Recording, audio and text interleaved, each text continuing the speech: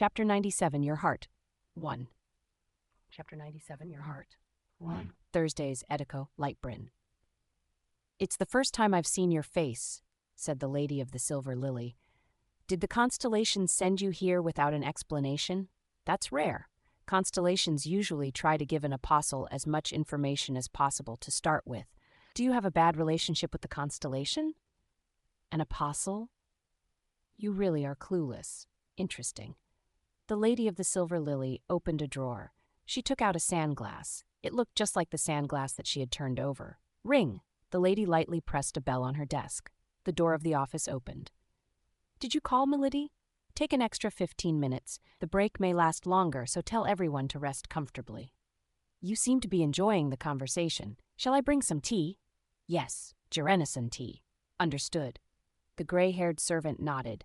He lowered his head and left the room. I didn't know what to say or how to say it, so I stood there awkwardly. The Lady of the Silver Lily raised her brows at me. It's fine. Stand comfortably. She did not tell me I could sit down comfortably. Which constellation sent you? Mutia? The Triangle Star? Hezemit Creech? Lazarus? Syme? Looking at your face, it looks like you've never heard of them. Who do you represent? The librarian of all things. My head was befuddled.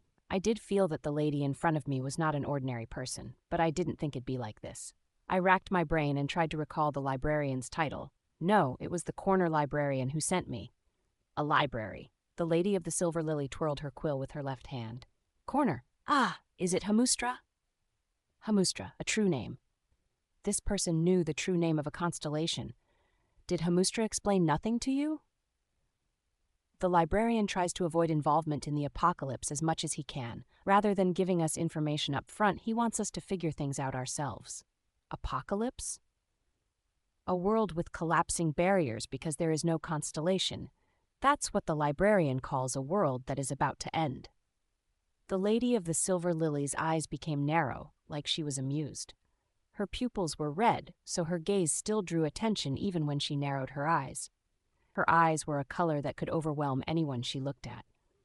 As expected of a constellation, it's arrogant, calling others' world whatever he wants. An apocalypse? Perhaps. It isn't wrong that the world will one day perish, but I can't simply hand over my soul. I blinked. It seems that you still don't know anything. Did you not possess the butler of the Lady of the Golden Silk to steal my soul? I shook my head. I had never heard of this before. The Lady of the Silver Lily closed her lips. Her eyes began to moisten as if she was seeing a national treasure. Scrape. The lady continued looking at me as she opened the drawer and took something out. It was a third sandglass. Ring. Did you call for me, my lady? I have the tea now. Rest for another 15 minutes. Your employees will be very happy today. The servant went out. The Lady of the Silver Lily looked at me over her teacup while sipping tea. Look here, butler. Please call me Kim Gongja. That's my real name. I don't want to. It's impolite. Why are you asking me to call you by your name? Blame yourself for possessing a butler instead of a noble. This person had been a little uppity since a while ago, hadn't she? In any case, I understand that your state is like pure white paper. You probably haven't even received a strategy guide. What was that supposed to be? It's like this. The Lady of the Silver Lily took out a piece of paper from her drawer. Curvy script was written on a paper approximately size A4, +1. The Lady of the Silver Lily is weak in the sunlight. It is better to schedule dates for the evening and night rather than during the day. 2. The Lady of the Silver Lily has dull taste buds, so she likes exciting food. 3. The Lady of the Silver Lily likes white flowers.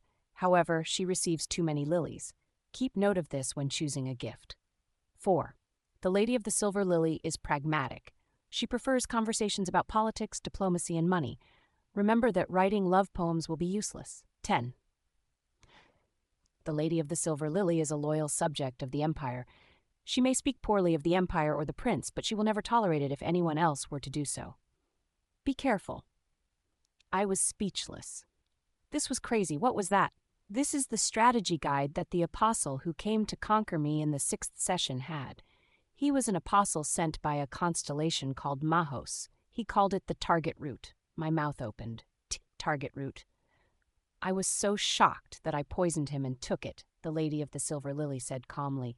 As he died at my hand, he yelled, I thoroughly followed the strategy, so why can't I win you over? He sounded as if he had been wronged, but I am the one who feels wronged. How could there be a strategy guide for a person's heart? The silver-plated heart is expressing her grievances. It's looking at people like they're easy. If someone really wants to win my heart, they need to approach me fair and square. However, a strategy guide or target route, it's rotten to the core. That's right. I'm glad you can be sensible. The Lady of the Silver Lily put down her teacup. There is a reason I appraised you highly. It's not just that you're smart. It's that you still see the people of my world as human. Is that so? I feel like you're saying something that should be obvious. There were numerous brutes who could not even satisfy that obvious condition. Mere beasts that do not regard other people as people, and yet they believed themselves to be human. Filth. I held my breath for a moment. The Lady of the Silver Lily touched her chin when she saw me do so. After humming, she nodded. Is that how it is? Thump. Do these words mean something to you? Thump. Have you seen many such beasts as well, or were you once seen as subhuman by such a beast?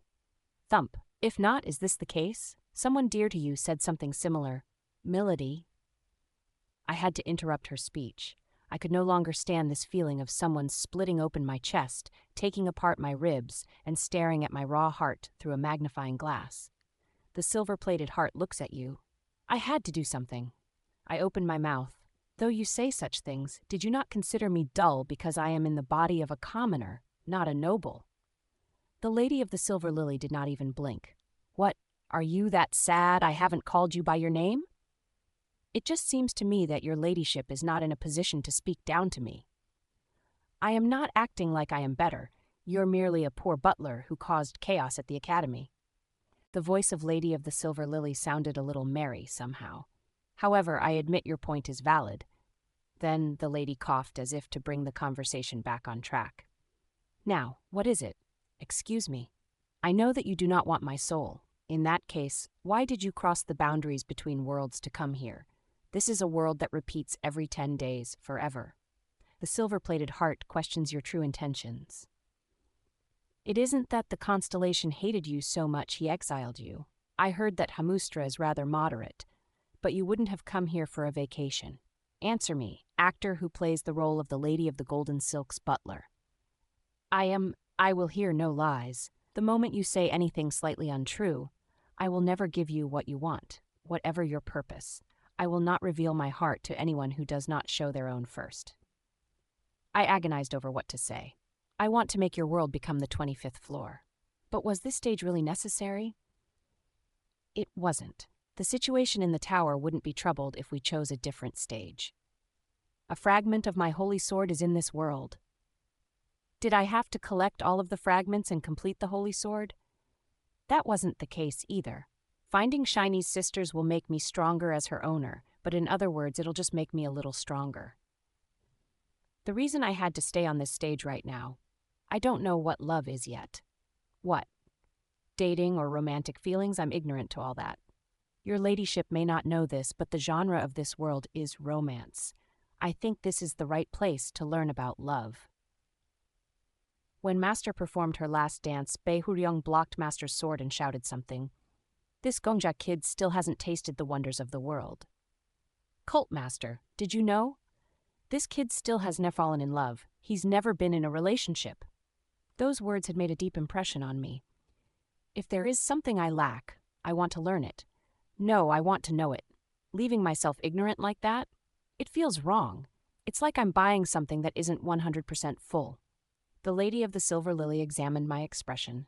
Maybe I was just seeing things, but her red eyes looked a little disconcerted. That's why you want to learn love? Yes. With me? That's something I don't know. Explain.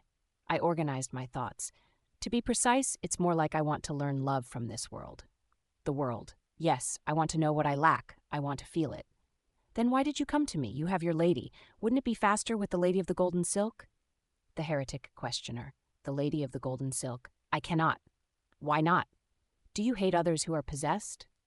It's not a matter of liking or hating. That person is... If I were like you, that person had said, he had said that. That person is worse than I am. To learn something, you have to learn from someone who is better than you. The lady of the silver lily sipped her tea. For a while it was silent. I suppose that this time's lady of the golden silk is unqualified to teach someone love. Rather, she seems like someone who needs to be taught. Yes, but that's still no reason to come to me. I do have a reason, I said fervently. The thoughts that I had in the dungeon filled my head. I want to understand you. The lady of the silver lily did not seem to expect those words. A drop of tea splashed onto the front of her dress. She blinked and repeated, "Understand me?"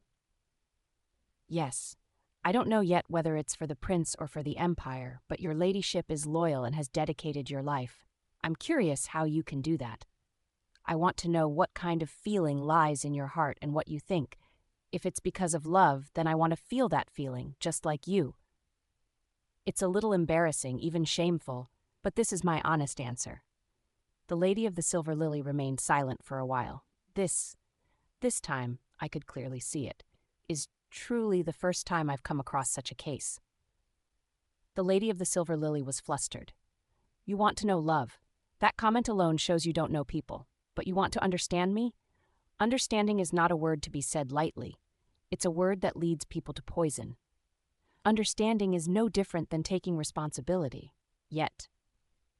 "Librarian Nim." I raised my head and looked into the blank air. Obviously, the librarian wasn't there. However, the librarian and the top hunters were no doubt listening to our conversation right at that moment. Please stop broadcasting for a moment. The air in the office was quiet. I want to say something to the lady of the silver lily, privately. After a while, a voice responded to my request. "The librarian gladly accepts your request. You are allowed skip the scene for 10 minutes. Okay." I looked again at the lady of the silver lily. "I'm a regressor too," I continued, "but the way my regression works is a little different than yours." "What is the difference?" "Your ladyship said that you repeat the last 10 days of this life. I go back a day whenever I die. It isn't an ordinary regression either. If someone kills me, I get a glimpse of that person's trauma." "Trauma?" "Yes," my whispered voice spread through the office. "I can see the scars, memories, and scenes that have affected a person in the deepest parts of their heart. If their wound is about something precious to them being destroyed, I see the memory of it being destroyed. I didn't need to choose my words carefully. Just by opening my mouth, by letting my tongue loose, I naturally said what I wanted to say. When I told my secret to the lady of the silver lily, I suddenly realized it. Because of that, I can understand others a little more easily. I had wanted to tell someone my story, to someone in the same situation, to someone who lived a life similar to mine." The lady of the silver lily was silent. Her eyes became calmer as I continued to speak. I could feel her listening to me seriously. "It's a kind of skill, a technique. I'm afraid that I'll become used to understanding others easily. One of the people I trust most told me, never get too used to a skill.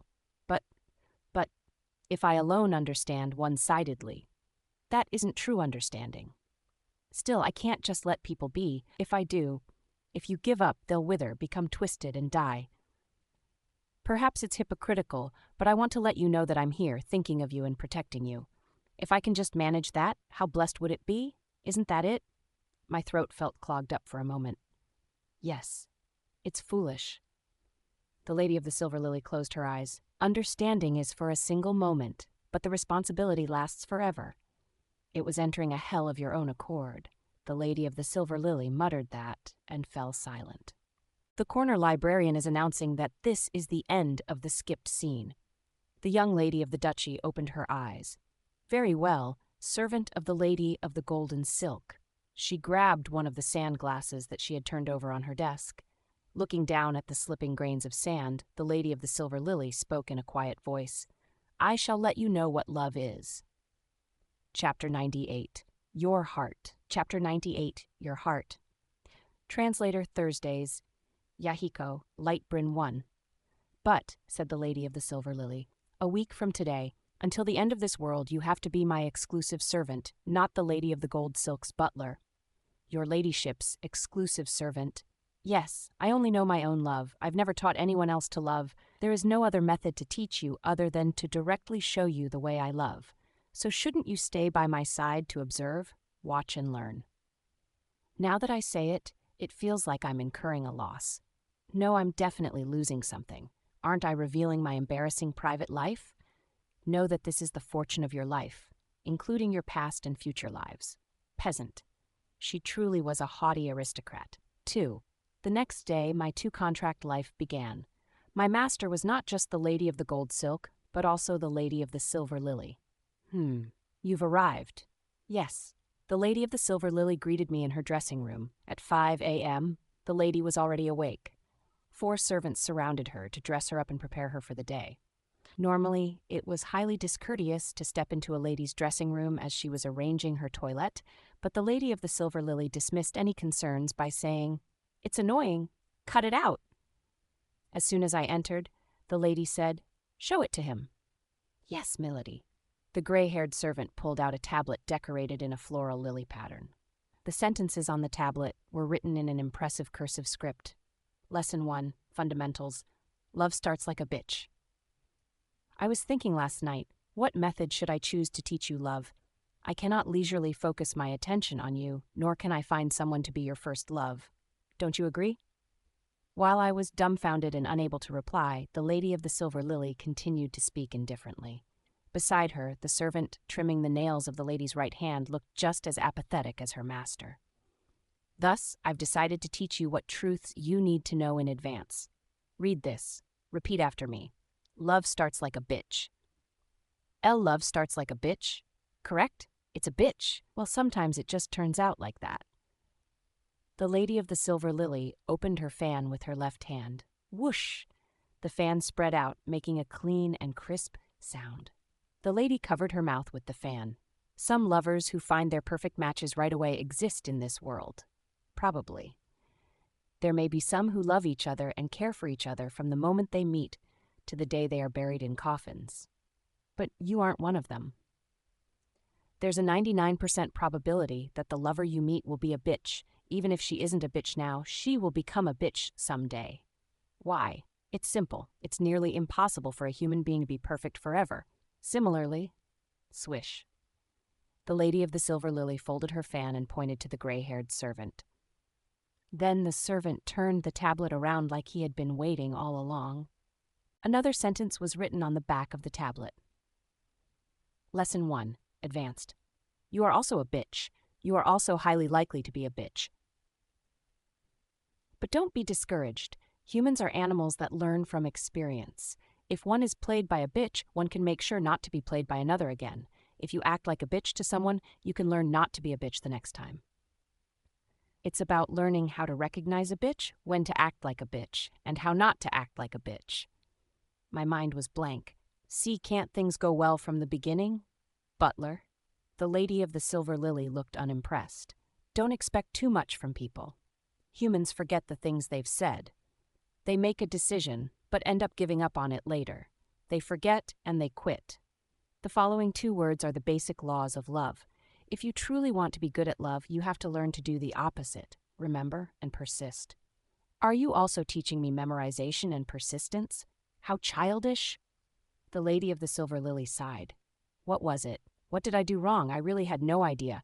You must see it to learn it. I shall demonstrate. Demonstrate? How? You've seen it with your own eyes, yet you still don't know. The lady of the silver lily stood up from her seat. The servants who had been sticking to her like kittens drew back at once.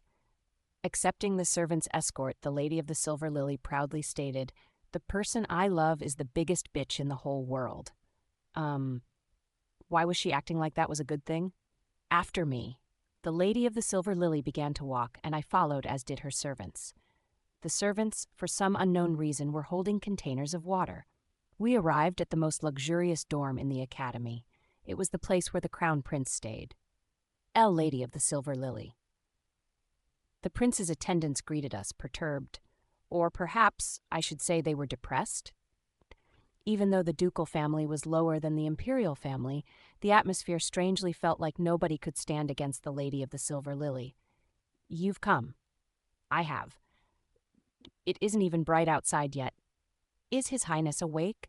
A king's morning should begin earlier than his people's. He isn't awake then. Bring me to him. The prince's attendant trembled. His Highness gave us strict orders. What was the order? Never mind. I know what it is. He would have said not to let me inside when I visit. Is that right? I'm sorry. The emperor had called me specifically when he sent the nation's foundation to this school. His Majesty told me that I, as the prince's fiancée, need to work hard because His Highness can be lazy and self-indulgent. I am following the emperor's orders in caring for the crown prince. You are a servant of the imperial family. Tell me this, are you the prince's servant, or are you the servant of His Majesty, the emperor? Milady, do you dare to reject His Majesty's imperial command because of your position as the prince's servant? The emperor will be pleased to hear of this. She had resolved the situation in just 1 minute. Not a single one of the imperial family's servants stopped the Lady of the Silver Lily.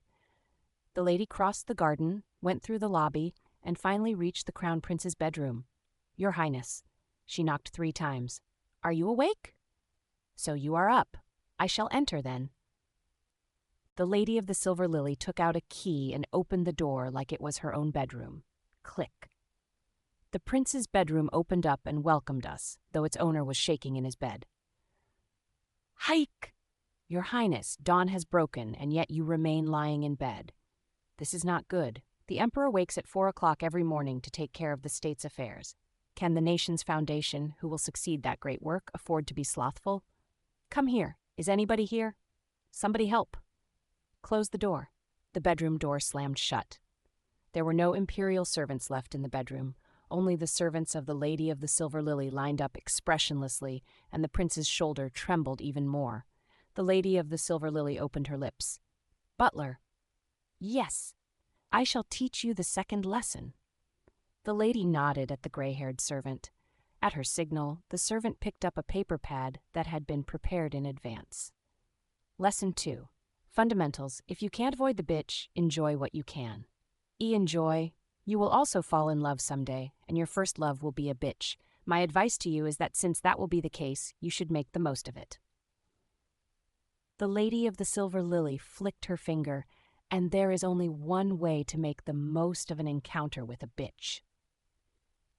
The gray-haired servant skillfully turned the paper over. Lesson 2.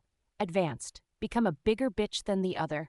Splash, the Lady of the Silver Lily's servants raised the buckets of water and tossed them over the bed. They had brought the buckets all the way here for this moment. Hike! The prince, struck by the water, floundered. His ramen noodle hair was swelling up. Being in love with a bitch is like being at war. The Lady of the Silver Lily looked at the prince calmly. It is better to avoid war whenever possible. Peace is worth more than anything. If the person you love is polite, you are polite in return. What if the person is kind? Then, obviously, you must also be kind. But if the person is inevitably going to be a bitch, keep this in mind. The Lady of the Silver Lily took out a fan. It was a different fan than the one before, and surprisingly, words were written on it. Today's motto, don't be kind to a bitch. She was crazy. Repeat after me. Don't be kind. Don't be kind. Humans are animals that want to look well in front of others. Some humans want to look impressive in front of others, and others want to look knowledgeable. Then there are the humans who want to appear kind. From what I see, you belong to the last category. Control yourself. However, the lady did not restrain herself. At all. Open the door. The servants opened the door. In the corridor, the imperial servants stood around restlessly. What are you all doing? The Lady of the Silver Lily said indifferently. His Highness is soaked. Though the spring season is refreshingly cool, I fear that the nation's foundation will become ill. Hurry and change his clothes. Your Highness. The imperial servants ran inside in a rush. They were all holding towels, as if they knew this would happen. What that told me was that this was not the first time the Lady of the Silver Lily commenced Operation Water Waking. Listen carefully. This is an equation of love. The Lady of the Silver Lily slowly went out into the corridor. Handsome people lose to smart people lose to bitches. Therefore, the people at the pinnacle of love are smart, beautiful people with the personality of a dog. Butler, you need to internalize this truth and cultivate yourself with hard work. When I looked back, There was still a lot of commotion in the prince's bedroom. This is a bit different from the love that I imagined. I thought, maybe. You expected something more romantic? Yes, and you thought love was felt in the heart, not one's head. Yes, that's also correct. The lady of the silver lily tossed her fan. Swish. The gray-haired servant skillfully caught the fan and put it in his pocket. We continued talking as we walked to the parlor. However, that is all up to your luck. Having a relationship that makes your heart flutter the first time you see someone is not an easy thing. The life you've led determines whom your heart is excited by. Falling in love at first sight is actually because a glance can show what kind of life the other person has lived. That sounds difficult. Of course it's difficult. The lady's red eyes narrowed. Shall we test how difficult it is? A test. What sort of test is it? See if you can cause my heart to pound. How should I do that? You only need to do something admirable. An admirable act. What would count as something admirable? Do I need to tell you that too? Why don't you look within yourself? Think for yourself, ponder over it, and answer. Butler, you're intelligent, so perhaps you will succeed. I will at least inform you whether your answer is correct. We arrived at the parlor. This was definitely the residence of the crown prince, but the lady of the duchy walked around comfortably like it was her own home. She dismissed all of the servants except me and sat on a chair. The room had a red carpet. Scarlet pupils of the same color quietly stared at me. Woo. I took a deep breath. The breath passed through my throat and curled up like a solid seed in my lungs. Though I was just breathing, it was evidence of my determination. I took out the cards from my bosom. A facial recognition barrier card. What a coincidence. Overhearing crucial secrets? Oops, I shouldn't have said this. I said something wrong. Before I entered the apocalypse, the librarian gave me these cards, saying that these cards would be my army and support. I originally planned to use these cards on this stage. The lady of the silver lily tilted her head. What are those? These are the cards the corner librarian gave to me. And then, to use your ladyship's words, these are like a strategy guide. Rip! I tore the cards without hesitation. The ripped cards scattered like fine sand until not a trace was left. The corner librarian is surprised by your decision. Maybe these cards really would have helped me and the heretic questioner get past this stage, but it was even more important to show sincerity to the person before me. At least, that was what I believed. The corner librarian realizes your intention and applauds you. Rewards were just rewards. A shortcut only has meaning when it can be used.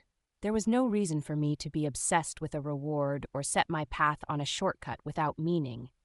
Oh, the lady of the silver lily cupped her chin on her hand and looked at me. Indeed, the red eyes gleamed like they were filled with blood. That is admirable. The lady of the silver lily lightly beckoned me over. Come here. I approached her. Your chin is too high. Lower your head. I lowered it. The lady of the silver lily whispered in my ear. Well done. She took out a glass bottle. I didn't know what it was at first, but I realized the moment the cap popped open. A blue scent. It was a perfume bottle. The lady of the silver lily took off her gloves. She used her pinky finger to skim over the bottle's opening. I'll tell you this now. She smoothly reached out her hand toward the back of my neck. She put a dot behind my ear. I will not be responsible for you. The fragrance. It was a strong, flowery scent that made one's head spin. The smell of white lilies. My head instantly became clouded. Do you smell it? The lady of the silver lily held my right hand.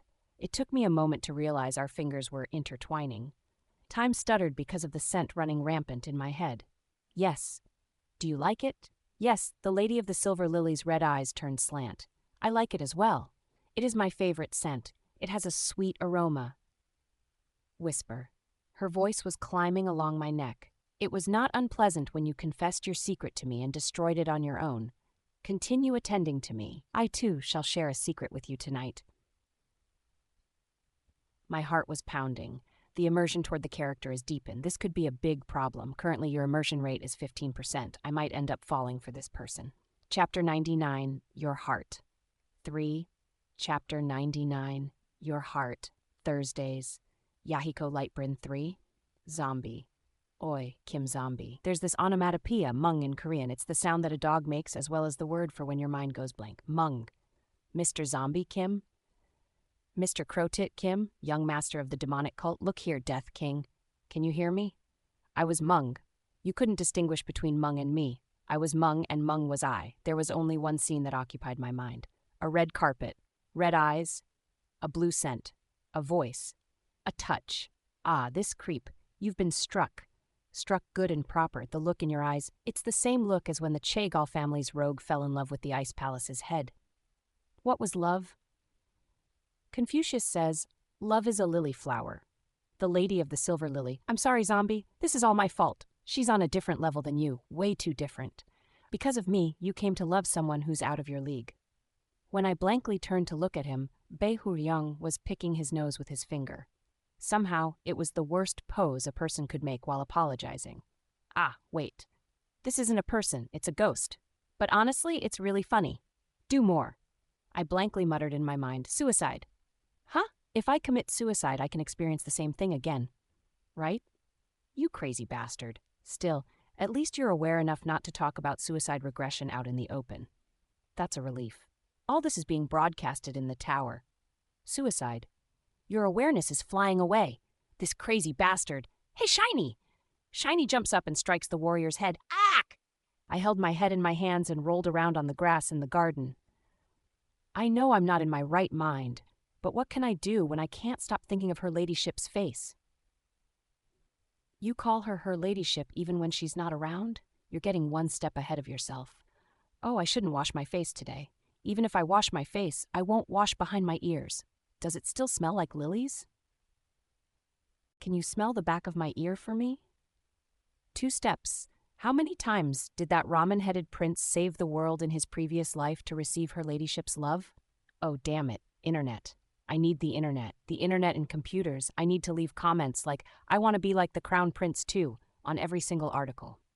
3 steps. Fuck. 2. Oh, love, sweet poison, an addiction I cannot deny. Ah, my heart. I knew it.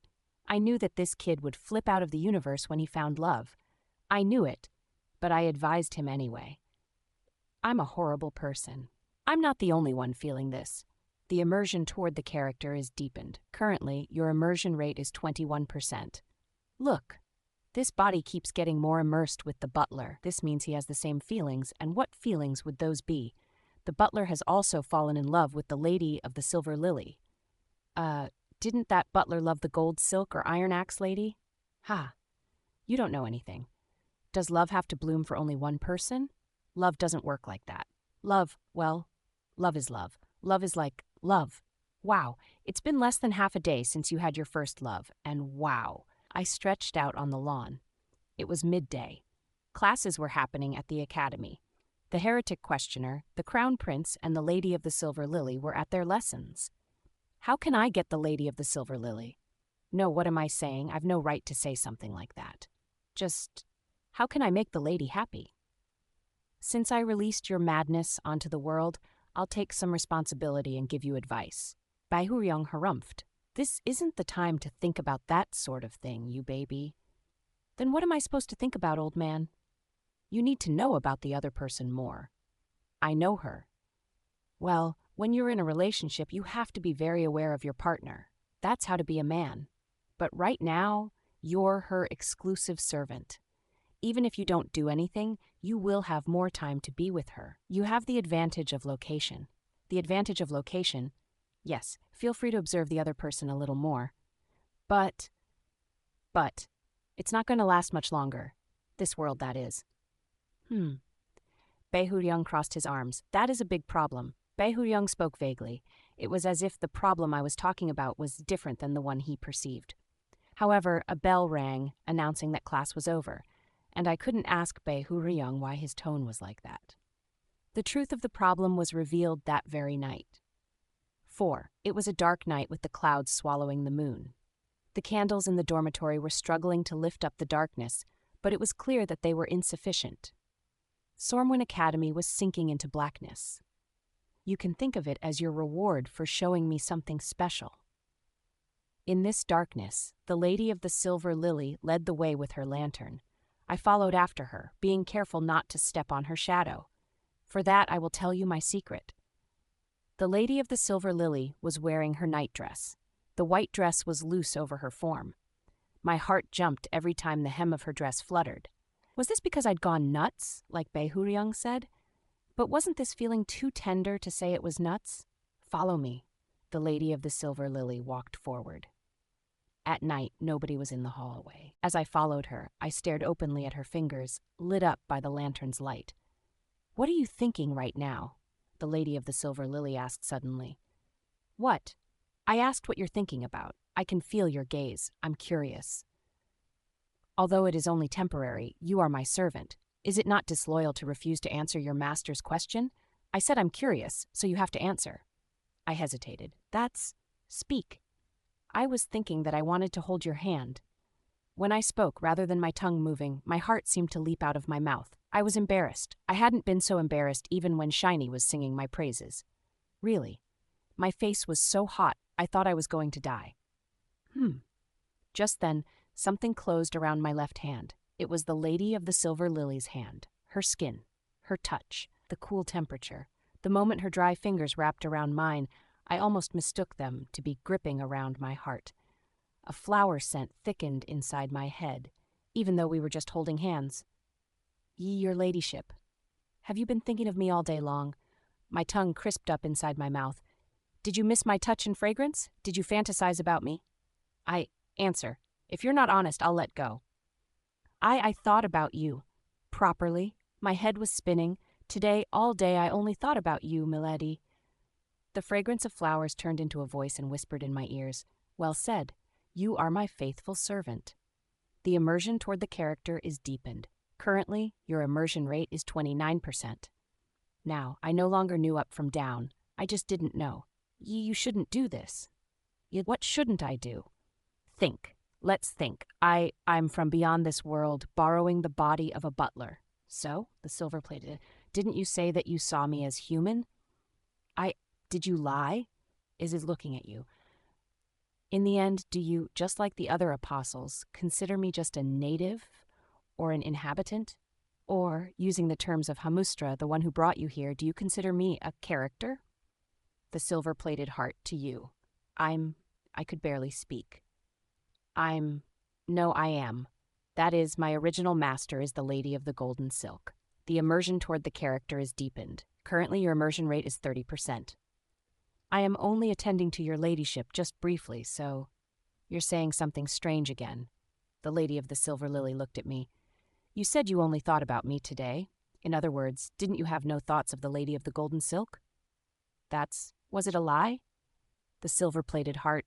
No, it wasn't a lie. I am my head, my breath. If so, then isn't your master already me, not her? Call me master. Her hand held mine a little tighter. Just once is enough. Call me with all your sincerity.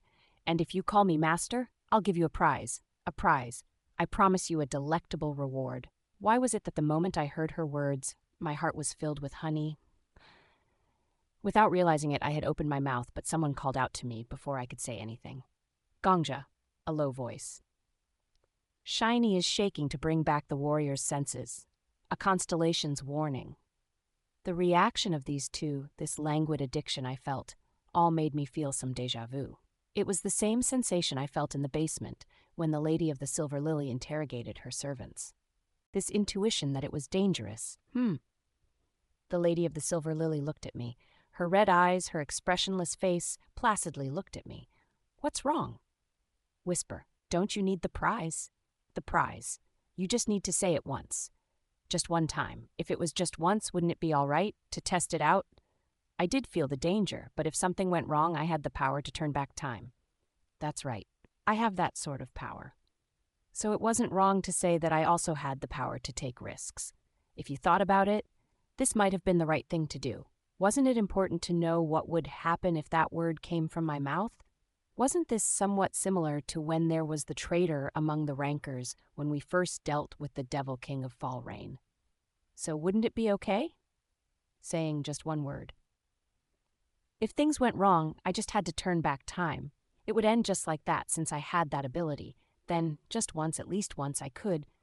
But you know that I'm the Flame Emperor. That's why you have to die for me. The back of my neck turned cold. Death King Nim. I still believe in you. My fingertips froze. My lord, my head, You are my disciple. Return to its senses. The sight before me cleared up. My resolve steeled. My thoughts returned to me quickly, as if trying to reinforce against what had nearly happened. Was I a person to obey someone easily? Was the weight on my shoulder that light? No. I am Preda's lord, and the young master of the demonic sect. I have lived so I would not become like you, Suha. Thus, I ran away with the alchemist in the snowfield, so I would not take a single death for granted. I apologize, Milady. I put my palm on the back of the Lady of the Silver Lily's hand, though it was only a word, because it was only a word. Why are you apologizing? I cannot recognize you as my true master. I wanted to learn the joy of love. I was learning it, but even then I didn't want to learn to the extent that I lost myself, at least not for a one-sided relationship. If you really want to win my heart, Milady will have to use a different method. Say it. I'll listen. I will serve you as my master, so please make me your master. I will value your judgment over mine. I will weigh your advice heavier than my principles. I will not value myself the most. I will follow you, but in return. I looked at the lady's face. With our hands clasped together, the distance between us was very short. Her red eyes, I knew them to be the same color as her heart. Please treat me the same way. If you do something wrong, I'll tell you that it was wrong. What I really think, what I see, what I feel. I'll confess everything to you without a single lie. However, it cannot be one-sided. If I give you my heart, how shall I breathe? I'll end up choking and dying. Only if you give me your heart will I be able to live. I gripped the Lady of the Silver Lily's hand a little more strongly. If you want to see me go mad, please go mad with me. Then the Lady of the Silver Lily shook off my hand. She took 2 steps back like someone who was dealt an unexpected blow. Indeed. However, her poker face had not yet collapsed. You're different from the other half-baked apostles. I thought you were a docile child. But being unfamiliar with love does not mean you are unfamiliar to life. I was in too much of a hurry. You tried to tempt me to become your subordinate, right? It was my mistake. I thought you were easy. The Lady of the Silver Lily bit her lips for a moment. Even her face was beautiful and terrifying. In the hallway at night, the white moonlight that shined on her became a shadow. Yes, I'm not an easy man to win. It's a shame. It would have been comfortable if you dedicated everything to me. You said that understanding is no different than taking responsibility. One-sided responsibility is only one-sided understanding. I didn't come to your ladyship because I wanted something like that. My heart was pounding, but I endured it. So what is the secret you plan to tell me? The Lady of the Silver Lily turned around and began to walk. There is an heirloom in my family that has been passed down from long ago. It is a sword with a laughable legend attached to it. If you make a wish, the sword will surely make it come true. At the end of the hallway, curtains were placed where even the moonlight could not reach. The curtains were thick and red, and they seemed to be covering something. However, there are conditions. The Lady of the Silver Lily grabbed the tail of the curtain. With a whoosh, the curtains were pulled aside. Beyond the veil, there was a full-length mirror that looked like it belonged in a dressing room. And, when you make your wish, you must stab your heart with the sword. A sword was embedded in the center of the mirror. The Lady of the Silver Lily stood before the mirror. Coincidentally, the heart of the lady was reflected over where the blade was stuck. Shiny detects the presence of her sister. The holy sword by my waist trembled. Shiny says that this is the guardian sword's 3rd sister. Drip, drip. Blood came out of the mirror from the sword, drop by drop. The curtains that had been hiding the mirror weren't originally red. It was the blood from the heart of the mirror that had stained them so. It is the sword of prayer. Back when I was not yet a regressor, His Majesty the Prince became infatuated with the Lady of the Golden Silk. I was resentful, and I made a wish to my family's sword. What was your wish? The Lady of the Silver Lily's lips moved. Please let my love last forever. Then my life became eternal. Even if I die, I do not die. My feelings for His Majesty also remain unchanged. My heart has become immovable since that day. The Lady of the Silver Lily took my hand. She grabbed my hand and led it to her chest, where her heart was, where it should have been. Did you say you wanted my heart? But I couldn't feel a heartbeat there. I'm sorry, said the Lady of the Silver Lily. I have no heart to give you. The silver-plated heart is looking at you. And the blood flowing from the mirror gathered and began to form a small shape. The size was different, but it was definitely the thing that killed the Crusader and the Count last time. It was the shape of a demon. I didn't know why the blood from the mirror made that shape, whether it had been summoned or created. Now. However, the Lady of the Silver Lily raised the sword like she was used to it. Help me. The sword was pointed at the little demon. It's time to take care of today's tasks. Chapter 100. Drama. Chapter 100. Drama. Blood from the mirror covered its surroundings. At first, it was only a drop or two. Then, the drops of blood continued to fall, turning into an endless faucet. However, clang, clang. The moment a faraway grandfather clock rang, the drops of blood changed. Blood gushed uncontrollably from the gap in the mirror. Clang, 12 o'clock. A dozen strikes of the bell. A single drop swelled into a single column. One column split into 6. The corridor was covered in blood. It was a sea of red blood. The grandfather clock rang its last. We were standing on a carpet of blood. Milady. I instinctively wrapped myself around the shoulders of the Lady of the Silver Lily. The pool of blood swarmed all the way up to our ankles. The slimy, moist texture felt foreboding. It's my nightmare, the Lady of the Silver Lily whispered in my embrace. Keep your guard up, butler. This place is no different from another world. Other people cannot know or see what happens here. Suddenly, the sea of blood began to bubble. Thousands of bubbles rose up, and thousands of bubbles popped. But among them, there were a few that stayed intact instead of disappearing as the other bubbles did. The silver-plated heart is manifesting. They were demons shaped like lips. No, they were just lips. There was no face or body, only the red lips and red tongue. The thing grinned. His Highness. Loathe him. The blood bubble lips continuously rose up and burst. The words they muttered were rarely connected. The words were incoherent, like a chorus in terrible disharmony. The kind Crown Prince. Before he was the Crown Prince, the prince picked a flower for me. You wiped my tears with your sleeves. You were still a nice person. The heart was soft, that's why. But stab! The Lady of the Silver Lily pierced the blood bubble lips with her rapier. The demon popped. However, twice or thrice as many tongues arose from the sea of blood in its place. The demon's cackles were red. Love him. I also swung my sword. What's the point of loving someone who was born distinguished? The demon's fighting power was trifling. They didn't even fight back. They only accepted the strikes. But, though he's an unattractive person, true love is embracing and guiding a foolish man. They were unnerving. It wasn't a physical attack, but a mental one. I love you, Your Highness. I also know how to love. I am a loving noblewoman. I bit my lips. It was unpleasant. I attacked faster to slice through the bubbles. Are you going to kill me? It's no use. The tragedy becomes sweeter the more you trample over it. Lady of the Golden Silk. She's flirting with His Highness? Disgusting. The sea of blood surged with laughter. She's so naive, dreaming of romance. His Highness doesn't love the Lady of the Golden Silk. She's just a way to escape from his imperial duties. Poor prince. Pitiful prince. Damn, I had seen a phenomenon like this before. The Devil King of Fall Rain. Before I reaped her and gave her the name Prita, the constellation was like this. The Devil King shed blood from the sky and freely used an army of monsters. This was the strength of a constellation. Those demons were the familiars of the Lady of the Silver Lily. The presence of the silver-plated heart becomes more prominent. Something other than lips came from the sea of blood. They were hands. Like a bride and groom at a wedding, 2 hands were intertwined. Raviel. Your family and the imperial family have set up an engagement between us. An engagement, is it? Yes, but I don't want a political marriage. The demon's hands clasped together. Blood dripped endlessly from the hands of blood. It came to my attention that the demons were reenacting what happened in the past like a play. We can ignore the engagement uncaringly decided by the adults. Regardless of them, I will love you.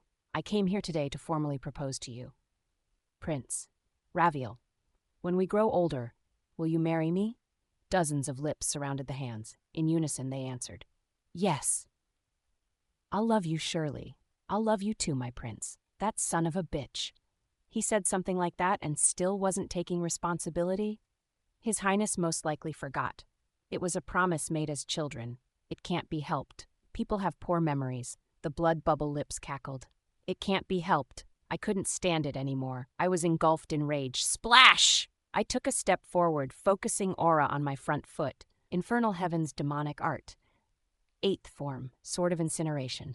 As the waves of blood spread, so did my aura. The sea of blood that covered the corridor burned. Ooh. Behind me, Beihuyang spoke. Now, you can take on these mobs with a single blow. You've grown a lot, Crow-Tit? Normally, I'd have played along to Beihuyang's taunts, but right now I wasn't in the mood. I cleared the corridor. The demons were swallowed in the inferno. The demons did not even scream as they disappeared. Rather, the way they laughed till the end pissed me off. Shit! I burned the demons with a blow, but I was still seething inside. Anger toward the Crown Prince, contempt. The fact that an honorable person like the Lady of the Silver Lily was hurt because of such a man, that she had made an irreversible wish. These things made me mad. Since when? I took a breath to temper my voice. No matter how angry I was, I didn't want to raise my voice to the Lady of the Silver Lily. When did you become a constellation? These things are the familiars of a constellation. You made them. That was why they did not resist. They recognized us as allies. The Lady of the Silver Lily nodded. She knew. It happened the moment I stabbed my heart. Unnoticed, the blood began to return to the mirror. Writhing, slinking. The columns of blood crawled back through the crack in the mirror, regressing. The Lady of the Silver Lily watched calmly as the drops of blood inched away like leeches. It seems there is no original constellation in this world. I don't know if there was one and they were killed, or if they never existed from the start. Lafanta Ejim probably killed the constellation, but this wasn't the time to talk about that.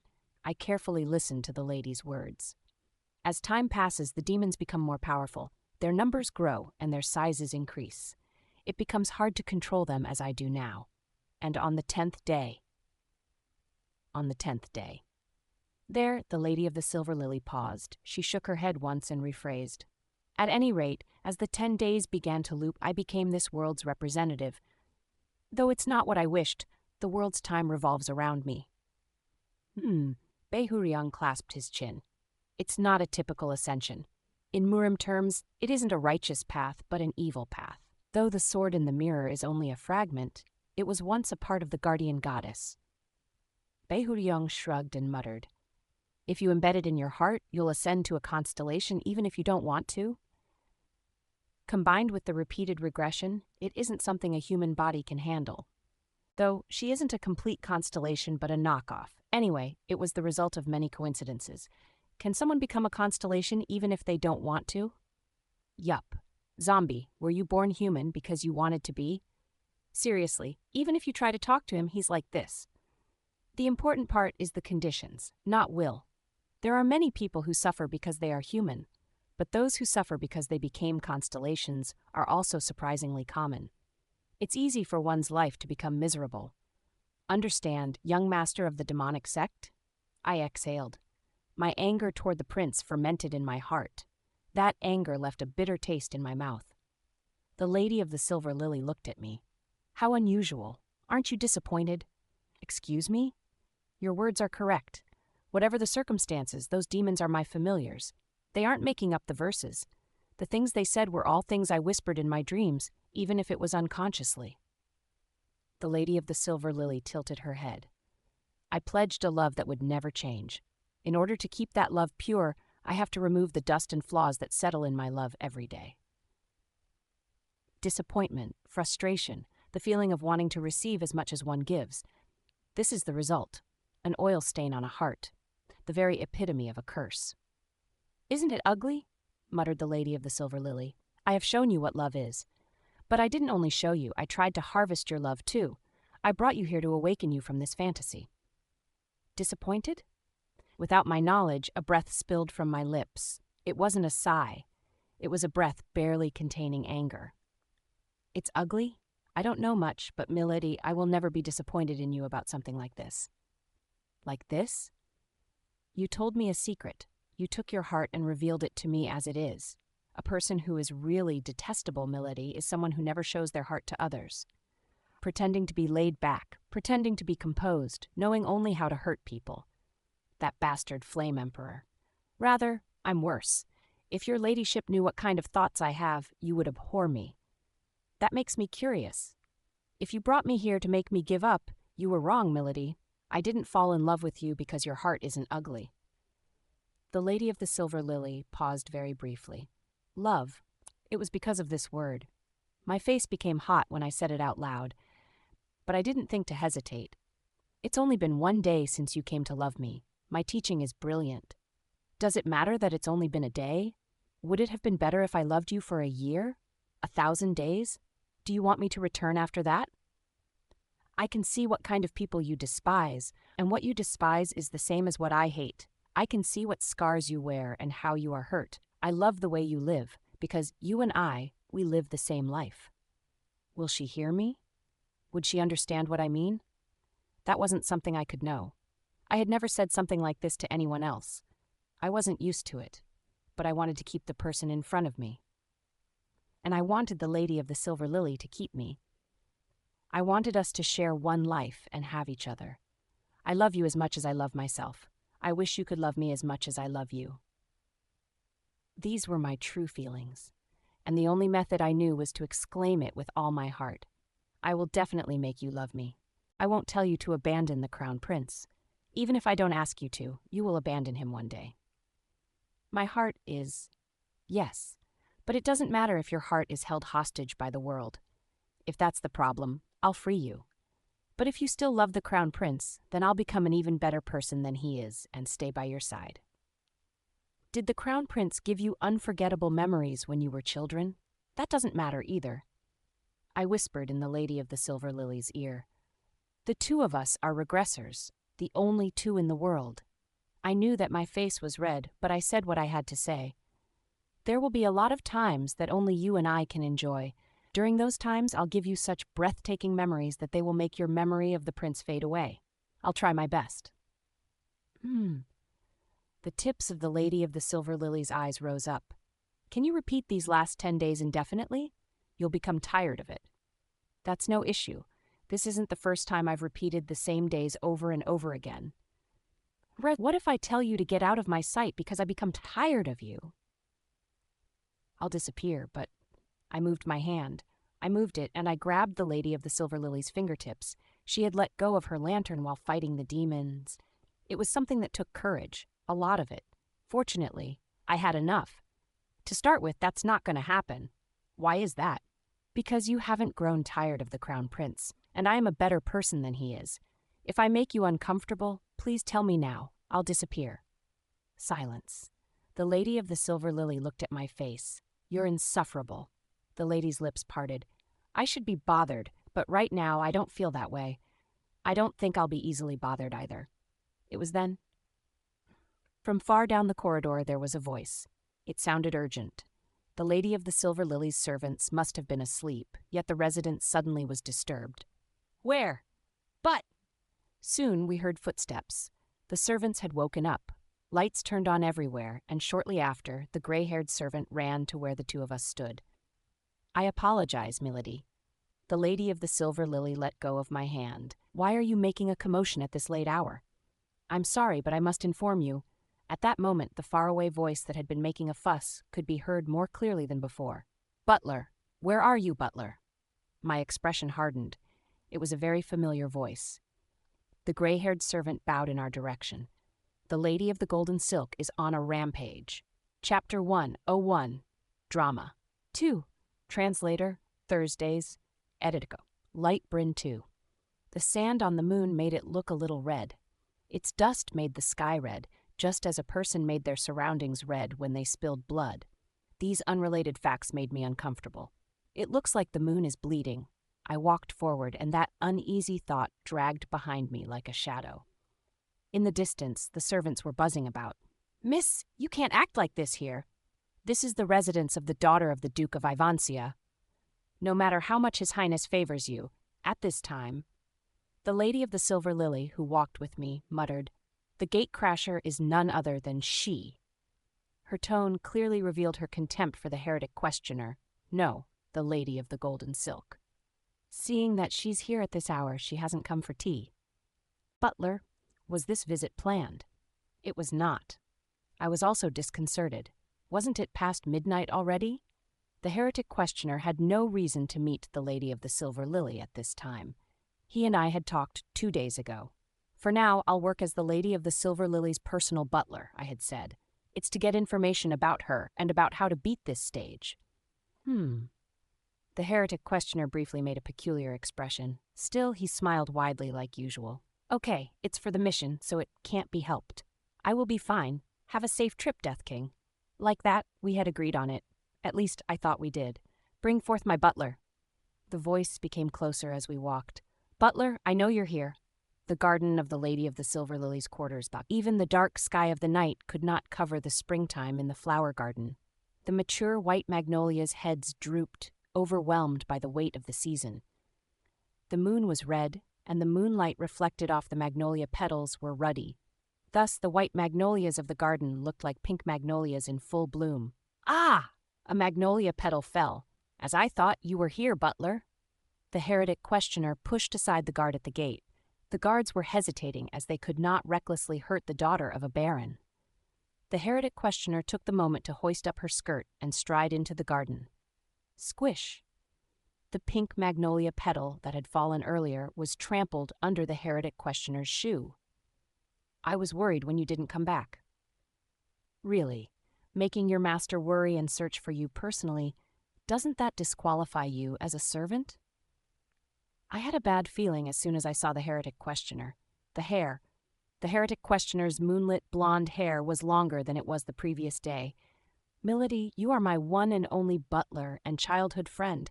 You mean more to me than any ordinary servant. Is it too undignified for me to ask that you recognize this fact? It wasn't just his hair, face, appearance. Even though traces of the heretic questioner remained, his appearance was somehow unfamiliar. Did he change his appearance with the sacred techniques? Why? In any case, you shouldn't be at a place like this. I feel like even the flower garden is poisonous. Now, butler, come here and let's go back together. Impertinent woman. When the heretic questioner tried to approach me, the Lady of the Silver Lily stood in her way.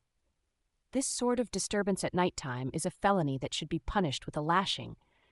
Where do you think you are to raise your voice like so? Get down on your knees and admit your errors immediately. Oh, are you going cane me? The heretic questioner grinned. If you're going to hit me, please hit me firmly and with strength. Your ladyship, I wonder what will happen if I show the scars you leave on my calves to His Highness the Prince. The memories shared by the prince and I will increase again. Disgusting! The ducal servants shuddered. The crown prince's official fiancée was the Lady of the Silver Lily. Yet this upstart spoke of showing her calves to the lady's fiancé and making memories right in front of her. The servants' faces turned red, and they glared at the heretic questioner. The Lady of the Silver Lily quietly whispered, "Really?" Flinch. The servants froze when they heard her voice.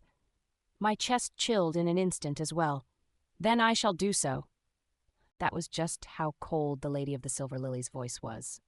Your desire to make beautiful memories during your school days is lovely. Indeed, if it's you, you can even lionize a memory of rolling in a dung field. If you want to make some wonderful memories, I, as a noble of the Empire, will assist you. The Lady of the Silver Lily lifted her left hand. Bring me a cane. The servants trembled. Why, young mistress? Haven't I ordered you to not call me that here? If the crown prince finds out about this...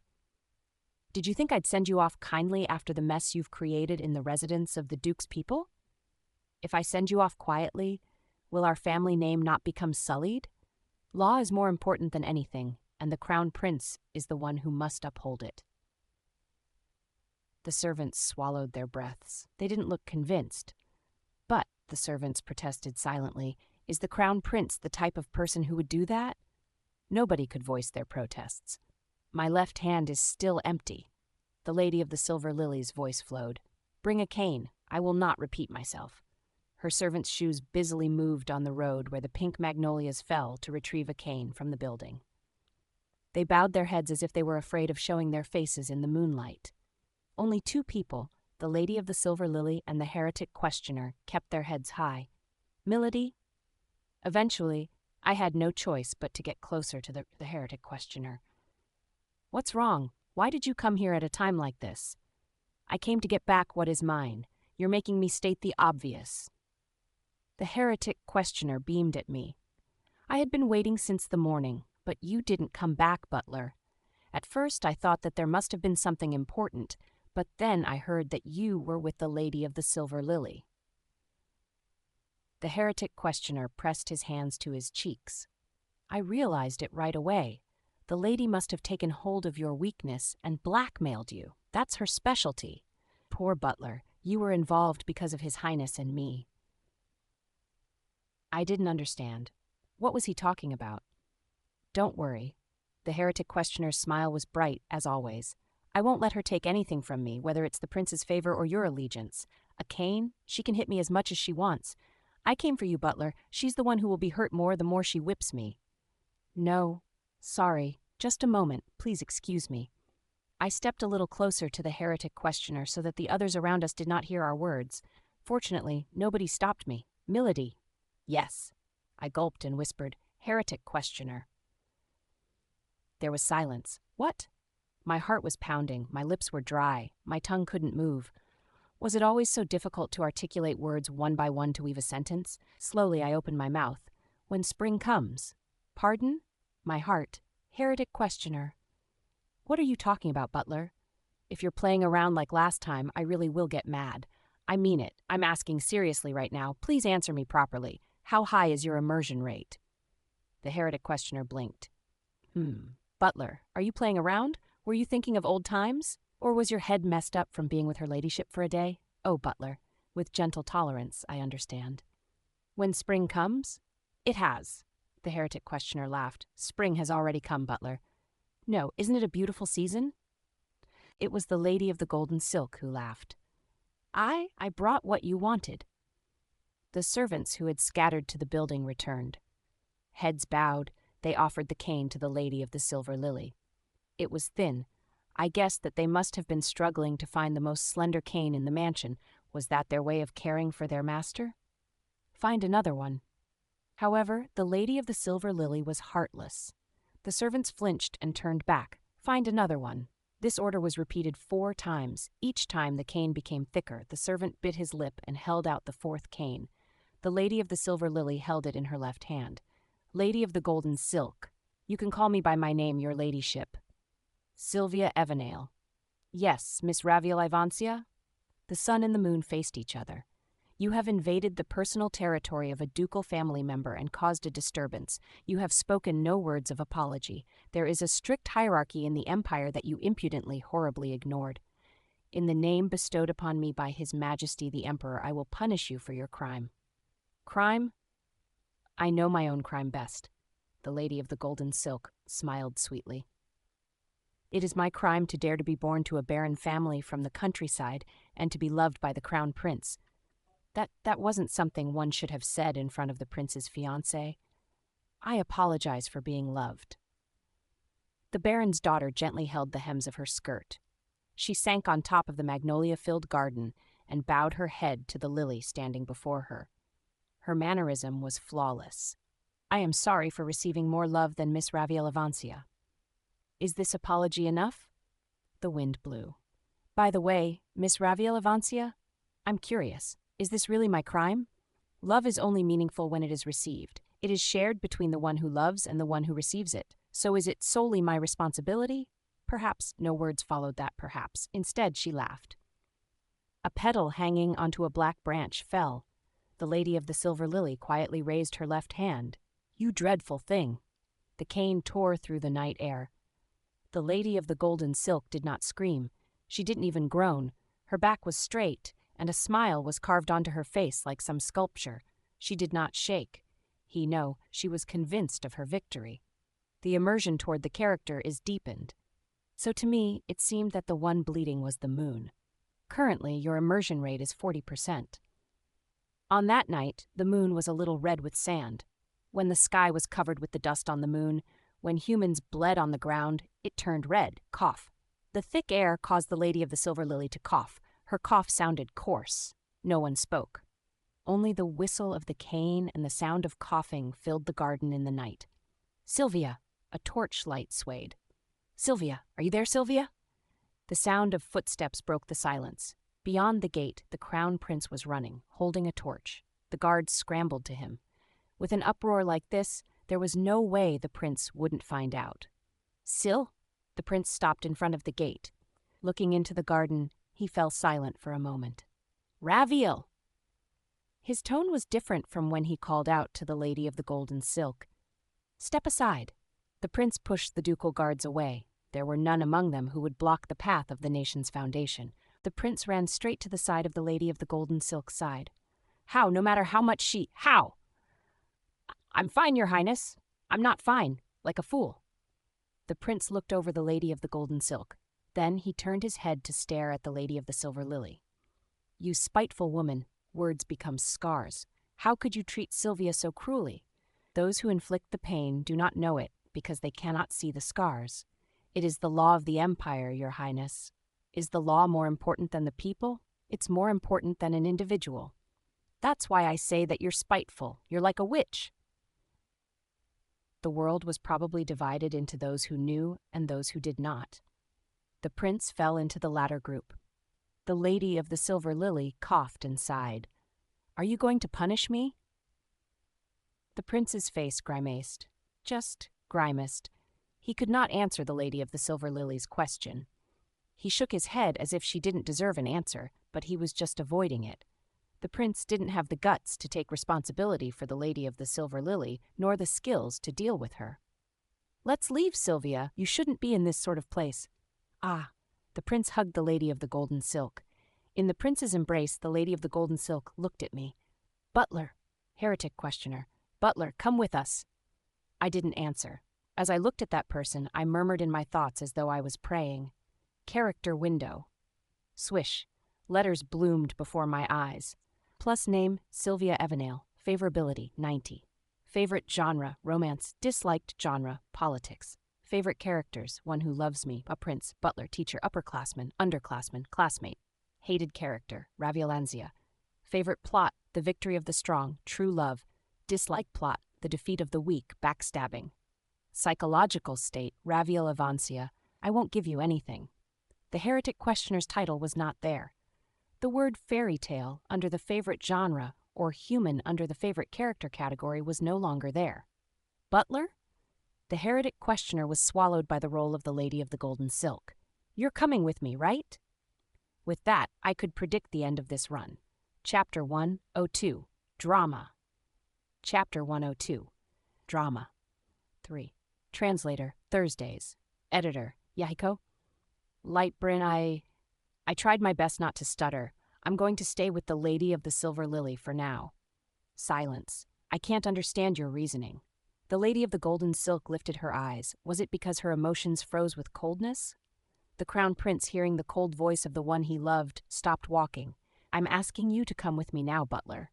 It isn't my wish to show off my wounds, but I have taken pains to free you from her ladyship." "Yes, I know. But you still refuse to go?" There was a bitter taste in my mouth. I didn't know if this conflicted feeling came from losing the heretic questioner or if it was the butler rebelling against refusing his original master.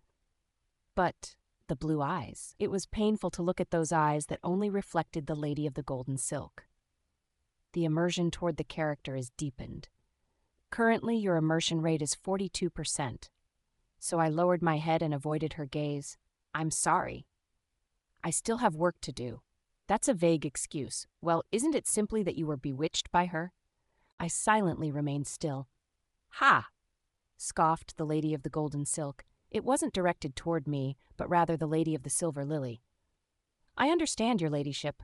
I don't know what sort of grand plan you've plotted this time, but you cannot shake the bond between me and my butler. Please take good care of him." "You're free to believe whatever you want. Get out of my sight. Yes, I'll leave now." The lady of the golden silk, wrapped in the prince's arms, reached out her hand. Then she stroked his cheek and whispered, or pretended to whisper while being loud enough so everyone could hear. "Will you leave with me, your highness?" "Ah, ah." The crown prince's face turned red. The immersion toward the character is deepened. Currently, your immersion rate is 43%. The two went back along with the guards. Like that, the commotion that happened after midnight ended. 3. The garden quieted in an instant. Melody. The servants worried over their master with sad expressions. It was the Duke's daughter who had chased away the uninvited guests, but the atmosphere left her as the one being excluded. "It's late," said the Lady of the Silver Lily. "You've all worked hard. You may go inside now." "Milady, what will you do?" "I will look at the flowers here for a moment before heading back. I would like to be alone. All of you, leave me." The Lady of the Silver Lily gazed up at the night sky in her nightgown. Like a person born in the night, not by the day, her body was melted into the dark. Unable to disobey their master, her servants returned to their quarters. "Milady." Only I remained and approached her side. "Zombie. That person is weak now. Doesn't the atmosphere around her look miserable? She may be putting on a poker face, but actually, she's been weakened. That's great news, dude. Crises are opportunities. The goalkeeper's finally disappeared. It's hard to date someone better than you, so you have to strike now." "Shut up. That ghost never changed. He still couldn't read the mood." "You go back and rest too, butler." "I'll be fine even if I stay up a night or two. Rather, aren't you very tired?" "Though I would like to deny it, yes, I am a bit tired." The Lady of the Silver Lily sighed. "It is already the 14th time. For 140 days I have tried to set the Crown Prince straight. Even if I accept it as fate that my love won't be returned, the Crown Prince will one day ascend to the throne as Emperor. If I can set him on the right path, the Empire's safety will not be jeopardized. But it's hard. You're not alone anymore. You aren't the only regressor in the world. That was what I meant. You have me. People can survive so long as one person around them recognizes and sees them." "Is that so?" "Yes, surprisingly, that's how it is." The Lady of the Silver Lily turned her gaze from the night sky. She looked right at me. "You're mistaking one thing." "Mistake?" "I repeat the last 10 days. When you die, you return to the previous day. It may look like the same regression at first glance, that the two of us will share time together, but that is not the case in reality." I did not stop her from speaking. The conversation we were having now would probably be live broadcasted and seen by the people of the tower. But that was all right. I had already decided on the next regression. "Butler, one of us will regress first." The Lady of the Silver Lily leaned in. "If I regress first, you will forget about your current life. On the other hand, if you regress first, I will forget what happened. One of our regressions will swallow the others." Scritch, scratch. The lady drew parallel lines on the ground with her cane. "We are parallel lines that can never meet." My heart throbbed painfully.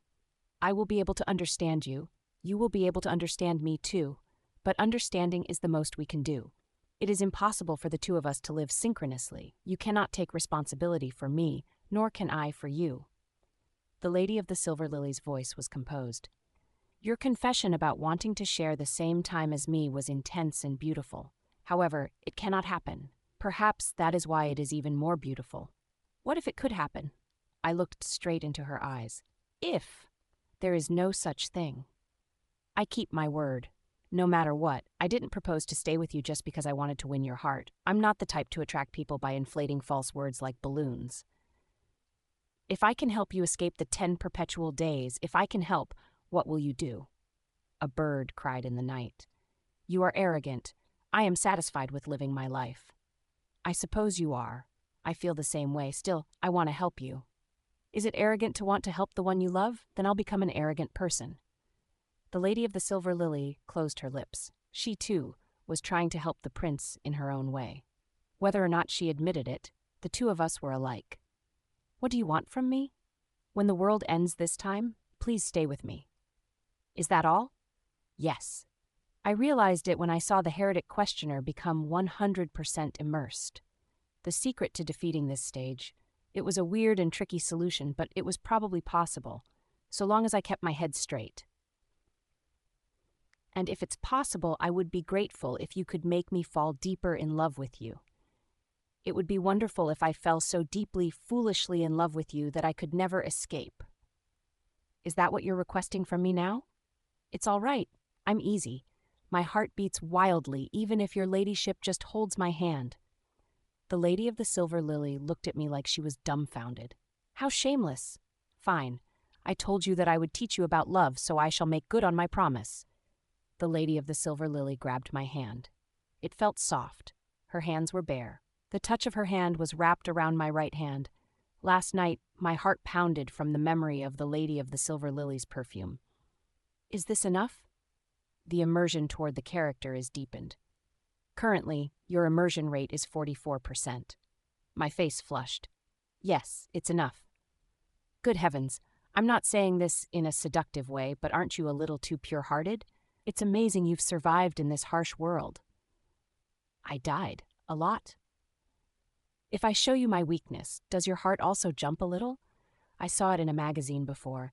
Sometimes you have to pretend to be weak to be effective." "Ha!" The lady of the silver lily snickered. Although her eyes weren't laughing, a laugh was a laugh. She must have been greatly depressed by the fruitless work she put into the prince. If she felt even a little better, I was glad. "Are you picking a fight, despite having known love for just a day?" "I learned it when I saw you fight with the lady of the golden silk earlier. Your ladyship is wise, but if someone provokes her, she won't let it slide. Is that because of pride?" "You answer provocations even if you stand to lose something, so I also wanted to provoke you." "You're pretty quick-witted. Should I provoke you a bit more?" "Try it, if you can." The two of us were standing close to each other. We became closer. Our shadows began to overlap. Neither of us had any intention of backing down. "Milady speaks of herself as a master of love. But are you really? Isn't receiving love just as important as giving it? Loving the prince and drawing out the prince's love are both important, but your ladyship has failed at the latter." "In that sense, perhaps the lady of the golden silk is better at love than your ladyship. In any case, she's the one being loved by the crown prince, no?" "In terms of being better at love, surprisingly, the lady of the golden silk is more advanced." "Oh? Your ladyship knows how to love, but you don't know how to be loved. At least it's clear that you don't know more than the lady of the golden silk, so—" At that moment, "So?" The lady of the silver lily held my chin. "Keep talking. Your voice is not unpleasant to hear." The immersion toward the character is deepened. Currently, your immersion rate is 45%. "So it was natural that the lady of the golden silk stole the prince from you. You should have understood the prince's tastes and interests in greater detail. Your teeth are very white." But you didn't. You were careless, so your ladyship is partly at fault for why the lady of the golden silk has become so uncontrollable. Your tongue is red, very cute." The lady of the silver lily pulled my chin closer to her. She was looking at my mouth. "Why did you stop talking again? If you close your lips, I can't see your tongue. It's amusing to see. Keep talking." "Do you surrender?" "Yes. It would be wonderful if I fell so deeply, foolishly in love with you that I could never escape." That was what I had said a little while ago. You truly are a person who only picks scary words to say.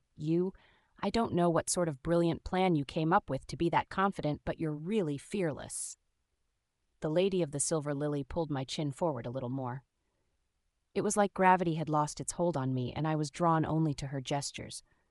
"Well, I have repeated this 14 times, so it would be nice to experience a slight deviation."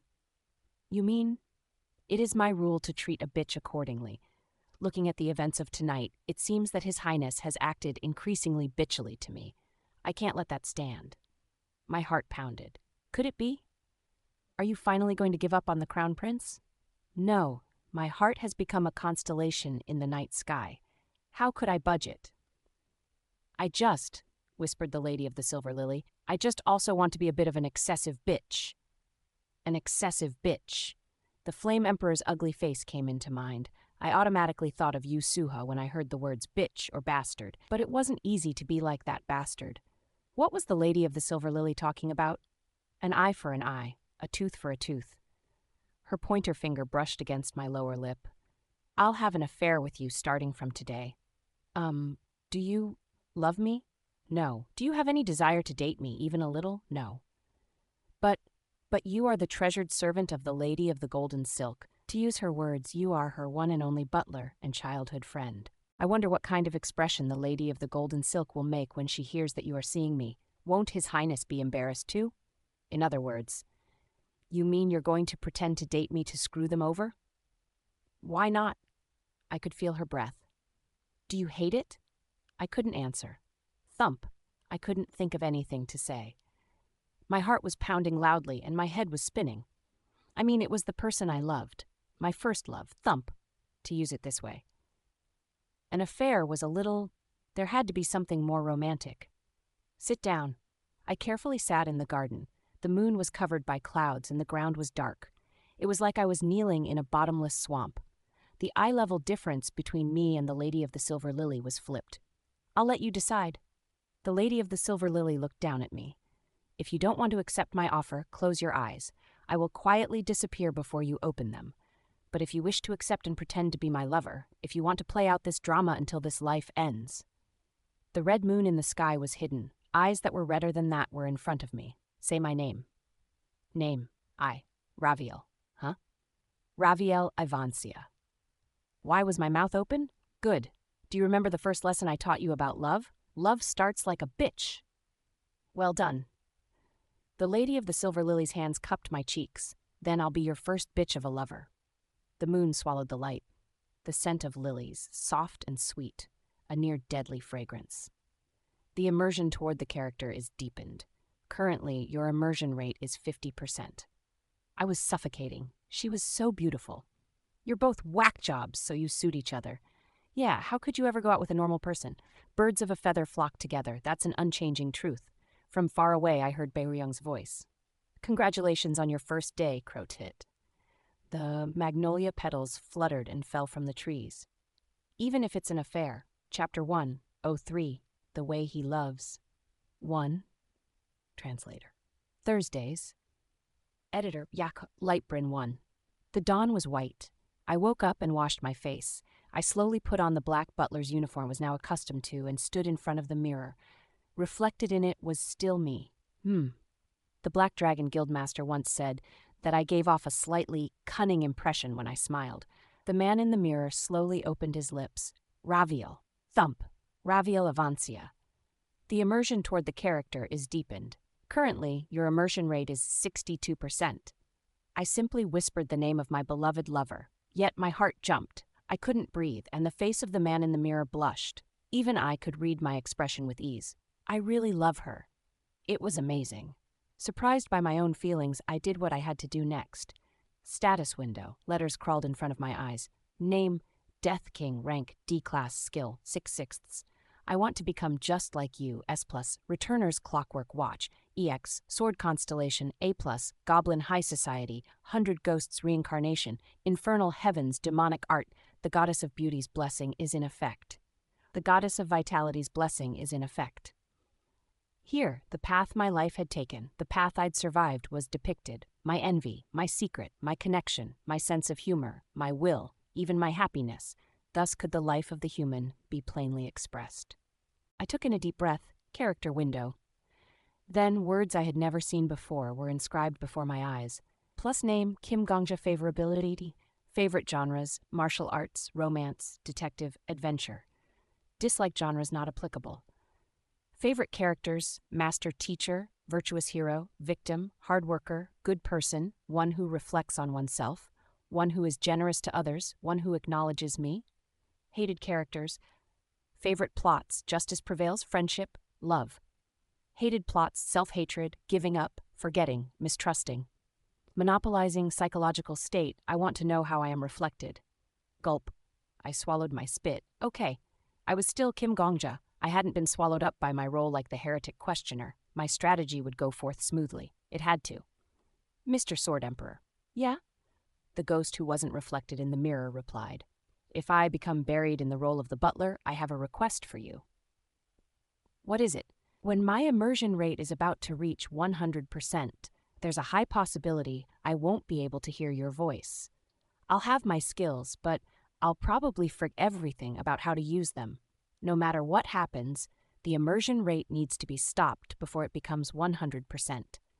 I touched the hilt of my dagger, hidden around my waist. 99%. That's the Maginot Line. 1. The immersion can never go above 99%. Do you understand? If you have the slightest inkling that I will exceed 99% immersion, please stop me at any cost. Bei Huryong smirked. You worry too much? You think a guy with a strong pride and ego like you will get all the way to 99%? Yes, I will. I put the finishing touches on my outfit. The mirror captured the image of a perfect butler. Because I'm going to push myself there on purpose. What? Bei Huryong was startled. Why? Do you want to flunk this stage and be trapped in this world? I can't tell you why now. No one can know but me. I'm going to defeat this stage by digging into the loopholes in the tower's system. The tower was still watching over us. If it figured out my strategy, the tower would quickly close the loophole. I couldn't let that happen. When the tower has a systematic error, a gap that it hasn't thought of, an opportunity was made. I had to hurry up and clear the tail of Sormwin Academy. Please help me if I am in danger. I believe in you, since the strongest person of all time said he would become my master. I realized then that the Black Dragon Guildmaster was right. The man reflected in the mirror was smiling cunningly like a rascal. Then I shall go help my lover. 2.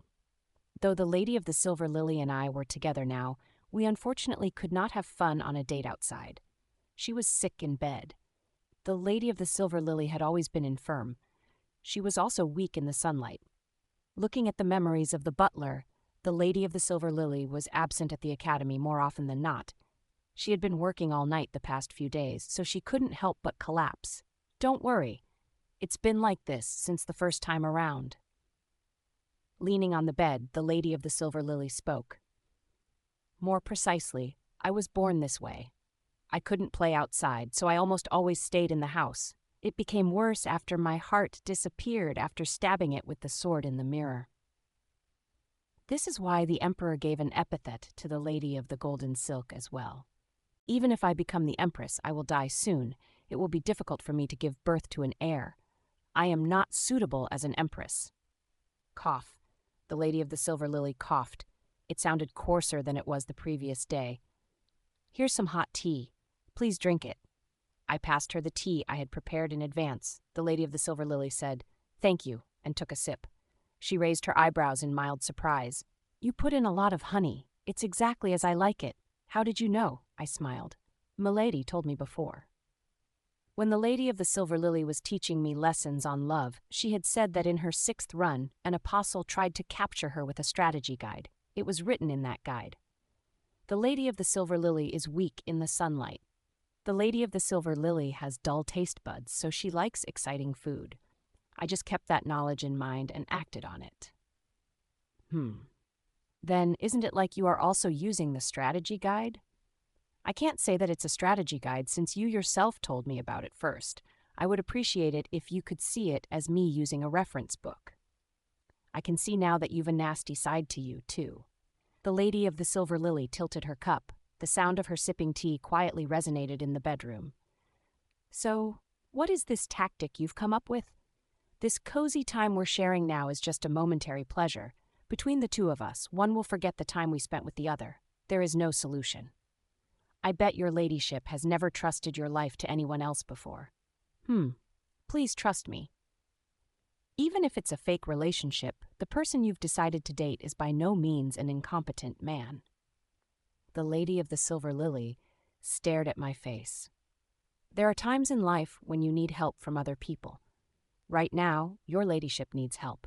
When I saved the Ejim Empire, I also received the help of the Sword Saint and Black Dragon Guildmaster. When overcoming the Chronicles of the Heavenly Demon, I had help from the Alchemist, the Venomous Snake, and the Medicine King. And while I would never say it out loud, I always owed much to Bei Huryong. I never thought I was alone, unlike my lover in front of me. You've been in charge of too many things alone up till now. The Empire must remain strong even after your death. The prince needs to be set straight. The demon of blood must be dealt with. Isn't this all you've been doing for 140 days? Are you saying that I'm burnt out? Yes. Please rest a little. I placed the spring flowers I had picked at dawn in a vase and put it beside her bed. I don't like it when the person I love tries to take everything upon herself. No, I hate it. I would want her to step up when I'm tired, and when she's tired, I'll bear her troubles. We're only in a fake relationship. It doesn't matter. I'm serious. Don't you feel insulted? Aha, your ladyship doesn't know me yet. How could a person be so lovely? I smiled a little. I'm a positive guy. Do you think I'll be depressed or get an inferiority complex just because we're in a fake relationship? Far from it. I think of it as an opportunity. Anyway, you will come to love me. My goodness, where is this confidence coming from? It's because you'll spend time with just me. Until you tell me that you're tired of me, I won't give up no matter what. No matter what happened, I will become your support. The Lady of the Silver Lily did not respond. Instead, she quietly drank her tea. As the days passed, my lover became more gaunt. The demons that appeared every night at midnight grew stronger and stronger over time. At first, the demons only took the forms of tongues, lips at best, but the next day and the following day, they changed. They grew arms and legs. Cackle. I realized it only when they had limbs. The demons resembled the Lady of the Silver Lily. They looked like the result of if the lady was simplified and reduced. Are you going to kill us? Are you going to kill me? I wordlessly slaughtered the demons every night. The Lady of the Silver Lily said that she would help, but I refused her firmly. She needed time alone and calm rest now more than anything. The paperwork that needed her approval? I stopped it all. Anyway, there were only a few days left before the end of this world. If the empire would collapse just because a duke's daughter did not watch over it for a few days, it deserved to perish. Rest. A holiday alone. This was the first gift I gave to the Lady of the Silver Lily. It's the first time I've experienced days like this. The Lady of the Silver Lily murmured as if she was troubled. Is it really all right to stay still? Currently, we were sitting in the shade of a cherry tree and looking leisurely at the lake. I had carried the Lady of the Silver Lily here in my arms. That was it. There were no complex documents, no demons made of blood, and no students whispering and treating the lady like a spectacle. It's all right. But it's really all right, milady. The Lady of the Silver Lily closed her lips. She seemed unable to cope with her newfound peace. I'll make it all right. I don't want to rely on you. Did I say that I would help you forever? When I need help, you can help me too. We can help each other, right? Live and help each other. Quietly, the day passed. It was the 10th day that the Lady of the Silver Lily spoke of. Are you thirsty? I put some honey in the milk tea for a day. I thought it might please you. When the sunlight becomes weaker, let's ride a boat together. I'll row. For that whole day, the Lady of the Silver Lily did nothing. In the morning, I woke her up and washed her face. I brought her a light meal. Later in the morning, I read her a collection of poems she liked. In the afternoon, I packed a snack and walked with her to the lake at the academy. Wish.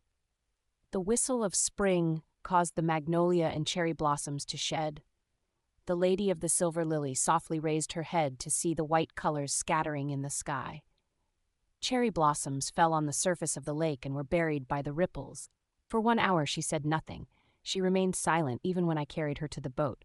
Quietly, she observed the flowing waves of petals. Splash, splash. The lake meekly gave way to my rowing. The spring is white, whispered the Lady of the Silver Lily. In the Empire, we call this period white spring. There are times when the cherry blossoms bloom before the magnolias fall. One of my favorite classical poets said, "As white blooms in white, so does spring blossom fully in spring. The white hue that winter could not finish sowing takes its final breath." The speed at which she spoke matched the speed of the cherry petals flying in the sky. It's a beautiful season. Yes, the sun went down. I don't know how long it has been since I've seen this spring. A gentle springtide passed. We were drunk on the season, a pleasant daze. The formless spring air filled our heads. The presence of the silver-plated heart becomes more prominent. So when the time came for this world to perish, we were not panicked at all. No, we didn't even say anything special. The silver-plated heart is manifesting. The red sunset became redder. On the other side of the academy, I could dimly hear the students screaming. The blood from the mirror had likely drenched the academy.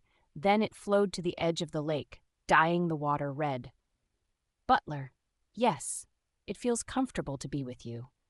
Our boat floated in the middle of the lake. The red blood that was encroaching from the lakeshore had yet to consume our sanctuary. Can I really trust you? I let go of the oars in my hands. Your ladyship had said that we are like parallel lines, and the person who dies first will always regress first. That's why the two of us can't be together forever. From now on. I held the lady of the silver lily's hand. My aura will wrap around your body, and it won't just be your body, it'll also be in your mind, and I will do the same to my body and mind at the same time. Then I will blow up our heads at the exact same instant. The lady of the silver lily stopped breathing for a moment. As her breaths quietened, her eyes grew wider. It's true that the person who dies first will regress first. It's also true that the person who can't regress won't remember the other person. Then, there is only one way we can be together. We have to die at the same time. I held her hand a little tighter. Raviel Ivancia, the person I love, please die with me. After a while, she nodded. And so, we did just that. Chapter 104, The Way He Loves. 3. I took care of my death just as others took care of their everyday lives. I always had the option to die more easily, wrap my brain with aura, pop it. In an instant, I could end my life painlessly. It was easy, simple, and convenient. That was why I didn't kill myself that way, because it's easy, simple, and convenient. Ease, simplicity, convenience. Humans become careless when they get used to these three things. No matter how sharp and knife-like one's mind is, it will eventually become rusty. In the end, the Flame Emperor died at my hands because of his carelessness. I sought after more painful deaths. I insisted on using my dagger to keep my sense and judgment sharp. That was what I had done. However, it would be different today. It's all right. It'll end in no time. I slowly sent my aura to the lady of the silver lily through her hand. Was it because it was an unfamiliar feeling? The lady of the silver lily's eyebrows twitched as she received my crimson aura. It's warm. Yes. It feels like hot water is riding my veins. If this is like your body heat, Butler, you must run at a slightly warmer temperature than I. The lady of the silver lily looked into my eyes. I'm anxious. I've never felt anxious about the regression before. I thought that it would be fine so long as I did not lose myself. But today, I don't want to lose you. If I regress first and you don't remember me, would it make me a bitch if the lady of the silver lily's words made me happy? If I felt happy because she felt anxious for me, yeah, that probably made me a bastard. Don't worry. But I was a bastard just for her. I'll be with you. While we shared our body heat, the world around us fell apart. Rumble. The ground cracked open with a bang and blood sputtered out from the fractures. Demons from the underworld, the Lady of the Silver Lily's once familiars, ran wildly outside of the Lady of the Silver Lily's control. They were as numerous as the water drops that made up the sea, and each drop was as large as a mountain. Huh? From far away, people screamed, "Demons! Demons are here!" What bad luck, they screamed. The promised 10 days. The love of Lady of the Silver Lily secured by a wish, that eternal love that could not be held back by a semi-constellation, was overflowing. But even in this situation, the Lady of the Silver Lily looked at me calmly, her heart encased in silver. I will not tolerate any mistakes. Yes. If I die before you even by 1/10 of a second, if you die a millisecond faster than I do, I will never ever forgive you. Engrave the words I just spoke into your heart. I'm only giving you one chance. Yes, take it. The silver-plated heart is looking at you. Take responsibility for making me believe again. I held her hand a little more tightly. I will. While the demons rampaged the ground, the glowing sunset sky shattered like a mirror. A deluge of blood poured down. The ground was gradually inundated with red. The echoing screams subsided in the sound of bubbles like they had drowned. It wasn't just the Lady of the Silver Lily's flood that caused this world to end. The apostle of the ox that harvests ruins has manifested. There were also the other constellation's apostles, whom she had once mentioned. The apostle of the warhorse of the eternal plains has manifested. The apostle of the evangelist of everlasting happiness has manifested. Through the rifts of the torn sky, beings from the different worlds descended. The semi-constellation of this world, the Lady of the Silver Lily. Aiming at the cracks of the fallen barrier, they didn't even bother to keep up appearances and launched a full-blown invasion. Anyhow, they're a bunch with no sense for romance. Their appearances were as varied as the constellations who sent them. It seems so. Thus, they were easy to remember. I should teach them a lesson. What sort of lesson? That they shouldn't interfere with other people's relationships. I like that, the Lady of the Silver Lily laughed, but it's fine if you don't do it now. It was just as she said. We didn't have time right now anyway. Milady, broken firmament of the sunset, blood pouring without end, demons creeping up from the ground and invaders descending from the sky. The person before me had managed to endure all of these scenes of the end by herself. Until today. Butler, said the Lady of the Silver Lily, kill me. The world had been dyed red, and only the lady, I, the boat, and the water 3 meters around us remained untouched. From the ruddy lake, countless tongues and lips erupted to laugh at us. In this place, I allowed myself a comfortable death for the first time. The aura that coated our bodies burned. Infernal heavens, demonic art, 9th form, sword of suicide. Without a single error, without a moment's distortion, you have died. We died. You are regressing to 24 hours ago, for, when I opened my eyes, I was lying in the shade of a white tree. It was evening. The sky was turning yellow. It wasn't strange that I opened my eyes here. From the day I decided to be the Lady of the Silver Lily's exclusive butler, I went for walks with her in the evening. I hurriedly tried to get up when... You're awake? Whisper. I heard a voice right next to me. You finally came to your senses. I looked around. You're a disgrace of a butler. The Lady of the Silver Lily stood with her back against the bright sunset. She held a parasol in her hand, casting a shadow below her feet. Whoosh! As the wind blew through her silver hair, I accidentally stopped breathing. Did I succeed? My heart was pounding, or did I fail? I didn't know yet. I didn't know, so I just looked at the Lady of the Silver Lily, her fingers loosely gripping the parasol handle, her gesture as she pushed back the hair that the wind had scattered. Her lips closed tight as usual. Each of her motions made me tremble. Butler, you told me a slight lie. The Lady of the Silver Lily opened her mouth. You promised that we would go back to the same time. But didn't I come back 9 days before you? Ah, even if it's a fake relationship, you left your lover alone for 9 days. It's quite the disgraceful act. I succeeded. I waited alone for you for 9 days. I alone felt anxious while I was waiting. You swore to be beside me but couldn't keep your word.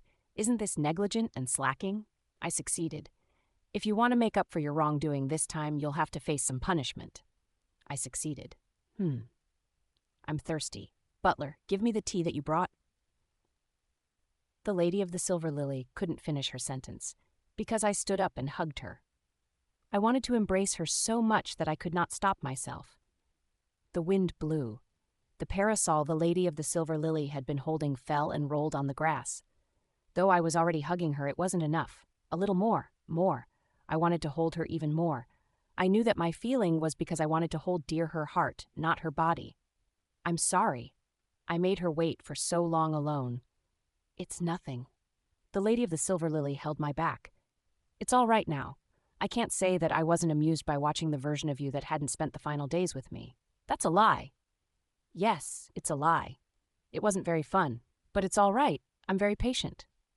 I'm sorry. I forgive you. The Lady of the Silver Lily caressed my neck. The immersion toward the character is deepened. Currently, your immersion rate is 71%. I wanted to love her like crazy. Are you crying? No. You're lying. Yes, I hate lies. It's all right to joke, but don't tell me any lies. I won't lie to you either. I won't lie to you with words, gestures, nor glances. Are you crying? If you don't want to talk, you have the right to stay silent. I won't press you. I won't push you. We can wait slowly until the other person wants to talk. Yes. Thank goodness that I had fallen in love with her. Thank goodness that I became someone who could love her. I have a request, your ladyship. What would that be? May I kiss you? I held myself back. Thank goodness again that she couldn't see my face. I'm really sorry, but could you wait a little longer for me? How rude. How much longer do you mean for me to wait? 8 days. Why? 7 days. 6 days.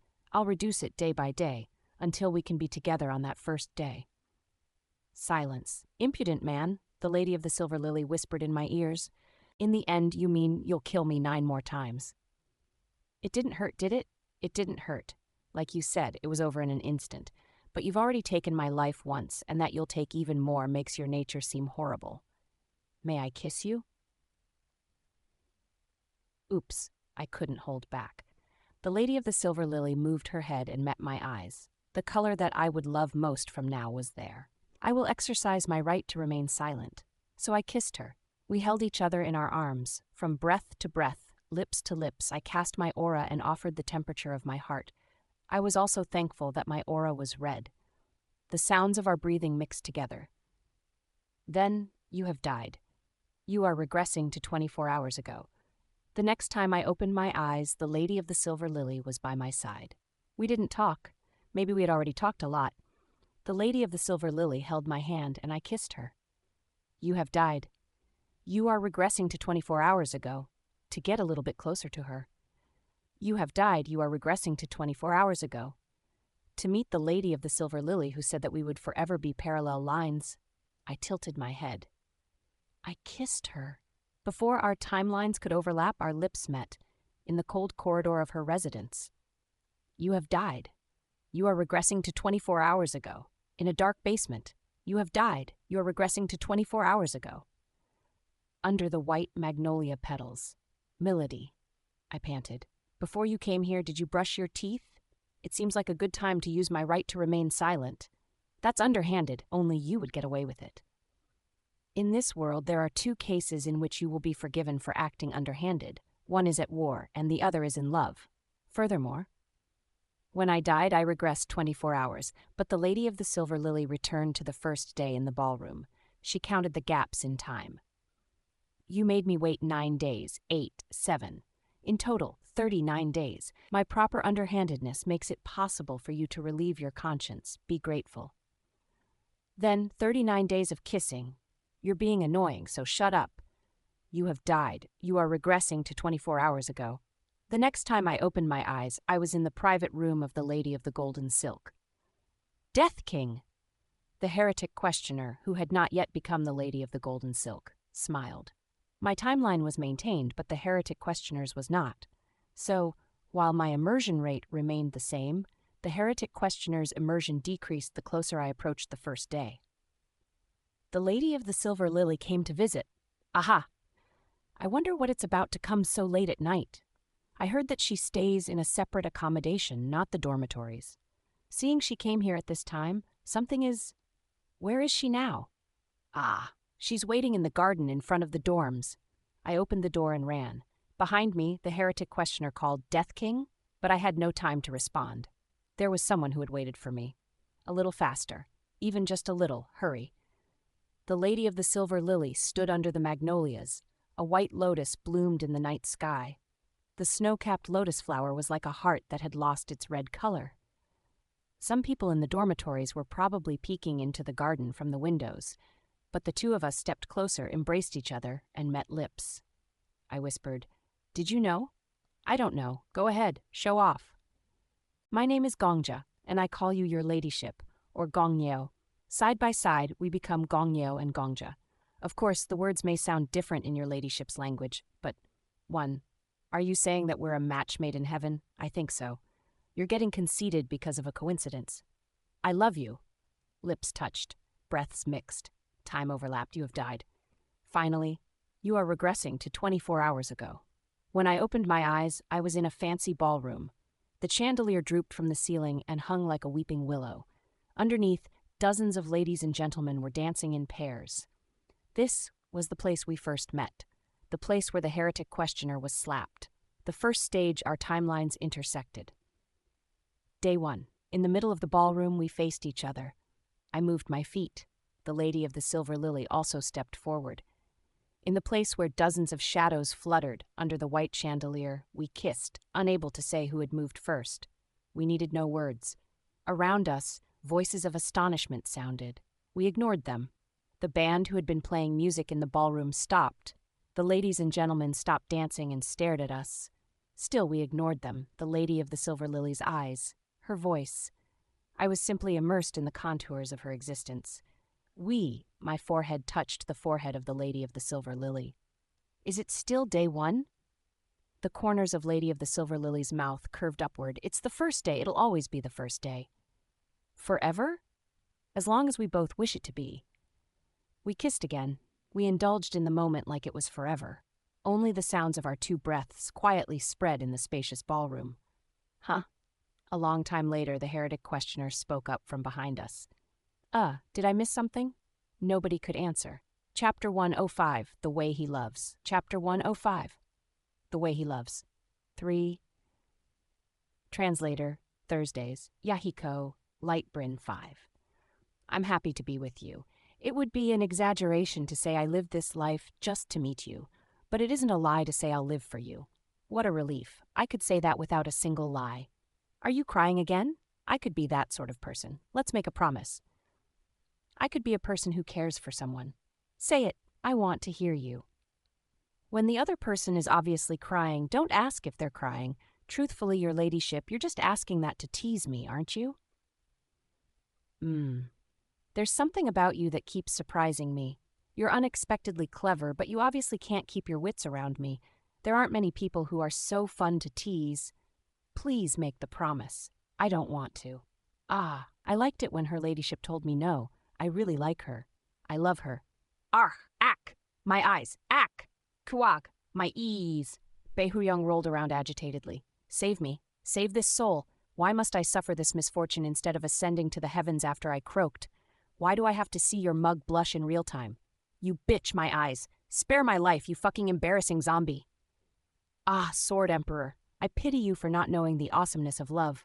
Shut up, Raviel Ivancia, master of my heart. Stop it. Just stop it. Strangely, Beihuyang's voice sounded more distant than usual. His blaring foghorn of a voice felt a little quieter. Is he having a delayed reaction? It wasn't only Beihuyang who started to react. The ballroom had frozen when the Lady of the Silver Lily and I kissed. That frigid air finally began to thaw.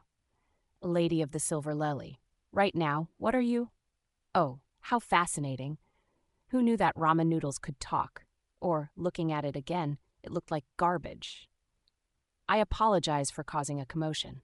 The Lady of the Silver Lily softly leaned her head against my shoulder. I shouldn't have done something like this in public, Your Highness. On a small scale, I've ruined Sormwin's ball, and on a larger scale, I've tarnished the honor of the nation's foundation. My crimes are great. The Lady of the Silver Lily spoke in a whisper. She didn't need to speak louder. Her cool voice had a force that grabbed people's attention. Everyone in the ballroom stared blankly at the Lady of the Silver Lily. Please discipline me, for my crimes are great. I am resigned to accept my punishment. Punishment? Do you find it difficult to determine my punishment?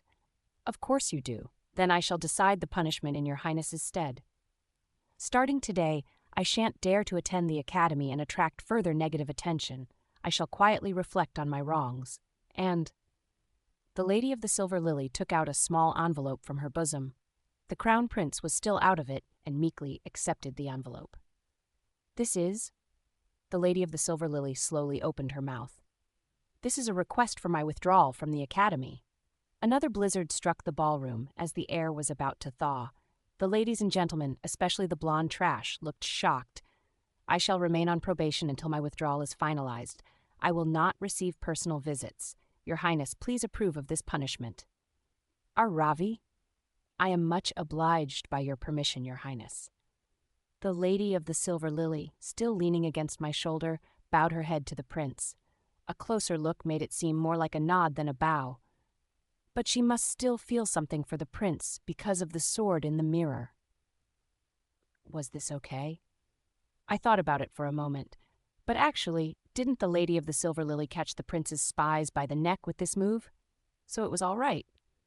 This much was nothing. And above all, it didn't matter since Raviel seemed happy. The Lady of the Silver Lily grabbed my hand and pulled. Let's go. Yes. After making the ballroom fall into shock and fear, we left. We just left. No matter how or why, no one could stop us. Maybe they could have stopped me or the Lady of the Silver Lily individually, but it wasn't possible when we were together. If we wanted to leave, we left. If they still stood in our way, fuck 'em. How could they stop the regressor couple? Death King, Death King. Only the heretic questioner tried to catch us. He followed us out of the ballroom. What about clearing this stage, and what did that smooch just now mean? I don't get it at all. The heretic questioner was in the faction that called kisses smooches. That was surprising. I knew there were people in the world who used that word, but I didn't expect the heretic questioner to be one of them. One heretic questioner. Yes, Death King. Ah! Just so you know, my heart area keeps thumping when I see you with that lady, Death King. What could this mean? It's a heart attack. You should be careful. I see, so it's a heart attack. Yes. Also, I'll be working on this stage separately. You can go on vacation, heretic questioner. I'll call for you if I need you. Ah, all right, the heretic questioner laughed innocently. Understood. I'll freely act as I wish.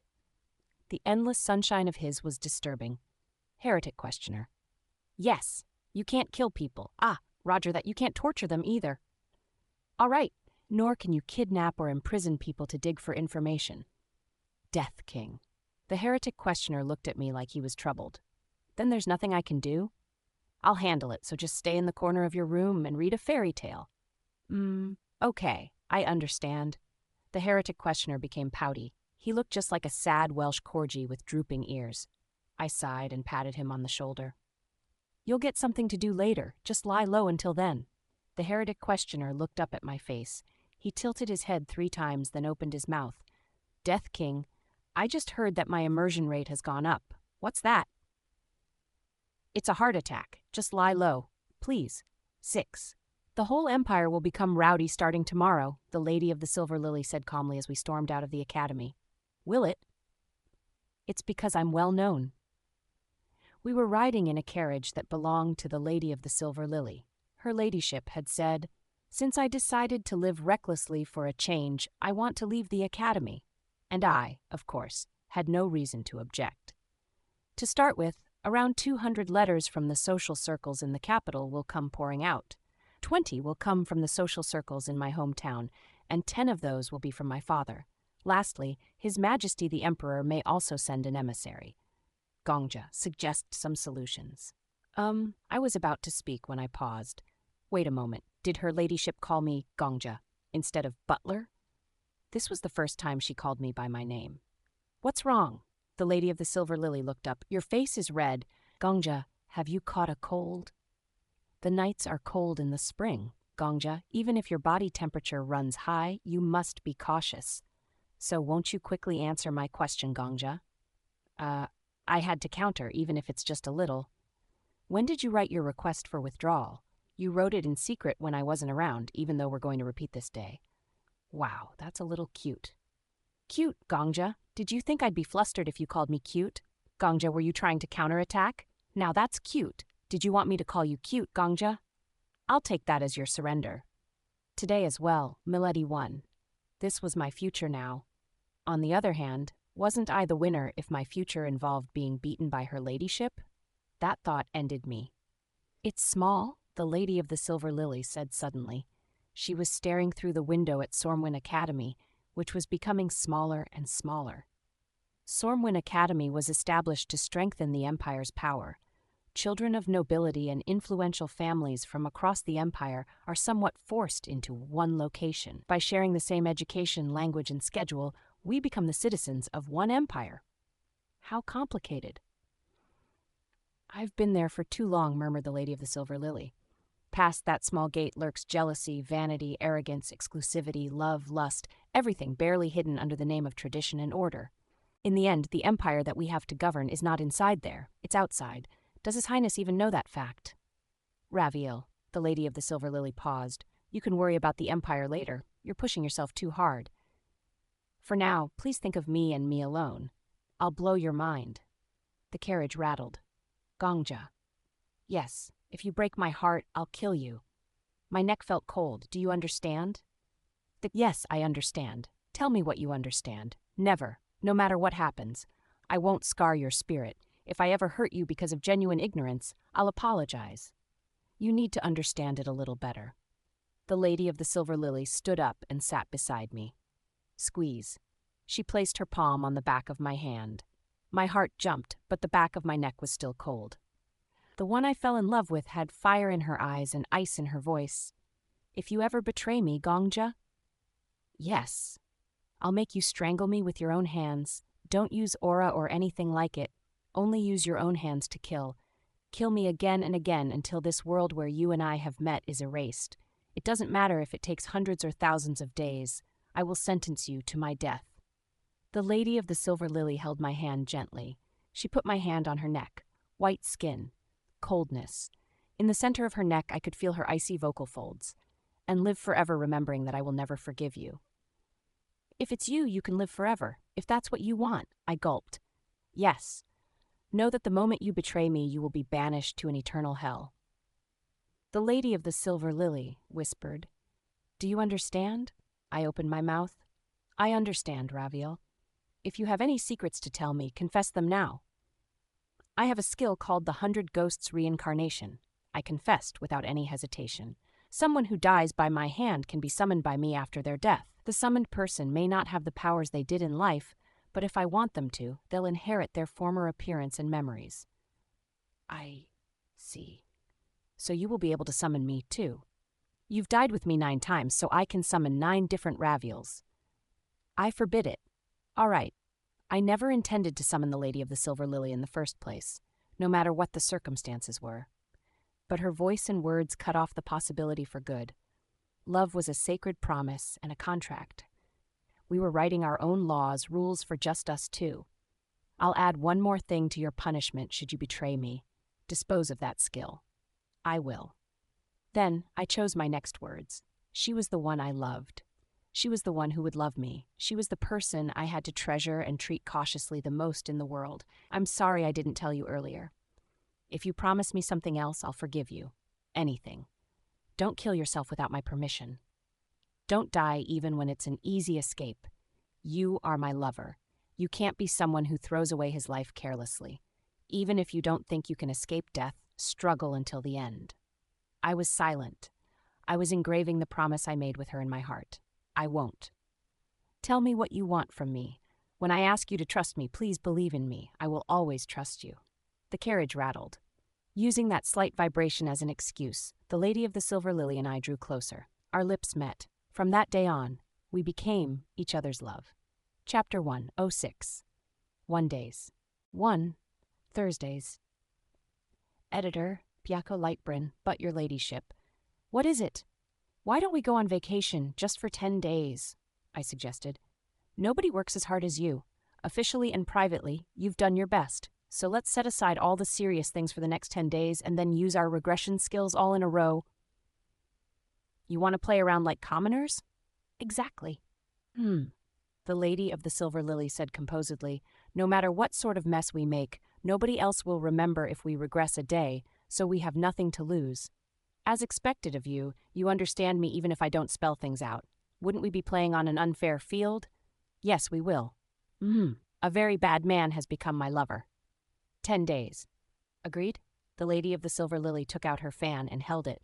I feel like it'll be a waste if it's 10 days. Make it 15. Nice. We enjoyed ourselves like we were venting our steam from our past lives. Stormwind Academy was located by the capital. There were plenty of entertaining things to do, just a carriage ride away, and my love was the greatest heir of the greatest noble family in the empire. Where would you like to sit?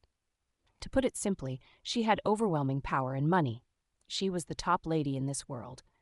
The Lady of the Silver Lily bluntly said to the polite theater staff, "I shall hire a theater company for a day." Excuse me? I said I would buy the company for today. Don't you understand? Do I have to repeat myself a third time for it to go into your ears? Does this troupe practice its skills by repeating everything 3 times? No, I'm sorry. I will immediately notify our troupe leader right away. For plays and operas, renting a theater company for a day was the standard. Gongja, there's something I've always wanted to try. What is it? Hiring 6 theater groups at the same time. The Lady of the Silver Lily was speaking calmly, but I knew. She was having fun like a mischievous imp playing a trick. Then, I'll get them all to put on their shows simultaneously on a large stage. 3 plays would be tragedies, 2 comedies, and the remaining one should be an opera. It sounds like it'll be a total mess. Exactly, I want to see that mess. Then let's see it. We called for the 6 most expensive troupes in the capital. No leader of a theater group would refuse to answer to the daughter of the Duke of Avancia. What, This rash action would decrease the Avancia Duchy's reputation and honor? That was fine. We were a regressor couple. If we played around one day and returned one day, that was that. What could they do to us? Ah, such tremendous chaos. I wanted to see this. My lover held her fan as if she was deeply satisfied while I rolled on the floor laughing, holding my stomach. Clowns acted out a comedy next to an actor seriously reciting tragic lines. When 6 plays were stacked on top of each other, even the most solemn lines in the world became a joke. The actors were sweating all throughout the show. Let's clean out the gambling houses in the capital. An excellent idea. I agree. The 2 of us went to an exclusive casino for nobles. It was a place where people hid their identities by wearing masks like at a masquerade. But my beloved, no noble wouldn't recognize her silver hair that flowed like moonlight. Call it. Call.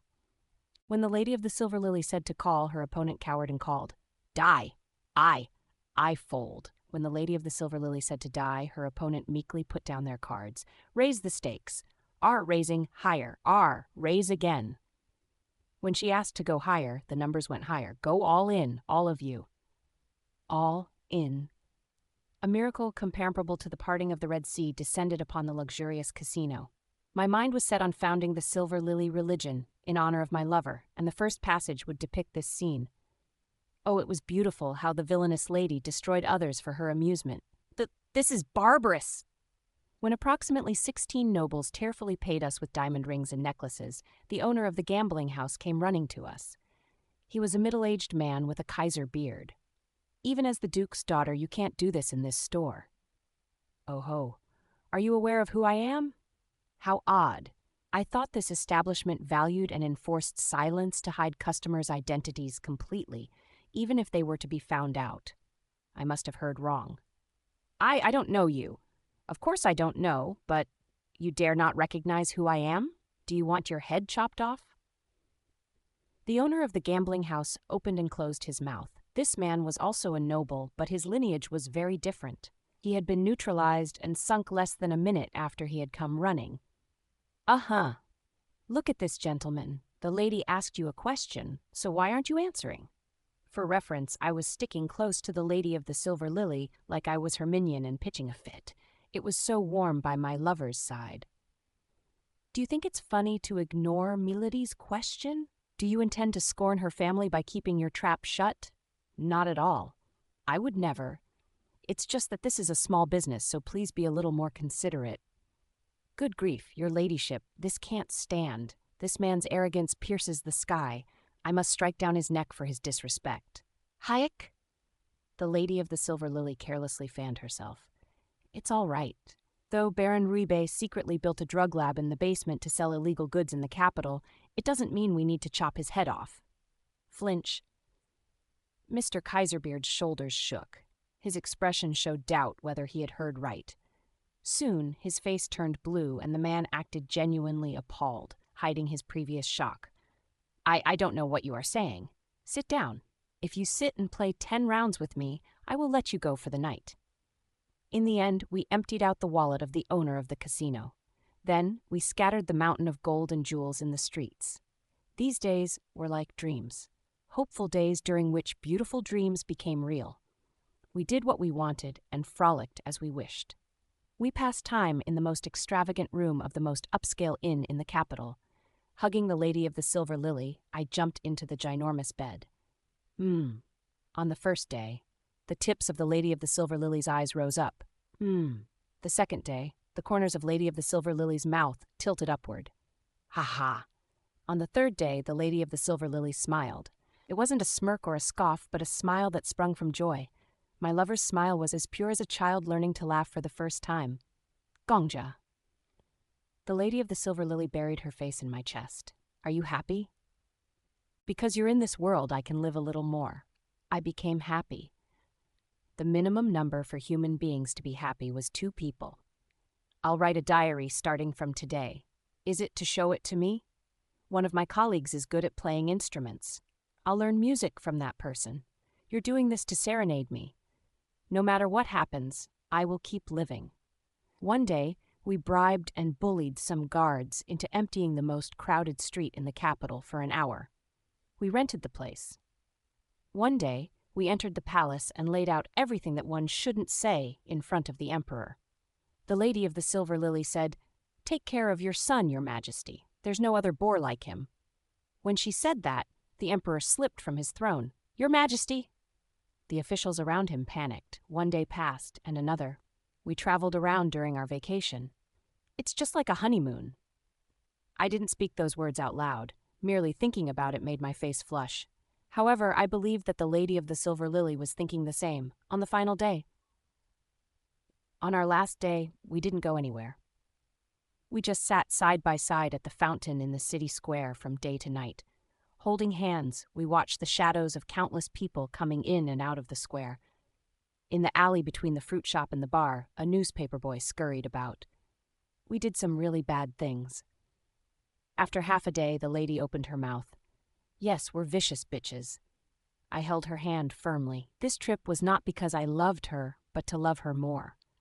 Now, after repeating this day 15 times, I fell deeper in love with her, and I wanted to love her more. Only the two of us know, though. We're accomplices.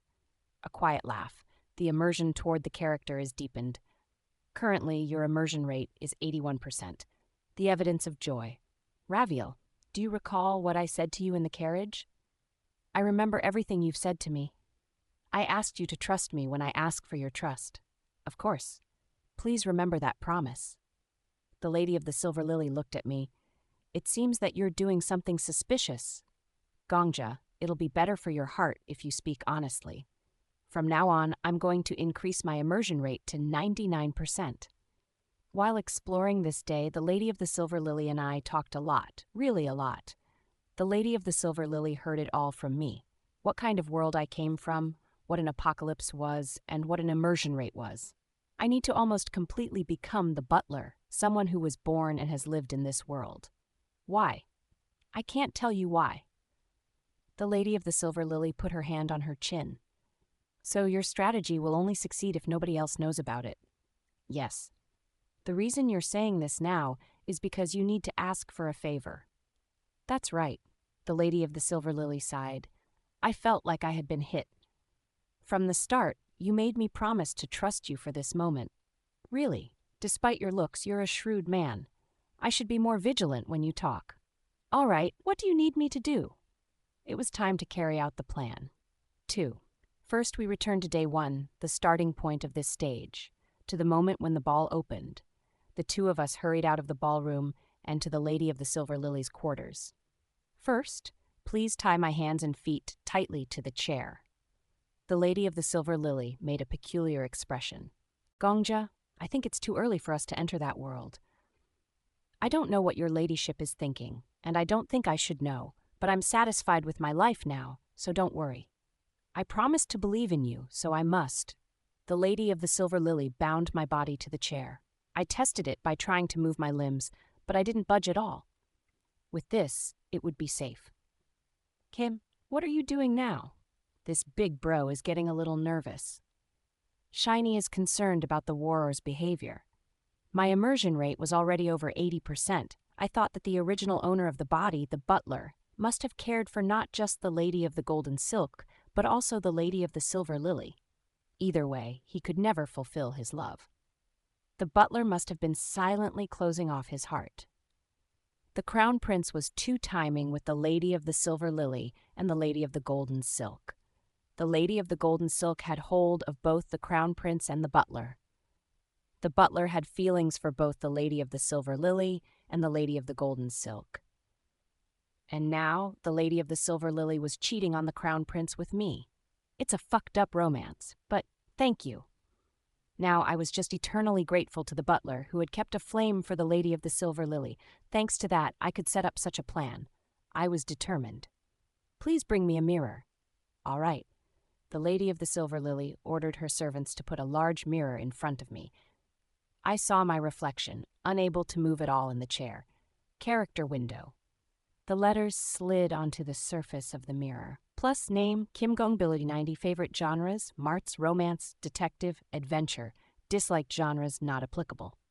Favorite characters, master teacher, lover, virtuous hero, victim, hard worker, child, Good person, one who reflects on oneself, one who is generous to others, one who acknowledges me. The analysis continued below. Almost everything about me was there. With the character window in front of me, I looked up at the Lady of the Silver Lily. Raviel. I'm listening. Please kiss me wildly, to make me love you more. Did you want to be kissed while being tied up? You should have told me your preferences earlier. I could have read up on it. At some point, I will no longer be me.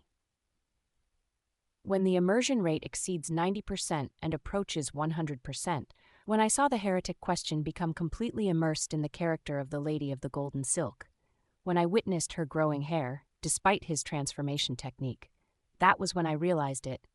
That was the way. That was the trick to beating this stage the way I wanted to. At that time, please kill me, milady. The Lady of the Silver Lily froze. Chapter 107, 1 days. Chapter 107, less than 1 days. Thursdays, Yadiko, Lightbryn. The Lady of the Silver Lily briefly hesitated. What? Milady. Think about it. Since it's your ladyship, you'll think the same thing I've thought of. You're also a regressor. The Lady of the Silver Lily's brows pinched, and she touched her chin. She appeared to be in thought. Shortly after, the Lady of the Silver Lily raised her brows in realization. Indeed, as expected, she noticed it.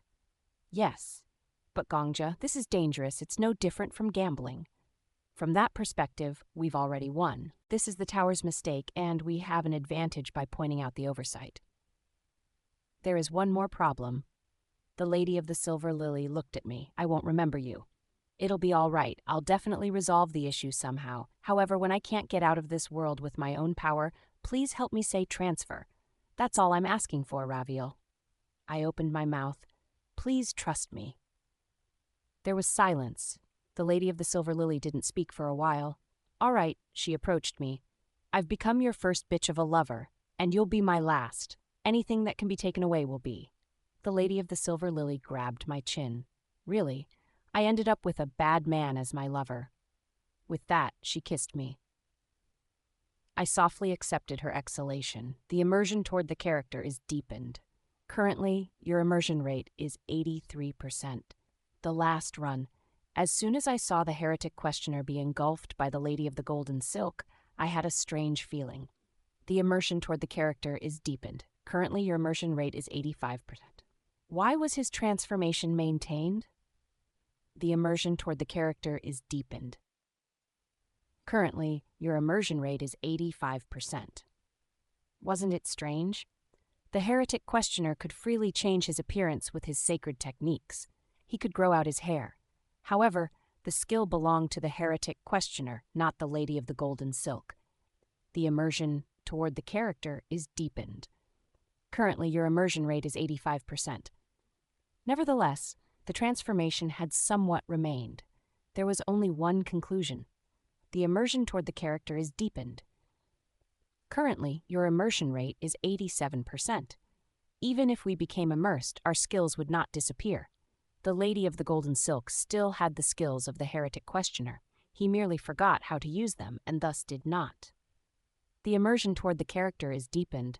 Currently, your immersion rate is 88%, and that would also be the case for me. As my immersion approached 90%, I became dizzy. A surge of memories entered. The memories of the original owner of this body cascaded like a flood. Before, I could only peek into the memories of or share the emotions of the original owner. But it was different now. The immersion toward the character is deepened. Currently, your immersion rate is 89%. My memories were disappearing. Even the voice of the director gathering us to recite the national anthem in the orphanage. Even how I didn't want to go to the bathroom in the winter because it was too cold. Even the laughter of the older kids who occasionally played with us. Hey!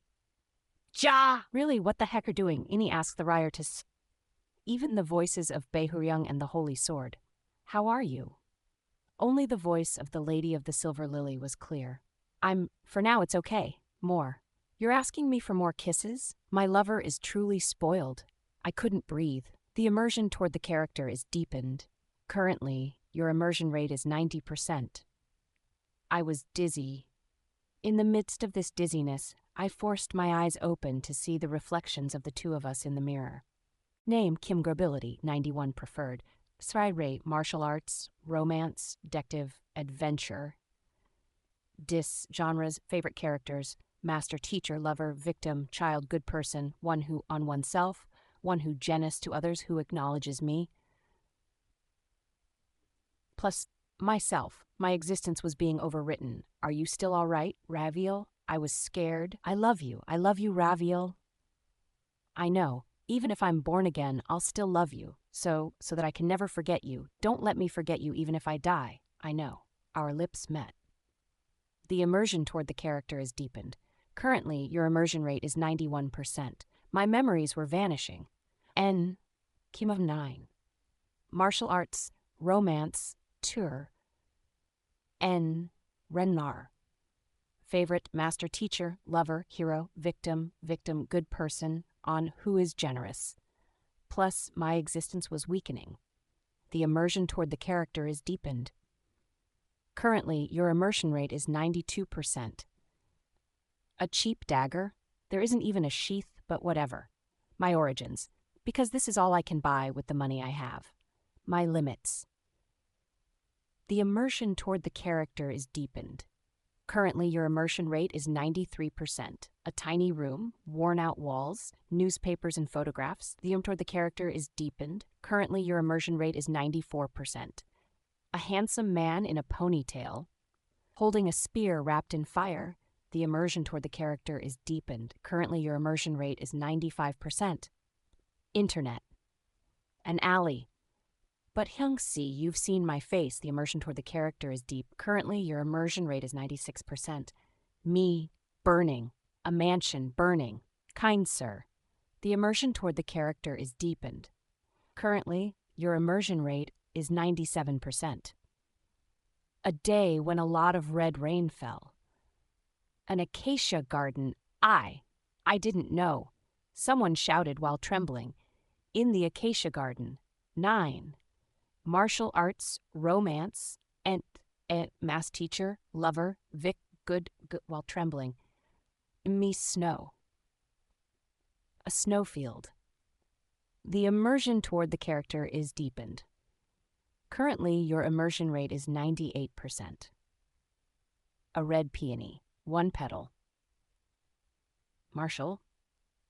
C. Great. Master. Teacher. Lover. D.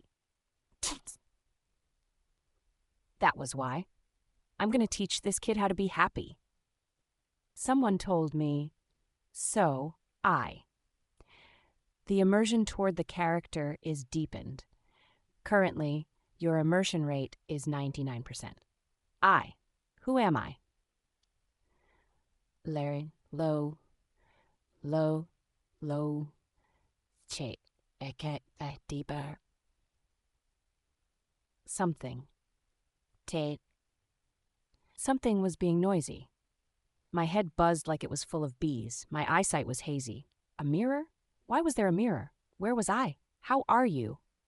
I looked blankly toward the voice. Even with my blurry vision, I knew the person in front of me had a commanding presence.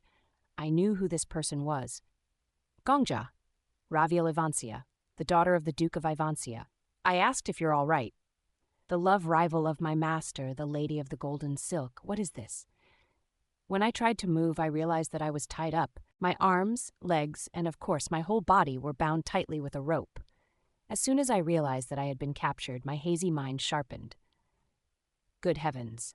Harris Ivancia, did you abduct me? This is too much. No matter how much power the Ivancia Duchy holds under this sky, this is excessive. Do you hate the Lady of the Golden Silk so much as to threaten a servant like me? The silver-haired lady quietly looked down at me. Strangely, my heart ached when I saw her face. I see.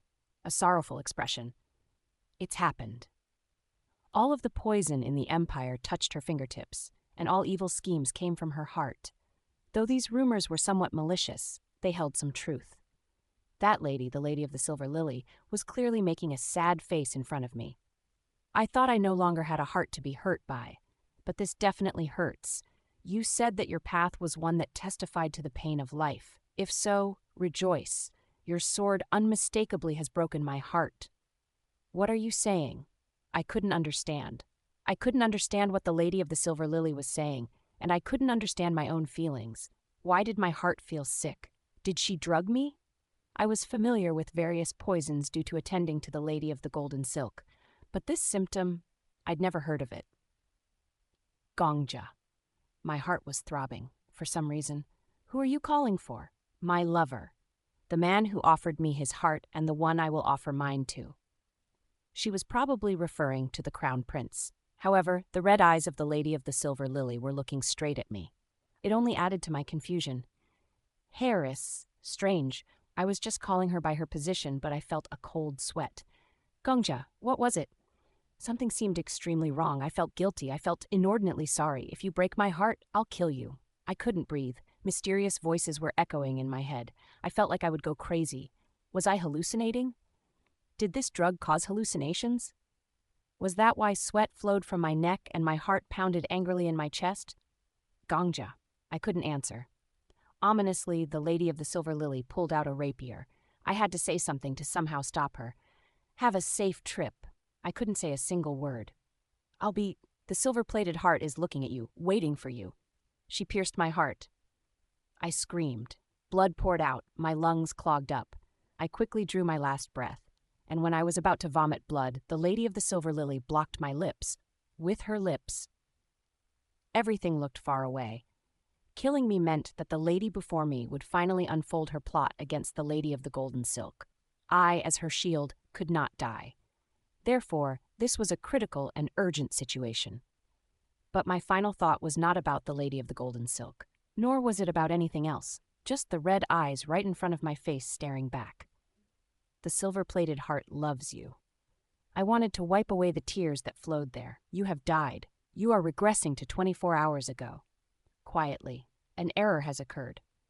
There was a voice. The owner of the skill is different from the user of the skill. It is being decided whether the skill should return to 24 hours from the owner's point of view or 24 hours from the user's point of view. Judgment failed. The sight before me was darkening. The tower confirms that the requisites to activate the skill have not been met. The tower understands that the owner of the skill intended for the current situation to occur. This matter is beyond the tower's jurisdiction. It was becoming more distant. The tower is checking the Death King's permissions.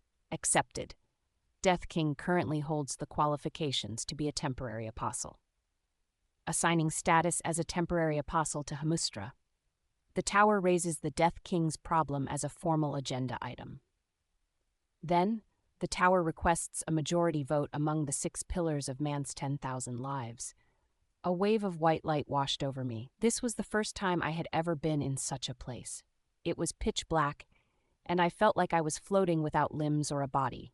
A voice murmured in the endless darkness. The 6th pillar, the Wand of Ages, is present. The 5th pillar, the Lady who walks in the mirage, is present. The 4th pillar, the moon contemplating blindness, is present. The 3rd pillar, the one who wrote the beginning, is present. The 2nd pillar, the god who dances in the void, is present. Attendance of the 6 pillars of Manseng confirmed. The tower will share the problem of the temporary apostle, Death King. Chubata, Mura Waloyo Bushito. I heard a very indignant voice. Sato, Maimao, Nail. The voices were coming from all around, like a myriad of whispering snakes. I figured this was hell and shrugged my shoulders. The request has been accepted. Translating from the language of Zrakua. The next moment, that fucker is really playing with us. Voices roared. Call Hamustra right now. That corner librarian bastard, why did he send that kind of thing as an apostle? I checked, and there was no problem with the procedure. More than that, that child won't be able to understand anything we're saying. The immersion rate, was it? Reverting it should help us communicate. Mia, undo it. The request has been accepted. Resetting Death King's immersion. Currently, your immersion rate is 0%. Ha! I could finally breathe. My spinning head returned to normal, too. The words that I'd spoken when I became the butler, the gaze of the Lady of the Silver Lily when she looked at me, all of my memories returned in an instant. Also, I was certain, you You purposefully used your regression skill after synchronizing with the character, right? I had succeeded. You're trying to return to 24 hours ago in the character's timeline rather than your own. In my mind, I smiled. Yes, that's correct. The day when the Lady of the Silver Lily stabbed the mirror with the sword, one day before her eternal 10-day cycle began. Please send me back. I would return to that very day. Chapter 1. 08. 1 days. 3. Chapter 108. Less than 1 days. Translator Thursdays. Editor Yahikopar Lightbrin. Shameless oaf. Beyond the darkness, someone I did not know was grinding their teeth. Unlike earlier, everything they said was being translated. Calm down, infant. The fragments of the Podax days are showing. However, their voices were still muddied. It was like hearing a song filled with noise. One moment, the voice seemed far away, and the next, it was right by my ear. Anger and jealousy won't get us anywhere. I'll kill him! That's Death King, right? It's been a while since we had to convene twice for a single person. How long has it been since the Constellation Killer? Moreover, the connection between the two of them is growing stronger. Is this by chance? It was then. How troublesome. The voices instantly stopped chattering. The surroundings fell into a hush. Only one unaffected voice swept through the space where idle talk and conversation had occupied. If the immersion was 100% complete, he could be sent to the day before from the butler's perspective. If the immersion was less than 90%, we could just send him back from Death King's timeline. But of all things, it had to be 99%. I had heard this voice before. It's iffy. Which one should I side with? The Master of the Tower. I gulped. I think I need to regress from the butler's perspective. Convince me. First, please look at the numbers. Since the immersion rate is 99%, that means the butler has 99% control, and I only have 1%. The butler has an overwhelming proportion of the self, so it would be right to lean toward the butler. True. However, the Returner's Clockwork Watch is a skill that you've won. Death King, it is a skill that you own. Only the owners of the skill can use it. The gaze hidden in the darkness scanned my expression. Isn't it right for you to be the one to regress? Don't be nervous. I'm asking because I'm curious. The voice had kindly told me not to be nervous. However, I could not respond to that consideration. Every word, every measure of the voice, made me feel like a long snake was crawling up the back of my neck. That way of thinking is overly biased. Please consider the butler's standpoint. The butler and I have been fighting all throughout the stage for control of the body. I was consumed by the butler, but that means the butler has consumed me. In other words, the butler defeated me fair and square, and in return he stole my skills. The Returner's Clockwork Watch is now the butler's skill. Oh ho, the snake voice wobbled strangely. A moment later I realized that it was due to laughter. There's some truth to that. Indeed, it's like how you, Death King, copied and acquired the Flame Emperor's skill. I had wondered who would win if two regressors confronted each other. Who would have thought you went back to the point before he had a skill? Even my lowly self was impressed by the innovation. No, all of us were amazed. Lowly self. The absolute being of the tower referred to themselves as lowly. They spoke politely as if to respect everyone. I felt an even greater sense of foreboding at that. It was astounding. You could have chosen to simply run away from the Flame Emperor's eyes, but you didn't. Why was that? Those who had been silent opened their mouths at the Tower Master's questions. Of course, it was for revenge. That son of a bitch won't forget being wronged even when he dies. That's why he chased the guy who burned him all the way to the end. And he died. What, 4,050 times? Asshole.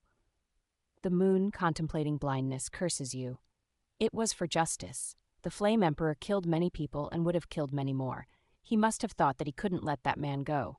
Death King moved because he thought things shouldn't be this way. Surely, he is a righteous human.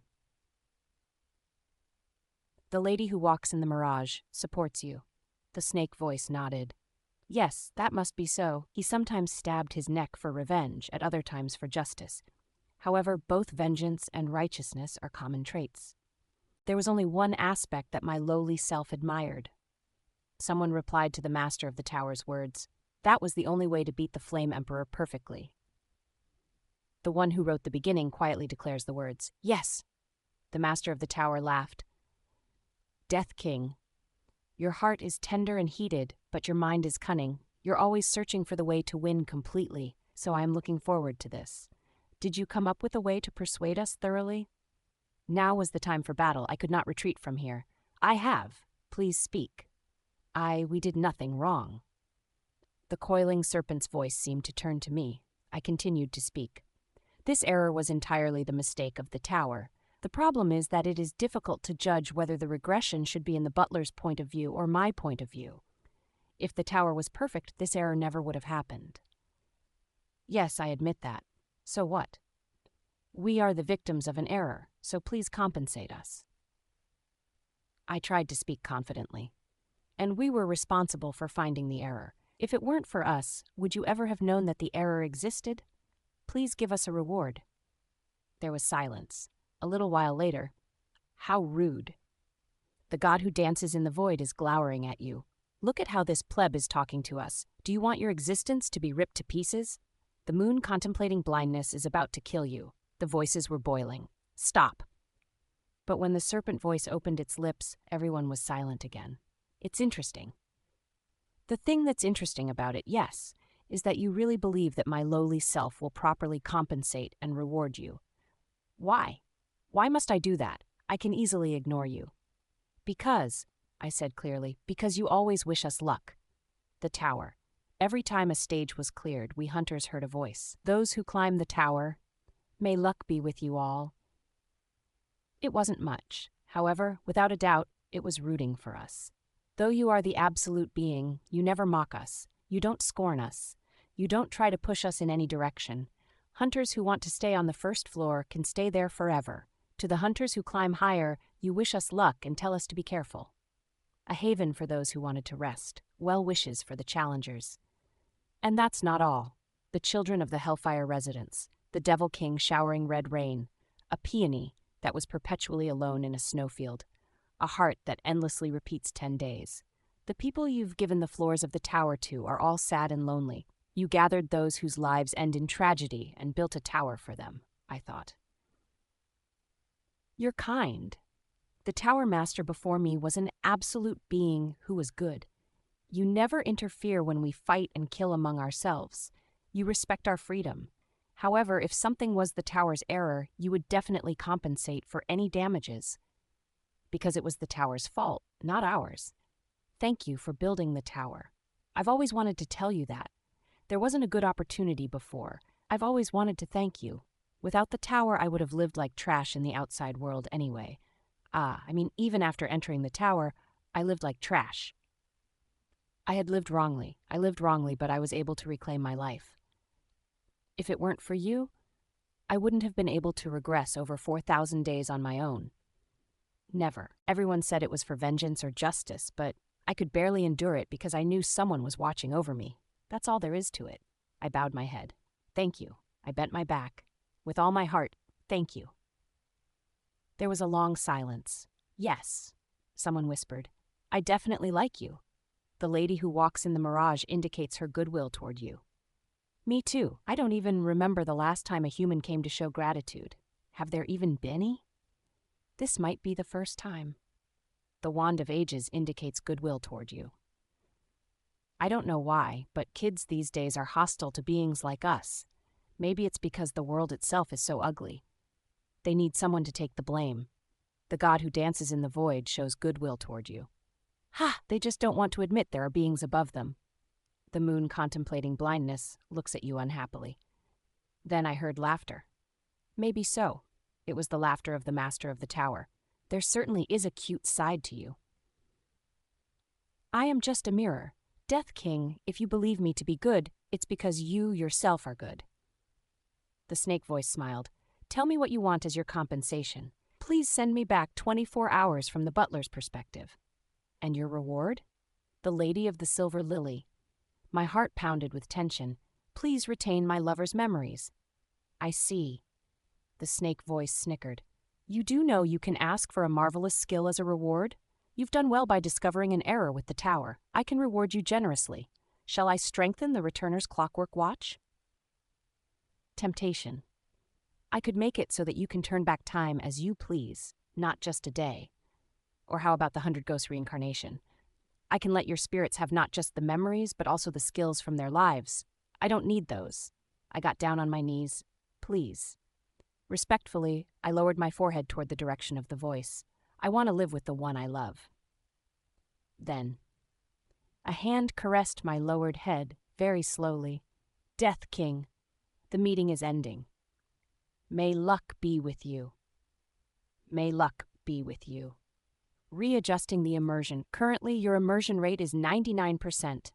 You are regressing to Ishipsa hours a blink. When I opened my eyes, the first thing I noticed was the scent of spring flowers blowing in from the window. My head was blank. It seemed like I had a very long dream. Ah!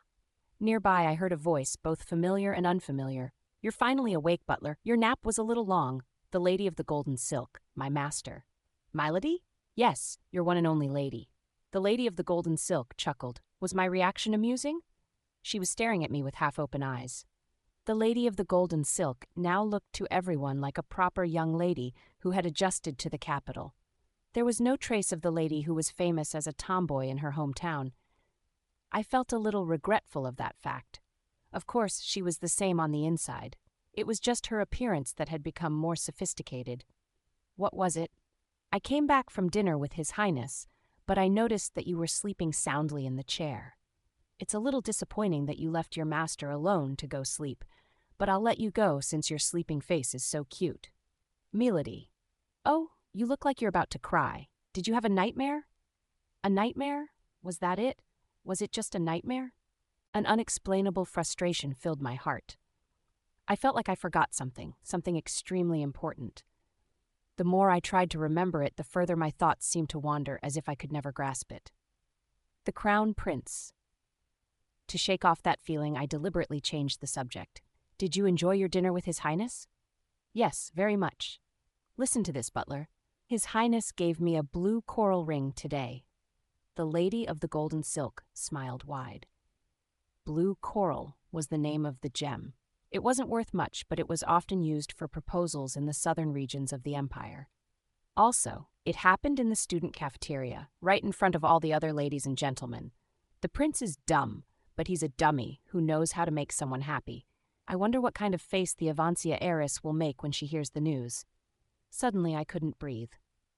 The Avancia heiress? Ah, butler, are you curious too?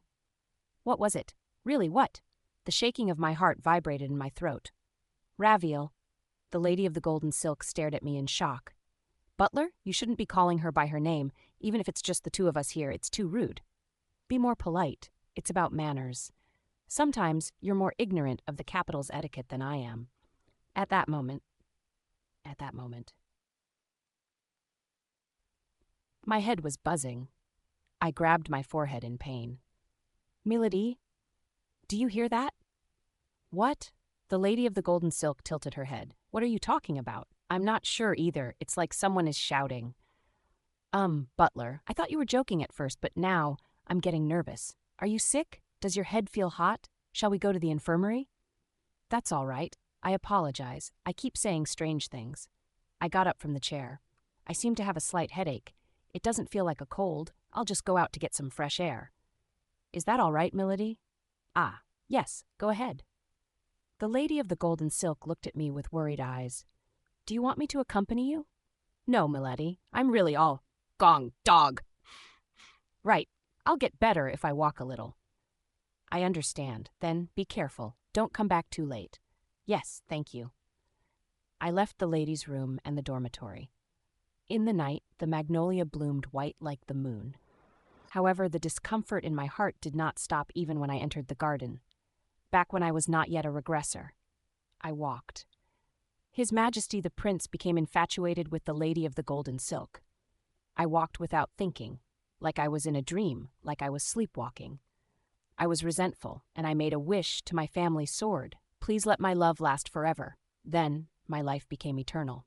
Ridiculously, at the end of my path, there was the large building in which Harris Evancia resided. I passed by it before, but I had never voluntarily come here before. The place had no relation to me. My heart has become immovable since that day. There shouldn't have been. Why did I come to a place like this? I should go back, to the place where my master was waiting. I'm going back. Thinking that, I moved my feet. I have to go back. But for some reason, my feet didn't turn back. I kept thinking I had to go back, but my feet stepped forward. My hand pushed on the iron bar at the gate. Criack! The door opened easily. The duchy's guards were not present. It was really a strange thing. Maybe I was still trapped in a dream. That would explain everything. It would explain how my legs, by themselves, took me through the gate and across the garden. How the cherry trees and magnolias made my heart ache for no reason. How I so naturally went deeper into Heiress Ivanzia's mansion despite never having been invited. You've arrived. Why the Duke's daughter was standing at the end of a corridor. I'll be waiting for you. Even her small smile as she looked at me. I've been waiting. Everything. Chapter 1. 09, The Way She Loves. 1. Chapter 109, The Way She Loves. Thursdays. Editor Yahiko Lightbrin 1. The Lady of the Silver Lily stood in the corridor in the dead of night. Behind her was a large mirror, a mirror big enough to reflect her whole body, smooth and clean. The mirror where moonlight reflected only the lady's poised back. The mirror reflected just a ray of moonlight and silver hair, so the Lady of the Silver Lily looked like an island alone in a dark sea. You're speechless. And you look troubled. Your expression is clear. Even at night I can read it. Just by looking at your face, I can see that it's the first one. The first one? My heart had been quaking with anxiety from earlier. It was still doing so now. Why was the Lady of the Silver Lily speaking so kindly to me? A heartless and rational sword toward everyone. She was the moon of the Ivanzia family. A reason to be kind to me, the butler of the Lady of the Golden Silk. Didn't exist. There shouldn't have been any. I was being silent because I did not know what to say. Please forgive me if I was rude. Heiress Ivanzia, is this a dream? Are you appearing in my dream? The Lady of the Silver Lily reacted by looking at me with a strange expression. The smile on her lips somehow felt like a scar. That's an interesting question. Indeed, your dream has consumed my life. I now know that love is just giving one's life to support another's dream. What did that mean? I become your dream, and you become my life. This exchange of dreams and lives is what we call love. What could she possibly mean? I didn't understand what she was saying. There were many other things I did not know, too. The Lady of the Silver Lily explained one of the things I did not know with her scar-like smile. However, you probably didn't ask that question in a romantic way. I shall answer you seriously. Don't worry, because you don't see any servants. I told them to go back. Why? And I shall warn you, never call me heiress with your mouth again. The Lady of the Silver Lily smiled. I will tear out your heart and kill you. I didn't understand. Just now, the Lady of the Silver Lily showed killing intent toward me. She wasn't joking when she said she would kill me.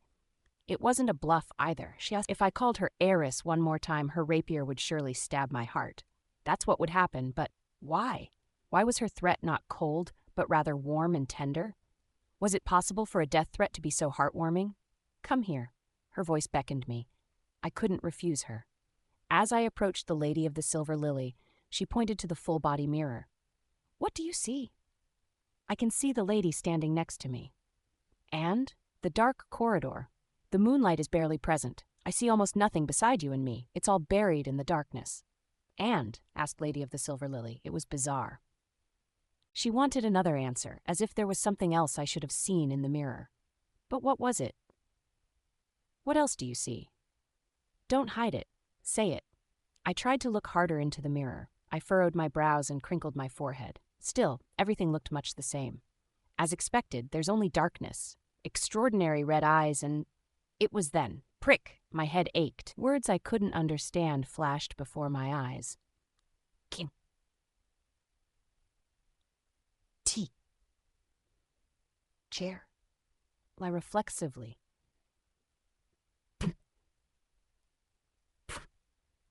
Oof. Woo. I retched. Kim. Pull. Tea. War. I reflexively wrapped my hands around my neck. My neck hurt for a moment, but I didn't know why.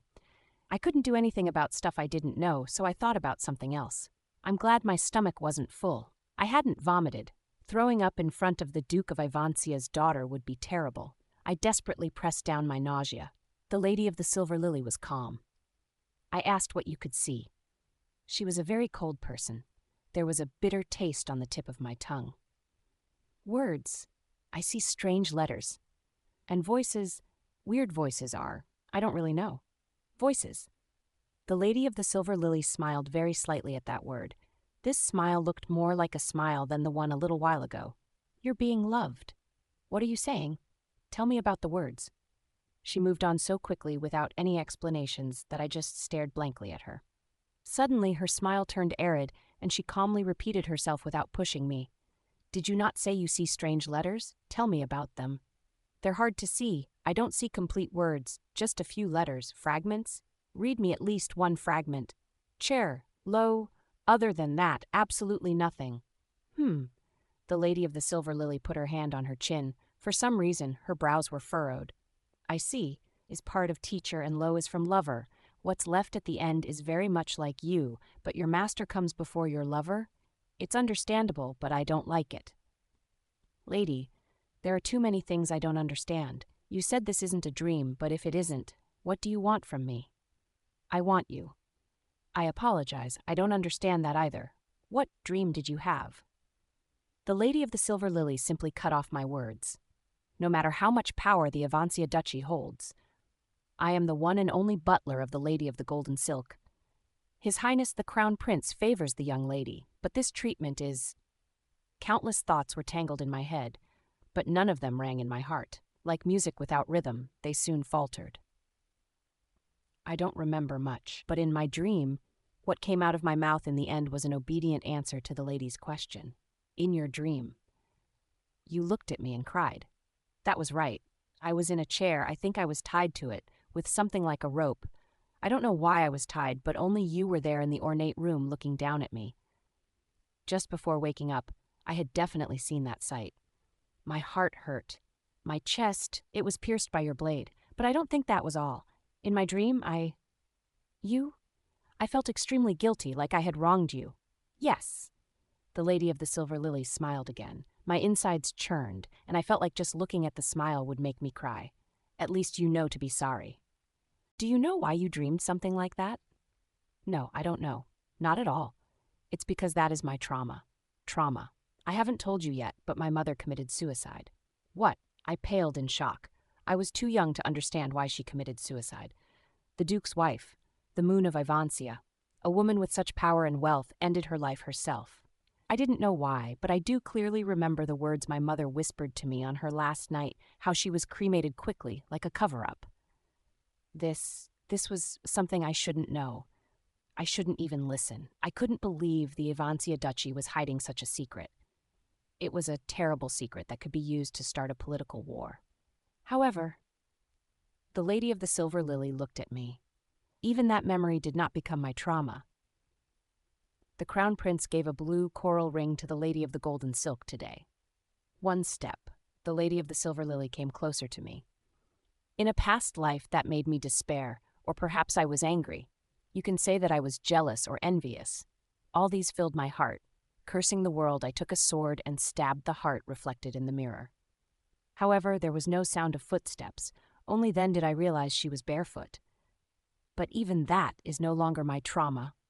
Press. The lady's foot stepped on my shoe. The light and insignificant weight tied down one of my feet. If I wanted to retreat, I could have, and if I wanted to shake her off, it would have been simple. Nonetheless, the weight on my foot kept me there. 10 days, repeating eternally. Her hand drew nearer. My world, stained in blood and perishing, the demons mocking me, imitating my tongue and lips. Everything that once scarred my heart is no longer my trauma. A light grip. They stopped being my trauma. My neck. From now on, you are the only one who can hurt my heart. Both of her hands loosely held my neck. Even if someone with the most wicked tongue cursed me for 2 days, it wouldn't measure to the size you send me in ignorance. From her little finger to her forefinger, from the thinnest to the thickest finger, I felt every single bit of the pressure she put on me. Even if someone with the most spite and hatred toward me were to beat me and whip me, the pain wouldn't compare to your scoffs. Even though many people in this world can kill my body, you are the only one who can hurt and kill my soul. I was suffocating. So my trauma has already been locked on one thing. The grip on my neck tightened. Lady, you idiot. I clearly warned you. If you break my heart, I'll kill you. You scarred me. Warm skin, red eyes smiled. I haven't broken a promise since I was 4 years old.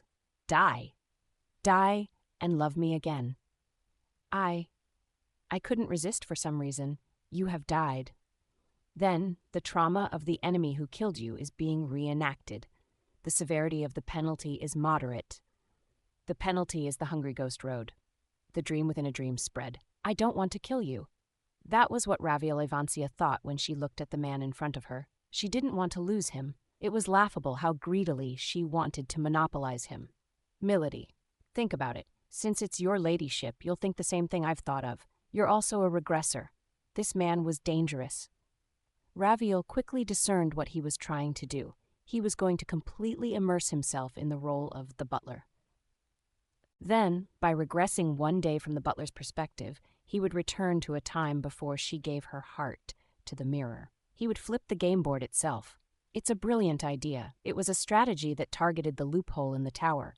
He looks gentle, but these tricks come from that head. It was good that the man she came to love was not stupid. Indeed, it was very pleasant. Nevertheless, Raviel Evancia objected.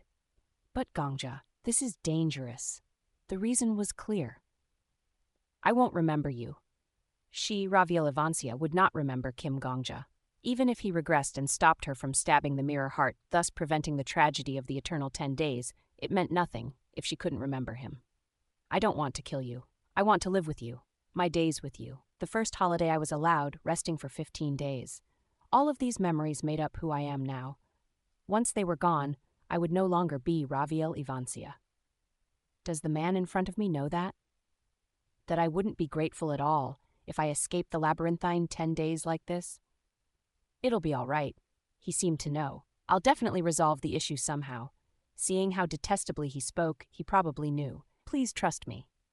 Raviel Evancia was silent. She was briefly paralyzed by the cruelty of his words. Trust him? Without any explanation. Trust him? Tardily, too late, she regretted her promise from a few days ago. But this was too serious for Raviel Evancia to be trapped by paralysis and regret. I'll trust you. She would trust the man she loved. She would trust in that man's ability. He was the man whom she chose. He was hers. He would definitely succeed, no matter what, to persuade the tower to regress to the previous day. The real problem would come after that. How can I reverse the immersion rate if it's over 90%? If he succeeded in returning to the previous day, then he would be unable to remember who he was. Even if he remembered anything, it would only be a vague feeling.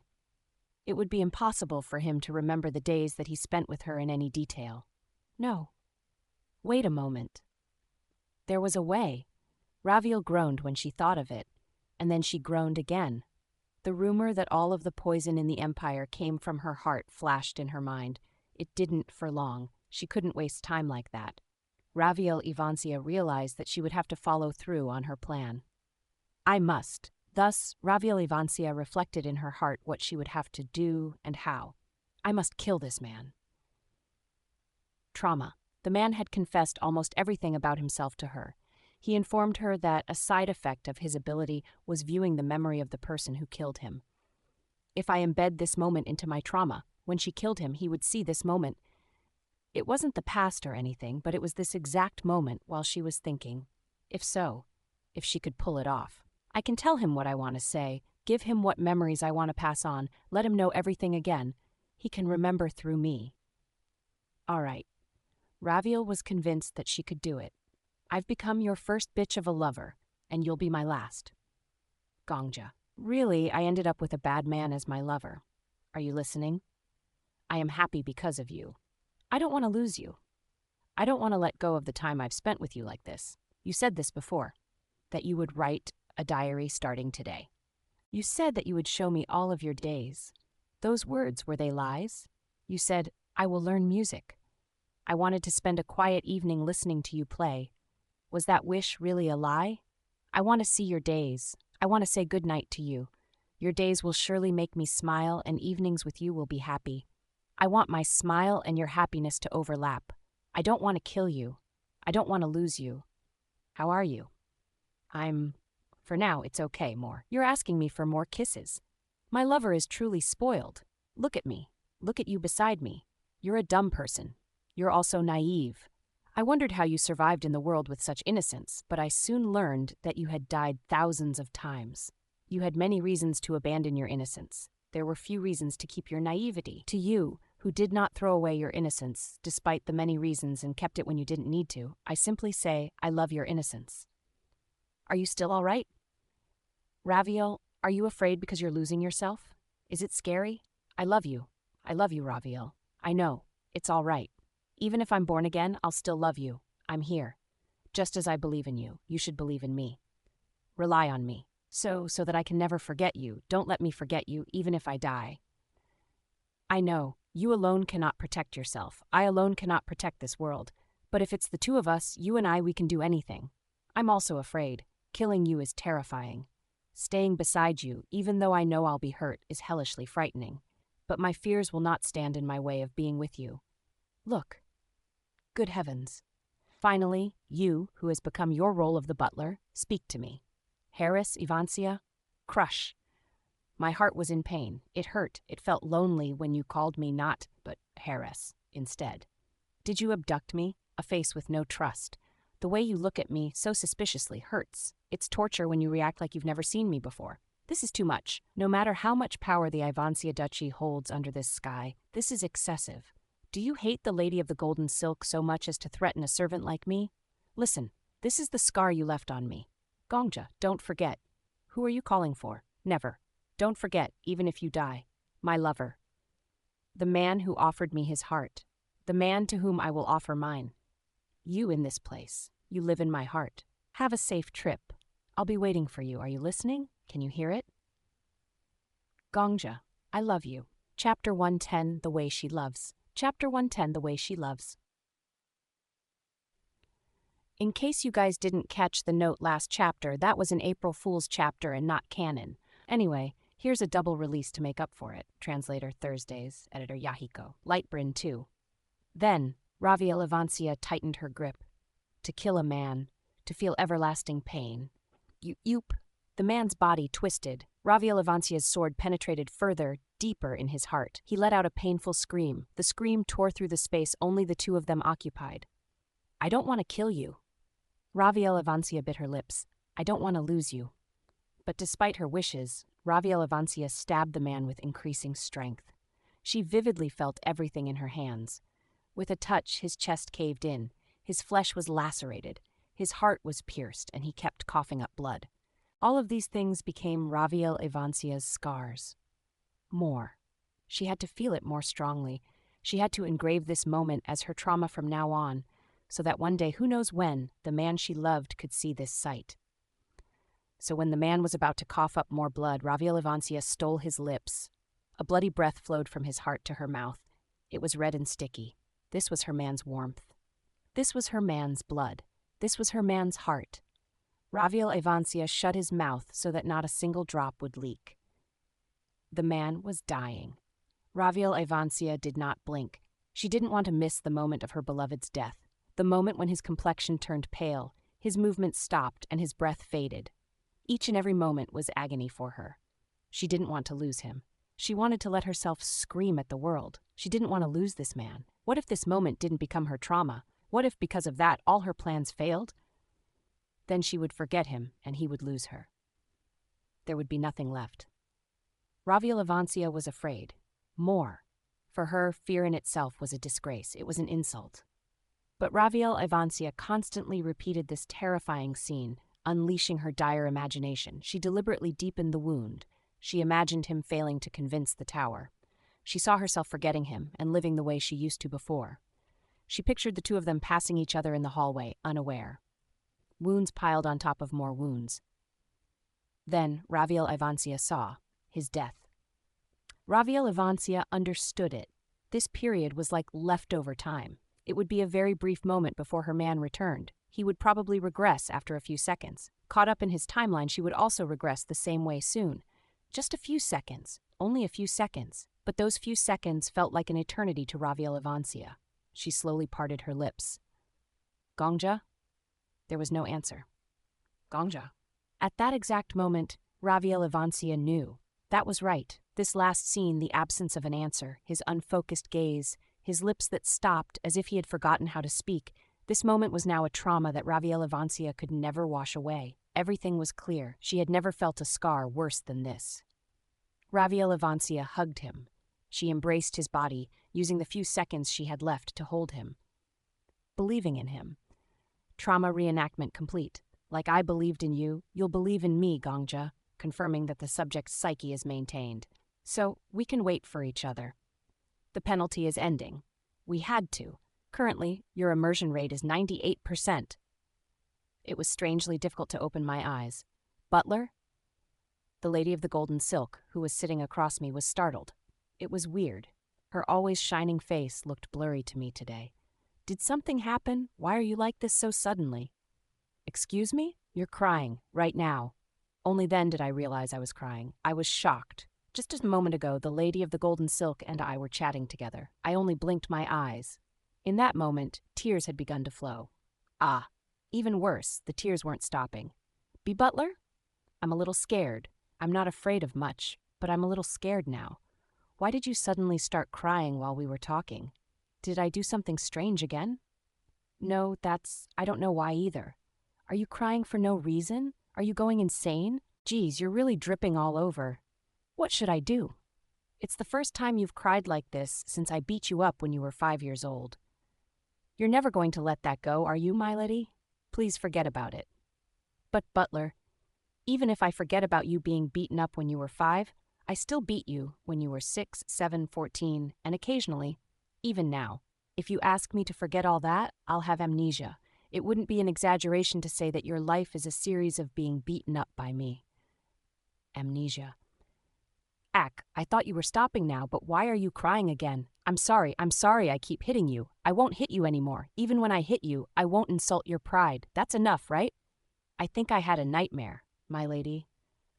What? A nightmare? Did I get caught by a monster and die? No. A woman was crying a lot while looking at me.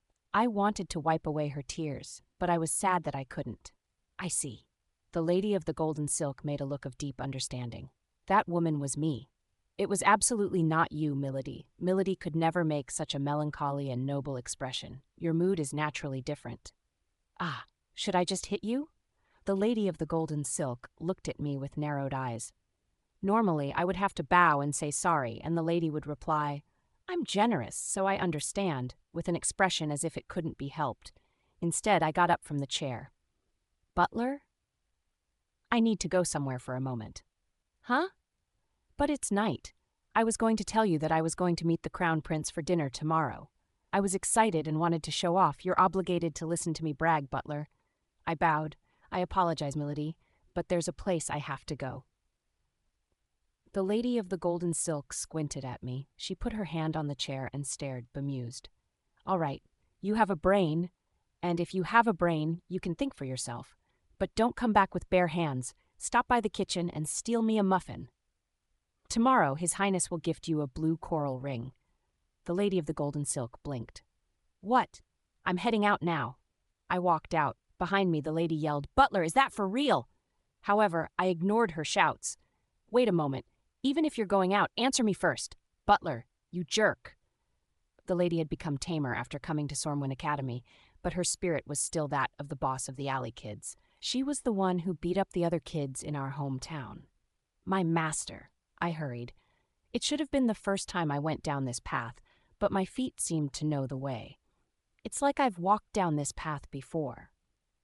The gate of the Lady of the Silver Lilies residence was open. There were no guards. It should have been weird, but I thought it would be like that. My feet did not hesitate to cross the garden, the hallway. You've arrived. A speck of moonlight. Were you waiting for me? Yes, today is the 2nd. Questions and answers that lacked context. A conversation that I couldn't understand stirred the night air. With the full-length mirror at her back, the Lady of the Silver Lily was smiling. Look in the mirror. What do you see? Plus, Marshall? Row. Plus, master, teacher, lover. D, plus. I can see the words master, teacher, and lover. The letter D as well. I can see fragments of small words, but I don't understand what they mean. Call me. Heir? I was about to call her Heiress Ivancia, but I shut my mouth.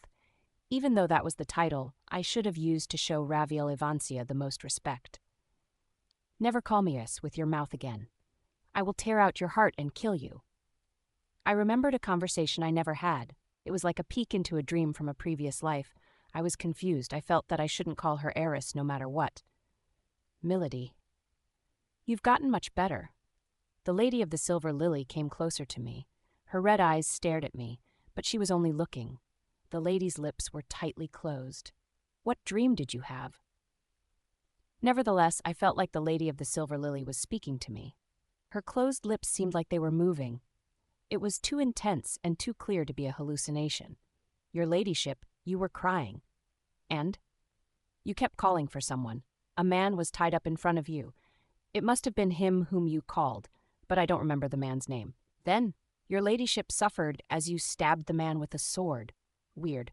Why did I keep talking to someone who didn't respond? Why was the lady of the silver lily quietly listening to me? It was really weird. The weirdest part was that my heart didn't find this situation to be awkward. That is admirable. The lady of the silver lily stroked my head. That is admirable. The words echoed deep into my heart. That is admirable. A long, long time ago, I think I heard these words before I was even born into this world. I felt like I smelled a blue scent. Look, the lady of the silver lily pulled something out from her bosom. It was a card. What is that? It's proof that you worked hard for me. You can feel proud. Tightly packed words were engraved on the golden card. The Class, rank EX fact. For a regressor, love is like poison. No matter how much you struggle, you can't share your time with the one you love. Thus, a certain regressor begged, please retain my lover's memories. That wish reached the tower and came true. You share a timeline with your beloved. When your lover regresses a day, you two go back a day. When you regress a day, your lover regresses a day.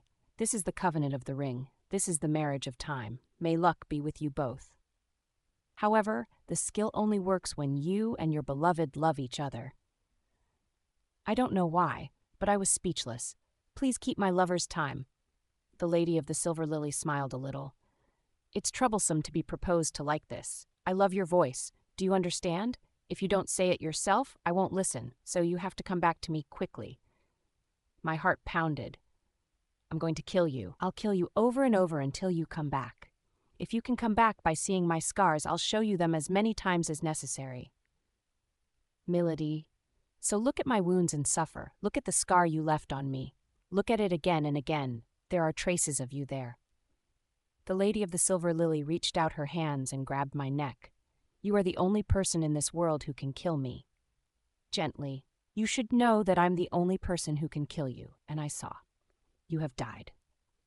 The trauma of the enemy who killed you is being reenacted. I saw, then saw again. Currently, your immersion rate is 97%. I saw the lady of the silver lily shedding tears. I saw her killing a man again and again. Every day I went back.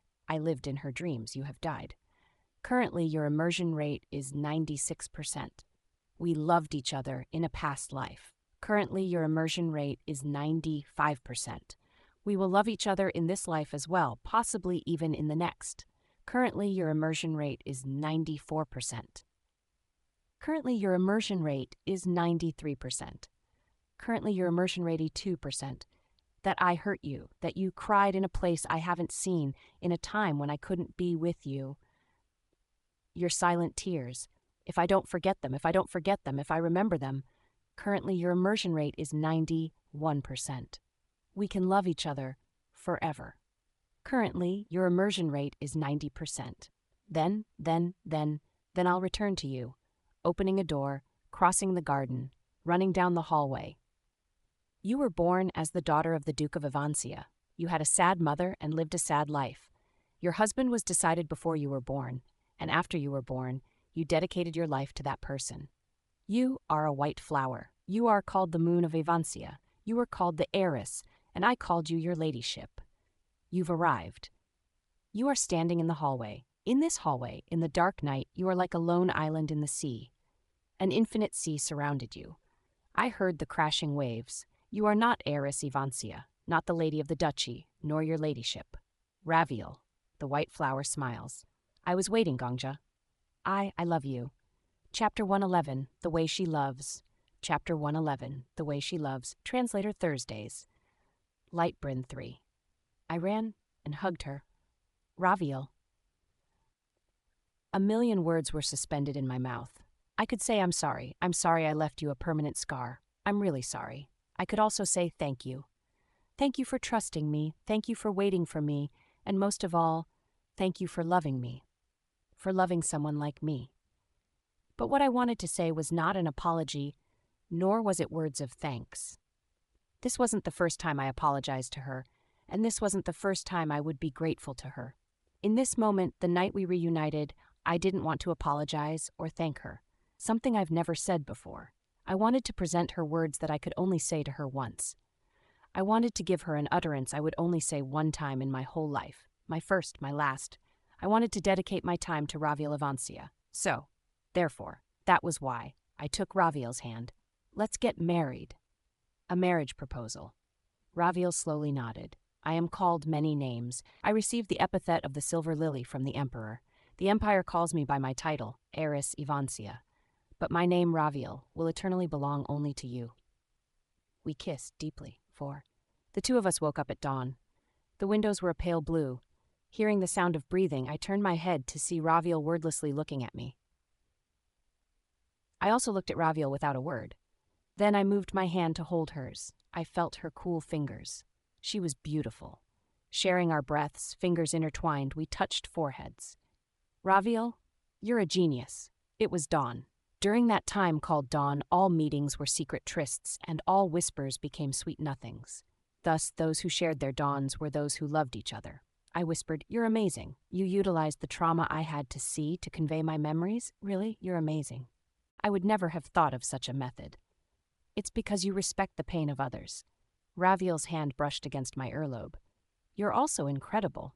How did you persuade the tower? The tower is like an inviolable administrator to constellations. I know that you have a silver tongue, but I didn't realize you could cajole the tower itself. Well, I don't actually remember much. It's like a vague dream. Memories probably disappear after meeting with the tower's authorities. Nonetheless, you succeeded. My lover is quite capable. And my beloved is a genius. I won't deny that. We pressed our foreheads together. We could admire each other without vanity or showing off. This fact made me happy again. When should we get married? Are we in a hurry? Saying it like that makes it sound dishonorable. Raviel laughed lightly. I felt dizzy. Lightning shot up my spine to my head. No music could ever compare to the beauty of Raviel's soft laugh. The first step would be to break my engagement with the Crown Prince. Ah, that was certainly true. Raviel nodded. His Highness and I are bound by our engagement, which makes it difficult to marry you legally right now. I don't really care about legality. I'll be satisfied with a small ceremony with us two. No, it matters to me. Raviel stroked my cheek. This is the world I live in. I am loyal to this empire. My world and my nation needs to recognize my marriage. Even if you are a commoner here, you are my lover, and every citizen of the empire must accept you. All right, but can we expect everyone to react well? It's fine, Gongja, Raviel said composedly. Citizens who do not recognize you will die by my hands. What do I do? She was too cool. I was falling in love again. I wanted to fall in love with her again and again. I understand. Let's have our wedding in your world, Raviel, but I also have a condition. Speak it. Breaking the engagement with the prince is necessary, but you shouldn't be the one to initiate it. I won't be able to forgive anyone who speaks poorly of you when they know nothing. If anyone tried to point fingers at my beloved, I would break that finger. If anyone gossiped about her, I would cut off their tongue. If anyone besmirched her, I would kill them. I wasn't kidding. I'd give them a taste of hell. It should be obvious to everyone that it was the prince who was at fault, and you simply had to break the engagement. Oh ho, are you telling me to insult the nation's foundation now? Me, The heir of the Avancia Duchy, who works in the shadows for the sake of the Empire? Yes, that'll be easy. We took a moment to kiss each other. Life became a bit brighter. Do you have a plan? Of course. Who do you think I am? I have a record of each time the Crown Prince met with the Lady of the Golden Silk, piled up in a drawer in my library. There are hundreds of pages in storage. I've prepared both alibis and witnesses. If I drag him to court, I'll win. What do I do? She was too cool. I was falling for her again. I wanted to fall in love with her again and again. Of course, we don't actually have to go to court. The imperial family would not want to advertise this. I just need to ask the emperor for a meeting with the evidence in tow. When will you go to the palace? As soon as possible. Raviel quietly pushed back my bangs. Gongja, when you marry me, you'll be marrying into the Ivancia ducal family. The imperial family will directly give you a title as my consort, and I will become your lord. 1. My heart throbbed. Officially, I will call you husband. You will call me wife. Is that acceptable? It's a hierarchical society, and you're from the Avancia family. I'm only an outsider, don't worry, it's just following the laws of the empire. I don't mind it at all. I'm glad you think it's all right. I thought you would say that, so test it out and call me wife. I paused. What's wrong? Are you embarrassed? You're embarrassed. I knew it. I'll try it out first. Her eyes smiled. Husband. My heart. I gulped. Spit stuck to the back of my throat. I slowly tried to open my mouth, but it was glued shut. My upper lip slid across my lower lip fruitlessly before barely making a sound. Wife. Raviel blinked. A silence settled upon us. My lover's red eyes stared straight at me. How do I describe it? Her face looked like that of someone who saw a hedgehog's paws. In other words, I had no idea what her expression meant. Gongja. Yes. Say it once more. Wife? Again. Wife. Raviel's eyelashes fluttered. Her shoulders shrank a bit. What the heck is this reaction? I didn't know it at first, since Raviel kept a straight face, but I soon realized it. No way. Maybe? Could it be? No, this wasn't possible, even if it was the end of the world, but... Raviel, are you embarrassed right now? Raviel mumbled. It's insanely adorable. My man is... Her embarrassment infected me in an instant. This was crazy.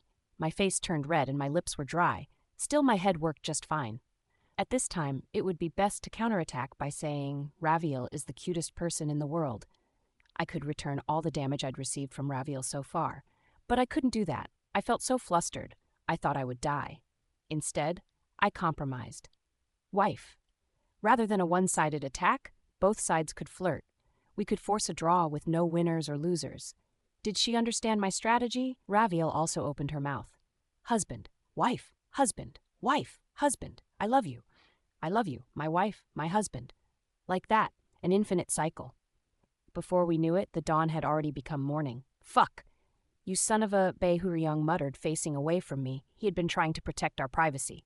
You shitty couple. You dorks give me goosebumps. Matching idiot couple. Fuck, what about me? Do you know how fervently I called you when you got immersed in the butler, huh? As soon as you become conscious, you don't even thank me and just dally with your lover, huh? Are you taking me lightly? You really want me to pass on? Huh? Shiny comforts the sword, Emperor. Ah, you're the only one I have left, Shiny. The ghost and the sword came to build a mysterious friendship. I'm sorry, and thank you both. But for now, I wanted to shower love on my beloved a little more. 5. In the throes of love, I remembered the goal of this stage, to prevent the destruction of this world. Also, the main cause of the end of the world was my wife's artifact, the Holy Sword's fragment, and the spiraling of her wish. In other words, if I recover the fragment, the world won't be destroyed by the demons. But that wasn't the only reason the world would end. The apostle of the ox that harvest ruins, the apostle of the war horse of the eternal plains, the apostle of the evangelist of everlasting happiness. On the last day, beings from different worlds descended from the rifts littering the torn sky. I clearly remembered the invasion of the apostles sent by other constellations. They'll definitely come. I knew because there hadn't been a message about the stage being cleared. My wife ascended to a semi-constellation from stabbing a fragment of the Holy Sword in her heart. A constellation was said to be the representative of a world. They were barriers that protected the world. In other words, this world only had half a shield. But my wife currently had no sword in her heart, therefore she had not yet ascended. Rephrasing that statement, there was no constellation protecting the world at the moment. Let's plan the wedding for a month from now, I said. It'll be exactly 10 days after I first possessed the butler. 1 month later from this moment. I see. You're matching the timing. We set the date for our wedding for the day this world originally would have ended. It was to reject the last moments of the world and remake it into our new beginning. It was an audacious choice. If so, it'll be quite a bit of work for me, but should everything go well, we can have our wedding next month. What sort of things need to be done? First, I need to break the engagement with the Crown Prince. Next, I must succeed my father's position. Raviel said it as if it were only natural. It will be difficult to marry you with my current status. The legal procedures are bothersome, and society will squawk about having a commoner betrothed to a noble. It'll be annoying. I'd rather become the Duchess and take you as my consort. When I become the family head, I can arrange things as I please. I was speechless. Raviel, I still have quite a few of the butler's memories. Isn't it quite difficult for the heiress to succeed as the family head? Especially for the Ivansias. It's the noble and great Ivansia family. Succeeding the duchy just because you want to is... You're right. It would be difficult if I were not me, Raviel said calmly. However, I am Raviel Ivansia. What do I do? She was too cool. I was falling for her again. I wanted to fall in love with her again and again. The duchy's vassals have already pledged allegiance to me. I also have military power. If my father wants to hold on to his power until the end, his only choice is to go running to His Majesty the Emperor. Thud. Raviel dumped a stack of papers onto the table. I have plenty of evidence that proves the Crown Prince's infidelity. The Emperor is as competent as the special operatives he commands. He will defend the dignity of the imperial family rather than stay loyal to my father, who has no real power. You phrase it like you have respect for the Emperor, but Raviel, isn't that the same thing as blackmailing him? Husband. Raviel looked at me seriously. I twitched when she called me her husband. We were calling each other husband and wife in order to get used to the new titles, even when we were alone. Yes, my wife? You have a job in the tower, not in this world. I understand if you do not frequently return to my world in this empire. You should understand that I cannot relinquish my noble title. Hearing it like this made me feel like a husband who worked abroad. But there will be occasions when you need to be with me. For example, at the events for the end of the year and New Year's. Furthermore, the events held by the Duke or Duchess and his or her consort are always political affairs. You will be the moon of Ivansia, and you will be honored as the noblest consort of the empire, barring the Empress. You'll need some level of political prowess. So, loyalty to the Emperor and blackmail of the imperial family can coexist, then? It isn't as if the empire is harmed when my wife becomes the Ivansia family head. Rather, I am fortunate to have such a capable noblewoman as my wife. My husband knows to read between the lines. He's capable, smart, and cool. Of course, I'm Raviel's man. I love you. I love you. We took a moment to kiss each other. Life became a bit brighter. For some reason, the ghost's face became more and more sunken. Who was it? Who taught this idiot to love? Who put this guy up to the madness and sickness of love? Why is he in love? If this guy wasn't in love, I would still be happy. Shiny regretfully points to the Sword Emperor. I should beat myself up for this. Then we began to work busily. For the greatest happy endings. No, for the greatest wedding. Chapter 112, Holy War. Chapter 112, Holy War. Thursdays, Edegyahiko Lightbryn, April 3rd, 2021. After reader feedback, we've decided to go with Gongjek's wife and Raviel's husband, as the author intended. 1. Romance fantasy trope 999. You don't need something like tropes for love. 2. In life, you occasionally receive gifts by chance. Lady of the Golden Silk. I need to tell you something important. Gee, it's been a while since you called me Lady of the Golden Silk instead of Milady Butler. Each time it's for something unfortunate. Let me deduce what happened this time. The Lady of the Golden Silk slowly raised her teacup. It was truly an elegant motion. Do I have a secret half-sister? You do not. Really? Then, was my mother secretly an illegitimate child of the former emperor, thereby meaning that my blood is intertwined with the imperial families? Thus, the love between the crown prince and I can never come to fruition? That isn't it. Or do I have both a hidden half-sister and a hidden bloodline, meaning that I have a lot of potential to be the protagonist of a story? No. Then what is it, you bastard? I'm getting married soon. Oh ho, marriage. So it was marriage. The lady of the golden silk sprayed the tea she had been drinking, mostly on my face. There was no trace of elegance to be found. Marriage? Yes. Marry a G. That's correct. If that's a joke, it's a really bad one, Butler. Do you want me to hit you again? It isn't a joke. I wiped my face with a handkerchief. There's no way I would joke about this to Milady, is there? I really am getting married. You can't stop me. I've already set a date for next month. Who's your partner? That would be the esteemed lady of the Silver Lily. Oh, come on. You're definitely fibbing. The lady of the golden silk sighed. Phew. Her face looked relieved. Her expression showed that she didn't think Raviel would marry me, even if the world was ending. Oh, well, that was a normal reaction. Do you think I'm lying? Yeah, it's a poorly spun lie at that. Please come up with a more plausible tale if you want to trick me. I'm giving you a failing mark in creativity. If it's for real, will you allow me to marry her? Ah ha ha, sure. I'll let you marry, or whatever, Butler.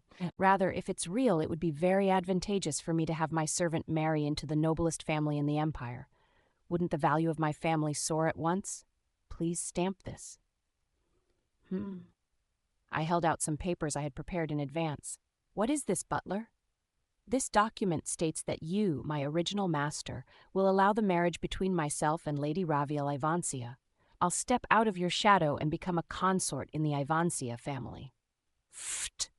The lady of the golden silk held her stomach and laughed. Key consort of the Ivancias, pfft! What's that supposed to be, a joke? A prank? Are you saying that my butler will be called Duke Consort of Ivancia? It's hilarious just to imagine. Me becoming the Empress is more likely than that. The lady of the golden silk's grin changed into a different sort of style. Well, that is what will happen this time. I remembered the summary I had read before entering this apocalypse. It's her second try. Since the heretic questioner hadn't possessed her yet, I could guess at the lady of the golden silk's true nature and thought about many things regarding her. For now, I buried all these thoughts and said, "Will you please stamp it?" The lady of the golden silk grabbed her stomach again and laughed. "Oh, gladly. This will become a piece of your dark history, Butler. As your generous master, I can't look away from this amazing farce." "Thank you. Then I'll call over my fiancé tomorrow." Yes, Heiress Ivancia, the second brightest moon in the Empire. Dream on." The next day I stood with Raviel before the lady of the golden silk. "I brought her over, milady." The lady of the golden silk's jaw dropped. "We already know each other, but I shall greet you again," Raviel said, holding a fan. "I am Raviel Ivancia, daughter and successor to the Duke of Ivancia. I received the epithet of the Silver Lily from His Majesty the Emperor." "Huh? Ah, yes, of course we know each other. Your ladyship. It is a joyous occasion for me to marry your butler. The butler is bound to you. Getting married would be difficult without your permission, but you have easily granted it. Truly, thank you." "All right. This is a wedding invitation." Raviel curtly handed her a letter. The border was decorated with a thread of silver, and in the center of the envelope was the red wax seal of the duchy. The lady of the golden silk accepted the letter with a dull face. "Rejoice. You are the first person to receive an invitation. I hope you know what an honor it is. Well, it is but a small gift to you as you have cared for him until now." "Butler, this is a joke, right? How impudent. As of today, this man is my fiancé, not your butler. You don't possibly believe that the Ivancia family is inferior to your barony? From now on, treat my fiancé politely." "Duke, consort." The lady of the golden silk stared at me like the world had flipped over. Her gaze was desperately asking me to deny the title she just spoke. I bowed politely. "It was an honor to serve you, milady. But from now on, please call me Duke Consort, respectfully." "Then, shall we go, Raviel?" "Humph. I told you to call me husband in front of others." "Ah, pardon me, husband. My mouth isn't used to calling you that yet. My wife is so silly, but I like everything about you, including that part. I love you. I love you. We left side by side. A while after, we heard a faint scream behind us. "What is this?" A spring with falling magnolias. Our marriage was drawing near. 3. My lover, Raviel Evancia, was a person who followed through on her words. If Raviel said our wedding would take place within a month, it really would. "I've detained my father in our villa," Raviel said, casually and calmly. "There is a group of people in my family who still follow my father, but their numbers are few. We can ignore them. I negotiated with the emperor for my succession to be recognized, and I've already become the Duchess of Ivancia. Now I shall be called the Silver Lily Duchess, not the Lady of the Silver Lily." My father-in-law was incarcerated overnight. Is this all right? While I was feeling uneasy for an in-law I had never met, Raviel looked at me. "You are now the fiancé of the Duchess of Ivancia. You are the host of the second highest-ranking family. Other than the emperor, the empress, and the prince, there is no one you must bow your head to. At least, not in this empire. All citizens of the empire, regardless of status, must bow to you. In the absence of the imperial family, you will be treated with the highest regard." Raviel was serious. It was only after I heard her words that I felt that something huge was happening. Until now, I thought of our wedding only in terms of my love for Raviel. Our love was sweet. It was romantic. But for Raviel, marriage was more than just romance. The immense truth of the matter dawning on me, I opened my mouth. "But I'm only a commoner. Of course, the socialite biddies will gossip, Gongja. Your past is like the train of an uncomfortable dress, and it will follow you wherever you go. But I've taken what measures we could measure. What did you plan? You will become the adopted son of the Grand Chamberlain of the Imperial Palace." Raviel handed me a sheet of paper. The Grand Chamberlain has served the imperial family for a long time. He was awarded a noble rank, his personal record is clean, and his honor is regarded highly. Most importantly, he has no children. Becoming the son of this old chamberlain will raise your status immediately. Oh my God. No, really. Oh my God. Is that allowed? It is, if I want it to be. Even now, Raviel was working through a mountain of files. Swipe. Raviel's quill never stopped moving. It was hard for me to guess the contents of those documents and the political repercussions they would have. I omitted all the annoying steps. Just sign that paper. Then you'll be recognized as the son of the Grand Chamberlain. It was like this, the reality of marriage. The father-in-law I had never seen was confined in a villa. I also became the adopted son of someone I never met. Many things were happening that I didn't know about. I realized belatedly as I signed the adoption papers how momentous it was to become the wife of the Duchess of Ivancia. It was clearly demonstrated by the scenes that I faced a few days later. Greetings to the second brightest moon in the empire. Even if I was just passing by the academy, the noble ladies and gentlemen recognized me and yielded to me. They were utterly courteous. The rumors had spread to the academy at some point. I pay my respects to the lord of the house of Ivancia. All right. Congratulations on your betrothal. May there be eternal glory to the Ivancias. Thank you. The students stopped talking whenever I walked by. They stopped whatever they were doing and remained silent and polite until I left. The academy's guards, including the knights, saluted respectfully when they saw me. There were no exceptions. Even the academy teachers bowed, as if it were natural. Even when I reached rank 3 in the tower, even when I became a popular celebrity and was surrounded by crowds, I'd never felt the same way. This is the thing called status. I wasn't a star. I wasn't an entertainer. These people weren't surrounding me or using their smartphones to take a picture of my face. They merely kneeled. Amazing. They probably only acted like this in front of me. I would bet that as soon as I left, they would spread all sorts of dirty rumors about my origin and about Raviel and the prince's unconventional breakup.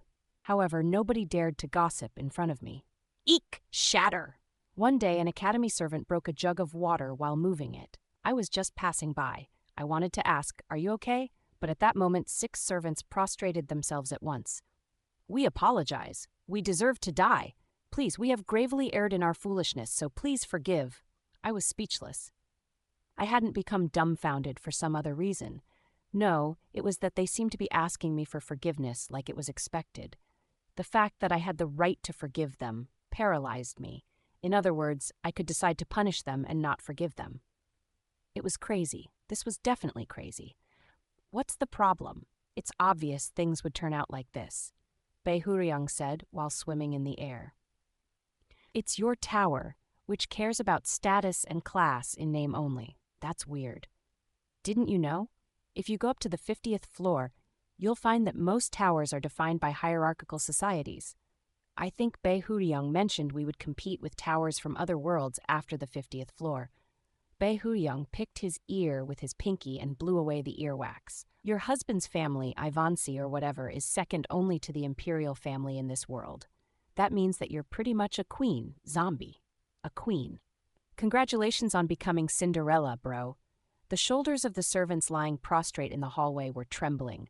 Suddenly, what Raviel said came to my mind. Every citizen of the empire must accept you. My world and my nation need to recognize my marriage. This was exactly what she was talking about. In just a few days, I had risen to the top of the pyramid. I had reached the pinnacle of power. This is Raviel's world. If so, how should I act? Not just as Kimja, not as the Hunter Death King, but as the spouse of the noblest family in this land. I bent over. Then I picked up a fragment of the broken jug. I quietly placed a fragment in the palm of the servant who had erred. Make this into a necklace and wear it on your body. I opened my mouth. The necklace is the accessory closest to one's heart. Keep your mistake close to heart. Reflect and repent for it. Don't wait for me to forgive you. When you yourself think and feel that it is enough, you may forgive yourself. Do you understand? Yes. I turned and walked away. That evening, Raviel said to me, my wife responded thoughtfully. I cut some meat with a knife and fork. I was learning table manners over dinner. Raviel moved her hands deliberately and slowly on the other side of the table so that I could watch and learn. Well, did I do well? You were excellent. If you forgave the servant too easily, people would have said, he isn't strict because of his humble background. How can he manage the duchy with that attitude? If you punished them too sternly, the rumor that he's getting full of himself when he climbed ranks overnight would have spread. Either way would have struck out. People would have cursed you whether you forgave the servants or punished them, wife. In this case, the event itself is not important. The presentation is. You wisely wrapped up the situation by creating a moving story. Raviel smiled. What happened today has already been disseminated throughout the Empire's social circles. Those with a pure curiosity will admire your heart, and those with thick heads will admire your sagacity. I thought you were an amateur at politics. What magic did my beloved use? I just thought of you, Raviel. My knife split the egg yolk. The color of a young chick deflated. I knew you were working hard in spots that I can't see. I thought of how much you think of me, and naturally I thought about you too. I had thought from Raviel's perspective. How should I act to best help my husband? If I forgave the servants, I would have been seen as a soft-hearted duke consort. If I punished them, I would be seen as a strict one. However, I thought that being perceived as a wise consort would be the most helpful for you. Why is that? People won't think that my husband is generous just because her wife acts kindly. Similarly, my strictness doesn't affect your image. The candle on the table went out. However, if I am wise, Raviel must also be wise. Choosing a sensible spouse is wise in itself. Raviel covered her lips with a white napkin. You thought of me. Yes, Gongja, you've already helped me. The people of the world won't know this, but you've saved this world from destruction. You'll continue to save it in the future. Isn't it all right for you to do what you wish, even a little? No. I shook my head firmly. I'll be with you all my life, Raviel, for the rest of our lives. I don't want to obsess over what I've done for Raviel. I don't even want to think about it. I want to give you more things that are more precious than anything I've done for you before. I want it so that meeting me would be the greatest fortune in your life. I hope that being beside me will be your greatest happiness. I want to mean the most to you, Raviel. It's not a matter of fortune or happiness. Raviel stood up from the table. She slowly approached me and bent down. You are my one miracle. Our lips met. Of course, not everyone succumbed to the Avancia name. I am against this marriage. The lady of the golden silk came to me every day to complain. Since the prince was called away by the emperor, the Lady of the Golden Silk only had me to lament to since she couldn't speak directly against Raviel. But haven't you already stamped the document? It's invalid. Invalid. I stamped it because I thought it was a joke. Regardless of what you thought, the papers are legally valid. Ugh, The Lady of the Golden Silk chewed on her fingernails. It's strange, very strange. Nothing like this happened last time. Did I cause a butterfly effect? No, this is too much for that. Ah, Lord Ox that harvests ruins. What is this? The ox that harvests ruins. I tilted my head as if I was hearing that keyword for the first time. What does that mean? It's nothing. The Lady on the Golden Silk clamped her mouth shut. Whatever. This is probably one of the Lady of the Silver Lily's schemes. She isn't the Lady of the Silver Lily. She is to be the Duchess soon. Be respectful. Oof, Butler, I really hate you. I'll never forgive you. The Lady of the Golden Silk glared at me and left the room. Slam! The door shut violently, making the hinges creak. She was showing that she would not let this marriage pass by idly. The Lady of the Golden Silk would probably be the biggest obstacle regarding the wedding. However, I wasn't worried at all. There were only 10 days left before the wedding. Death King! Someone wearing the costume of the Lady of the Golden Silk burst through the door.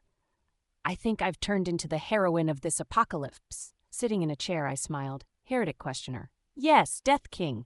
In 10 days, the constellations of the other worlds will attack. I said to my colleague, who had turned from the greatest obstacle to the greatest assistant. Please prepare for a holy war, SSS-Class Zealot.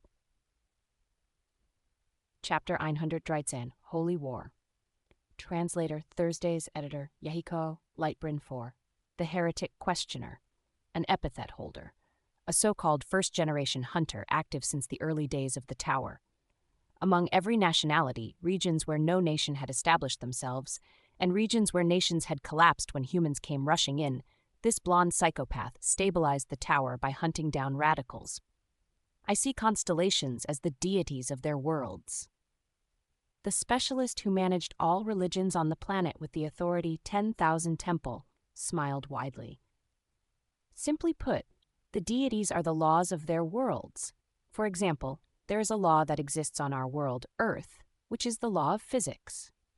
Though the laws of physics are basically installed everywhere, like Windows operating systems, so they're nothing special. That's why there isn't anything special about our world. But we have nuclear weapons and guns, you know? As I said, the laws of physics are the foundation of everything, no matter where you go. That means that those two tools can come from any world where the technology is advanced enough. The heretic questioner continued that it would, however, be difficult to develop technology based just on physics if magic and miracles were common. That didn't mean that other worlds couldn't invent nuclear technology and guns anyway. I guess there was also an apocalypse destroyed by a nuclear war. The saga of the Iron Knights in space, which is now our 23rd floor, was science fiction. Could it be? Was Earth the weakest among the worlds? I knew that magic and skills didn't become common until after the Tower rose, but I felt weird hearing that our home Earth, the blue marble, was weak. Was this nationalism? No. Should I say it was globalism? But, like you said, it is true that guns and nuclear weapons are very powerful. If we were to rain them down, we could defeat quite a few apostles. I see. Raviel tapped her mouth with the tip of her fan. Since the laws of physics are the underlying bases of most worlds, physical attacks can be used almost anywhere. That's right. It is natural that those who aren't bound by physics cannot attack physically. And if they have physical bodies, then physical attacks will, of course, work on them. But the question of efficacy remains. Will they be affected by the full force of the attacks, or will the attacks be reduced? The floating Sword Emperor let out a small exclamation. Ha! That guy's smart. Sword Emperor, does this sound right to you? Yeah. That's why the Constellation Killer could break shiny with his aura, and why I wasn't pushed about when I only trained with a blade. That kid who controls the Black Dragon Guild could also make pancakes of Prita with her beam. Physical power is a very powerful law. Shiny sullenly nods. It can be said that a constellation's class depends on how much they follow the laws of physics. I wanted to ask what that meant, but the heretic questioner began to explain it right away. The part that I just said about reduced physical damage is unexpectedly important. This is because one can follow the laws of physics, but not be completely bound. And if that's possible, because all constellations have their own laws, their apostles have to oppose the laws of physics with those laws. Ooh, as expected, you have a brilliant understanding of it. You are indeed Death King's partner. That's obvious. My husband spoke such lovely words. I was certain that Raviel was shining this small tactical meeting with just that. Zombie, won't you focus? You're deciding this world's fate right now. Shiny jumps up and strikes the back of the warrior's neck. Good grief, they're so pitiable, not knowing a love like mine. Hey, quit your BS, zombie. Shiny looks at the warrior with eyes like rotten fish. Shiny, you don't even have eyes. Shiny says to look at the jewels on the sheath. When I followed her words and looked at the decorated sheath, the colors of the jewels were somewhat hazy. I got it. I'll watch myself. And concentrate. Yep. All constellations have their own laws. Their apostles also obey those laws. What are some examples of laws? For example, there is a constellation named Barbet. A god of love, the heretic questioner added. This constellation translates everything in the world to romance. In a world ruled by Barbet, power and wealth are meaningless. A person's strength is determined by how much romance power they have. Romance power? What's that? You have to see it. The heretic questioner combined his hands to make a sign. Sacred technique, psyche. 1. Poof. Light emanated from the heretic questioner's hands. It wasn't just white, but also reddish and a little pink. Anyway, a thick perfume like mist shrouded us. Aha. This is temporary, but I've set up a sanctuary for the god Barbet. Try doing something, Death King. I looked around awkwardly. It was late at night. The heretic questioner Raviel and I were in Raviel's quarters to strategize for the coming invasion in 10 days. Nothing's changed except for the pink mist, though. Excuse me for a moment. It was then. The heretic questioner hooked his foot around my ankle to trip me. Huh? I said, my body tilting. I said as I grabbed Raviel's arm. Ah! The two of us fell to the floor. Raviel stared down at me. She was on top of me, making it look like I was being attacked by her. It had all happened in an instant. Gongja. Showing this kind of affection in front of someone else is embarrassing. I was mortified. No, it's not like that, Raviel. I was just falling. Ahaha! The heretic questioner laughed. It's a pose you often see in romance works. Heretic questioner, this is... In Barbet's sanctuary, every action leads to romance. You don't simply fall, you draw in people around you. For example, if Death King wore a dress shirt and drank some water, there is a 95% chance that the water will spill and show off his muscles. Everyone nearby would inevitably be flustered by the sight. Oh, Lord, what was that? Wasn't that cosmic horror, not romance? In short, a sanctuary reinterprets the world and brainwashes people. It's the same for the great library we were in earlier. The librarian interprets the world as a collection of stories, and we are compelled to be characters. Poof. When the heretic questioner made another sign, the circle of pink on the floor disappeared. Flushed, I got out from under Raviel. The heretic questioner smiled widely and said, defeating the constellation's apostles with their laws and the laws we can use. This is both a holy war and a star war. A holy war and a star war. In Korean, both would be written as Sungjin. So how should we deal with the holy war that will take place in 10 days? We need to know exactly which constellations are involved. You can infer this from what I've said so far, but our tactics will depend on the constellation's laws. Certainly, knowing information about the enemy before the war is extremely important, Raviel said, her fan at her mouth. The heretic questioner nodded. Yes. So I ask you, which constellation's apostles are coming in 10 days? Can you tell the laws from the names of the constellations? If you know their true names, it is 100% possible. I can look with my skill. 10,000 Temple. At that, I recalled some information about the young man. No, he was possessing the body of the Lady of the Golden Silk, so young woman in front of me. It was around when I was fighting Prita on the 13th floor. When I was fulfilling the prophecy, the Black Dragon Guildmaster said that not only was the heretic questioner skillful, but he was also knowledgeable of other worlds' religions. Good. A description? Can you infer a constellation's true name from their epithet? If the constellation is famous, yes. If that was so. They are the ox that harvests ruins, the warhorse of the eternal plains, and the evangelist of everlasting happiness. The heretic questioner rubbed his chin. The ox that harvests ruins is Mutia. That constellation's main areas of control are destruction and recreation. It's simple but powerful. Destruction and recreation. How does it fight? I guess its physical force can be used strongly at will. It can crush an area, dismantle a being's structure, and maybe recombine the structure afterward to create a golem. It's very rare, but there are times when it can also use the power of time. Time is also a part of the laws of physics. The second reincarnation female lead characteristic of the Lady of the Golden Silk was definitely because of Mutia's power, then. An apostle of a constellation beyond this world had already been present here.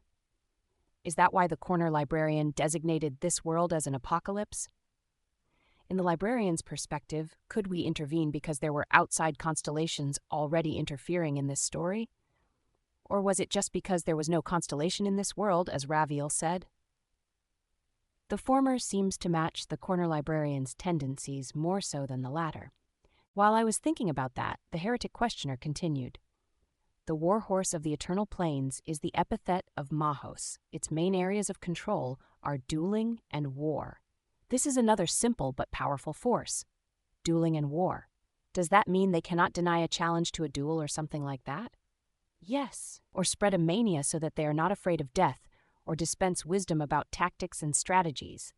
On the other hand, it can also forcefully make a peace zone by banning war itself.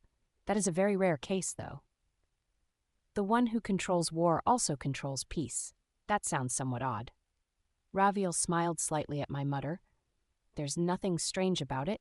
Peace is nothing more than a name for the state in which war has desisted. Therefore, one who can effect war can, of course, effect peace. Exactly. The heretic questioner smiled widely. I don't know the true name of the evangelist of everlasting happiness. It must be a constellation who hasn't become famous yet. It was unknown.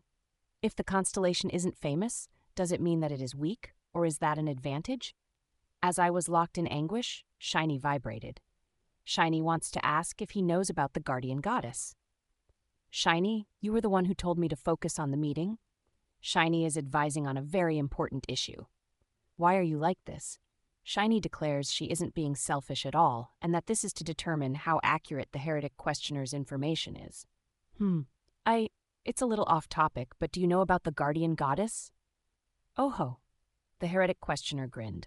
The guardian goddess is Huia's descriptor. As her name suggests, her areas of control are mainly protection and immortality. She is a very powerful deity, but my 10,000 temple skill says she lost her strength because of a certain event. Shiny sparkles, saying that this person is genuine and can be trusted. Gongjia, why is your sword suddenly doing that? It's hurting my eyes. Just a moment. I'll wrap it up. Shiny screams for the warrior to stop. Anyway, while I received confirmation that the heretic questioner's information was correct, Raviel tapped her chin with her fan. It'll be difficult. Each enemy is of a different type. Are there a total of 3 enemies? It'll be even more difficult since each apostle might borrow different levels of power. Even so, we can see the broad strokes. Thank you for sharing your information. Aha, saving this world will help our tower. It's efficient to help you. Is that so? Yes. And my other skill, Sacred Technique, can borrow the powers of any god I know the true name of. Combined with everyone's strengths, we will find a way. Our strength. Raviel and I looked at each other. Then we opened our mouths at the same time. It's love. That will be love. There would be plenty of people who are better at fighting than us, and there would be people who are smarter than we are, but we were confident in one thing. Our love was greater than anyone else's. Huh? The heretic questioner tilted his head. It's weird, Death King. When I see the two of you being lovey-dovey, the area around my heart feels tingly and numb. I never felt something like this before. So what could it be? It's a heart attack. I also heard a message that my immersion rate got higher. How should I interpret this? No. For now, please be careful with the immersion rate. If the Lady of the Golden Silk swallowed the heretic questioner before the war, we would be hamstrung. Regarding what we said earlier, Raviel and I were on the same page. She said, The love we mentioned has a meaning other than the general definition. What is that? I'm sorry, but I can't share. Let's say it's a secret weapon. But I can't take it into account when we're plotting. That's all right. Let's discuss basic tactics and steps instead. As I am powerful in this world, I can arrange for security forces to be anywhere in the wedding hall. For example, I can borrow the Emperor's special operatives. Oh ho, how skilled are those operatives? Like that, Raviel and the heretic questioner sat across each other and continued to talk. This will work. The sight of the once-loved rivals, though one of their personalities had obviously been swapped, talking determinedly to fight together filled me with optimism. This will definitely work. Bei Huryong entered my vision like a bucket of cold water. Gongja, don't be an idiot. Being invaded by 3 apostles is no easy thing. How bad will it be? Think of it as about 1.5 times the strength of Prita on the 12th floor. What a novel unit of measurement. Prita was a constellation. The invaders now are apostles. Wouldn't apostles be weaker than a constellation? She was the lowest level constellation. In terms of your tower ranks, she was like a D-rank constellation. 12th floor, Prita was? Yes, 12th floor, Prita was. Bei Huryong continued to pick his ears. Well, I'm not worried since it's you. No, I should say that I am not worried since it's you two. Bei Huryong glanced at Raviel. Since he spent a long time beside me, he must have guessed what the secret weapon Raviel mentioned was. It was the same for me too. Thus, I didn't think that this invasion couldn't be overcome. But zombie, don't you want to clear this stage with 0 casualties? Yes, that's right. You'll have to think hard then.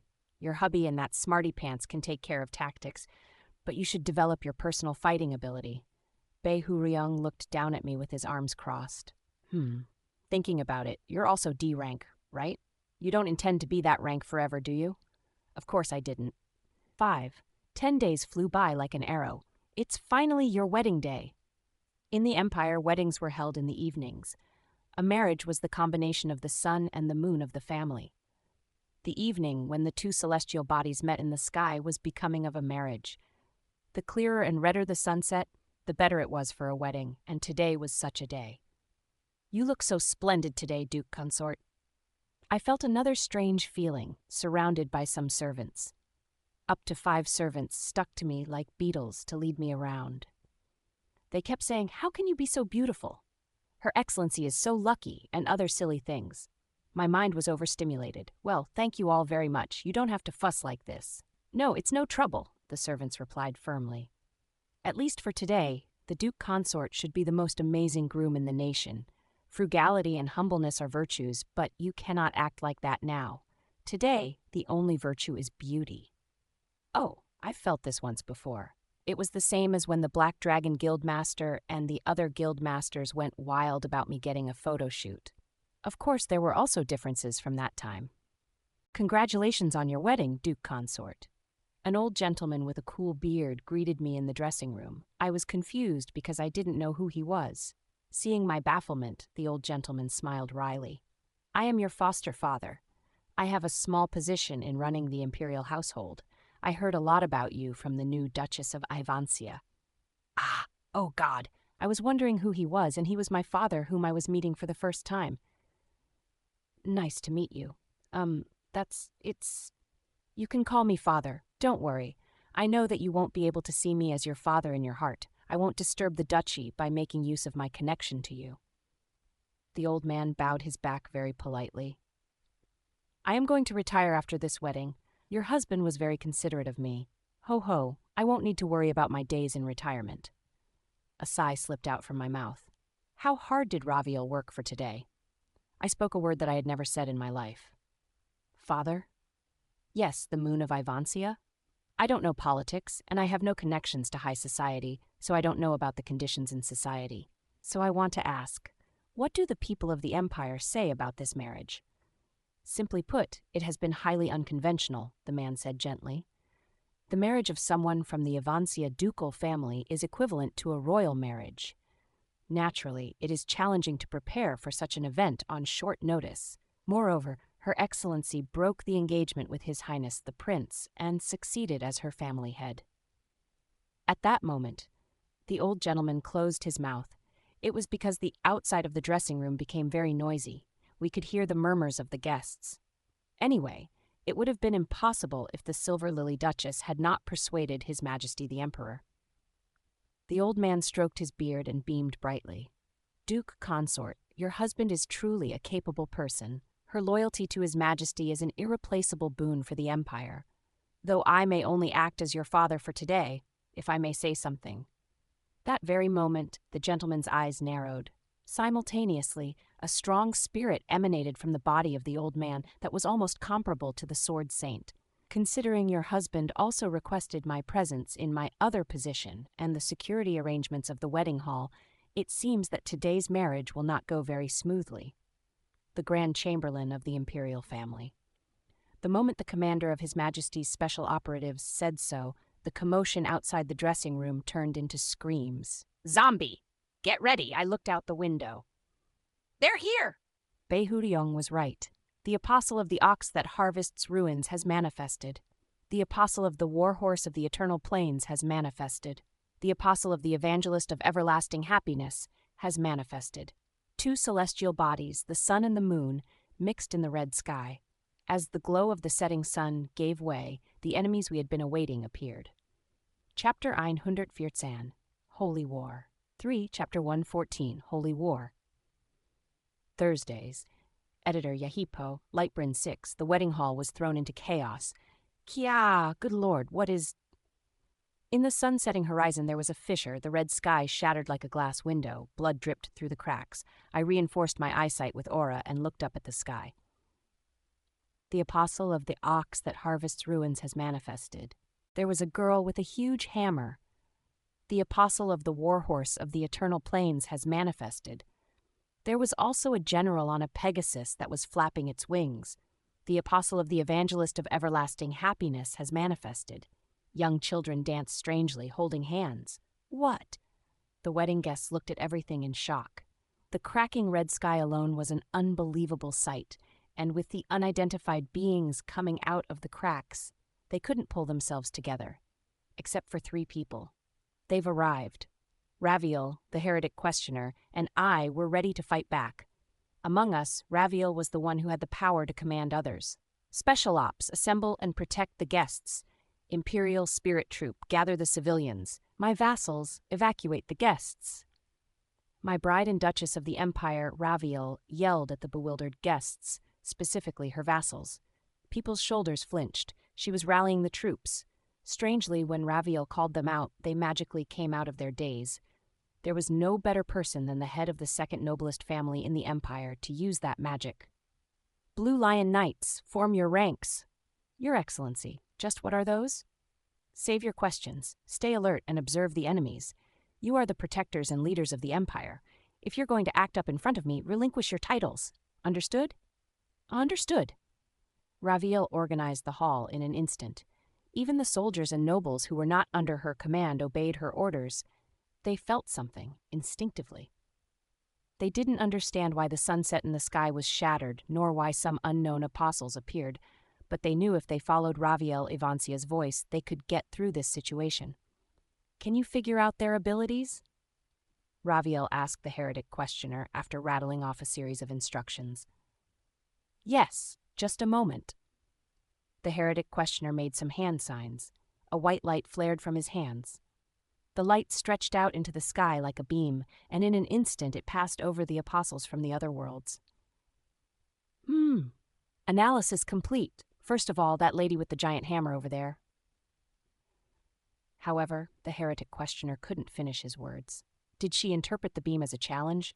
The apostle wielding the hammer jumped from the sky. Her blonde hair fluttered as she slammed the ground with the huge iron hammer. Boom! The ground was literally upturned. Screams echoed. The wind pressure of the strike alone caused a tornado to form. The red and white flowers that had been imported from the southern part of the empire for the wedding were whisked messily into the air. Amid the hundreds of flowers blooming and scattered, the apostle's eyes burned red. Raviel Ivancia. Her eyes and voice were somewhat familiar. I won't give you a thing. Shockingly, the apostle looked exactly like the Lady of the Golden Silk. Lady of the Golden Silk? Why does she look like that? The guests chittered suspiciously. The lady of the golden silk was a celebrity too, even if she wasn't as famous as my husband. It was natural that many people recognized her face. Some of them astoundedly looked back and forth between the apostle and the heretic questioner. The heretic questioner quietly muttered, "This isn't good." That's probably the noumenon of the lady of the golden silk. 1. Noumenon? Put simply, it's like the devil is grasping onto her soul. Instead of borrowing the power of the constellation, she's giving it the entirety of her abilities, appearance, and memories. Aha! That lady probably had a wish she really wanted to fulfill, no matter the cost. Interesting. The recipient of the heretic questioner's interest was swinging her hammer. Whoosh! People were blown away by the wind pressure of the hammer.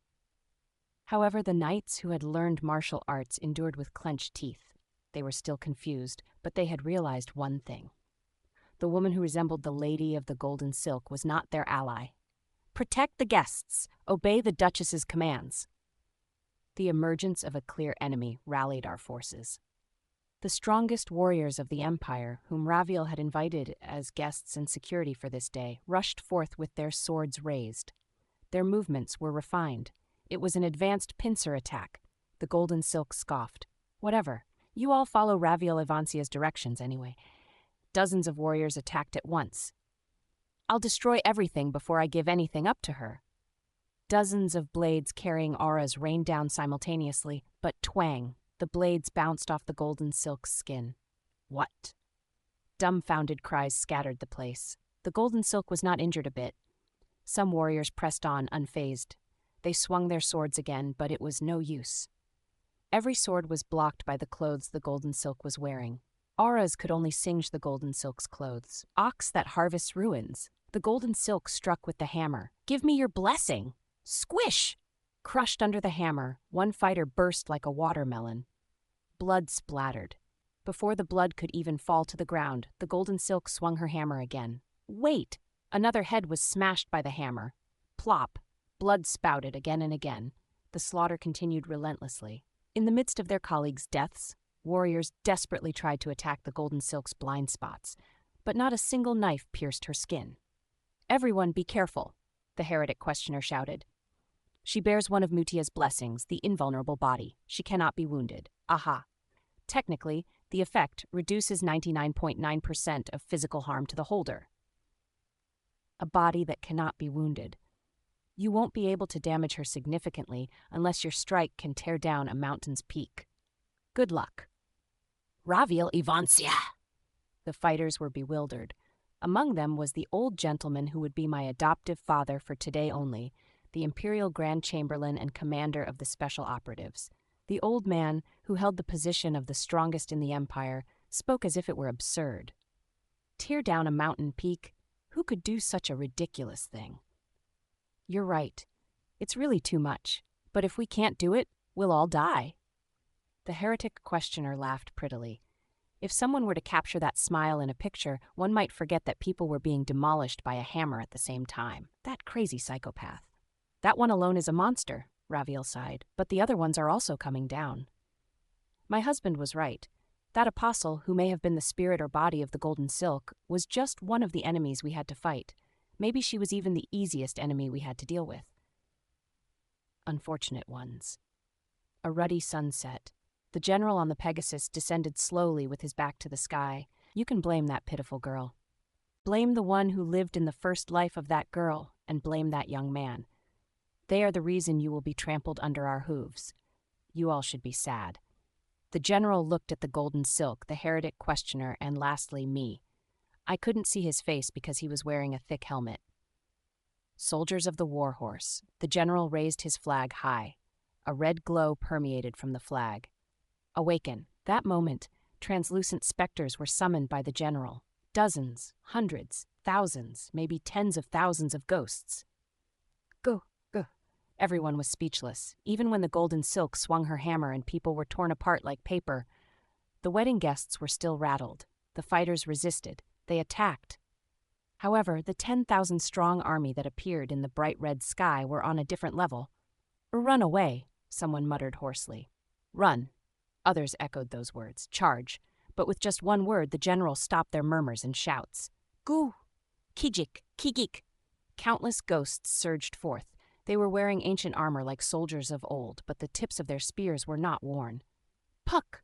The back of a guest who had been trying to escape was pierced. Spare me! Ah! A massacre! The guests collapsed, bleeding. Their spilled blood painted the white flowers red. What was supposed to be the most glamorous wedding hall in the Empire turned into the most gruesome hell. Heretic questioner. I opened my mouth. My voice was extremely cold. What is that apostle's power? I just finished the analysis. One of Mahos's blessings, the sanctuary battlefield, is active. The heretic questioner made more hand seals and spoke. Just as the character window was visible only to me, it seemed the heretic questioner was looking at words that only he could see. The sanctuary battlefield is an area of effect blessing. It influences the whole field. The effect is amazing. It affixes the summoned being's ability to its prime. Each of those ghosts is an elite among elite soldier. They are the souls of the warriors who followed Mahos. We don't have enough. Raviel put down her fan. The difference in our numbers is too great. Mutia's apostle has the ability to never lose in a one-on-one battle, and Mahos's apostle has an advantage in a melee. This is a dilemma. Lu, then. Lu, Lulu, la, la. The third and last apostle began to move. La, Lulu, la, la, Lu, Lulu, la, la, la. The apostles who looked like children were singing. The song fell from the sky and reverberated to the ground. The children danced in a circle dance like they were doing a traditional folk dance, and the faster they danced, the stronger the song became. La, lu, la la. Flop. The guests who were being chased by the ghosts suddenly collapsed.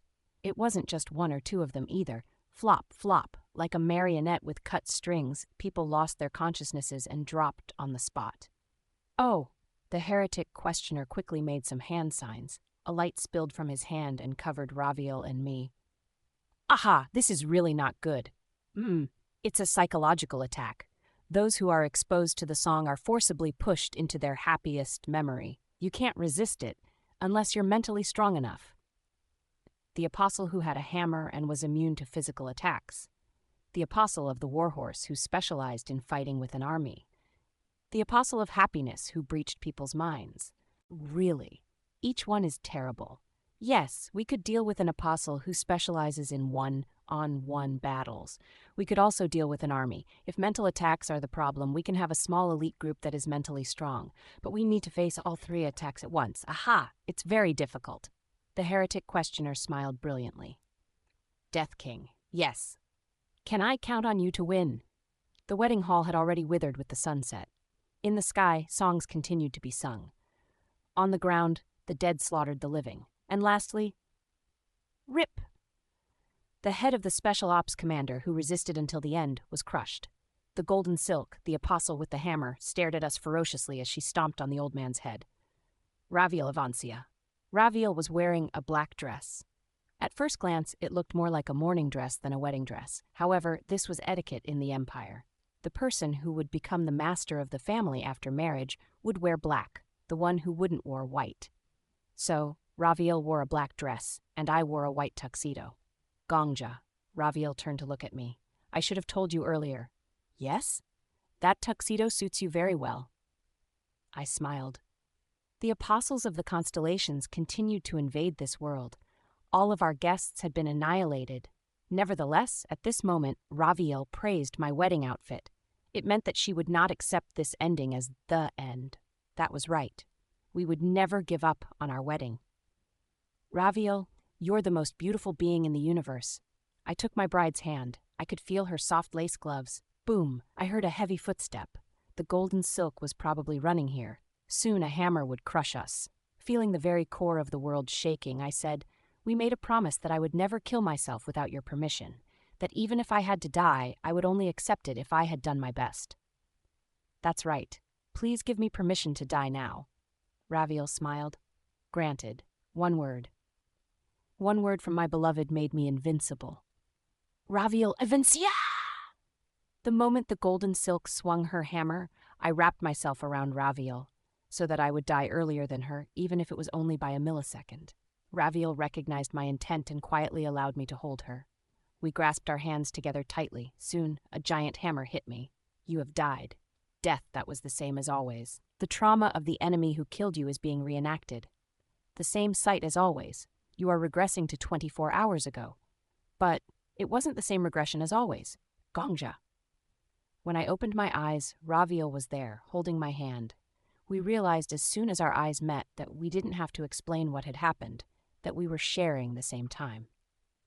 And just like the moment before our deaths, we were still holding hands. She and I were no longer solitary, lonely regressors. Let's make a plan. Because we were two, we were invincible. Chapter 115. Black Wedding. Chapter 115. Black Wedding, Thursdays. Editor Yahiko, Lightbrin 1. God, help me. A girl prayed and her wish came true. And, oh God. Help us. The boy who had stood by the girl as her childhood friend and butler prayed, and his wish also came true. 2. First, we have to rearrange the layout of the wedding hall, Raviel murmured quietly. Now that we know where the apostles will appear, we can focus on the special operatives and the warriors there. I realized this while preparing for the wedding, but the bride and groom held enormous power. We could seat our wedding guests wherever we want. If we wanted to, we could have nobles who hated each other sit at the same table. Of course, it would ruin our reputation and people would curse us, but did that matter? Our first priority was defeating the other world's apostles. It would have been much easier if I could have stolen their blessings. Unfortunately, my skill, I want to become just like you, couldn't copy the blessing used by the golden silk. Zombie, I told you. The tower is ridiculously objective in some weird aspects. Baeryong looked excited, pleased that I couldn't get a free lunch. You're already receiving several blessings, right? It was the same when you fought Prita. Even now, you've got blessings from the goddess of beauty and the goddess of vitality or whatnot. Yes, the blessings are treated distinctly from my skills. Yup. Those, to be precise, are buff effects that the constellation casts on you with their skill. How else would this work? If you want the blessing, go and get killed by the constellations who are buffing the apostles. I get it already, I grumbled. The mechanism sounded like it was from a computer game, but what was before me was reality, not a game. And the heretic questioner made that reality clear. If there's an apostle who can use psychological attacks, the number of guests needs to be reduced by a lot, especially if the apostle's blessing is to recreate one's happy memories. The candle flames flared and lit up the face of the heretic questioner. It was the middle of the night. The three of us were brainstorming together in a dressing room. On the table were the layout of the wedding hall and the guest list. Raviel's dressing room had been transformed into our secret war council chamber. The most fatal poison in the world doesn't cause pain. It makes people happy. There aren't many people who can escape the poison of happiness showered by the evangelist of everlasting happiness. The problem is this. Raviel tapped the guest list with a long finger. The fewer guests we have, the more difficult it will be to deal with the warhorse of the eternal plains. This apostle can summon 10,000 soldiers. If you increase the guest list, we'll suffer from psychological attacks. But if we reduce the list, we'll be crushed by the gap in numbers. That's true, it's complicated. The two were locked in troubled thoughts. The candles burned. Please leave it to me. I opened my mouth. The two of them looked at me. Do you have a good idea, Death King? Yes, I nodded. Then I explained my strategy. As I continued to speak, Raviel and the heretic questioner's complexions gradually changed. Indeed. Raviel looked at me in wonder. My wife is well connected. If we act as you say, there won't be any problems. Just as I didn't need to exaggerate my admiration for her, Raviel did not hold back in praising me. I felt a little embarrassed. But there is a condition. What is it? Please allow me to wear black as well, Raviel. Raviel closed her lips. In the Empire, only the future head of the family could wear a black outfit on their wedding day. It wasn't a color I could wear as the Duke Consort. However, I had to wear black. It's not because I want to be the master of the duchy. Just no. You don't need to make excuses. I know from a previous life that you aren't someone who lusts for power. Raviel shook her head. I only hesitated because of the customs of the Empire, but I won't ignore my wife's wishes because of some traditions. I'll prepare your clothes. Thank you. The three of us made eye contact and nodded. It was just a coincidence, but the moment we moved our heads, the candle on the table flickered. We'd finished all of our preparations. 3. The evening approached. The empire's top nobles began to enter the wedding hall. The wedding was announced and prepared in a month. It was happening extremely quickly, but no aristocrat had the guts to refuse an invitation to an Ivansia's wedding. No matter how much they cursed Raviel internally, they had to smile on the outside. Authority was a powerful gangster. The layout of the hall is strange. Even the cowed nobles had to tilt their heads when they entered the wedding hall. They could understand why the ceremony was being held outdoors and not inside a church. It would be difficult for a union between a noble and a commoner to be blessed. However, why are the fighters grouped in one spot? The Grand Chamberlain, my adoptive father, entered the groom's dressing room. Furthermore, this arrangement, excuse me, but it looks like you're expecting a battle. People who can fight are in the front, and ordinary nobles are in the back. I don't know what you mean, I replied naturally, surrounded and dressed by the attendants. The old gentleman's smile was swept away. It seems that you've cast the dregs who will be bothersome in battle in the rear and placed the useful ones up front. Please excuse my disrespect. My husband must have a reason for everything. You're also wearing a sword on your waist. Yes, I always enjoyed practicing and training in the martial arts. Should the person who will become the moon of Ivansia seem weak, and there might be a riot at the wedding, I have to be prepared. Indeed, you need to be prepared for the unexpected. The old gentleman smiled bitterly. I understand. Then I shall tell my colleagues to be prepared for an unknown situation, just in case. Ah, right. This is probably why Her Excellency chose me as her wife's adoptive father. The old man bid me farewell and left the dressing room. He was probably going to go tell his followers and the special operatives to prepare for battle. This, too, was our desired response. The more people who can stay calm when something unexpected happens, the better. Raviel was already mobilizing people behind the scenes. The riffraff who are dissatisfied with this union will launch a terrorist attack. Fake rumors like those were being disseminated. No one would believe it, but aristocrats were very mental beings. Just planting the idea of being alert would have a strong effect. Kya! The effects were shown sooner than I expected.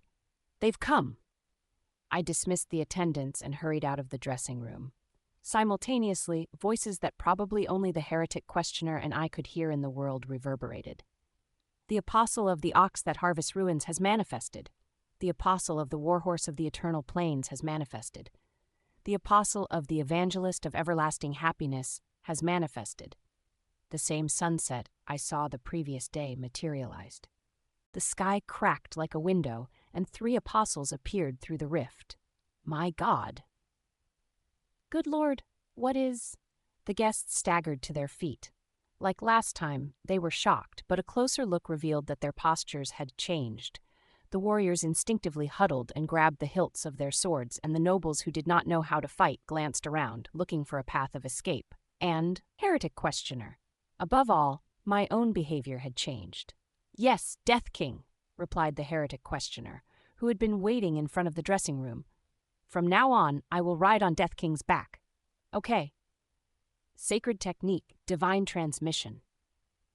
The moment I first realized the heretic questioner was a psycho was when the Devil King of Fall Rain and the Guardian Goddess divided us with a test. The heretic questioner used sacred techniques then. Its effect is teleportation. Huh? Our destination was the red expanse of the sky. What? The apostle with the hammer. We were right behind the lady of the golden silk. The golden silk looked at me in bewilderment. Clank, the holy sword I wielded and her hammer clashed. The gravity of the tall sky was crushing down on me. I cried, feeling my body plummeting down. One more time.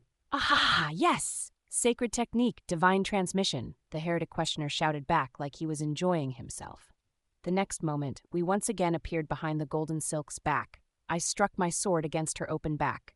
Ugh! The golden silk managed to stop my attack again. However, 2 unexpected ambushes were deadly. Her stance faltered. Whoosh! She had originally intended to simply descend from the sky, but with her broken stance, she began to fall. I don't know what kind of trick you're pulling, but it's no use. The golden silk shouted. The wind pressure from the fall messed up her golden hair. My body is invincible. Nothing can hurt me now. I am invincible. The ox that harvests ruins gave me a body that can never be scarred. Did you give up your soul because you didn't want to get hurt? What do you care? The golden silk yelled angrily. Everyone only sees Ravia Livancia, that annoying bitch. She was just born into a good family, and then she acts tough, like she understands all the sorrows of the world. I'll kill her. I'll steal everything that bitch has. A filthy and disgusting desire. But I didn't laugh at the golden silk. No matter how much one dressed it up, it was plain desire that guided human beings. I knew because I had been the same. But I know many people in the world who are worse off than you, Lady of the Barony. Thus I had words that I could shout back. I gripped the hilt of the holy sword more tightly. A person knows the pain he's suffered, so when another screams in pain, he can imagine how lonely it feels and sympathize. It doesn't matter who you are. I feel for everyone who screams in pain. Ha, don't bullshit me. Who would live that kind of life? The golden silk mocked me. The wind grew stronger. Falling through the sky, she stared me down. You can't hurt me anyway. My body is unyielding, unbreakable, and immortal. That was right. If she was someone who could change with just words, she would have already changed. Words were powerless. You needed force to help someone who was screaming. That was why the doctrine of shadows held their swords. Shiny! Shiny responds to the warrior's call. Change from the idle sword to the compassion sword. As soon as I gave the order, yes, warrior, black energy flowed from the holy sword. Gulp! The holy blade was soon contaminated with blackness that was like dirty water. My opponent's abilities were powerful but simple. She bears one of Mucia's blessings, the invulnerable body. She cannot be wounded. But I had a way to break her. My ability is pain. The sword that I got in Master's world, the one who is cut by me feels pain. But I do not leave a scar on their body nor kill them. Suffering without injury is my ability. The second ability of the guardian goddess. It was compassion. Sylvia Evanale. I cried out the real name of the golden silk and swung the sword. I will kill you, the golden silk scoffed. She seemed to have no intention to avoid my blow. Her face was daring me to stab her somewhere. She had confidence in the blessing she had received. This absolute confidence was holding her up. If you want to kill me, try. The golden silk couldn't finish her sentence. Instead, she began to scream. Ah! The tip of my sword pierced through her heart. It left no scars. The blade simply went through the golden silk's chest as if there was nothing there. There was no blood. Ha! Ha! Eck! But there was pain. Ack! Ah! A bloody scream tore the red sky. Falling like a shooting star, the golden silk cried in pain. Her voice spread past the wind and into the sunset. Heretic questioner, we were falling from the sky. The ground was rapidly approaching. I stabbed the golden silk's heart one more time, and just before we fell to the ground, now! Sacred technique, divine transmission. The heretic questioner yelled like he had been waiting. He repeated the sacred technique several times. Pop, pop. With each teleportation, the speed of our fall gradually decreased. Finally, we landed safely on the ground. We escaped from crashing. However, the golden silk could not escape. Boom! The ground shook as if a small meteorite had crashed. Dust rose up. Unlike last time, the golden silk's descent became a plunge. Nobody had been hurt by her hammer. Hick, hick, cuck. There was only an apostle who convulsed in pain from a pierced heart. I fixed my grip on the sword. Does it hurt? Then I slowly walked to the golden silk. I guess it must. Hearing my footsteps, the golden silk flinched. Sobbing and groaning, the golden silk shakingly stood up. Help! The golden silk didn't hear me. She only begged for rescue. Toward the evening sky, toward the puppets of the other constellations. We had an agreement. It was a contract. Mucia won't forgive you if you just watch. Your constellation will be unhappy too. The general on the Pegasus opened his mouth. That's strange. A constellation? No, it's not. Is it a fragment of a constellation? I can't guess where you found such an artifact, but... The general slowly raised his flag. It doesn't change that you are a disturbance I must subdue. Soldiers of the Warhorse, awaken. Then the summons made themselves known. Go! Hundreds and thousands of ghosts appeared. In the light of the red sunset, the ghosts looked like murderers covered in blood. Shocked screams erupted throughout the wedding venue. The other's ability was prodigious. The sanctuary battlefield is an area of effect blessing. It influences the whole field. The effect is amazing. It affixes the summoned being's ability to its prime. Each of those ghosts is an elite among elite soldier. They are the souls of the warriors who followed Mahos. But I had a way to defeat it. Gongja, said Raviel, coming up behind me. When I looked back, Raviel was holding something in her hands. Wear this. It was a black cape. Raviel put the cape around me like a scarf. Soon, my white tuxedo was hidden under the black cape, and on the black expanse the Ivancia coat of arms was embroidered with silver thread. Meanwhile, the ghostly army drew nearer and nearer. Duchess Ivancia! The wedding guests, who doubled as warriors, looked at Raviel in confusion. Compared to last time, they were better equipped and protected, but the march of the ghosts was horrifying. What should we do? Give us an order. Shut up for now. Raviel responded to them briefly and finished equipping me with the cape. Her attitude showed that she wasn't worried about the ghostly legion.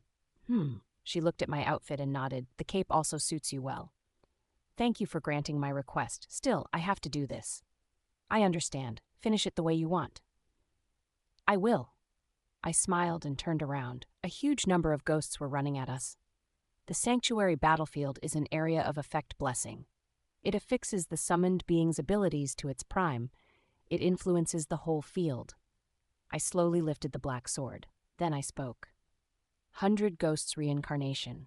The shadow under my feet spread like twilight. Your skill is being activated. Evening. The sky was red from the sunset and the horizon was darkened by shadows. What? The general who spearheaded the charge on his Pegasus stopped. The ghosts following him also stopped. The attack that had so confidently tried to overwhelm us was blocked by a shadow that buried the ground. My lord. One of the shadows opened her mouth. Did you call me? Prita knelt on one knee. Her appearance was different from usual. She wasn't in the delicate form of Estelle. A dark, red substance endlessly oozed from Prita's body. This form was that of the Devil King of Fall Rain, whom I had once fought. It affixes the summoned being's abilities to its prime. It wasn't just Prita. Behind her stood warriors in dark robes. Each had a different face, origin, and life, but they were united under the color black. We greet the infernal heavens, young master. They were those who proved my life. In the black cloak, I said, please fight for me. The cult members who followed the doctrine of shadows bowed at once. We accept young master's orders. The moment had come to start the war. Chapter 116, Black Wedding. 2. Chapter 116, Black. Translator, Thursdays. Editor, Yahiko. Lightbryn 4. Shadows coated the ground. Each shadow wore a fluttering black robe. The shadows weren't surprised at all by the army of phantoms that stood a distance away. After all, they had lived in a world overrun by Jiangshi and experienced death. It was impossible for them to fear ghosts. You look very fine today, young master, the flame ghost demon said in a carefree tone. He was the first ranked of the demonic sect's 4 demon lords, a cultist who competed against the Shaolin Temple's chief monk in the great battle of good and evil. You've even put powder on your face, just like a groom-to-be. I nodded. That's right, I'm getting married. What?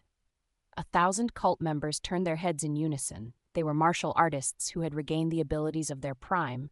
Everyone must have been listening to me by augmenting their hearing with their internal energy. So that they could all hear me, I enunciated my words. I am getting married today. Silence fell. The cult members looked at each other. Then they looked back at me.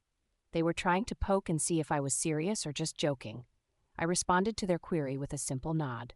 Ye young master is... The flame ghost demon opened his mouth. Young master is going to wed. The demonic cultists freaked. Our young master is tying the knot. The greatest follower of the demonic path is getting married. It's not just an engagement, it's an actual marriage.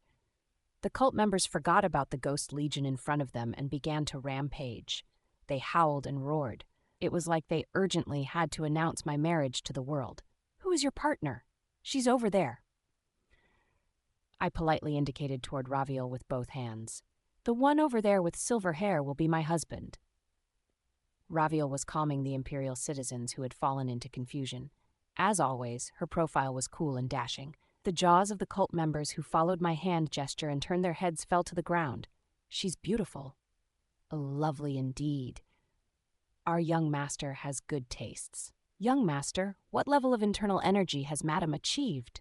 Someone asked about her skill in martial arts, thinking she might not be strong. My husband doesn't know martial arts. The cult member's eyes opened wide. Whispers of discontent quickly spread through the hall. The cultist's eyes rebelled, unable to accept this marriage.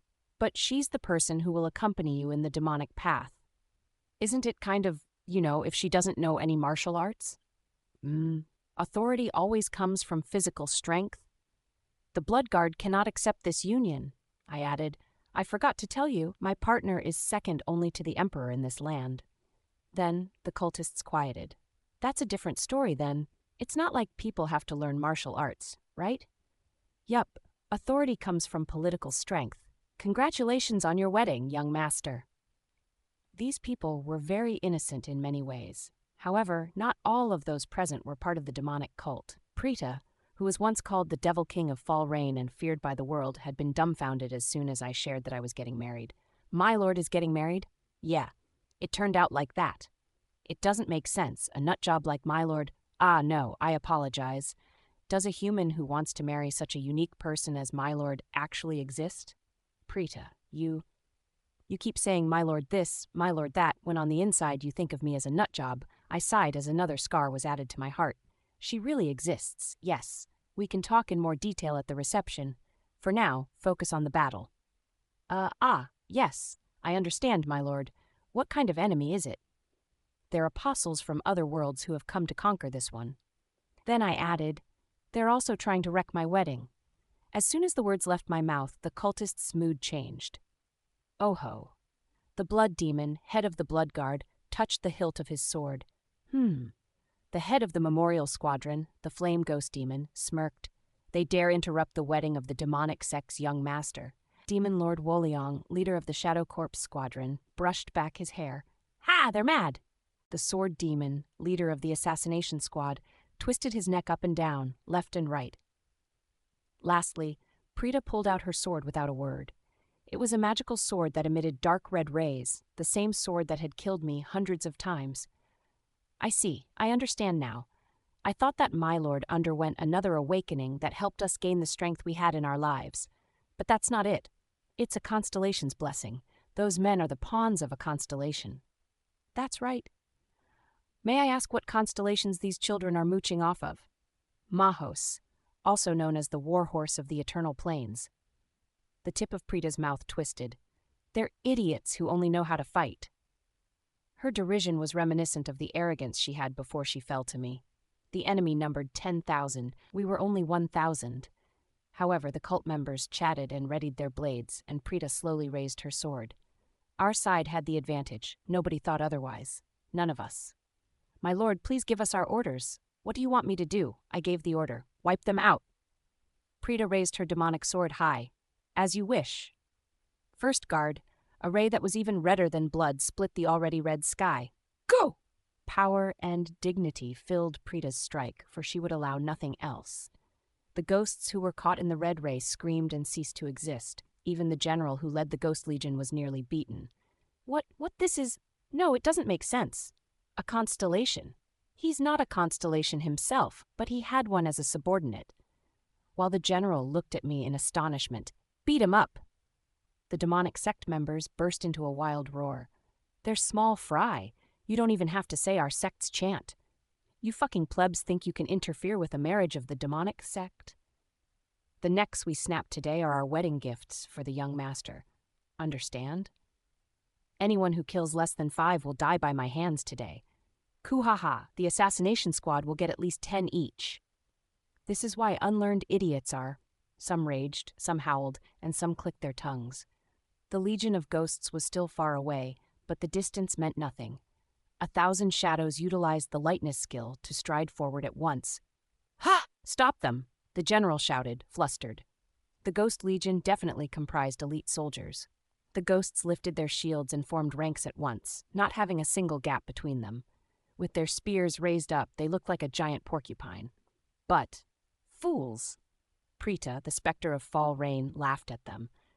The cannon fodder made themselves into targets. A red ray ripped through the sky again. Baba bang!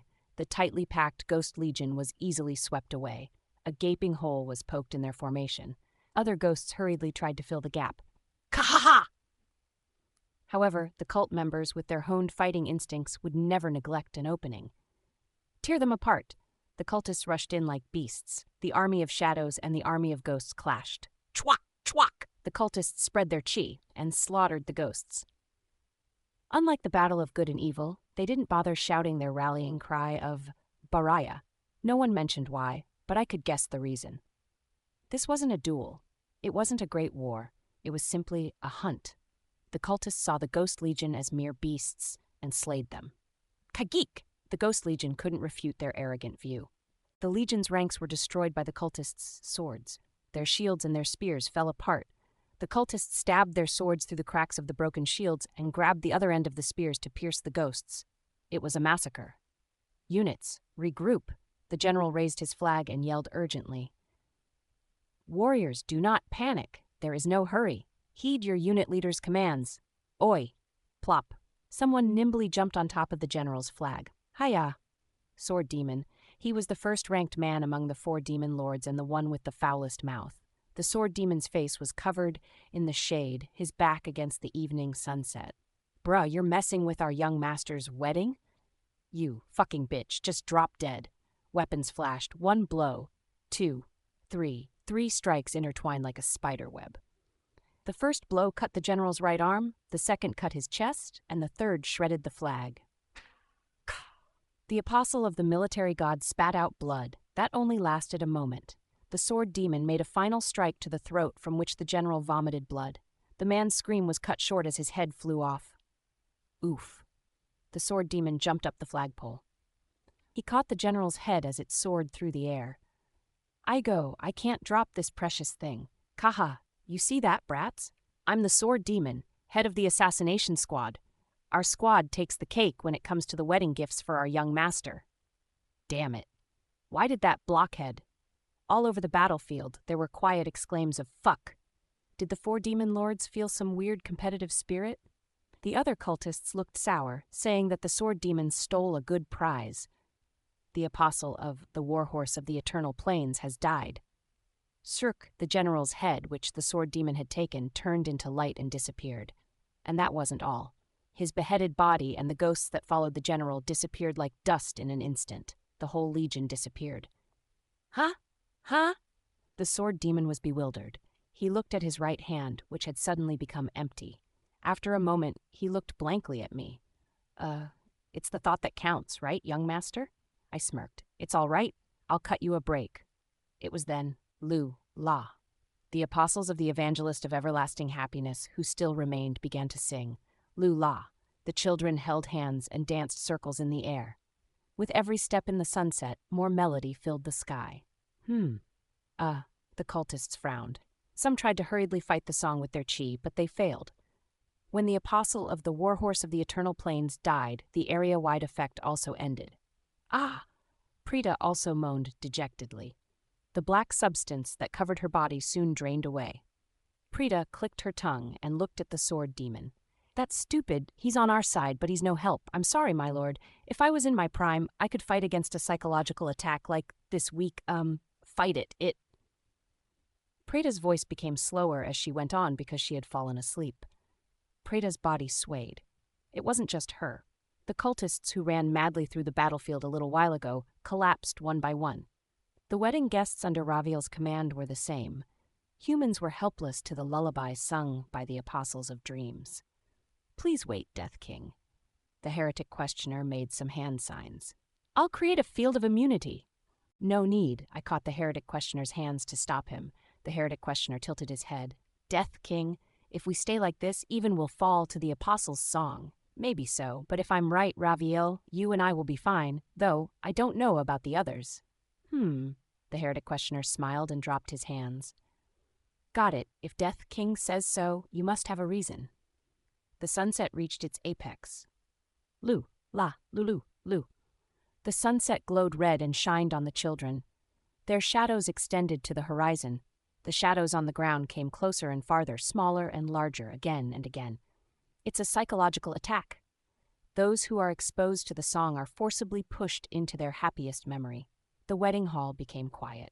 The cultists sat on the ground, sleeping as they leaned on each other's shoulders. Some wedding guests were even lying down and sleeping. Was everyone trapped in their own happiness? However, 3 people could still speak. You were right. The heretic questioner stroked his chin like he found it all interesting. He looked back and forth at Raviel and me. The 3 of us are fine. Just like Death King said, I do feel a little drowsy, but my body's condition is normal. Aha! What kind of magic did you use this time, Death King? There were others, apart from the heretic questioner, who were curious about the situation. The Apostles of Dreams slowly stopped their dance. The children tilted their heads and looked down at me. You're a weird human. He won't fall asleep. Don't you dream? You don't have any happy memories? I shook my head. No. I slowly looked around the wedding hall. It's not like that. There, Prita was breathing quietly as she slept. Cultists dozed off, leaning back to back, a life that I took and lives that were evidence of my master. I had many reasons to be unhappy, countless reasons. I had been burned to death, killed myself thousands of times, and witnessed my colleagues killing each other out of suspicion. There were even times when I had to die a dozen deaths just to take one step forward. A corpse had ripped out my throat, and I had to let go of someone who called me beautiful. Nobody would blame me if I said my life was a tragedy. I'm the happiest right now. But the person I loved was here. One reason to be happy was more precious to me than hundreds of reasons to be sad. I don't know if you know, but today is my wedding day. I don't know about any other day, but for today it'll be hard to find someone happier than I am. You just chose the wrong date to invade this world. I shrugged. As for the heretic questioner, well, either he's never felt happiness or he's simply happy every day. Ah, indeed, that must be it. I'm definitely happy all the time. You've seen right through me, Death King. The heretic questioner laughed and whispered, Sacred technique, divine transmission. The next moment we were transported to the apostles' back. Unlike the other apostles, the apostles of the Evangelist of Everlasting Happiness had no skill in fighting. The apostles in the form of children did not fight back when they saw us. They just stared up at my face. You're a weird human. Mindset, I swung my sword. The apostle of the Evangelist of Everlasting Happiness has died. Then we returned to the ground with the sacred technique. We had subjugated all of the foreign beings who had invaded this world. Actually, not yet. I fixed my grip on the holy sword and looked back. An apostle with a large hammer stood in the distance. As her eyes met mine, she cowered back. Sob. Ah! Ah! I slowly opened my mouth. This is your last chance to fight me. It's your last chance to counter me and your last chance to resist. I will kill you and reap your soul. Reap? You don't need to understand now. You'll know soon enough. I pointed my sword at the Apostle of the Hammer. I called her true name. Come at me, Sylvia Evanale. The Silk's shoulders trembled. Chapter 117, Black Wedding. 3. Translator Thursdays. Editor Yako. Lightbryn, Lord Ox that harvests ruins. The Golden Silk prayed desperately. Please give me a new blessing. Human beings are limited when they are cornered. A person's mind and thinking rapidly become constricted. So humans can escape or they can cling to someone. The Golden Silk was no different. That's right. In return, I will dedicate my being to you. No, I will wreck this world just as you desire. Ruins, wreckage, destruction. Mutia loves these things, right? I'm good at it. Things like that. Tap. I took a step forward. Heek. The Golden Silk became more frantic when she heard my footsteps. She backpedaled. As she jumped back, she looked up at the bright red sky as if salvation would come for her even now.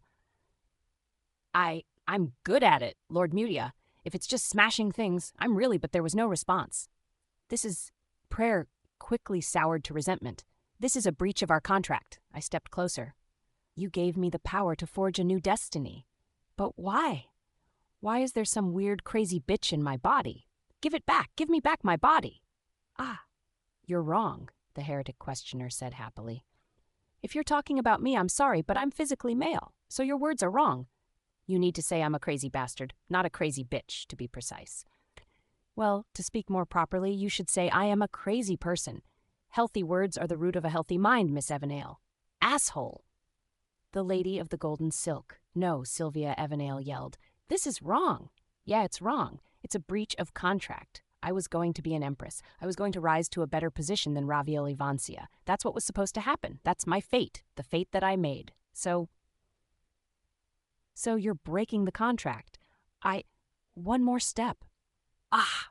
Only then did Sylvia Evanale turn her eyes from the sky. I was too close for her to keep ignoring me. You monster! Sylvia Evanale swung her hammer. Clank! The hammer and the holy sword clashed. Sylvia Evanale smashed down the hammer without hesitation. I easily stepped away and countered. As we continued to fight, Sylvia Evanale became increasingly impatient. An impatient mind was easy to break. I had been aiming for the opening created by Sylvia Evanale's large swing. I cut through her wrist. Of course, there were no wounds, no bloodstains, not even a speck. There was no red color that testified to her pain, but Sylvia Evanale screamed like she was being torn apart. She lost her grip on the hammer. Thump! The hammer fell to the ground with a heavy thud. Ouch! I met Sylvia Evanale's eyes.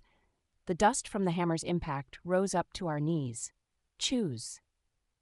You've already lost your place in this world. Even if you run away like this, you're no longer the Lady of the Golden Silk. You're nothing more than a constellation's apostle. I'll give you an opportunity. Sylvia Evanale held her wrist and glared at me. If you want to remain as a servant of the constellation, do whatever you want. Run away. I'll let you go. But if you have any lingering attachments to this world, if you want to stay here and do something else, give up your constellation's blessing. Why would I? And die by my sword. I pointed my sword at her. You must have seen the battle just now. I can summon those who die by my hand with all their memories from life. Sylvia Evanale. If you surrender, I will summon you in this world so you can once again live as the Lady of the Golden Silk. Of course, your life won't be the same as before. Any acts against my lover, Raviel Ivancia, are forbidden. But that's all. The rest you can do as you wish. You can choose to marry the prince and live as you please. Why? Because you need to live again. The sky was now mixing purple into the red. In the Empire, weddings lasted from the moment the sky turned orange to the moment the sun disappeared. I guessed that we had less than 30 minutes left. How can I trust you? What if you treat me like a slave after summoning me? I won't be able to rebel or resist. Think about it. I looked at Sylvia Evanale. Why were the bodies of you and your butler chosen to be possessed? Huh? You gave everything to a constellation to make your wish come true. Your memory, your body, everything was given to your constellation. That's why there was a gap in this world where your place should have been. Anybody could have taken her place. That was probably how the corner librarian had the heretic questioner and me possess these bodies. It's understandable why your spot was left empty. However, have you ever thought about why your butler's space was too? Sylvia Evanale raised her eyes sharply. I don't know the details, but I became the butler once. I was completely immersed in his life. What I realized then was that this man was purely and ardently devoted to you, Sylvia Evanale. With that, I could infer what had happened. I guarantee that you would never have been happy, even if you were the Empress. What? You said so earlier. You don't want to be the Empress because you love the prince, but because you want to be better than Raviel. Do you think your life would go smoothly if you became the Empress that way? I shook my head. You're quite capable, but not as much as Raviel. Your family doesn't have the power and dignity of the Ivancias. You don't have Raviel's ability to lead and command a crowd. After you become Empress, people will never stop comparing you to Raviel and putting you down. For the rest of your life. Let's say this. Say that there was a butler. The butler watched his master suffer for her entire life. The butler I know is a man who is willing to give up everything to save you. The butler would have thought, the Lady of the Golden Silk would have been happy if only she hadn't been the Empress. This is what I believe. My butler regressed? No, the butler wasn't a regressor. You made a wish for yourself, but that wasn't what the butler did. He made a wish for your sake. He didn't want to redo his life. He only wanted you to go back. What do you mean, you? Do you remember your butler's name? Huh? Sylvia Evanale frowned. Of course, my butler's name is, however, huh? Sylvia Evanale couldn't say his name. Her eyebrows furrowed even more. After a while, her frown dropped a bit. Sylvia Evanale's gaze drifted into the air, flustered. Wait, this can't be. Ah, I calmly watched Sylvia Evandale. That was right. In this world, the butler had never been called by name. Not even Sylvia Evandale called him by his name. He was her one and only butler and childhood friend, but she only called him Butler. There was no need to call him that when they were alone in her quarters. Butler. Ravil Avancia also never called the butler by name. All the information in the Empire was within her grasp, so she couldn't be unaware of someone so close to the Lady of the Golden Silk. Butler. The one whom I possessed.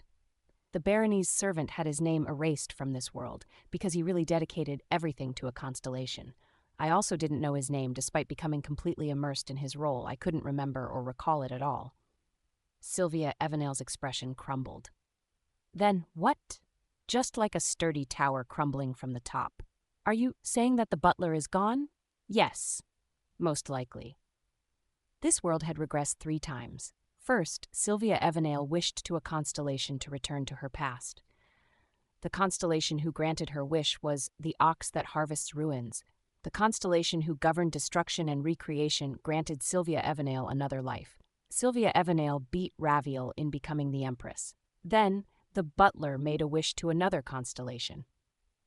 The constellation who granted his wish? I'm not sure who it was. The butler devoted all of himself to the golden silk, and as a result, the world returned to its former state, to the time before the Lady of the Golden Silk married the Crown Prince, to the past when nothing had been decided yet. Finally, Ravil caused a regression. The constellation who granted her wish was a fragment of the guardian goddess. Because of this regression, the world was trapped in 10 days, looping forever, and it finally caught up to now. We can't learn the butler's name, ever. What was the butler thinking as he served you his whole life? What was he thinking when he prayed for you to return, sacrificing his everything? We can never know, because he's gone. But the butler would have wanted you to live a different life, and that was why. I want to grant the butler's wish. Sylvia Evandale. In a time you don't know, someone whose name you don't know sacrificed himself for you. He loved you more than anyone and wanted to stay with you more than anyone, but he gave up everything. That was the way in which a nameless butler loved her. Live again. It wasn't too late yet. Live again like he wanted you to. Sylvia Evandale said nothing. Her hands trembled. She opened her mouth and closed it again, not saying a word. Her vocal cords were shaking. There, a life was twitching, a cursed life. How cruel was it that nonetheless, someone still wanted her to live? Sylvia Evandale slowly lowered her head. She no longer had the strength to face forward. Slowly, light began to escape from her whole body. She was renouncing the constellation's blessing. All right. I lifted my sword high, I cleared off the sword of compassion and called forth the sword of idols again, the scorching red sunset. The shadow of my sword on the ground was long. The shadow sword swung. The apostle of the ox that harvests ruins has died. The sun went down. All of the other world's apostles had been subjugated. The beings that threatened this world disappeared. Stage cleared. A voice rang out, announcing the news. It was likely that in this place, only the heretic questioner and I could hear it. Today, the 25th floor stage has been cleared. It was the voice of the tower, announcing to everyone again. Today, the 25th floor stage has been cleared. Calculating challengers, calculation complete. The 3 challengers are being announced. People started to open their eyes. Prita, the demonic cult members, the wedding guests. One by one, the people who had been caught in a dream by the apostles' song woke up. Ah, what the hell? Words floated above them all. Level of contribution rank 1. Death King, rank 2.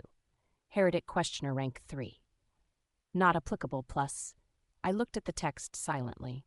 2 people had entered this stage. The corner librarian had only sent in the heretic questioner and me. However, the tower stated that there had been 3 challengers. Mene, the name of the 3rd challenger who shouldn't have existed, did not appear. I stared up into the sky for a while. Ravil came to my side and held my hand. Our shoulders leaned against each other. Then, Ravil slowly looked around at our guests. My wife will be the Duke Consort of Ivancia. The guests who just woke up from their dreams blankly looked at Ravil and me. Is there anyone who is against this marriage? No one could open their mouths. Some may have been unhappy with it. Surely there were people who wanted to object, but that possibility was left in the past. The existence of alien worlds itself was awe-inspiring, and the guests had witnessed me defeating these alien beings. The guests silently submitted to Raviel's words. Good. The person who had aimed for that and set today as our wedding day. Raviel, my bride, nodded deeply. I pronounce my marriage to this man complete. Chapter 118, Black Wedding. Chapter 118, Black Wedding. 4 Thursdays. Lightbryn 5. Stage cleared. It meant that this world, the Tale of Sormwen Academy, had officially become a part of our tower. Hunters could now come and go from this world. However, they of course could not enter freely. They needed to be judged by the great guilds. For example, a regular hunter needed a permit to enter the Agem Empire. What I mean is, pop! Shortly after the stage clearing was announced, a white light flashed. Pop, pop! Light burst from all over the wedding hall. It was the sight of hunters being transported to the floor. Death King! No, Kim Gongja, you! As the lights faded, I saw some familiar faces. How could you get married without consulting us? Some people could travel between floors without a permit, for example, the heads of the great guilds. One of them, the rank 2 Hunter Black Dragon Master, was flushed red. I'm against this wedding. Death King is a hunter representing our tower. Obviously, the wedding should be held on the first floor of our tower, the city of Babylon. We have to broadcast it all over the world. It's invalid. This wedding totally doesn't count. The Black Dragon Master wasn't the only one with something to say. Ahem, Death King. The rank 1 hunter, the Sword Saint, cleared his throat. First of all, congratulations on clearing the stage. Truthfully, it was an extremely fast-paced romance. No, I know it's rude to talk about this here, but as an old man, I'd like to say one thing. Don't. The Sword Saint closed his mouth. These days, he seemed to be recovering from his boomer mindset. There was an uproar while you were challenging this stage. Why in the world did you two fall in love? Despite everything, Death King, I stood firmly on your side. Only those who have experienced love at first sight can understand. You needn't worry, I understand. Trust me, I'll placate the Black Dragon Master. Then, for some reason, the Crusader gruffly put her nose in the air. Her glance seemed to imply, I understand everything about your love. I didn't know what she meant. I turned to Raviel. Raviel was expressionless. At first glance, that is. I could understand her seemingly expressionless look because I loved her. Raviel was watching the Black Dragon Master and company with great interest. Her red eyes were overflowing with curiosity. Gongja. My love. Yes, my love. There seems to be a lot of people you need to introduce to me. Yeah, it was a little late, but it was time for her to meet my family. 6. I did think about having her meet everyone before the marriage, but the culture here was different. In the Empire, it was common for families to be formally introduced to each other after their union. Isn't it natural? Raviel tilted her head. Many family members live far away from the main residence. The wedding ceremony is what invites and gathers them together. On the night after the wedding ceremony, the families of the bride and groom finally greet each other. Oh, that's certainly true. I was immediately convinced. Well, yeah. Marriage was also a union between families. Hunters like us who fled from the outside world can't really talk about family, but the Empire was different. There was a greater importance on the family than on the individual. And this wedding ceremony didn't just symbolize a union of families, a marriage of nations. No, it was a marriage of worlds. Representing the Empire was Raviel. Representing the tower was me. Since it was our marriage. Ho ho! The Grand Chamberlain, my adoptive father, maintained his wry smile. I never imagined such an occasion. I've already sent so many messenger birds to the Emperor today, I don't know what to tell him now. Yes, this was unexpected for us as well, said the Black Dragon Master. She was extremely calm, as if she hadn't been agitated a few moments ago. The powerful people of the Empire and the Tower sat side by side at a table, guarded against each other but both taken aback. But rather than a misfortune, it was a stroke of luck. Lord Chamberlain, it is fortunate that our first meeting with you is during a wedding. Then they leaped over the wariness and embarrassment and continued to talk. You're saying that your people come from another world, correct? It's a strange affair that is difficult enough to explain to His Majesty, let alone his subjects. Yes, you're right. I understand well your empire's situation. The Black Dragon Master nodded. She seemed familiar with acting in a diplomatic capacity. She knew well how to walk the line between competency and politeness. However, Lord Chamberlain must have seen the invasion of beings from other worlds. If a person denies the truth, then one day the truth will deny the person. I am concerned about that future. You speak truly. Thank you, Lord Chamberlain. What we must do from now is to reach a common understanding for 5 years, 10, 20, or perhaps even more. Both sides spoke calmly. Raviel had control over the Empire's people, and I had the complete trust of the Tower's top rankers. Our marriage was of great fortune for both sides. It's normally difficult to physically gather people of power from opposite sides, but the wedding between Raviel and me took care of that arduous task from the get-go. Our negotiations couldn't have had a better start than this. I was sitting in the seats of honor with Raviel. Reaching under the table, I held Raviel's hand, tightly. Raviel naturally intertwined her fingers with mine. That one gesture made me relax. The night was long, the stars were bright, the candlelight on the table flickered, and between the candles, people spoke. Suddenly, everything was beautiful. Speak. A quiet whisper. There are a few others I want to introduce to you. Other than those here? Yes. Then we should go see them. Raviel stood up from her seat. The Empire's people immediately stopped talking. The night is still long. Continue speaking with the others. I'm briefly leaving to meet my wife's people. No one could stop Raviel from leaving, as expected of the Duchess of Ivancia. If going when one wanted was proof of one's power, then my husband had unparalleled power here. I took Raviel to where the demonic cult members were sitting. Oh, young master, you're a newlywed now. The sword demon raised his glass and laughed gleefully. All of the cult members were drunk from the alcohol served at the wedding. When they saw me, they tried to stand up to greet us, but I waved my hand. The cultists then bowed in their seated positions. Congratulations! Many blessings to you, young master. The alcohol here tastes unique and delicious. Long live the demonic cult. Phew, you two really look good together. The wedding hall became noisy at once. It couldn't be helped with 1,000 demonic cult members causing a ruckus. I smiled wryly. Sword demon. Come here. Yes?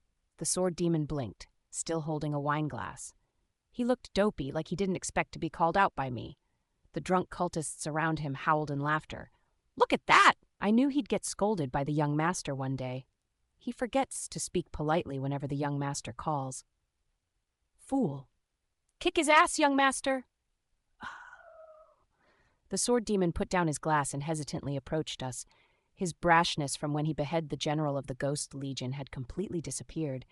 He shrank in on himself like a child who had done something wrong.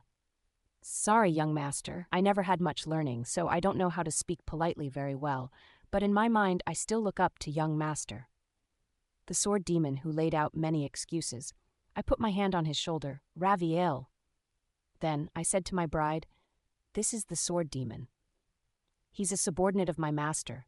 My master was the head of a group called the Demonic Sect. She selected 4 outstanding people from among the cult and called them the 4 Demon Lords. The sword demon is one of them. Oh ho. Raviel glanced at the sword demon. The sword demon squirmed. A simple man, your speech is rough, and your attitude is poor. My wife's master must not have judged a person for their speech or attitude. Since she found you from a rough and poor place, you must be someone precious and noble. I am Raviel Ivancia. I am a duchess of the Empire, and the spouse of the one you call young master. I hope we'll get along well. Yes. Let's get along. I turned my head. Demon Lord Walliong. Come here. Someone stood up from the center of the group. He bowed his head politely. Yes, young master. A strange silence settled over the night air. The small talk that had been happening while they drank had died down. I called each of the 4 demon lords one by one, and each time the demon lord was very polite. Then I called the next person I wanted to introduce. Preda. Yes, my lord. Come here. Yes. Preda, who had been mixed among the cultists, stood up. Perhaps she had been waiting for my summons as she had tidied her outfit. This child's name is Preta, I said. Preta was originally born as a nameless monster. She was a doppelganger. She could imitate whatever she ate. Prita ate beasts such as frogs and snakes at first, but accidentally she came to eat humans. Then, Prita quietly kept her head down. Sometimes her shoulders would shake a little. The strange silence persisted. In introducing their lives, I also introduced mine. One person told another about his life, softly, under the night sky. It was a sacred act in itself. And right. I unfastened the holy sword from my waist holster. This is Shiny. Shiny? Yes, she had a more lofty name at first. She was tricked by a bad man and was sealed into a sword. Her real name, the guardian goddess, seemed like a waste, so I just nicknamed her Shiny, since, she's shiny. Very shiny. I see. Raviel laughed a little. My wife's naming sense is rather severe, merciless. If it were me, I would at least have called her Hui. 1. Shiny swears allegiance to the warrior's partner. Shiny was quick to change loyalties. And you can't see him here, but I have a friend, Bei Huryong.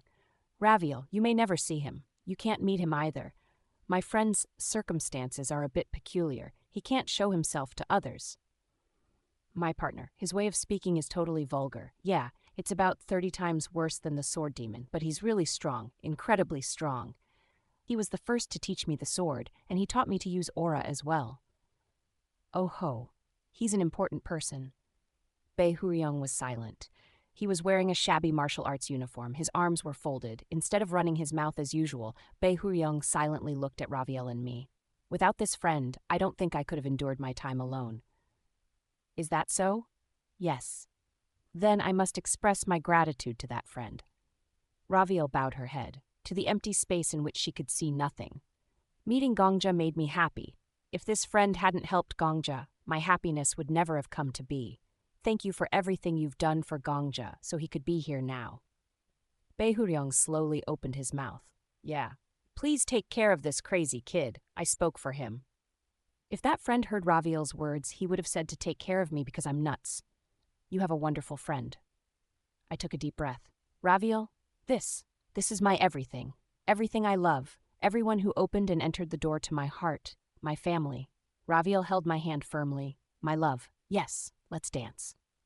There was an intense passion in Raviel's eyes. I hesitated. However, when Raviel looked at me like this, wanting to do something with me, I couldn't say no. I've never danced properly before. There must be something of the butler's memories remaining. Please refer to them. What if I accidentally step on your foot? I'll kill myself. Instead of answering, Raviel moved. She bent down and took off her black shoes. A moment later, she stepped barefoot onto the grass and dirt of the lawn. White feet. She only took off her shoes, but she seemed as light as the wind. Come here. I hesitantly took off my white shoes and socks. Raviel immediately took my hand and led me away. 1 step. 2 steps. Raviel stepped on the petals that fell on the lawn on her tiptoes. The white petals of the magnolias and cherry blossoms became whiter with every step. Nobody made a sound. No music flowed. There wasn't even a chandelier like the one that decorated the ballroom, only moonlight that fell like frost in the flower garden. A ball for just the 2 of us. See?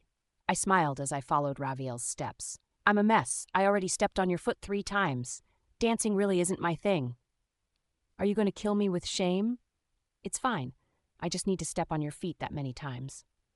As soon as she said so, Raviel stepped on my foot. Her weight smoothly came onto mine. Raviel laughed playfully. Look, we're even. Here was a smile that she only showed to me in this world. My red jewel, my heart, my music. The chandelier of the moon cast our shadows on the ground. Our dance wasn't about stepping on each other's feet. It was about not letting go of our hands until the end, even if we did step on the other's foot. No matter what misfortune happened, we laughed a little and looked at each other's faces. I belonged to Raviel alone. Raviel was mine alone. That was right. We danced. Every spot the moonlight reached was Raviel's and my ballroom. So long as there were 2 of us, any world could be our stage. On this day, we became married. Our next story would begin on a stage a little higher than the last. Chapter 119. Chapter 119. Hero Thursdays. Edeco, Lightbryn 1. It had been 2 weeks since I introduced my family to Raviel. A lot had happened since then. We met with the Emperor and made several secret treaties between the Empire and the Tower. However, putting aside this turbulent history, I first did what I had to do, because I still had an epilogue to complete. Shiny. Shiny replies, "Yes, warrior. In Raviel's and my bedroom, a sword rested on the large bed. Eat up, the thing that had once torn away my lover's heart, the sword that locked up this world in an eternal 10-day cycle, the prayer sword." My holy sword spat out white light toward that wicked thing. The guardian goddess absorbs piece of herself. White light touched the prayer sword. Shake. Immediately a red aura arose from the prayer sword. The bloody red mist shot out from the blade like it was trying to fight back the white light that threatened to devour it. The prayer sword is horrified. The idol sword tries to persuade her sister. The white light and red fog tussled. However, the mist was a little thicker. As the red was about to overpower the white, another color spilled out of the holy sword. The compassion sword also tries to persuade her sister. Black wastewater. The second fragment of the holy sword that I collected joined the fight. The tables turned. The white light swallowed the mist, as did the black water. The red mist was overtaken in an instant. The prayer sword is shocked by the betrayal of her sisters. The prayer sword says that she cannot serve a master other than Lefanta Aegium. I opened my mouth. "Do you know why Lefanta Aegium is killing constellations?" The red mist paused. The mist did not have eyes, but I felt like we were facing off as I stared at the mist. There was a cool tension between us. At first, I didn't get it at all. I only understood after my experiences in this world. Those who are called constellations try to invade and take over other worlds and rule those places depending on their personal preferences, with no consideration to the natives' opinions. His method was different, but it was the same for the corner librarian. The librarian didn't wish to rule the world, but to observe the characters. He designated the people who were living their lives as characters. He was a voyeur to their stories. And, same as the other constellations, the librarian watched over the worlds to suit his taste. In a word, it's public harm. It was violence. Lefanta Aegium was once an emperor. He must have thought deeply. Rather than coveting the constellation's powers, I would rather kill them. I think that was his plan. This world probably had a constellation too, but Lefanta Aegium killed them. But your original wielder made a mistake. I drew the tip of the sword. When a constellation dies in a world, another is born. Look at it. On the continent where the guardian goddess was sealed, the devil king of fall rain appeared. In this world, the silver-plated heart arose. Frankly, your master isn't solving problems. He's causing bigger ones. Lefanta Aegium is, if I'm wrong, tell me no. The sword wrapped in the scarlet mist was silent. Maybe I don't have as much experience as your master.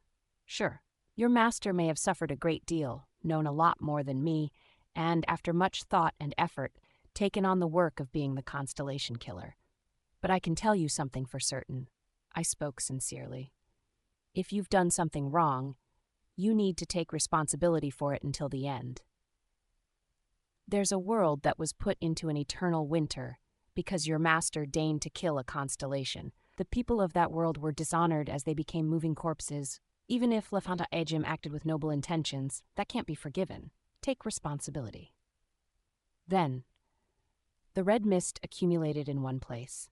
After a while, the mist took on a human shape. A child whose whole body was stained with blood. My name is Prayer. The sword in the form of a red child opened her mouth. My original role is to listen to people's prayers. Lefanta Aegium had made a wish. I will kill all the constellations so that nobody will ever be manipulated by them again. His prayer is noble. It is significant. It is immense. So I entrusted my existence to Lefanta Aegium. What prayer do you have, human? I looked down at the child. To not run away from anything. Then, I continued, I won't turn away from what happens before me. I won't make excuses. I'll take responsibility for what I say and do. I won't look over things that are wrong and claim that's just how the world works, as long as I live and my sword can cut. The red child looked up into the air. The road to hell is always paved with good intentions. All I can do is bless your good intentions and join you in hell. It was a deep lament. My ability is to test. Those whose hearts are pierced by me will be tested on their wishes. Were their wishes sincere? Would they sacrifice everything for their wish? My cursed ability is to make others give up their wishes. The child became a red mist again and dissipated. Our new master. May you prosper in hell for eternity. Cirque. The mist was sucked into the holy sword. The existence of the guardian goddess has become more pronounced. Finally, I exhaled the breath I was holding. Who? With this, I was pretty much done with what I had to do before moving to the next stage. The Empire and the Tower still had much to discuss, but that was in the realm of politics. My wife was more active in this area than I was. Is it over? When I came out of the bedroom, Raviel was waiting at the door. One of her maids was accompanying her. Yes, Raviel, it's all done. No constellations or fragments can bother this world anymore, at least not for a while. 3 apostles allied to attack us, but they failed miserably. Don't worry, not even fools will invade here after seeing your work. The maid standing next to Raviel made an unpleasant expression. It was natural. The maid who was accompanying Raviel was none other than the Lady of the Golden Silk, one of the invaders. It sounds like you're saying this for me to hear, Your Excellency. Am I mistaken? Muttered the Lady of the Golden Silk. To the others, she was the young lady who was possessed by a cunning devil and attacked this world with a hammer. She was made out to be a victim, not a perpetrator. However, the rumor that she had been possessed by a devil tarnished her honor, so she ended up serving Raviel to cleanse her name for the time being. It must have been painful for the Lady of the Golden Silk, who wanted to marry the prince, to act this way. Well, the Lady of the Golden Silk also seemed to be seriously contemplating marriage now. Your ears are sharp. I did speak for you to hear. Continue regretting your foolishness. Once you've repented enough, I will use my connections with the church to restore your reputation. Until then, keep your mouth shut and work for us. The Lady of the Golden Silk, wearing a maid uniform, bit her lip. I felt sorry, but she could never rebel against us. She would immediately disappear if I stopped using the 100 Ghosts reincarnation. This was the ending I reached. Looking at the scene, I slowly opened my mouth. I'm going to the next stage now, Raviel. I guess you must. Raviel's eyes met mine. I would like to follow you to visit another world, but the Empire needs me.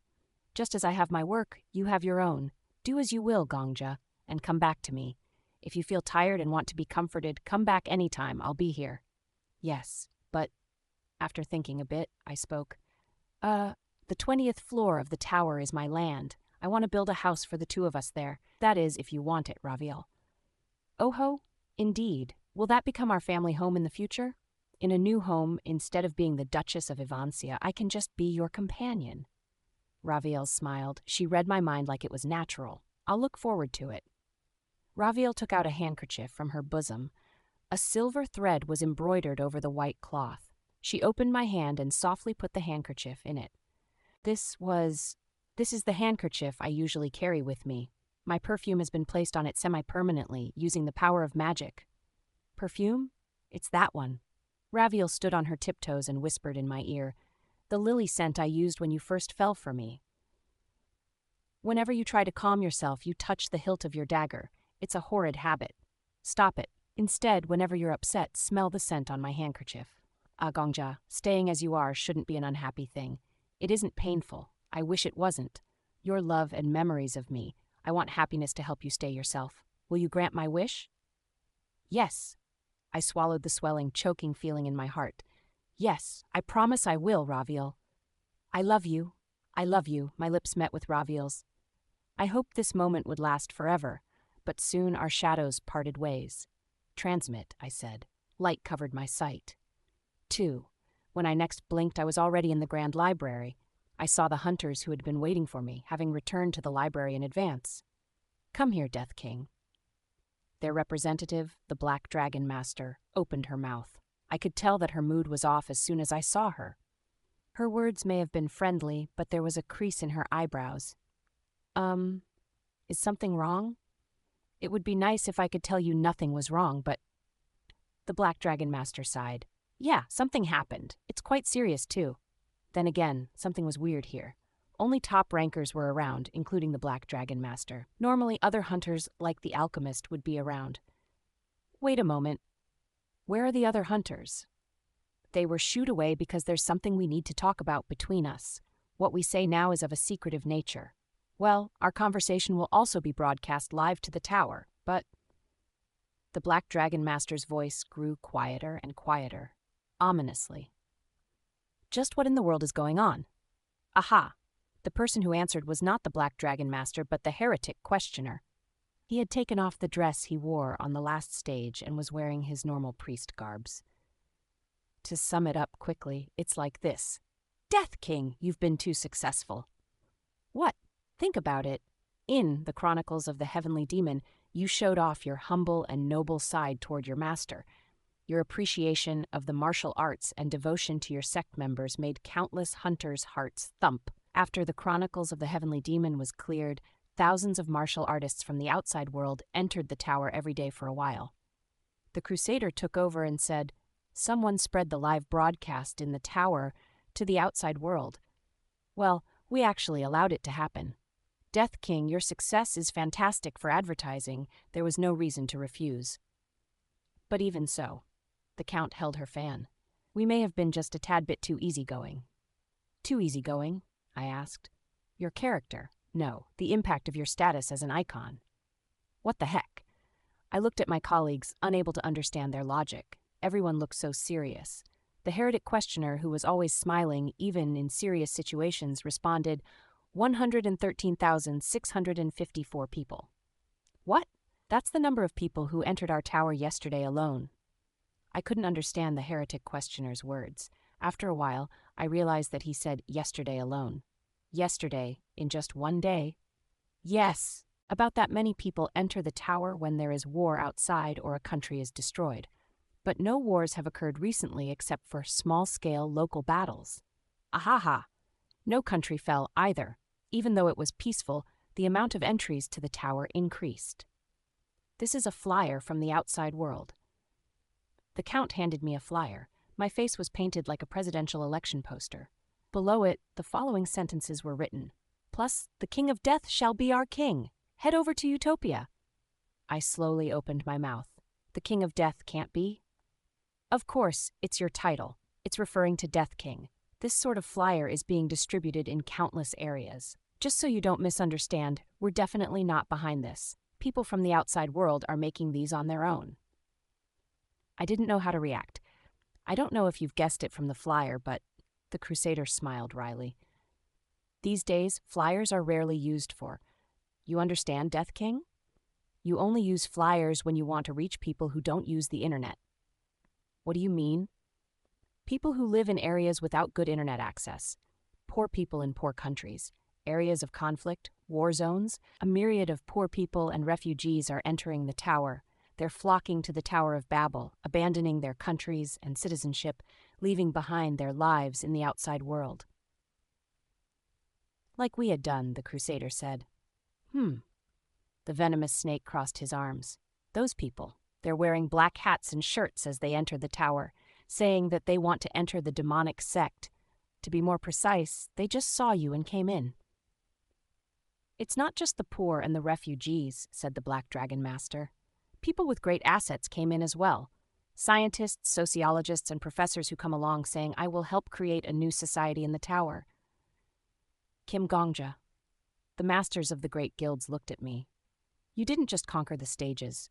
Not from the outside world's perspective. People everywhere want a hero. The courage to face challenges, respect for humans, a commitment to love. As it goes, nothing excites people more than a virtuous hero who puts his life at stake. The Black Dragon Master pulled out her smartphone and showed me her screen. You have become our banner.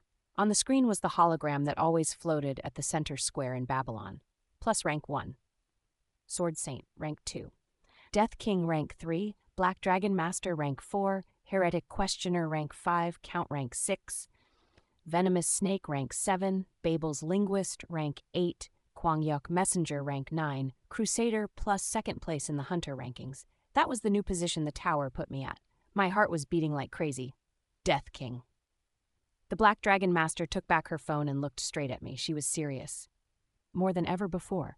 Are you ready to become our king? Chapter 120. Hero. Chapter 120. Hero. Cool translator, Thursdays. Editor, Yahiko PR Lightbrin King. The tip of my lips rose up. People instinctively smile when they encounter something unexpected. I looked around, Black Dragon Master, Heretic Questioner, Venomous Snake, Crusader, and Count. I met their eyes, one after the other. You're joking, right? Of course, said the Black Dragon Master. I wanted her to continue and say, of course I'm joking. But the words that came from her lips were the complete opposite of my expectations. Of course, we can't make a new monarchy right now. Death King, you may not know this, but we've devoted our heart and soul into the tower's current system. We struggled through many failures and setbacks for this. We're each trying to work the ideals of anarchy in our own ways. Aha, the guilds in the tower are actually a kind of combination. That's enough. Talking about that won't help Death King. The Crusader cut off the heretic questioner. The king is a mere symbol. However, symbols have real power. Kim Gongja, you already have real power. 100,000 people entered the tower in one day after seeing your name and believing in your character. Not even the Black Dragon Master has accomplished this before. You're the first. There's no precedent for any hunter having this kind of power. It was only then when I realized the Crusader was more worked up than usual. The Crusader was always calm and poised. The only time she raised her voice was during the 12th floor incident, which nobody remembered now. She had only acted like this when everyone was suspicious of each other and trying to kill each other. But the Crusader was excited now. It wasn't just her. Other than the heretic questioner, all of the great guild leaders were strangely heated. They were struggling to keep their excitement in check, but I could see their bare emotions in their gazes. We wouldn't have been able to handle this population boom before. Food had been scarce. But the way we are now, we have enough land and trade routes. It will be difficult, but we can meet the demand for food. Above all, we have experience, said the Count. I'm not bragging, but all of the guild masters here have experienced turmoil. The Crusader is a nomad from a ruined nation. The Black Dragon Master is an orphan from a country ravaged by a civil war, and the heretic questioner and the venomous snake have been living with mafia and gangs since they were young. I was born in the poorest village in the world. Everyone here is an expert of troubled times. That's right, affirmed the Black Dragon Master. In this world, only we can deal with this crisis. No country, no nation in the outside world can do it. But we can. We've overcome things worse than this. I gulped. I could clearly feel the guildmasters' excitement. They had abandoned the old world and fled to the new world. And though they reached the peak of this new world, the guildmasters hadn't given up on their desire to build a new society. Death King, we can do it. A dream. Let's do what no country in the outside world could do. Somewhere that's a bit better. Let's make a world where the people who were kicked away by the outside world can breathe and live a little. An ideal. We know well what a fallen society is like, so we can make one that won't fall. The Crusader, who fled from a country in South America. We know what divides people and causes wars, so we can prevent civil wars. The Black Dragon Master, who survived bloody conflicts in the Black Sea. We know what violence is, so we can make use of violence. The heretic questioner, raised by the mafia in Eastern Europe. The venomous snake, who grew up in the triads in central China. We know what it means to be poor, so we can overcome poverty. The Count, who was born in a trashy town in India. Let's show them, Death King, said the Black Dragon Master. Let's show the people that we can create a slightly better world. Then I realized it was me who had changed the guildmasters. This never happened in the previous world. In the world where the Flame Emperor was ranked first, the tower was just a tower, a refuge for the hopeless, a paradise for criminals and death row prisoners. I had never seen the Black Dragon Master's sparkling eyes as she talked about a new world. Not in a magazine picture. Not in any video interviews.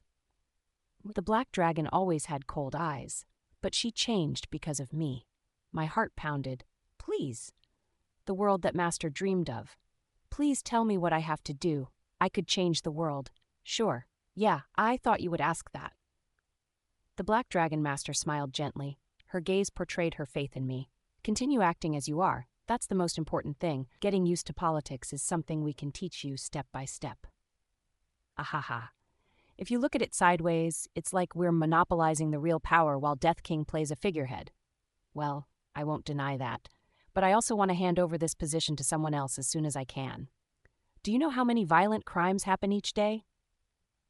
Oh, there are frequent crimes under the name of religion. In the last 10 days, 21 terror attacks have been prevented before they occurred. Let's stop talking about this. It'll just make us miserable. The most important thing is for me to stay as myself. If so, I looked around. Library Director Nim, librarian, where are you? My voice echoed through the huge library. Then a small shadow peeped his head from behind a bookshelf the size of a house. It had been a while since I saw the constellation a corner. Geez, what are you doing back there? Get over here. But, the librarian's lips trembled. How can an insignificant creature like I dare to show myself before the esteemed Death King? Your eyes will be dirtied. Please treat me like I don't exist, as if I'm a speck of dust floating in the library. Don't act so crazy. Just come here. The librarian floated helplessly. His long sleeves were fluttering like the ears of a sad Maltese puppy. Speak, please. Please take out a book for our next stage. Which apocalypse do you want? A fairy tale. The librarian shut his mouth tightly. Unconcerned, I said, among the apocalypses offered to us, there's only one fairy tale. Please hand it over. Indeed, there's a strange connection. The librarian's expression changed. His eyes were half open, trembling with appreciation as they often did when he saw me. All right, here is the apocalypse you talked about. One of the books floating around the librarian flew to him. When the librarian opened the cover, information about the apocalypse showed up. Plus reductio, genre, fairy tale, difficulty level, A-class, player limit, 2 or more. The serialization is currently suspended. Introduction. This world's humanity had succeeded in creating a utopia, but a special power source was required to maintain the utopia. The power source needed were the screams of suffering from an innocent child who has committed no crimes. Though it was a pity for the perfect happiness of 17 million people, one innocent should bear with it, right? Thanks to meticulously developed torture techniques and life-saving treatments, about 5 years' worth of screams were able to be extracted from each child. Such efficiency! Reason for discontinuation: 118,000 years had passed since the creation of Utopia. Eventually, all of the innocent children were used up. The Utopia, which lost its power source, came to an end. Right. This was the apocalypse. I had been keeping it in mind since I first saw it. Everyone, I'd like to choose this apocalypse for our next stage. Huh? The guildmasters looked around. The Black Dragon Master tilted her head. A fairy tale? Sorry, Death King, but that fairy tale world won't give us resources or more territory. The difficulty is also A-class. Do we have to challenge it? Yes, we do. I looked into the Black Dragon Master's eyes. Up until now, we've been picking the apocalypses based on how useful the worlds will be to the tower. The martial arts archives in the Chronicles of the Heavenly Demon will strengthen the tower's fighting power. Exchanges with the science fiction world will greatly improve our scientific power. The apocalypses we've challenged so far were as follows. 21st floor, the great library of all things. 22nd floor, Chronicles of the Heavenly Demon, genre martial arts fusion. 23rd floor, Saga of the Iron Knights in space, genre sci-fi.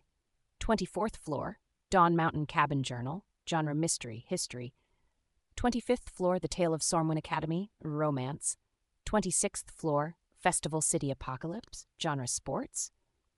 27th floor, Bakery Street Epic, genre cooking business management. I stayed in the Empire for half a month after completing The Tale of Sormwin Academy. During that time, the other hunters cleared the 26th and 27th floors. All hunters with titles were working hard to clear the stages. Now the 28th, 29th, and 30th floors were left. But I had my own plans. If things happened as I wanted, this 28th floor would basically be our last apocalypse. After ruminating on that plan, I opened my mouth. It isn't necessarily just technology and resources that are useful. Heretic Inquisitor, you said that the tower's population is growing by nearly 100,000 people a day. Yes. What we need now is a focal point. It's unity. The heretic questioner blinked. I agree, but isn't that why we're supporting you? You're the focal point of the tower. We'll provide you with a suitable position soon. We can make you a great position like Guild Alliance leader or council leader. I shook my head. Guild Alliance leader. Some people might be charmed by the title. On the outside, it would look like I had the most authority in the tower. Such tricks won't do. Oh, why do you say it's a trick? Everyone here, not just me, needs to garner the people's support. I'm not really the one who controls the tower right now. It's all of you. Only when you all gain the people's support will the tower unite as one. The library became quiet. Then the heretic questioner smiled. You have a point, but did you know? Death King, we have original sin. We've done tremendous things to stop the chaos in the tower, and we continue to do them. It's a shame, but we have absolutely no moral legitimacy. The heretic questioner is right, muttered the Black Dragon Master. We've done too much to act as symbols. It's all right if you act well from now on. Please, act well. We're a team. I can't solve religious issues like the heretic questioner. I can't deal with gang troubles like the venomous snake either. I can't match you in politics, economics, or security. I'm not being humble. It's the truth. However, I never betray you. You can trust me. I was confident I could bring these talented people together. If there is a problem between you, I will mediate. If you need to talk, I'll create a place for conversation. Trust me. Let's become one team. The guildmasters were silent. I held up the fairy tale, me and our scapegoat. As you said, this apocalypse doesn't have a great resource within it. There isn't any fertile land either. But there is an unacceptable sacrifice in here. Everyone. We cannot tolerate this sort of sacrifice. Let's show the world what kind of people we are by targeting this world. That was right. This was a declaration of intent.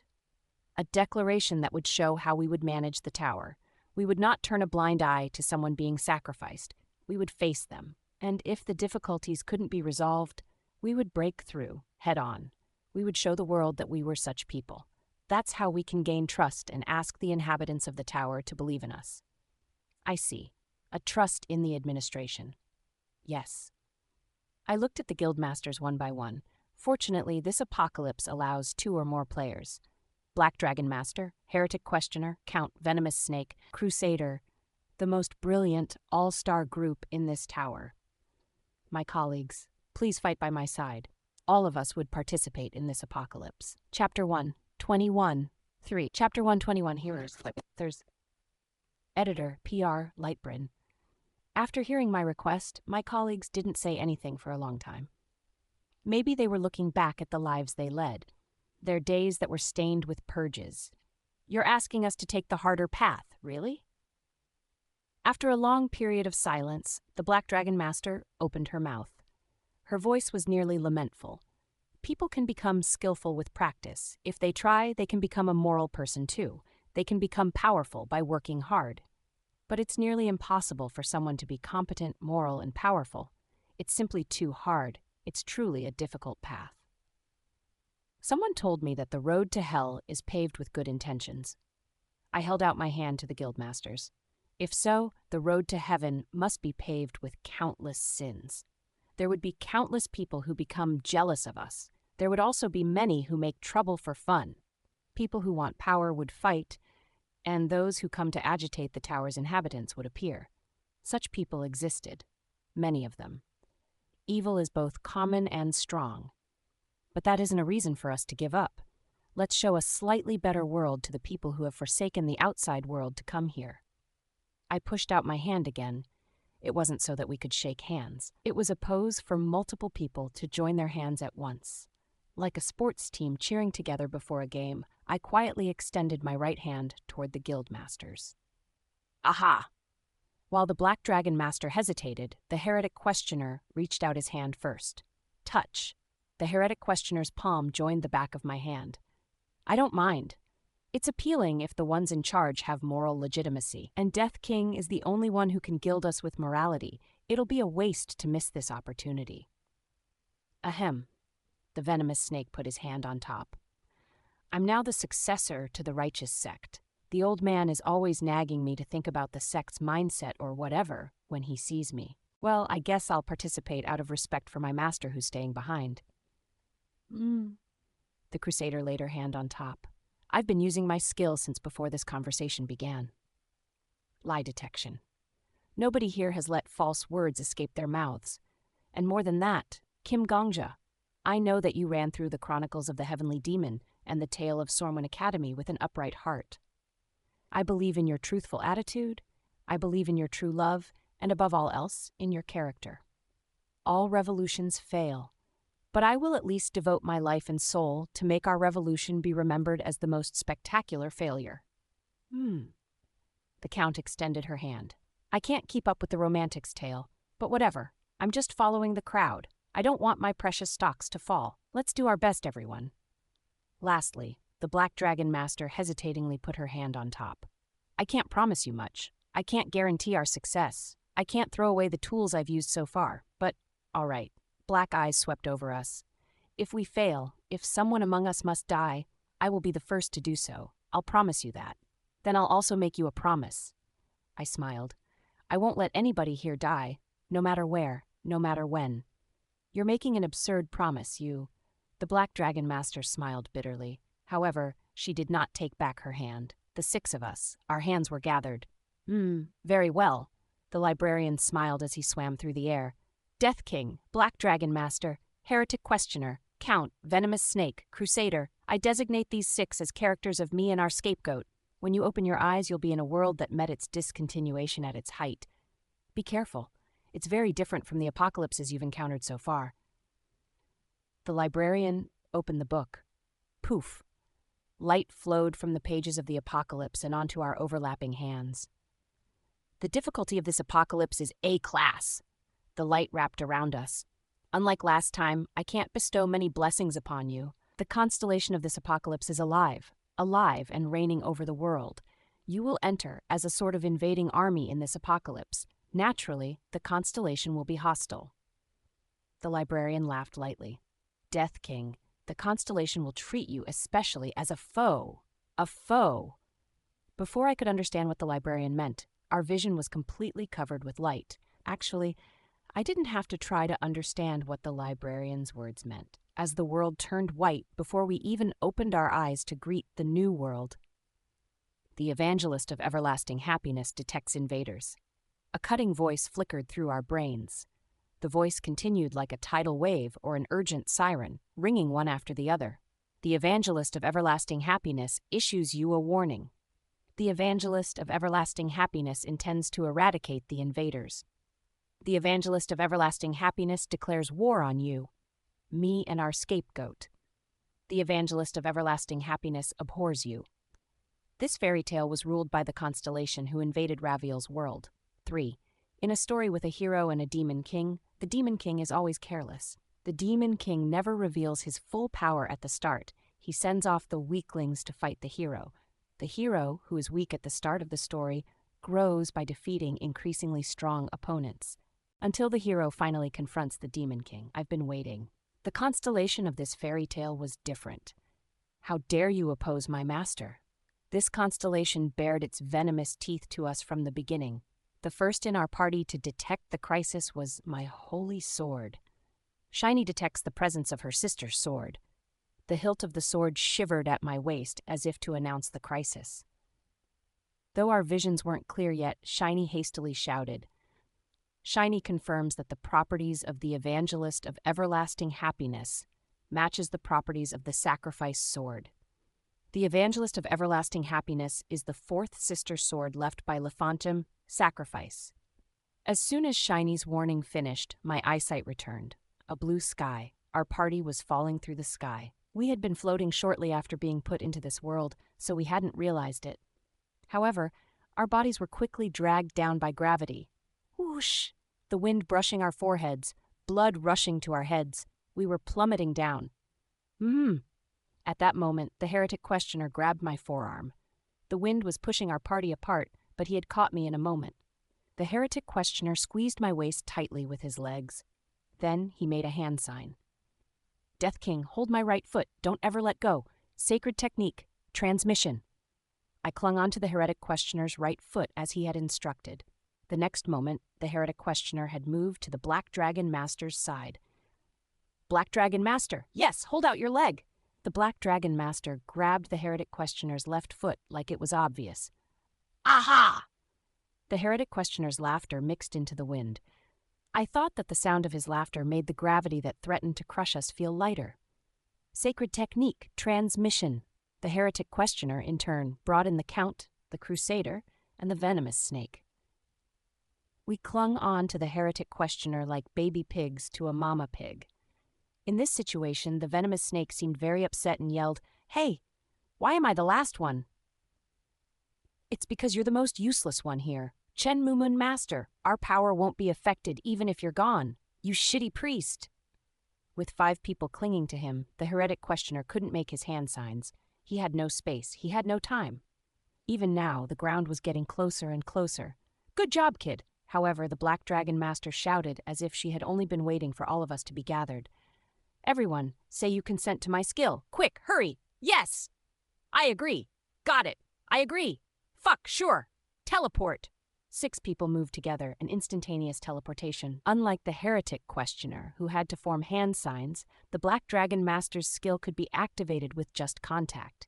It was the skill she had used to oppose the Devil King of Fall Rain. Thus, we safely landed on the ground. I won't let you go, but the ground was not safe at all. Sing my apostles, maybe 100,000, maybe millions. In the horizon stood those in the shape of children. Each of them was the same as the apostle who invaded Raviel's world. Possibly millions of children surrounded us in layers. La, and they sang la, lu, la la, la. A million a cappella tunes all at once. 100,000 low notes, 100,000 high notes, and 100,000 whistles overlapped. The children danced in a circle like they were happy. With each step, the ground reverberated. Boom, thud, boom, la. This was the A-class difficulty apocalypse, a world that saw us as the enemy, was not careless, and tried to destroy us with all its might from the very beginning. The party hurriedly pulled up their auras. However, it wasn't enough. We were facing an all-out attack less than a minute after being transmitted to this apocalypse. A wave of happy dreams, difficult to handle with just one's aura, violently struck us. "Count," shouted the heretic questioner. "Give me money. Damn it, my bank account is going to break. Yes, it'll be better than breaking your head. A 15% interest, compounding. I won't take it unless it's free." "What? That's ridicule." "Nisha," the Crusader yelled. At first, I didn't know what Nisha was referring to. I realized it when I saw the Crusader's gaze directed at the Count. Nisha was the Count's real name. "Shut up and take out your wallet. I'll kill you." "Ugh, damn it, withdraw, boundless." The Count took out a pouch. The pouch had a snail pattern on it. She undid the gold ribbon to open the pouch and flipped it upside down. Clink, clink. Countless gold coins spilled onto the floor. "Change owner, heretic questioner. Ha, thank you." The heretic questioner quickly made a hand sign. "Sacred technique, devotion." A light burst from his hands. The white light encased the pile of gold coins, which became dust and disappeared. In its stead, the aura around us became unbelievably strengthened. Sacred transfer, aura reinforcement, and mental attack immunity. Reinforcement targets: Count, Heretic Questioner, Death King, Black Dragon Master, Crusader, Venomous Snake. Reinforcement time uncertain. Gold will grab our hands. Technique complete. "My money!" the Count screamed. Gold coins continued to pour out of her pouch, and as soon as they did, they became light and evaporated without a trace. She seemed so shocked that cat ears popped out of her head. "My money, Nia, my lifeblood, my money, which is more precious than blood." "Aha, should I donate my blood? I don't need it. If I go bankrupt, the tower will also go bankrupt. You got it? If you don't want to eat dog food for breakfast tomorrow, go and attack already." Falling from the sky, a million songs, we succeeded in escaping the incessant crises. Only now could we look at the main culprit who attacked our party. Sk. "Do you have enough skill to devour idol, compassion, and prayer?" Attempting to hide the senses and attack, the constellation floated in the air. Like the prayer sword, it was red all over. However, it was slightly darker than the prayer sword. The little child covered in dark red blood trembled in the air. "But it's no use. Leader of the traitors, my loyalty to Lafanta Agem shall never break. I will kill you and ensure you don't get in my master's path." Sure enough, I grabbed the hilt of the holy sword and pulled it out. Raviel became a constellation by stabbing her heart with a fragment of the guardian goddess. This meant that even a fragment had the ability to make a constellation. If so, then it would be possible for the fragment itself to become a new constellation. The sacrifice sword evolved from being a fragment of the guardian goddess to the evangelist of eternal happiness. "Apostles, Eliminate them. And the sacrifice sword was still loyal to Lafanta Ajim. Unlike her sisters who had been helplessly absorbed by me, the sacrifice sword had been amassing her power. She had ambushed me as if she had been expecting me to come. That was what had happened thus far. I glared straight ahead, gripping the holy sword. Literally hundreds of thousands of troops thronged on all sides. Instead of yelling, the apostles sang, and instead of stabbing us, they danced. However, their songs were more threatening than any shout, their dance deadlier than any spear or blade. Our forces were 6 people. The enemy was innumerable. Count Nim, what is it? You still have a lot left in your wallet, right? This was the best moment for me to act. What? Please shoot this stage up big time. As the Count blinked, I quietly chanted, 100 Ghosts Reincarnation. Chapter 122. Utopia. 1. Chapter 122. Translator Thursdays. Editor Yahiko Lightbrin 1. My favorite skill. The exact ability of the 100 Ghosts Reincarnation is this, plus 100 rank SSS. Effects. You can summon those whom you've killed yourself. The dead cannot use their abilities from when they were alive. However, the dead can keep their memories and appearances from their lives if you so desire. If not, they will just be summoned as monsters. However, you can only summon them once a week. There was an important segment here. The part that said, the dead can keep their memories and appearances from their life if I so desire. In other words, if I didn't want them to, the dead would be summoned as monsters without their memories and former appearances. Just like now. Go! My shadows fanned out. White bones sprouted from the shadows that were laid out like linoleum floors. 5,000 skeletons. It had been a while, but I wasn't pleased to see them. Weren't they proof of my deaths? But I need these guys now. The apostles of the Evangelist of Everlasting Happiness swarmed, singing a song. La, lula, lu, la la. The tune they were singing was a song that buried listeners in their happy memories. It was an attack difficult for even warriors with mental training to resist.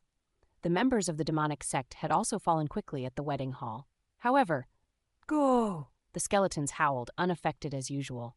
The charge was composed of only 5,000 skeletons. They fiercely ran at the millions of enemies. It wasn't because the skeletons were particularly brave or resistant against mental attacks. Aha. I see. Behuryong spoke from my side. The mental attack doesn't work because they have no memories. That was right. The songs of the apostles of the Evangelist of Everlasting Happiness were certainly powerful.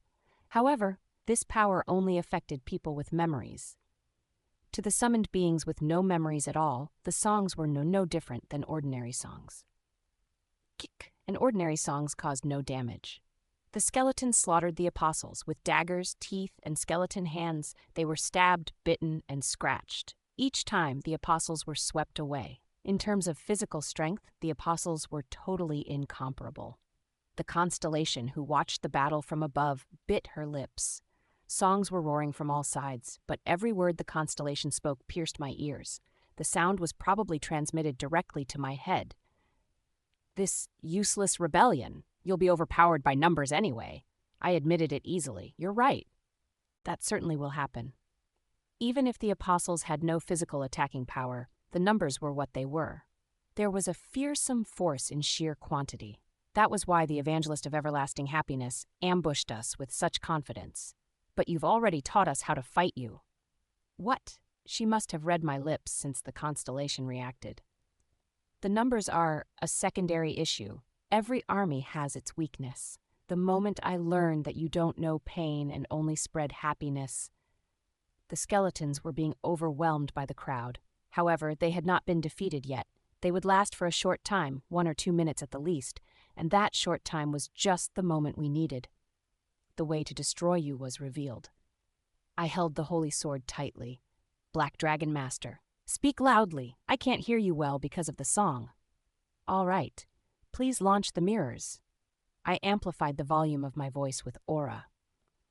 The Black Dragon Master stepped up beside me.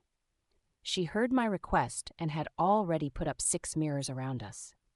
Done. But what do you want me to do with the mirrors? Do you remember when you and I fought the Devil King of Falrain? When the Devil King shot the beams, you weakened their strength by reflecting them on mirrors several times. At the same time, you strengthened our attacks. We'll fight the same way. The Black Dragon Master understood my aim. You want to shoot your aura like a beam? That's fine, but do you have confidence that you can generate a lot like the Devil King of Fall Rain did? If it's not strong enough, it won't matter if the attack is reflected in my mirror. Don't worry about the strength. Please just spread it as widely as you can. I don't know what you're thinking, but all right, let's try it. The mirrors soared into the air, north, south, east, west. When light shone on a mirror, it was immediately reflected onto the other mirrors, covering the field. This will be enough, I nodded. Then I poured my aura on the hilt of the sword. Whoosh! Aura, red like blood, blazed as it climbed up the blade. Though I can't push ahead with sheer force like Prita or split the world with enlightenment like Master. If these apostles were my enemies, if these guys were my allies, I could fully use an unparalleled skill. If I swing my sword only out of hunger, what will happen?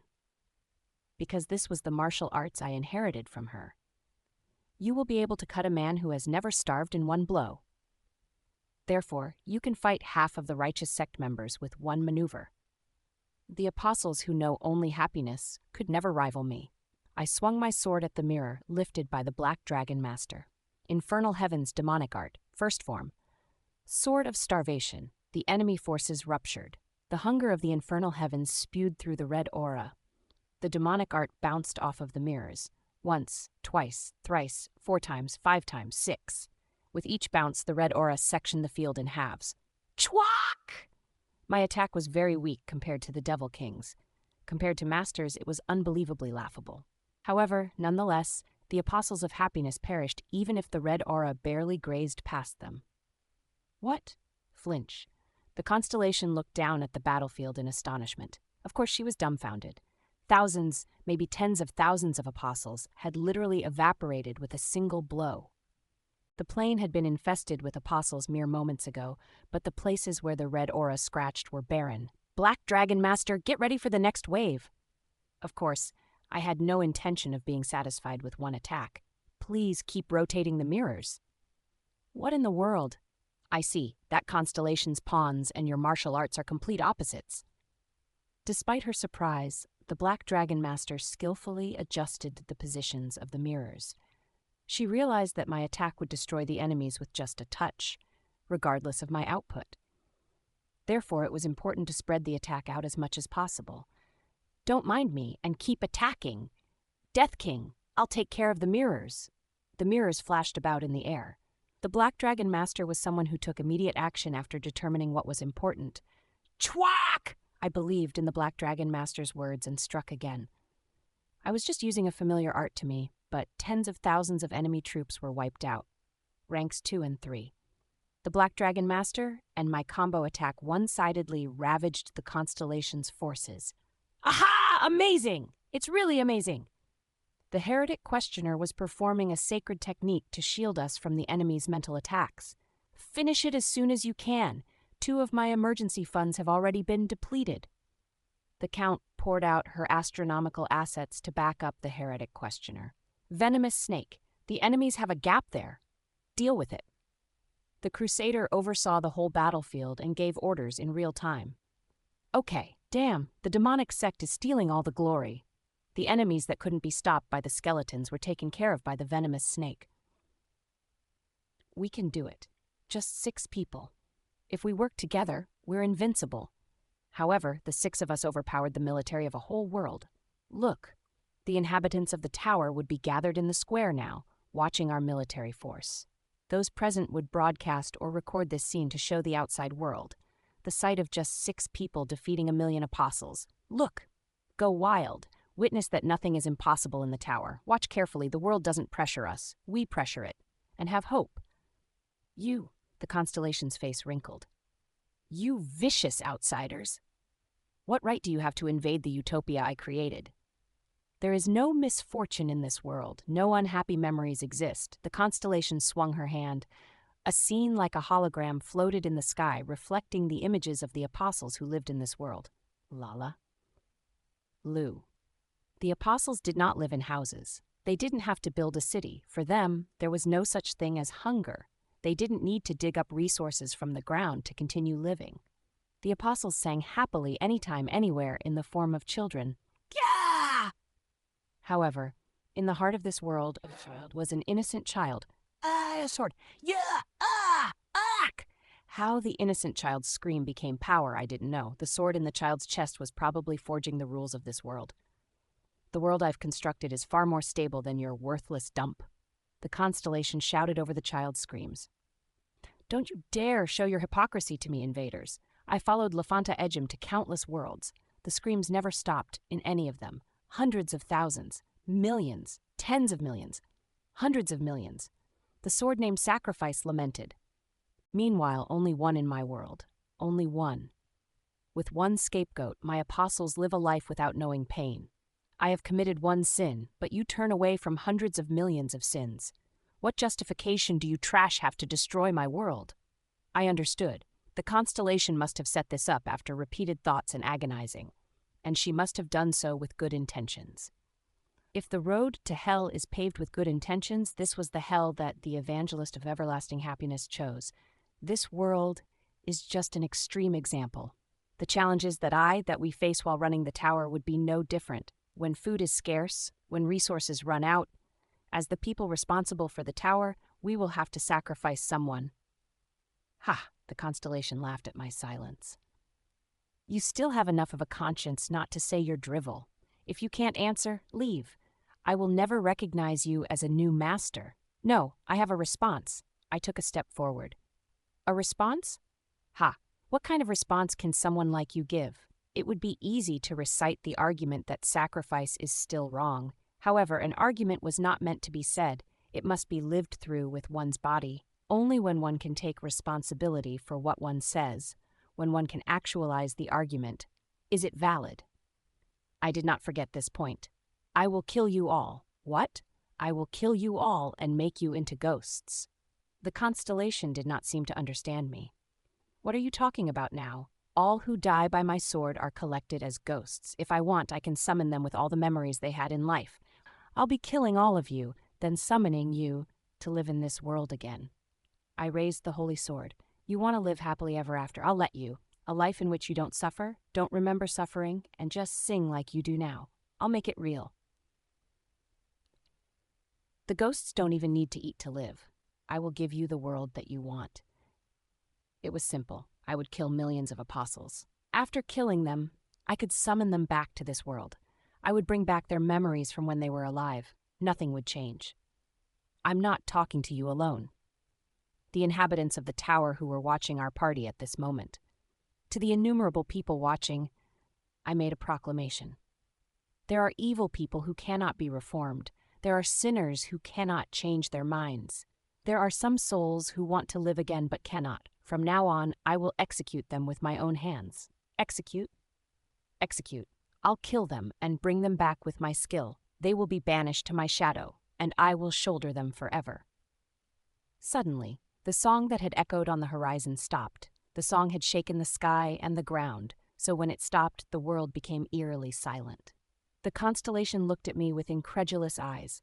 Lies. All the wicked and all the souls, a mere mortal cannot. Evangelist, the utopia that you boasted about creating here? I can do the same, but in my world, I don't even need a single innocent child's scream. Before entering this apocalypse, the Black Dragon Master had asked me, am I ready to become a king? It's simple. That was right.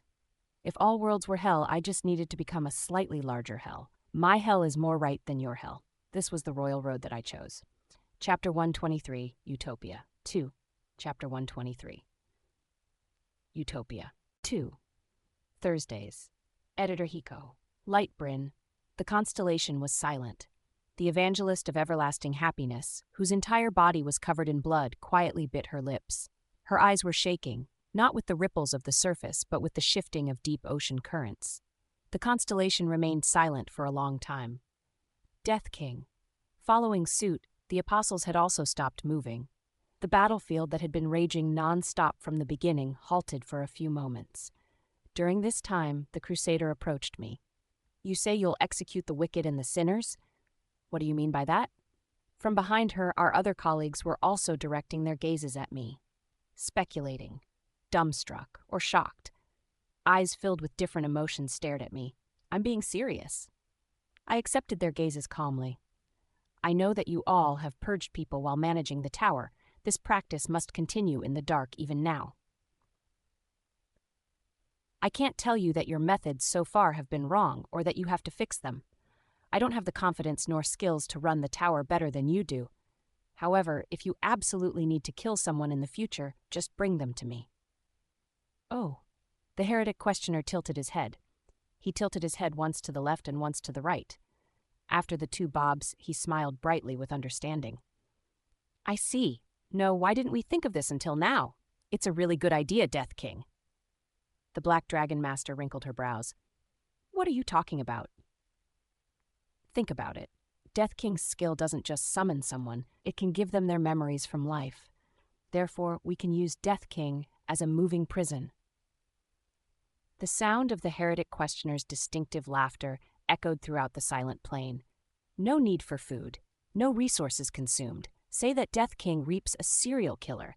If Death King orders him to never commit murder again, the killer is forever prohibited from killing. The Black Dragon Master's eyes slowly grew bigger, as did those of the Count and the Crusader. Despite their shock, they quickly calculated the advantages outlined by the heretic questioner. Using Death King's skills as a prison? Well, yes! Ahaha! The criminals will be fairly terrified. And isn't the cadence of it just beautiful? Death King, as a king who literally jails and rules over those who must die, there's no better epithet for him. As the owner of Sangryun, I want to offer you my opinion. The Count pulled out her fan and tapped on her lower lip. It's not bad.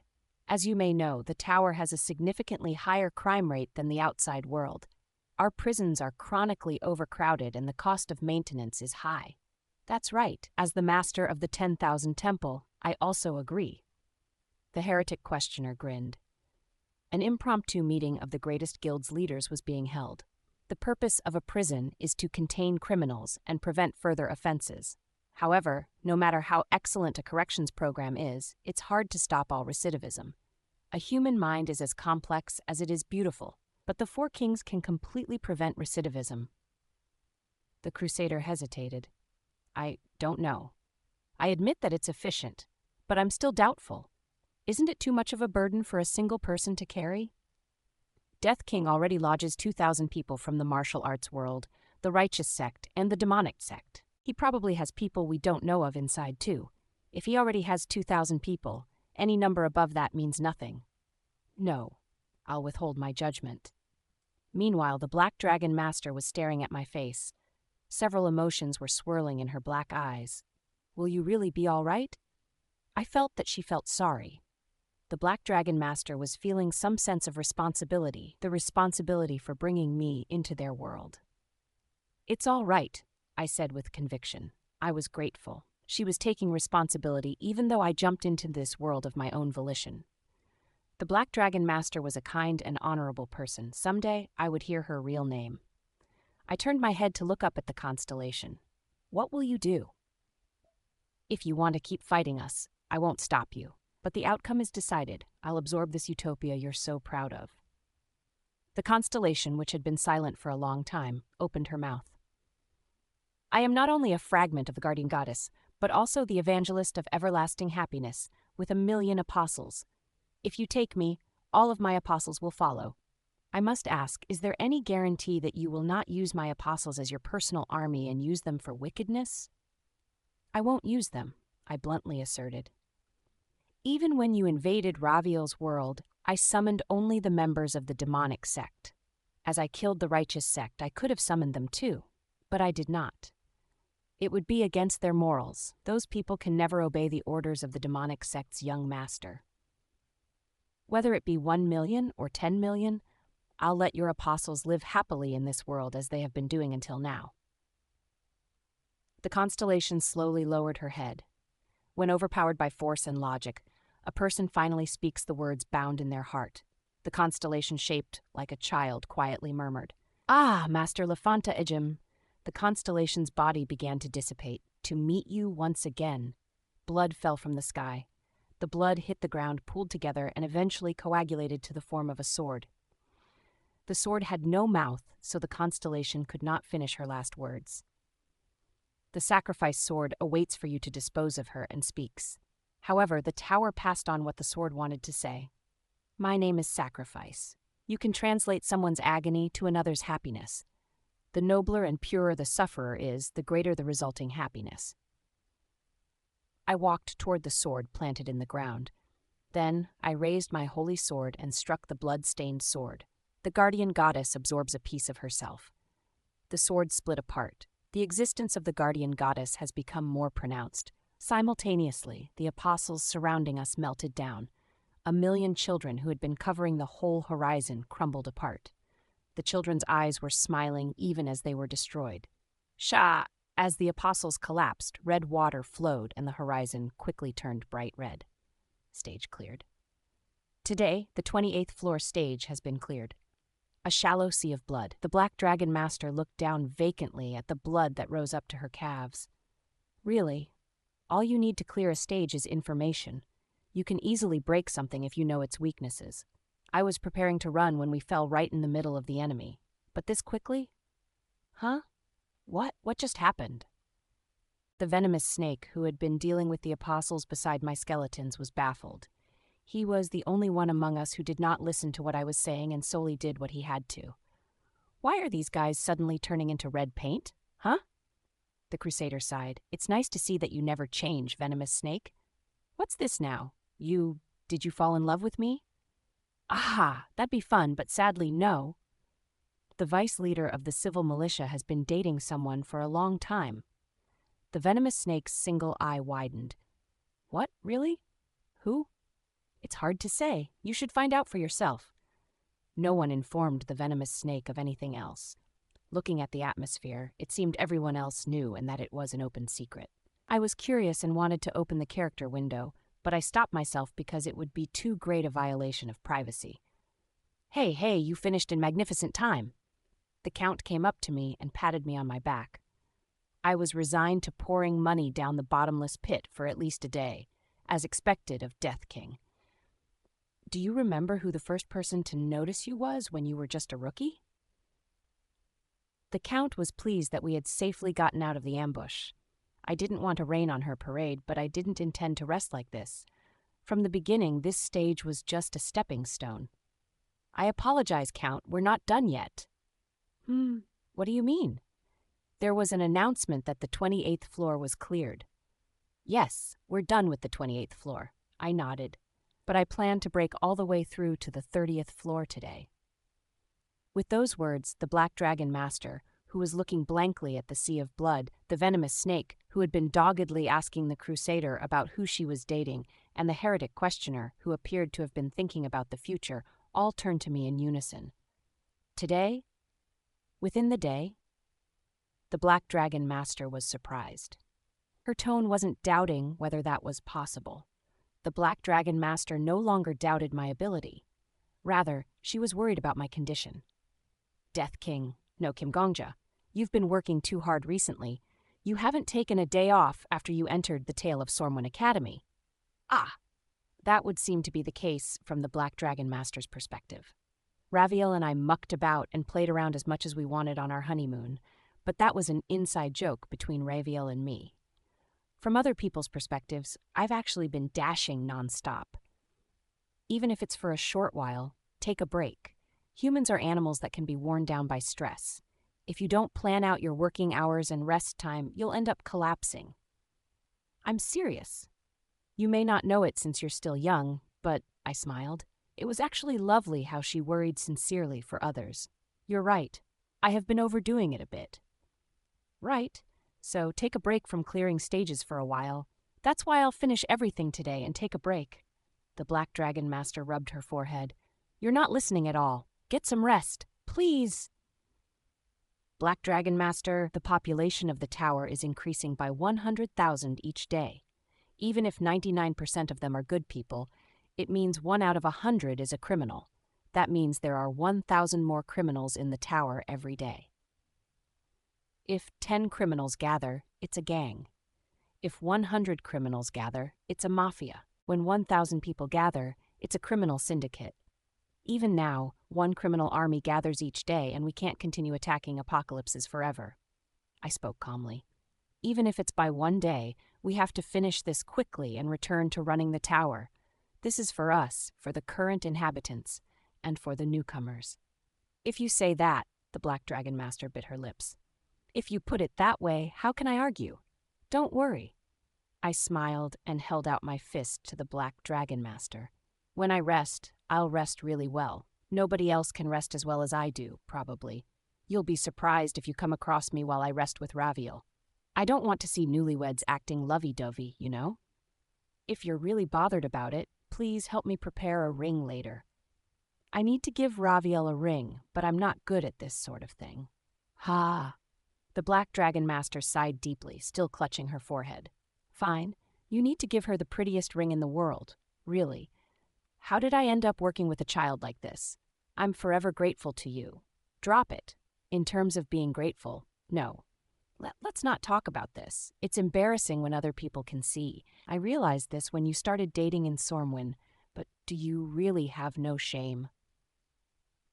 Even as she complained, the Black Dragon Master acquiesced to my proposal. She and other leaders of the tower knew the truth. It would be dangerous if they didn't return to the front lines of administration. They weren't just hunters who cleared floors. They were also the managers who governed the tower. They had to finish their days in the library. Transmit. Pop. After some time, we each returned to the library, where hunters were gathered. They had just watched the live stream of us 6, overpowering 1,000,000 apostles. Was that why they only looked at us quietly from a distance? There was an overwhelming gap. The authority of the top rankers was thus placed on a solid foundation. Okay, good.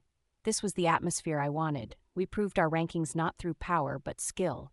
We also proved that we were a united team. For a while, at least, they wouldn't scheme anything troublesome. There was another being who was watching us. The owner of the great library, the corner librarian, stared at us with his chin on his hand. "Welcome back. Congratulations. I thought that the stage would be more difficult, but your synergy surpassed my expectations. I didn't think you could conquer a world with a reigning constellation so quickly." Unlike his congratulatory words, the librarian's face was impassive. "Of course it is." Was an intense lover of stories. He loved seeing characters' hardships, trials, and unexpected obstacles and their unexpected solutions. Overwhelming victory or defeat didn't suit the librarian's taste. I knew just how to lure the librarian. Character window. Characters appeared before my eyes. Name corner librarian, favorability 98. Favorite genres, fusion, romance, mystery, adventure, horror, history, war, sports, SF, myth, fairy tales. Disliked genres, not applicable. Favorite characters, Constellation Killer, Death King. Hated characters, not applicable.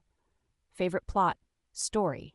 Hated plot, serial discontinuation, psychological state. Indeed, the evangelist of everlasting happiness was a terrible match for the infernal heaven's demonic art. She wasn't lucky. Foolish thing. She would have been able to fight a bit more if she predicted the disadvantage and asked for reinforcements from other constellations. I nodded. It's there. My name was added to the librarian's list of favorite characters. Next to the Constellation Killer, which had been there before, Death King was added. As the librarian himself admitted, the Constellation Killer was the character he loved the most. The fact that my name was there beside his meant that I was almost as beloved. Librarian. Yes, what will you choose for the next apocalypse? The librarian fluttered his sleeves and smiled. If you want, I can recommend something personally. The fairy tale ended so quickly, so how about a myth this time? It's long and dangerous, but that's how unspeakably great the rewards are. Or, the character you love most is Lefanta Ejim. I cut off the librarian's words. How do I compare to him? That's, of course, it's almost shameful to rank you two. The Constellation Killer and you are complete opposites in nature. The librarian stroked his chin. What should I say? If the Constellation Killer is like a man who bears all the misfortunes of the world, Death King, you're like chocolate ice cream. It's black on the outside, so you think it'll taste bitter, but it's really sweet when you try it. Setting aside whether that analogy was appropriate, I've chosen our next apocalypse. Which is it? The Epic of Lefant Ejim. The librarian faltered. You showed it to me when we went to the snowy mountain by ourselves after the chronicles of the heavenly demon were cleared. At that time, floating before the corpse of a giant dragon, the librarian had said that it was his dream to be killed by Lafanta Agim. With that, he showed the old leather-bound book that he had read dozens or hundreds of times like it was something precious. The Epic of Lafanta Agim. Even now, the book was probably hidden by the librarian's chest. Death King? The librarian raised the corner of his mouth. Yes? I know that you see the Constellation Killer as a rival, but the Epic of Lafanta Agim isn't an apocalypse. I can only send you to apocalypses, worlds that have come to an unfortunate state of suspension. The tip of his lips was trembling. The Epic of Lafanta Agim is still continuing. I can never intervene in it. I cannot accept your request.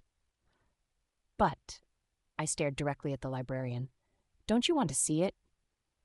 Didn't you say so? To you, the Constellation Killer is the greatest character, and I come close to him. The master of the great library of all things, the Constellation who loved books more than anyone. That was why I threw him an irresistible temptation for a bibliomaniac, a scene where your favorite characters are together. Don't you want to see it? The genre of the next stage I chose was a crossover. Chapter 124, Utopia. 3. Translator, Thursdays. Editor Yahiko, Lightbrand 2. A cruel fate awaited those who were bewitched by stories. I wasn't talking about people who simply enjoyed them. I was talking about those who were bewitched, crazed. They fell deeply again and again, and eventually they gave up half of their lives to stories. For them, reality was nothing but a world that could not be a story. There were no dramatic plot twists, no shocking endings. People were just people who could not be reborn as characters. Reality was a disappointment. Humans were contemptible, and above all else, they worshipped stories. Disappointment, contempt, and worship made up the true identity of those who were bewitched by stories. That was why they became fanatical when a story unfolded in real life and cheered when real people were reborn as characters. They hadn't actually lost the heat in their hearts. They were just waiting for the right moment. The final boss of all readers was standing before me now. El Lafanta Agim and your crossover?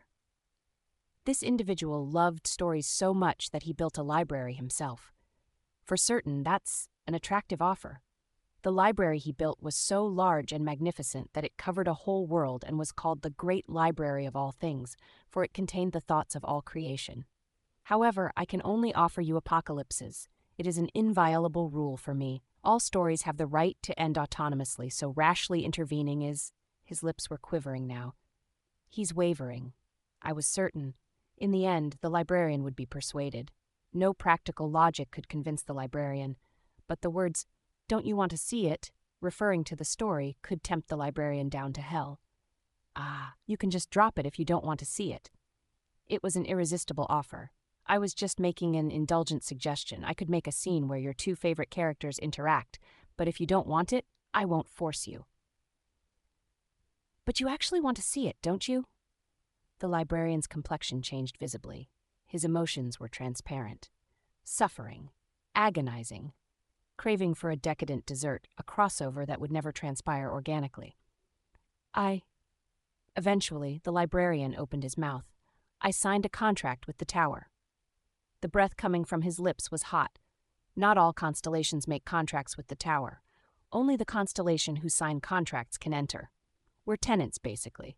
In exchange for renting a floor of the tower, I have a restriction. What is the restriction? To provide humans only apocalypses. The librarian flailed his hand. Each time his hand sliced the air, the books that orbited around him fell to the floor. An apocalypse can mean many things, but the Epic of Lafanta Agim is not one of them. These books had the same function as being the librarian's guards. When hunters attacked him the other day, the librarian used the power of the books to subdue them. A contract is a contract. I cannot violate it as I please. The tower, the master of the tower, will be furious. I do not want to anger the tower master. Traditionally, aren't tenants at the mercy of their landlords? In other words, the librarian was stripping himself of his weapons. Just for reference. Dozens of books were dropped. Neutralizing all the powers he held, the librarian looked at me. I actually don't have much power on my own. It's not just me. Many constellations are like that. We have special powers, but surprisingly, we're not that good at fighting. Without a book, I become but a simple, fragile reader. Well, so you get it, don't you, Gongja? I did. I understood completely. Yes, you can't break the contract. I strode toward the librarian. The distance narrowed. The librarian was primly holding his sleeves together. With a tense expression, he looked up at me. Unless it's an unavoidable situation. I grabbed the librarian by his neck and lifted him up. It was easy. The cornerian didn't weigh much.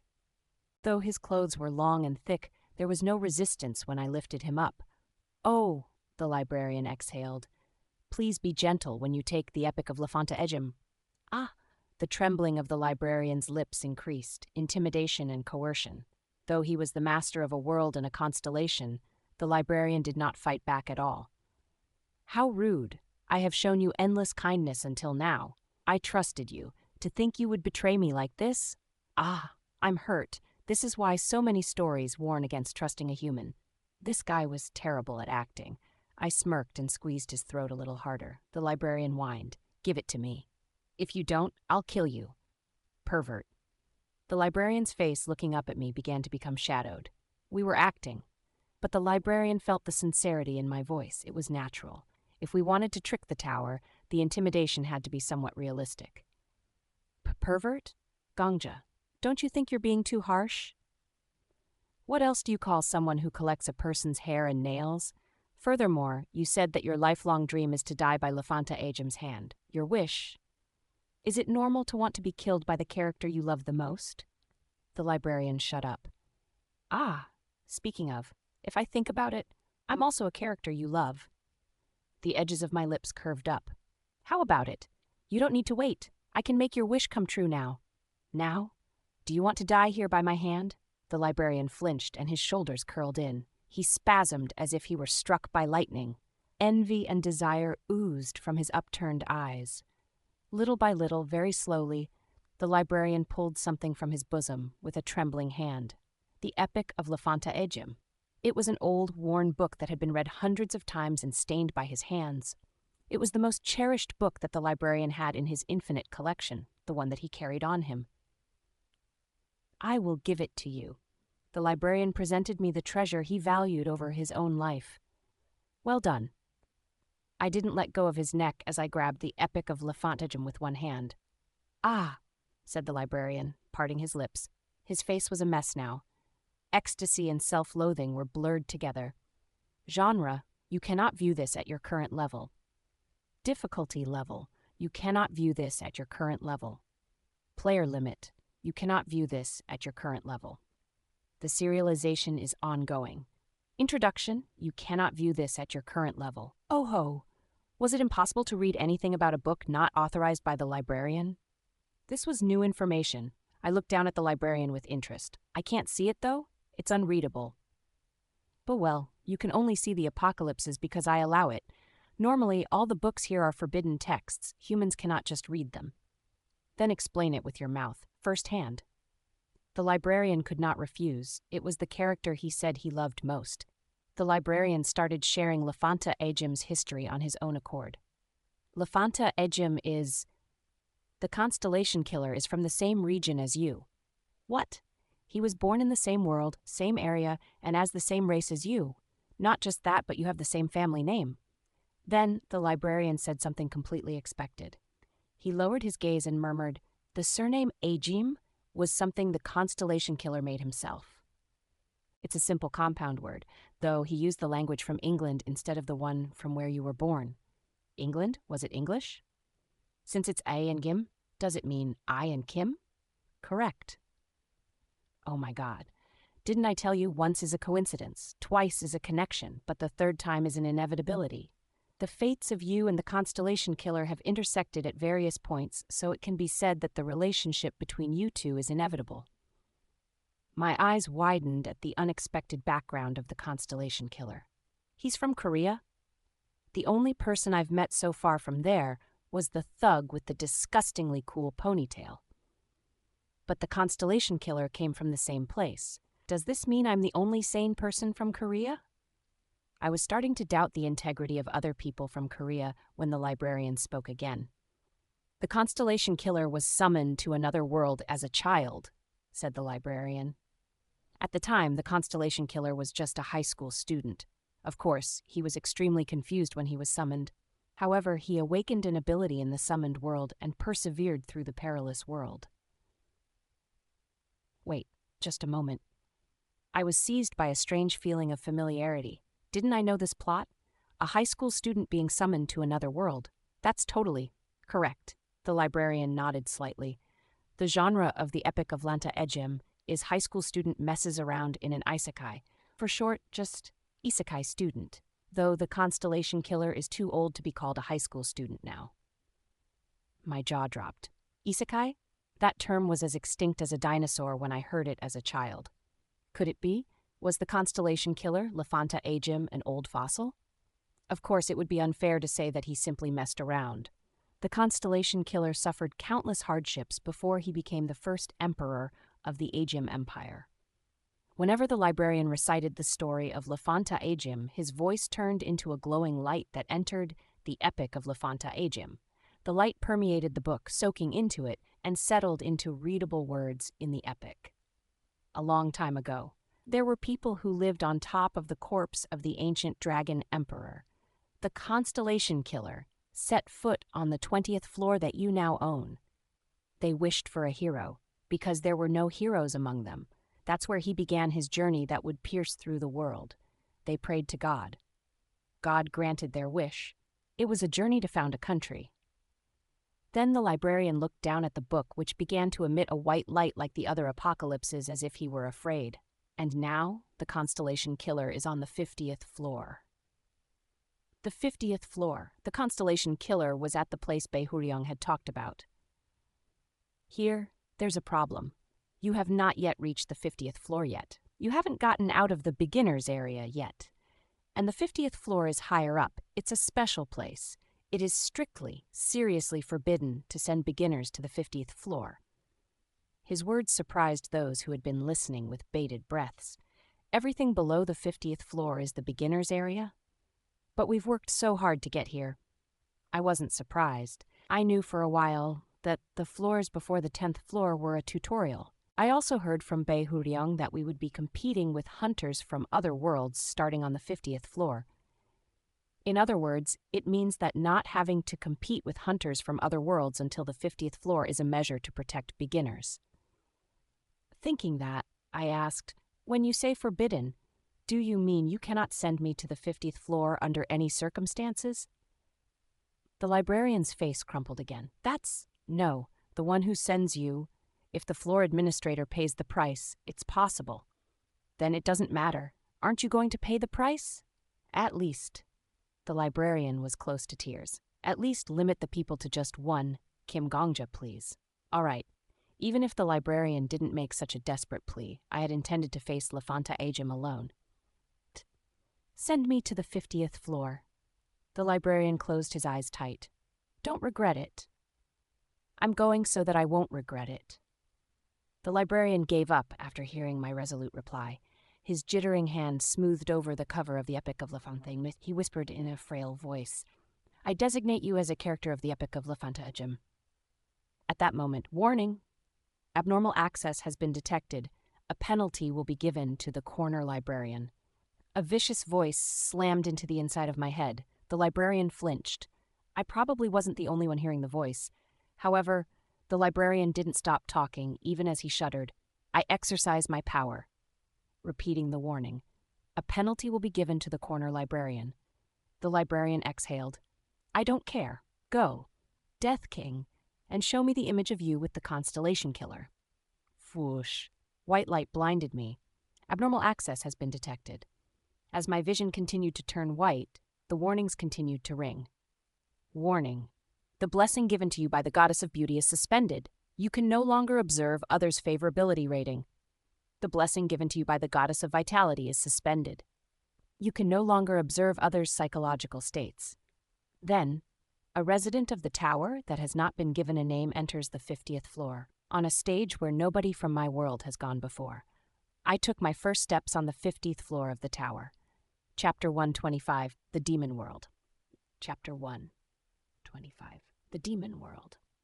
Thursdays, Editor Ahiko, Lightbrin 1. Kim remembered the day he first fell into another world.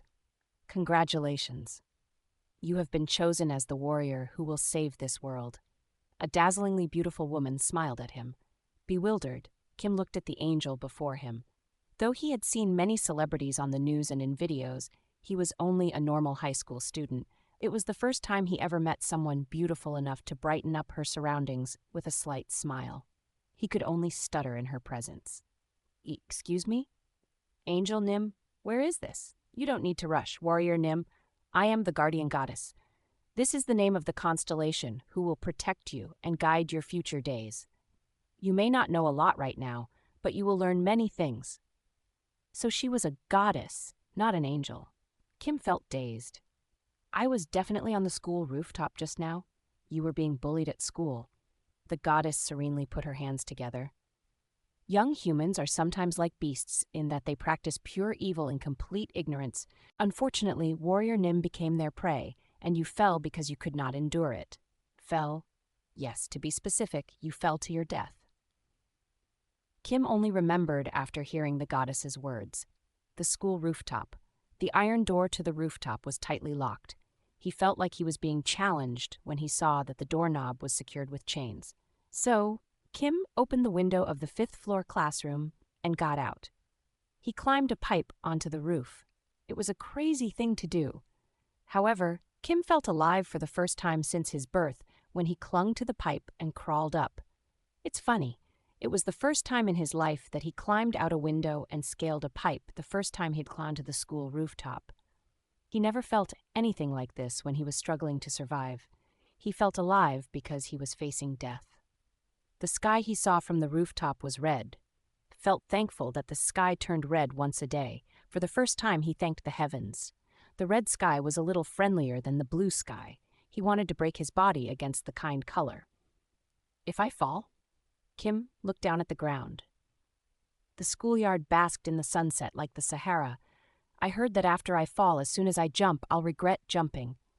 Kim took off his indoor shoes and placed them down neatly on the floor. The soles of his shoes were blackened with permanent marker. He had not scribbled it on himself. Will I regret it too? The schoolyard became loud. Maybe someone saw him. The students who had been kicking around soccer balls before their nighttime study gathered together, pointing to the rooftop from below.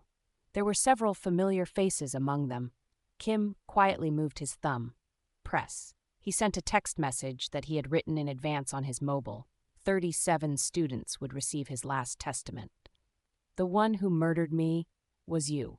Don't forget, you killed me. Plus, shortly after, a notification popped up showing that the text had been sent. It was done. It was refreshing. Kim threw his phone. The cell phone fell in an instant to the schoolyard. It was broken. The students below became frightened by the sight of the broken phone. One person's face paled, someone whom he had sent the text to. I hope your life is ruined too, permanently. Kim plunged into the red, sandy desert. He thought that falling was just like failing to fly.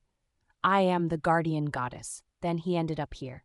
I have many powers: idol, compassion, prayer, sacrifice, and salvation. Kim remembered the day he first fell into another world. If you borrow my strength, Warrior Nim, you can do anything and become anything. A dazzlingly beautiful woman smiled at him.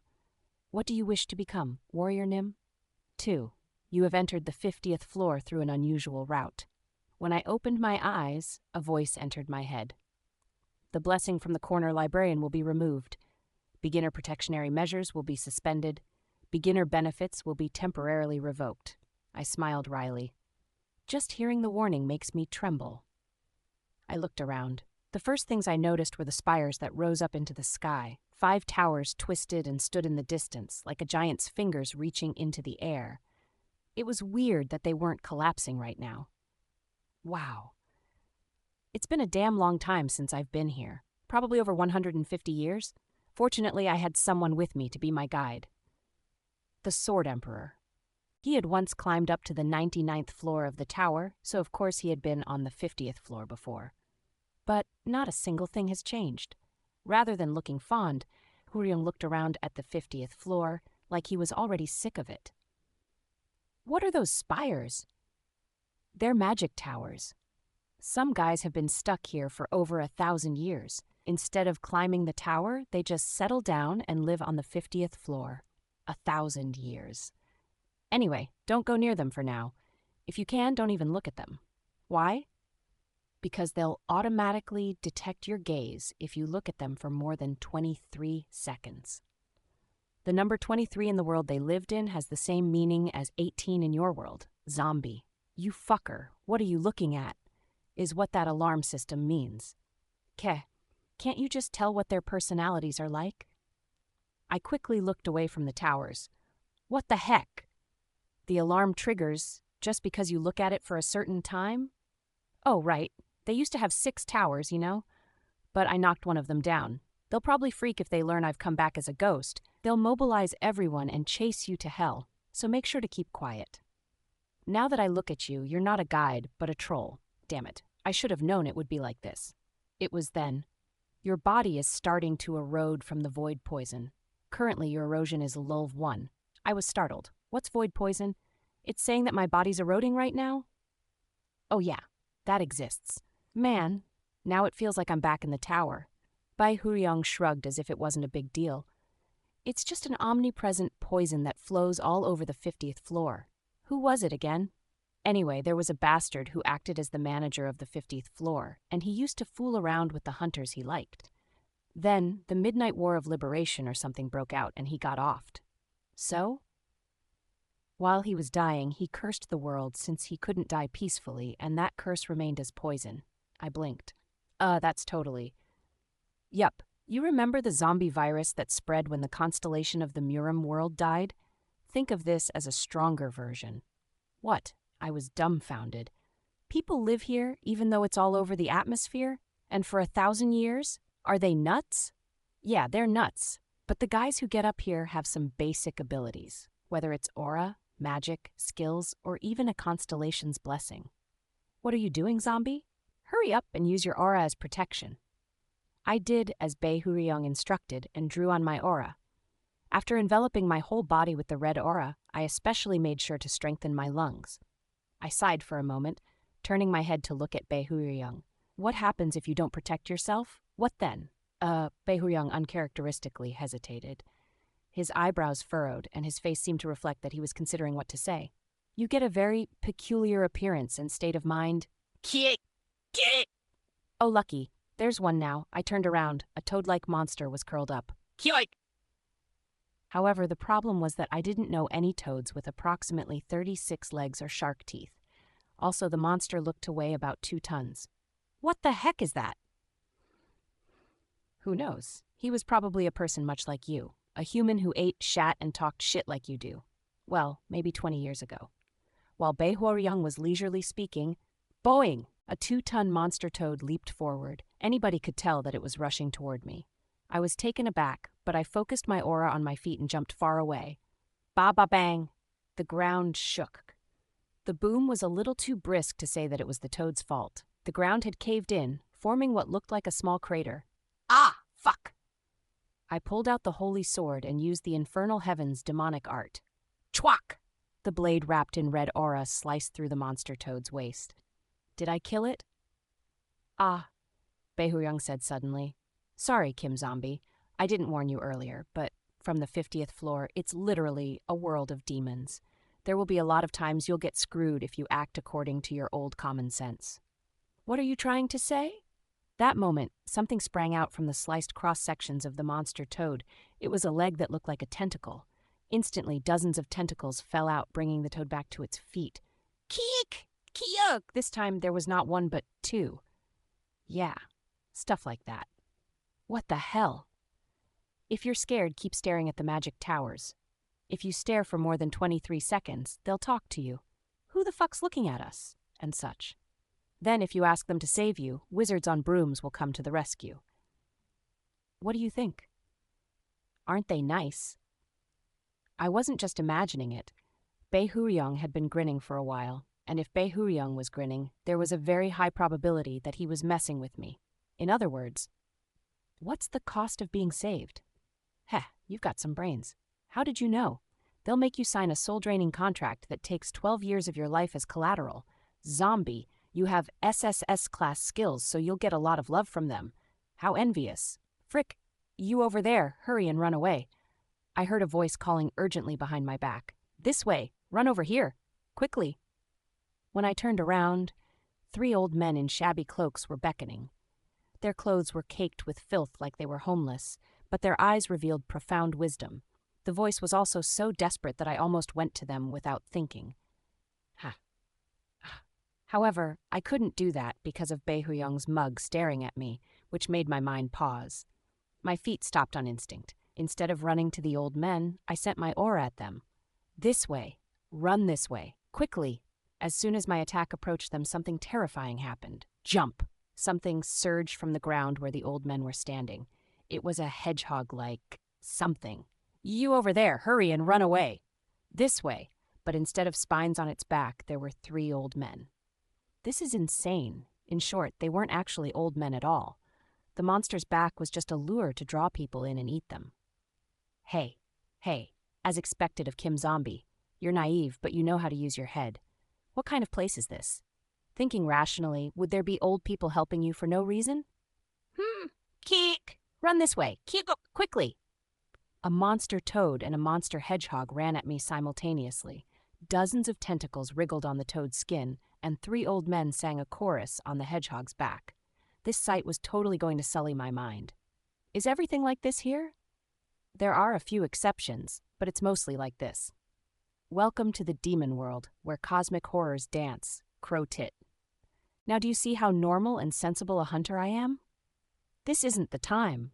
I wasn't sure if it was fortunate or not, but duck your head, stranger. The exception that Bei Huyong mentioned suddenly appeared. I will cut. A voice that used aura to directly enter your head. It was the telepathy skill, sound transmission. I quickly ducked my head as the voice decreed. At that moment, the sound of wind being cut and a horrifying attack passed over my head. Chwack! 2 monster toads were bisected at once. Remembering the sight of the toad's regeneration, I panickedly yelled, No, if you cut it, it splits and regenerates. I stopped talking. The monster toads did not move and stayed cut. In other words, they were dead. What, does it only regenerate once before it dies normally? No, it regenerates many times. Then, why did they die? That happened because someone else explained it before Bei Huyong could. To kill one that dies in half, the sound transmission user was speaking. As its name suggests, it must be split to exact halves. Bewildered, I glanced at the corpses. As he said, the monster toads were split in exact halves down the center of their bodies. Somehow, that caused them to die permanently. Next, the sound transmission user immediately pointed his sword at the monster hedgehog. He swung. Quang! Explosions sounded each time. Despite the fearsome aura, the monster hedgehog took the hits like they were insignificant. It's like the Lady of the Golden Silk, when she had the blessing. The monster hedgehog rushed forth like it was taking no damage, but the sound transmission user continued to strike blow after blow. This way, boom! The cries of the old man on the left were buried by the explosive slash. Run, boom! The cries of the old man on the right were buried by an explosive slash. Come here. Boom! The cries of the old man in the center were buried in the blast of the cut. A lamenter's noumenon is in its lament. The moment the sound of the old men's cries were buried in the explosions, the hedgehog fell apart like sand. So you must kill it by burying its sound. 2 types of monsters were neutralized in the blink of an eye. Extensive knowledge of the prey and the overwhelming power to utilize that knowledge. A hunter? I blankly looked at the hunter, the sound transmission user. Bei Huyong grumbled, Man, that bastard, he's not even that old. The silver-haired youth I saw in shiny trauma. Lafanta Ajim, the constellation killer. Lafanta Ajim tilted his head as he put away his sword. Do you know me? Bright blue eyes like newborn stars turned toward me. Chapter 126, The Demon World. 2. Chapter 126, The Demon World. 2. Translator, Thursdays. Editor, Yahiko Lightbrin. I was speechless for a moment when I saw Lafanta Ajim's eyes. Why does he have eyes like that? I've met all sorts of people so far. I met someone who swung a sword bleaker than a snowfield. I met someone who had a heart colder than a white lily. However, it was the first time I met someone with eyes like the man before me. A blank white sheet of paper. No emotions, no memories at all were reflected in his pupils. There were no fragments or even traces of emotion. Shiny feels moved from meeting again after so long. Sensing my hesitation over how to answer, the Holy Sword reacted. However, Shiny still doesn't understand why her former owner betrayed her. She wonders if she should be angry before getting excited. You have quite a unique sword. Lafanta Ajim looked down at my sword belt. The Holy Sword rattled, fiercely conveying her thoughts. Lafanta Ajim's impassive gaze had a hint of curiosity within it. Is it a magic sword? Or perhaps an ego sword? You should hide the fact you have unique items as much as you can here, stranger. There are many hyenas who seek to take the skills and equipment of newbies who enter the 50th floor. Huh? I was suspicious. It was weird. Lafanta Ajim was talking like it was the first time he had seen the guardian goddess. If the young man in front of me really was the constellation killer, there was no way he wouldn't remember who this holy sword was. Excuse me, do you not recognize this sword? I took off the holy sword from my belt and showed it to Lafanta Ajim. When I pulled it out from its scabbard a little, a bright light glowed from the blade. Nonetheless. Lafanta Ajim faced the light of the holy sword, the manifestation of the constellation that was once like his arms and legs, and frowned like he knew nothing. I don't know it. His statue-like face tilted to the side. It seems like the item has some sort of relation to me, but I don't remember. No, it would be insensible for it to expect me to recall any connections I once had. What? Then, Lafanta Ajim told me something I did not expect. I have amnesia. Stranger, I cannot remember anything that happened more than a week ago. The man's expression was composed. 3. It's dangerous to keep talking in this wasteland. Follow me. I know an alehouse that's comparatively safer. Saying that, Lafanta Ajim guided me there. Since it was my first time on the 50th floor, I obediently followed his lead. Oi, look there. It's the constellation killer. We passed some hunters on the way to the alehouse. They were probably the greatest hunters of their worlds, but even they took a step back and shuddered when they saw the constellation killer. What kind of shit is that maniac going to do now? Will the spiders from the magic towers behave today? Shh! I don't want to get involved with him. It wasn't just hunters who were whispering. The lone seeker of truth is interested in this existence they have never seen before. The eye living in the labyrinth shows wariness toward the constellation killer's companion. The warhorse of the eternal plains recognizes you. The lotus reflected on the water observes you. Numerous constellations. I hadn't met many constellations so far. No constellation contacted me unless they were the ruler of a floor, but it seemed to be different on the 50th floor. Constellations I had never heard of revealed their presences. Annoying.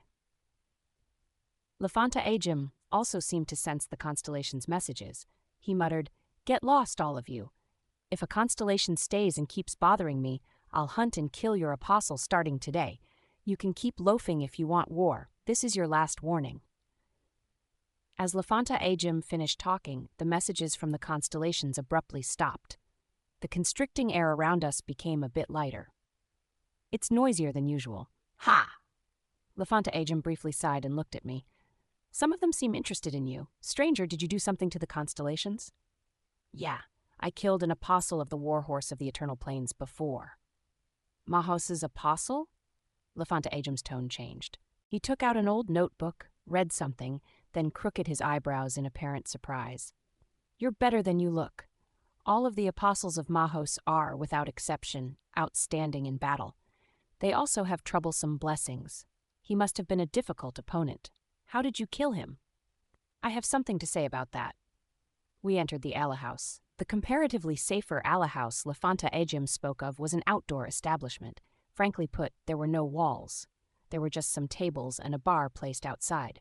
It was open on all sides, but funnily enough, a door stood by itself. This is the safe alehouse? Your vision isn't blocked by walls. Lafanta Ajim candidly explained the merits of the tavern. Whenever you are ambushed, you can run. There is no risk of being surrounded and trapped inside the building. It does make it easier to be shot, though. Bartender, give me my usual. Oi, you know that the place became open air after you blew the building away? The bald bartender cursed under his breath. Lafanta Ajim sat at a table, blasé. Sorry, I don't recall. Hey, youngster, I don't know what's up, but don't get involved with that madman. Over 600 huntsmen around here are trying to kill him.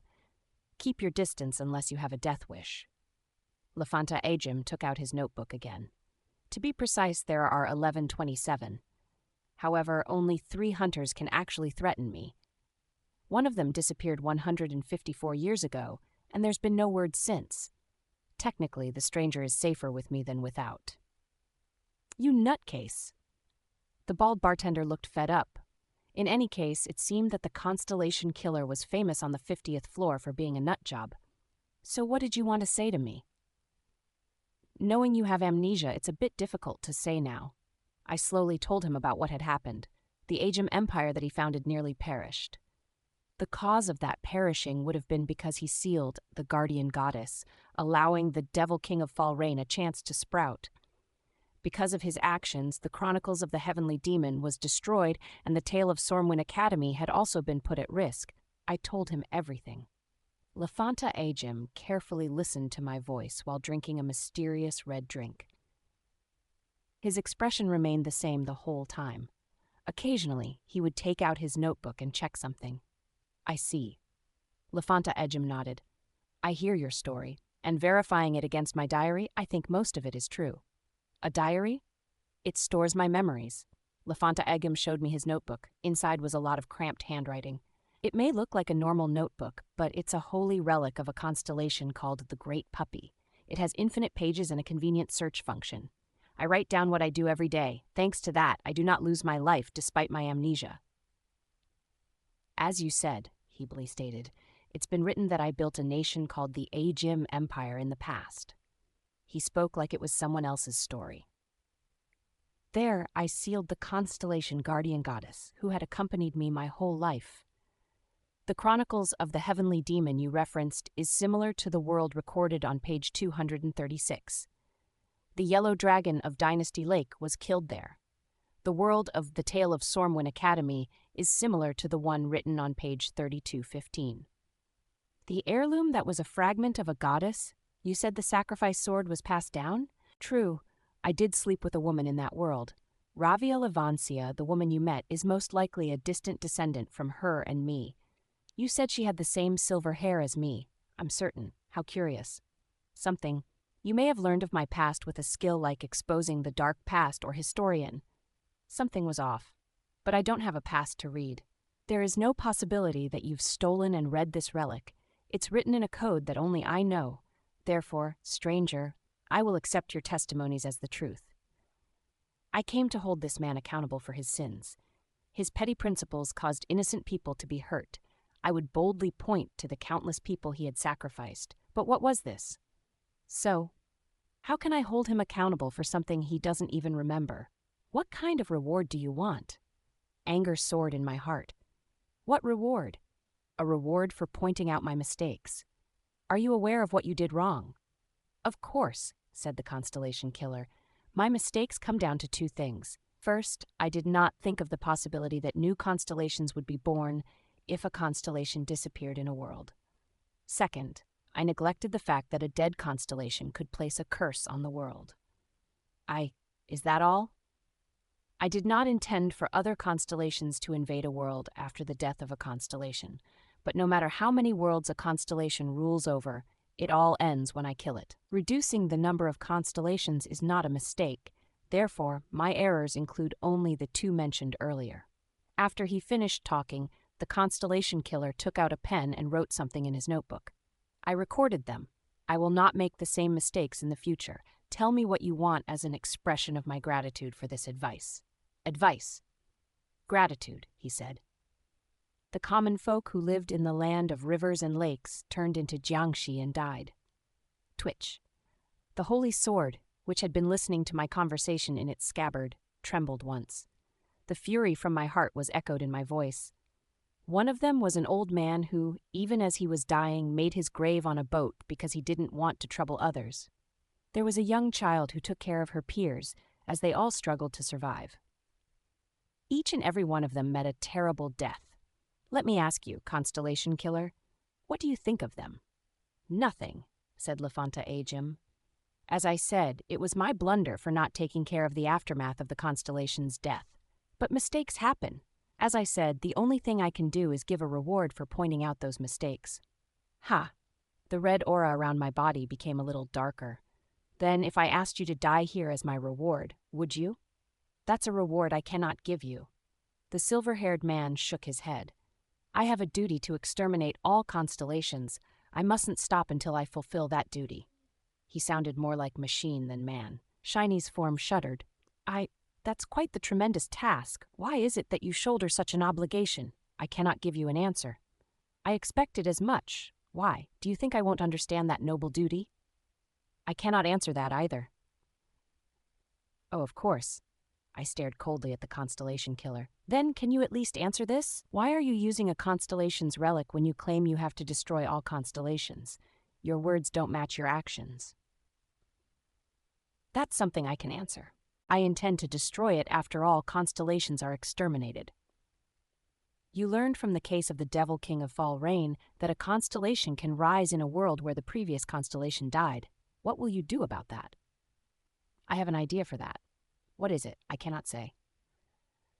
The constellation killer looked inside his diary. This tangent has gone on for too long. Let's go back to the main topic. This is the main topic for me. Not for me. Tell me what you want as the reward. Reward? I cannot die as you asked me to before. Because my duty is not finished, I cannot give you my death as a reward. He was probably reading the words on the first page of his diary. Nor can I quit. If I relinquish my duty, I will be nothing. The first page he wrote before he lost all of his memories. So tell me what else you want. I'll give it to you. That was right. Not many things in the world could be resolved with a conversation. I reached for my dagger, but I stopped my hand midway. Instead, I took out the handkerchief that I kept near my heart. I briefly buried my nose into the handkerchief that carried Raviel's blue scent. All right. My anger subsided. I thought quickly. How could I hunt the hunter in front of me, a hunter whose strength I couldn't fathom? My brain soon came up with an answer. Then, please listen to a single request. It was simple. This wasn't the first time I hunted a hunter stronger than me. What is it? While I am on the 50th floor, please keep me safe no matter what happens. I tucked away the handkerchief. I'm not just asking for you to protect my life. Please thoroughly protect my body and mind from harm. Of course, tricking or forcing me out the 50th floor is forbidden. You're requesting me to personally guard you? Something like that. The constellation killer thought over it. He grabbed a fountain pen and rhythmically tapped it on the table. I do not know what you're thinking. From hearing your story so far, I can tell that you are a very righteous person. Not only that, but you also have power and ingenuity. The offer just now does not agree with your personality. Aha! Are you saying you can't grant my request? I sneered. You can't die. You can't abandon your duty. And now you can't even protect me on the 50th floor? You're quite something. Then, what kind of reward can you give me? I'm merely concerned about the traps that lurk in your request. If there is a trap, so what? You seem confident in your ability. Overcome it with your skills. Lafanta Ajim intently stared at his diary. All right. He moved his fountain pen. Scritch, scratch. His writing seeped into the diary. I will write your proposal on the first page. Until the end of my existence, your proposal will be the logic that drives my thoughts and actions. Okay, I caught him. Sword Emperor. I looked back at Beihuriang. Yeah? You said that you knocked down a magic tower 150 years ago. The backdrop that stood out as soon as I fell in this place, pointing to the spires that stretched to the gray sky, Beihuriang had spoken. They used to have 6 towers, you know, but I knocked one of them down. They'll probably freak if they learn I've come back as a ghost. Beihuriang nodded. I did. There are a lot of things in life I think I've done very well, and that's one of the top 6 things I've done. What did you say when you were destroying it? Do you remember? Ooh, course. I remember every syllable. Beihuriang snickered. How are you, fucktards? You gotta air out the place sometime. People can't live all cooped up. Come on, I'm in a good mood. I'll remodel it for free today. Hehe. Beihuriang suddenly tilted his head as he recalled his past glory. But why? What are you gonna do? I turned my gaze toward a spire. Right on. Impassively. Huh? Hey, zombie? Bae-young spoke from beside me. I told you not to look there, yeah? They'll know if you look at it for over 23 seconds. You'll never be able to handle them at your level. Or what? Are you going to ask them to kill the Constellation Killer for you? Quit it. Not even they would jump a strong guy like the Constellation Killer. Both sides will lose. I kept looking at the lofty spires in the distance. Huh? Hey, Kim Zombie! Look away right now, but it was already too late. Ah, mic test, mic test. Who's looking? Sound transmission rang in my head. As Bae Huryong said, the spire detected my presence. You look like a brat who hasn't even taken off your newbie shirt. I'll let you go since this is your first offense. If you plan to stay in this neighborhood, don't look here. You might die. A voice soaked in boredom. The voice sounded like a public servant who obviously didn't want to work. Oh, you're with the Constellation craze, dude? Pfft, your luck is bad. Should I help you? If you accept now, I can send you an instant escape scroll for a 30-year subordination contract. How are you? I opened my mouth. Fucktards. Oh, bastard, you've got a lot of nerve. What the You gotta air out the place sometime. People can't live all cooped up. Come on, I'm in a good mood. I'll remodel it for free today. Heh. Silence. There was complete silence. Oh my. There was only Bae Huryong mumbling blankly. You crazy bastard. That moment. Keek! An ear-splitting sound blared from the 5 spires at once. It was like 5 fingernails were scratching the sky. Shatter! The bald bartender dropped a glass cup in surprise. The hunters walking on the street also covered their ears. What? What's happening? And Sword Emperor, a deafening voice echoed in the gray sky. You're back. Sword Emperor, I knew you'd come back someday. Even when the constellations announced your death, we had no doubt that you wouldn't truly die, you son of a bitch. Are you possessing that kid? A reincarnation? Whatever. It doesn't matter anyway. Every hunter looked up at the sky, disoriented. We'll kill you. We'll kill you dead. We'll tear your soul to pieces, scatter it across the universe, and shit on it. Kill him! Kill him! Kill that guy right now. Chase him to hell with the name and history of the magic tower at stake. Hundreds, thousands, and tens of thousands of shadows soared from the spires. Mounted on brooms, they lined the air. Now. I looked back at the Constellation Killer. The silver-haired man looked at me with the same nonchalant face. You promised, right? Please protect me. A meteor shower rained from the sky, Chapter 120, The Demon World. 3, Chapter 127, The Demon World. Thursdays, Editor Yahiko Lightbrin. Indeed. The Constellation Killer nodded. I understand the logic behind your behavior. You see that it is impossible to defeat me with your own power, so you bring in outside forces. I judged that a beginner who had just arrived on the 50th floor could not mobilize others. But even as the Constellation Killer spoke, countless meteor showers split apart the gray sky. Shah! Like fireworks shot from afar, thousands of attacks stacked with tremendous magic power rained down. I was mistaken. The meteor showers rushed toward us, growing faster and faster. However, the Constellation Killer was indifferent. With a nonchalant glance, he scribbled something in his diary with the fountain pen. In the future, I will keep strong outside intervention in mind even when dealing with novices. Frick! Run for it! Are the spider bastards all on drugs? The hunters around us reacted faster than the Constellation Killer. Pop! Poof! Everywhere, teleportation scrolls were being torn. It must have been a necessity for the hunters living on the 50th floor. The bald bartender did so too, but just before he ran away, he screamed at us. Hey, Constellation Killer! You'll be responsible for the remodeling fee again, so don't forget to write it down. You have to pay for the scroll too. All right. Snap, I've completed the entry.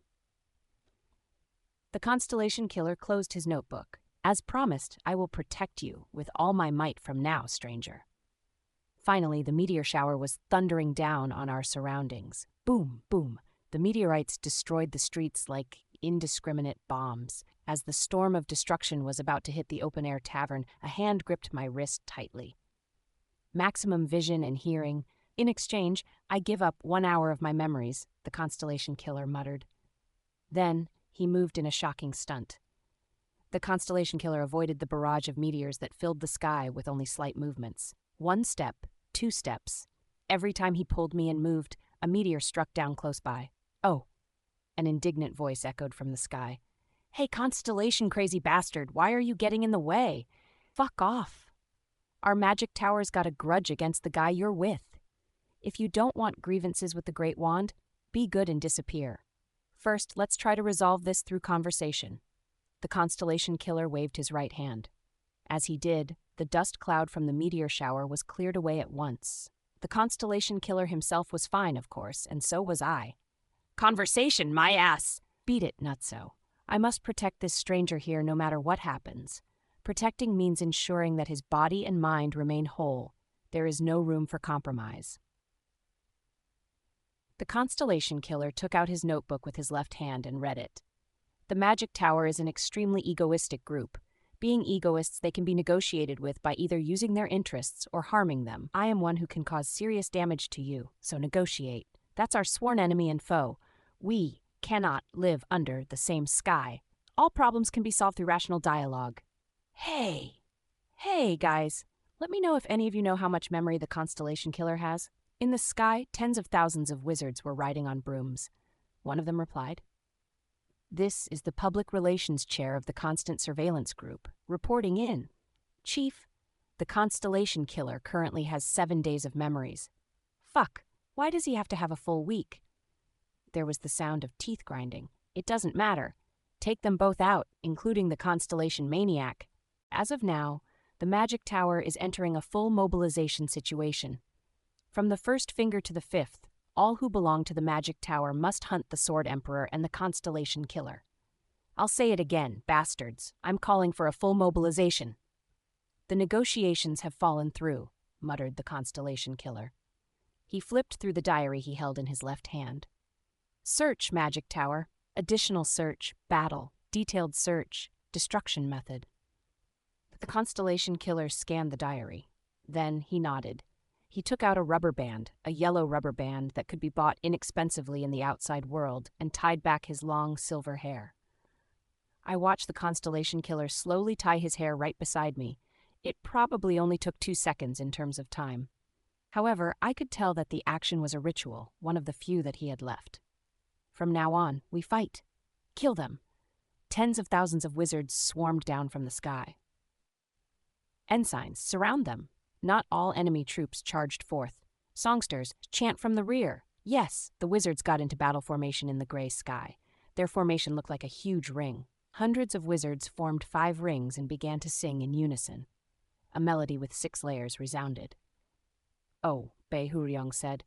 "I haven't seen this in a while. That's the Other's Heavenly Song." Other's Heavenly Song? There are 5 spires over there. Each has a constellation sealed in the basement. Well, I say sealed, but they're really imprisoned. Anyway, the sealed constellation's power is borrowed through the song, and the effect? Warning. Warning. The area you are in has been designated as the target of a spell. Warning. The power of your aura is halved. Warning. The power of your magic is halved. Warning. The power of your mental defenses is halved. Warning. Any penalty you incur will be doubled. Bei Huryong nodded.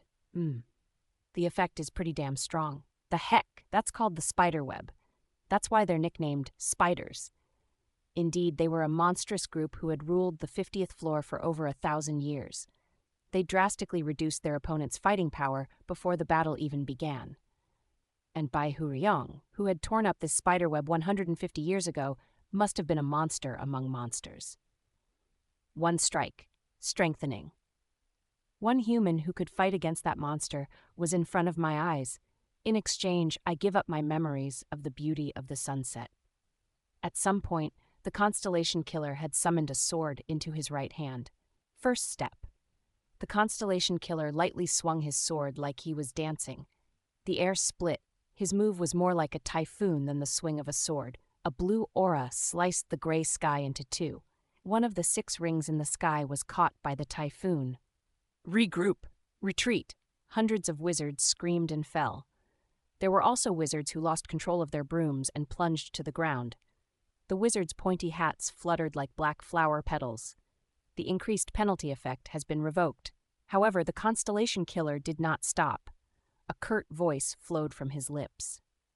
Strengthening one blow. In return, I give up my memories of the sound of the rain falling from the sky. Once again, the sky was split asunder. The power of your halved aura has been recovered. That madman! Nutjob! Constellation maniac! Break the thumb ring. Break the index finger ring. It's hard to keep rank. Chief! As expected, it's too difficult to fight the Constellation Killer when he has a full week's memories. That damned Constellation Maniac bastard.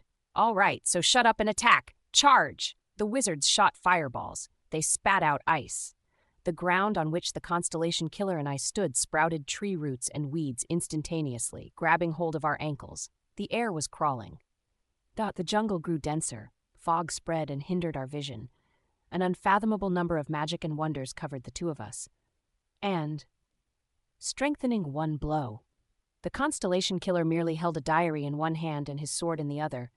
In exchange, I give up my memories of children's smiles. All of the magic and wonders were torn down. The power of your halved magic has been restored. The power of your halved mental defense has been restored. The area of effect designation has been cancelled. The fireballs were snuffed out. The ice blocks shattered. The tree roots were sliced through, the weeds rotted, a blue wind blew through the air, and the jungle disappeared. After the fog cleared, the wizards groaned. Break the middle finger ring. Break the ring finger ring. The pinky finger ring, too. All the songs have been destroyed, Chief. That guy's perfectly attacking the weaknesses of each ring? Fuck! Which bitch sold all our secrets? I stared blankly at the battle taking place right before my eyes. The magicians attacked relentlessly. However, there was no use. The Constellation Killer fought by discarding his memories of the drink he just had, the streets he walked on yesterday, and other trivial memories. A single hunter stood against tens of thousands of wizards. What do you think? Isn't his battle strategy the complete opposite of yours? Behuryung snickered. The Constellation Killer also uses a kind of demonic art. Zombie, the infernal heavens demonic art that you used is based on your memories. The memory of hunger, the memory of solitude. The Constellation Killer is the reverse. He discards his memories. His demonic art was the direct opposite of mine. Take a good look. You'll have to fight on this level one day. The Constellation Killer's fighting style was composed but gruesome. I give up my memory of taking a walk under the gentle sky. One by one, he discarded his memories.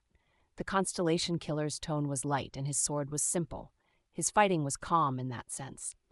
I give up my memory of people's screams when they are in pain. However, not a single memory he cast away was insignificant. The longer the fight continued, the more memories opened like boxes, one after the other. They were Pandora's boxes, a box with contents that evaporated after being opened. The Constellation Killer lives with a day to a week's worth of memories. Behuryung said. He rarely has memories for more than a week. It's because that guy leaves to hunt a constellation after a week. A week's memories are enough for him to hunt a constellation. Did he say he had amnesia? Technically, that's wrong. That guy is fulfilling his duty at the expanse of his memories. That was, to be more precise, he was burning his own life.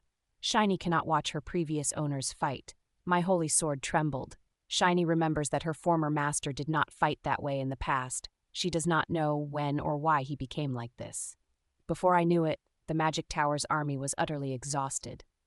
All of the circular rings had long been destroyed.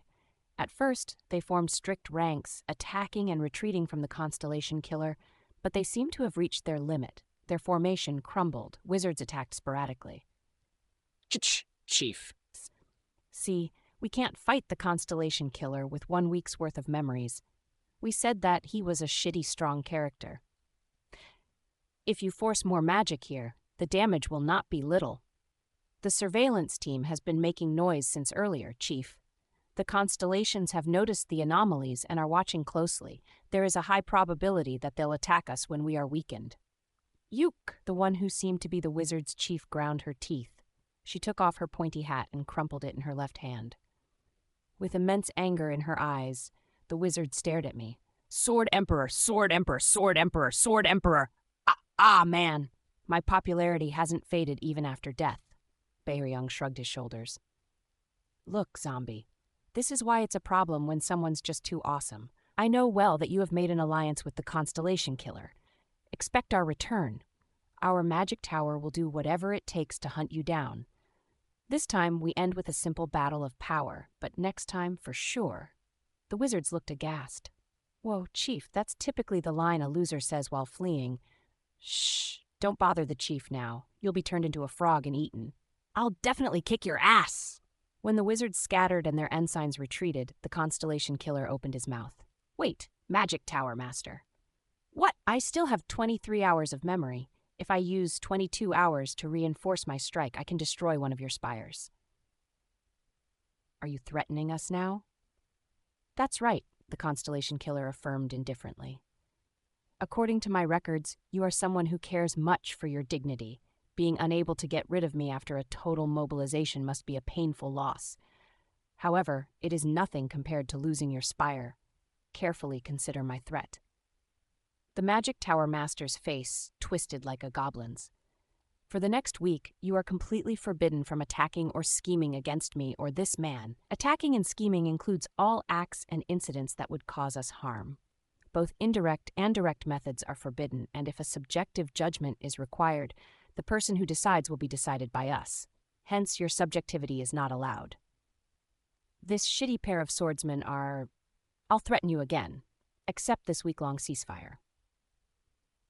The Constellation Killer grabbed his sword. If you don't accept it, I'll tear it down. The silence settled in the ruined wasteland. You two are on the Magic Tower's hit list. Do you agree to the ceasefire?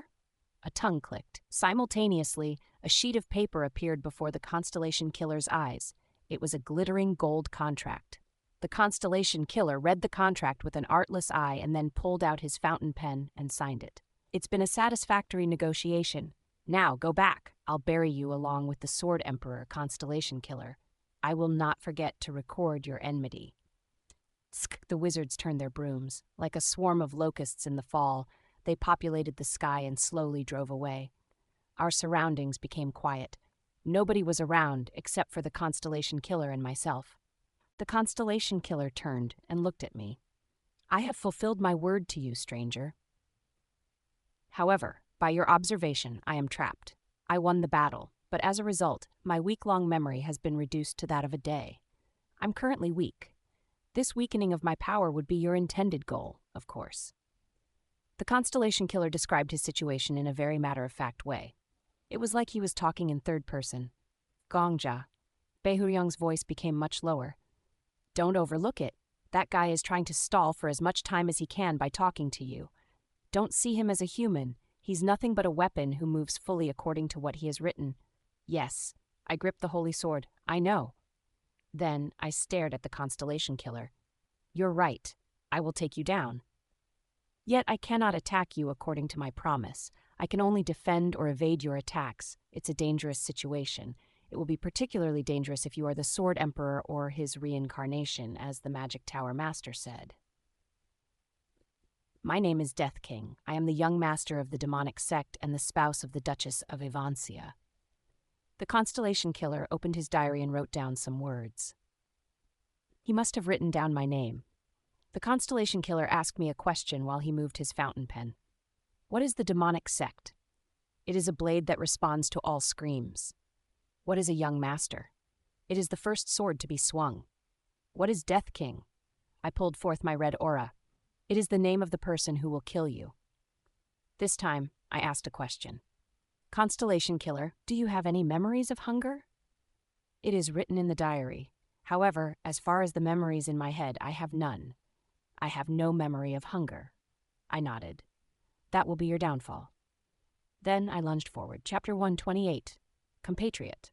Chapter 128. Compatriot. Translator Thursday's editor Yahiko Light Warrior Nim. Are you awake? Blinked. A wasteland turned into ruins. Kim stood there blankly, holding a sword. This is... You were fighting a difficult battle just a moment ago.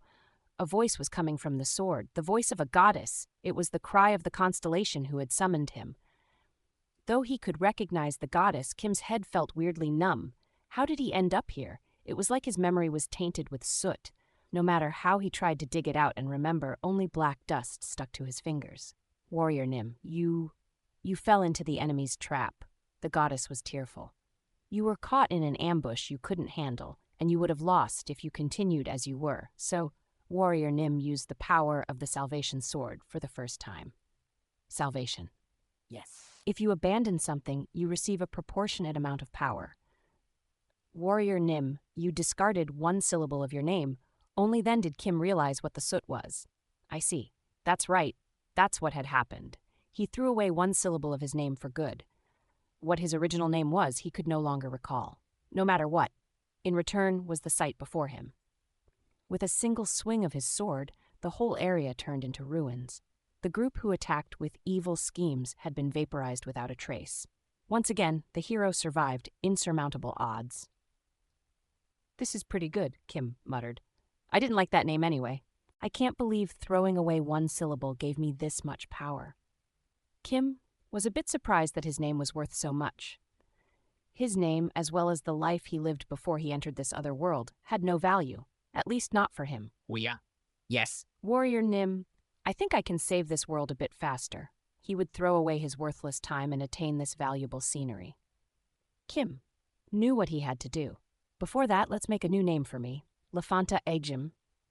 In the ancient language, Lefanta meant man of the wilds. Kim had never called himself that, but at some point, people began to revere him with that name. Kim became a human from the wilderness, though too. The land through which the wizards traipsed turned into a wasteland. I became a gust of wind and traversed the ruined landscape. The silver-haired man looked at me calmly. Infernal Heaven's demonic art. First form. Sword of Starvation. The sword bore the motion of a desperately starving child's hand. Nails that scratched the sky. With the most primal movement and the most primal cry, I cut the head of the Constellation Killer. To greatly heighten my senses, I discard an hour. The Constellation Killer gripped his sword. Clash! The blade and sword clashed. The Constellation Killer blocked my attack and met my eyes, expressionless. Blue eyes. "An odd technique," remarked the Constellation Killer. He was holding his diary in his other hand. "Does your martial art use aura as internal energy? Genuine martial artists are said to obsess over cultivation of internal energy. Perhaps you learned this swordsmanship not from the righteous sect, but an evil sect, like the demonic sect you spoke of." I swung my sword. Infernal Heaven's demonic art. Second form. Sword of Thirst. A coarse wind blew through the wasteland. The fetid sand scattered and flew about. Death by dehydration. Though the seas were abundant, a man died of thirst, unable to drink a single sip. To him, the world was a desert. I called forth one man's desert and lashed out at the Constellation Killer. Strengthening defense. In exchange, I discard the taste of water. Facing the wind of the desert, the Constellation Killer blinked. Clash! Again, my sword was blocked by his. "Fighting like this is not good, Death King." A voice resembling the desert crackled. "You are a righteous human being. Your sense of justice is built on a foundation of righteousness, so you... Baraya." I recited a prayer.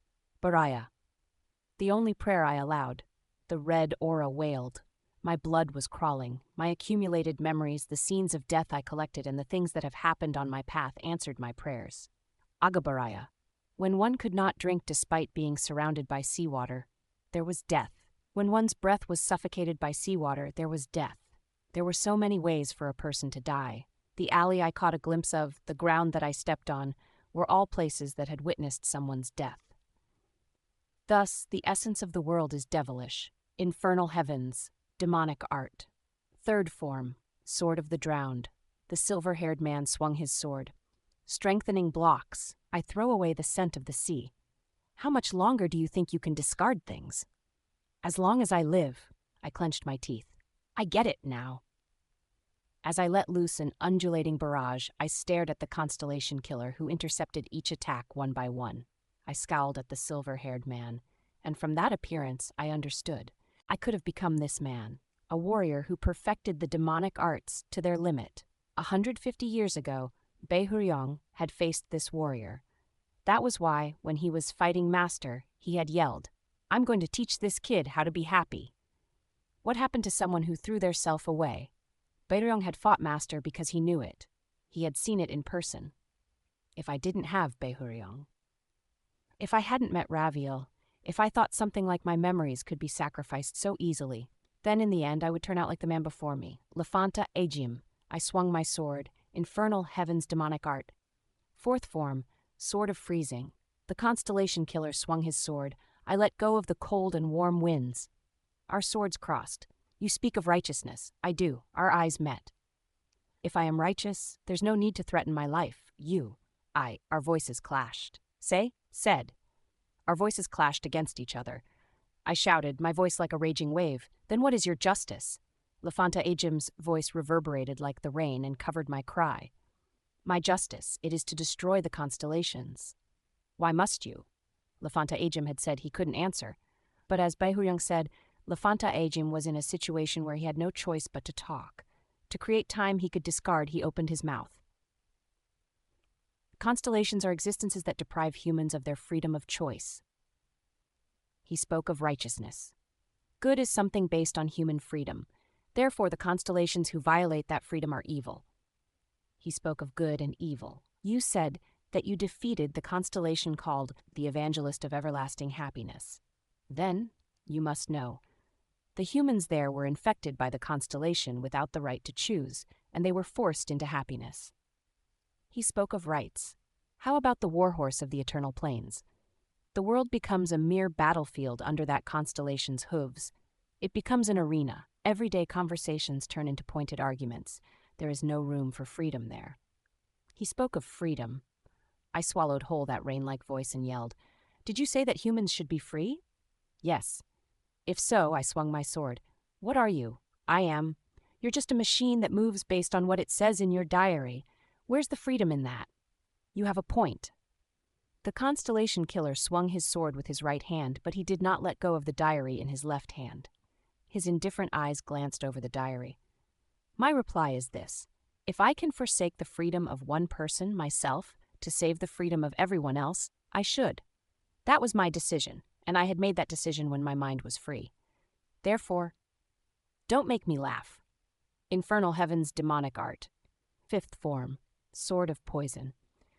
What's different between your actions and the actions of the constellations you just talked about? The constellation killer hesitated to reply, but it was brief. The constellation killer quickly defended against my blow that contained the poisons of the world.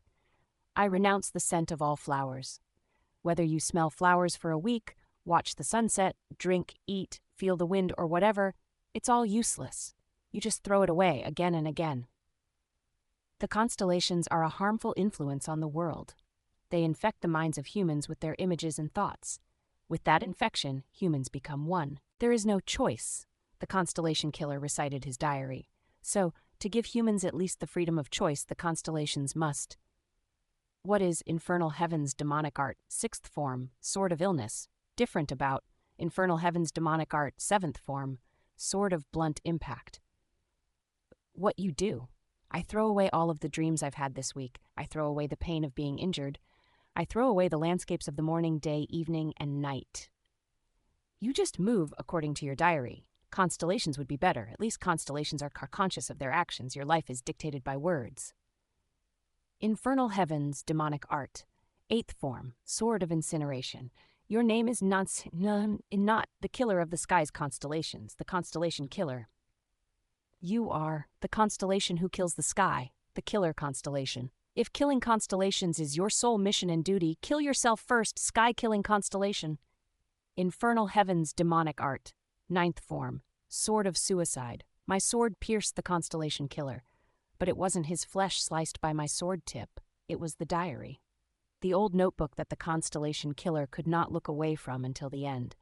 My blade cleaved its heart. Countless pages flew into the air. His days scattered like petals. 1 second, discard, muttered the constellation killer.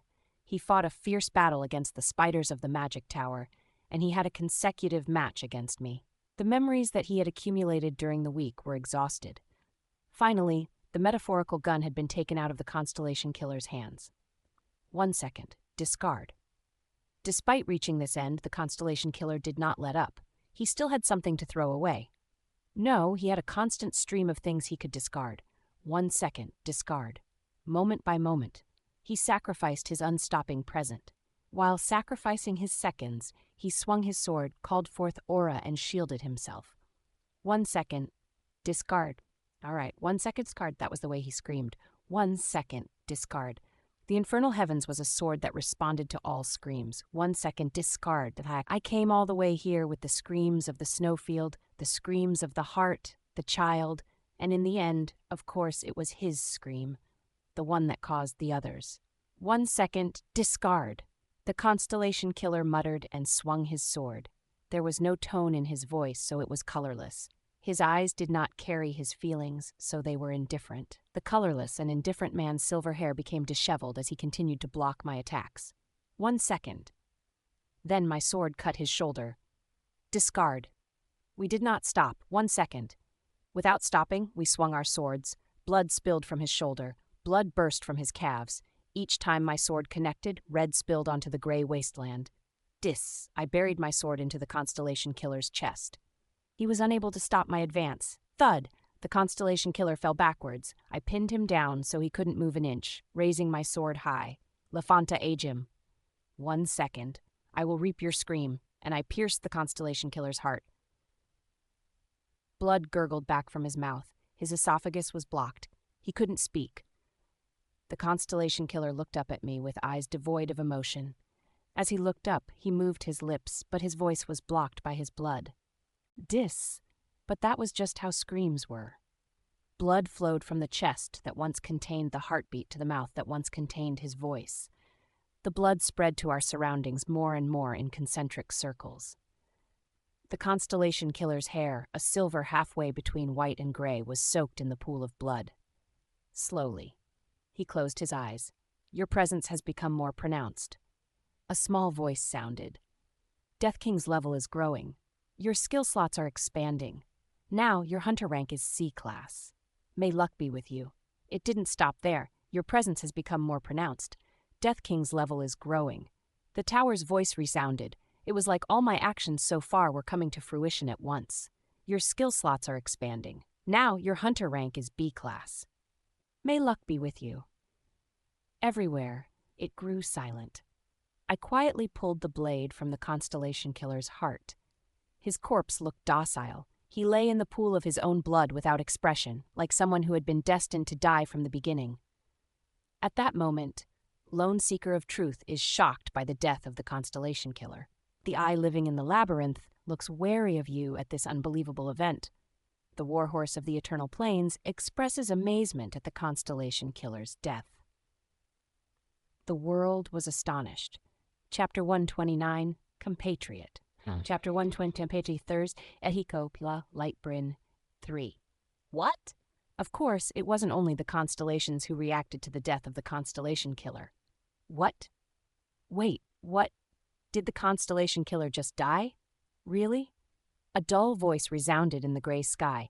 The chief of the wizards who had just warred against the constellation killer, the so-called Magic Tower Master, was in shock. That voice was only the beginning. People started to flock to the wasteland. One by one, the hunters who had fled the battle between the constellation killer and the Magic Tower approached. No way, the constellation killer died? Who is that guy?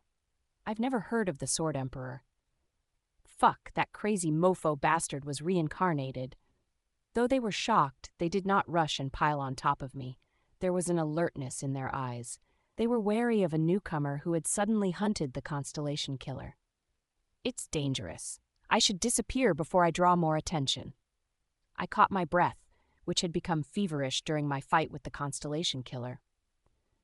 If they discover that my fighting prowess is less than they think, I don't know when or how they'll attack. I was only able to hunt the constellation killer through a trap. If we were both fully prepared, I would have lost 100% no matter how many times we fought. The other hunters weren't aware of this fact yet. It was really lucky that they weren't. I should hurry. I put the constellation killer's body on my back and muttered, "Transmit." In my mind, I was already thinking of the Great Library's majestic lobby. Soon, my body would be transmitted there, carrying the constellation killer's corpse. Then I would coax the corner librarian to follow my schemes. However, nothing happened. "Transmit," I muttered again, but it was the same. I remained in the desolate field. The glutinous blood from the constellation killer's corpse soaked my back. Hundreds of hunters stared at me in confusion. Suddenly, an ominous premonition swept over me. The stage clear announcement hasn't been made yet. The Constellation Killer was unmistakably dead, and yet no voice declared to me that the stage has been cleared. Why? Was something lacking? I desperately tried to think of what happened. Was it not enough to kill the Constellation Killer? Was the tower refusing to recognize the 50th floor as cleared since the Constellation Killer wasn't the master of the 50th floor? Why's he like that? He's just standing still. Hold on, my observation skill says that guy's level is only B-Class. B-Class? While I was urgently thinking, the hunters began to murmur. The air of astonishment ebbed away. Astonishment slowly turned into alertness, and alertness soon became suspicion. Don't joke.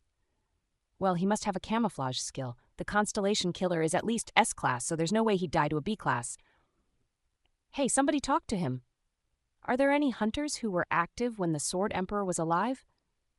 I broke out in a cold sweat. This isn't good. Uneasiness rippled through the air. It wasn't just because I could see the hunters sniffing about. It wasn't because each of those hunters was a higher level than me, and thus dangerous. The sense that I'd missed something. A hunter's intuition. I instinctively looked to my side.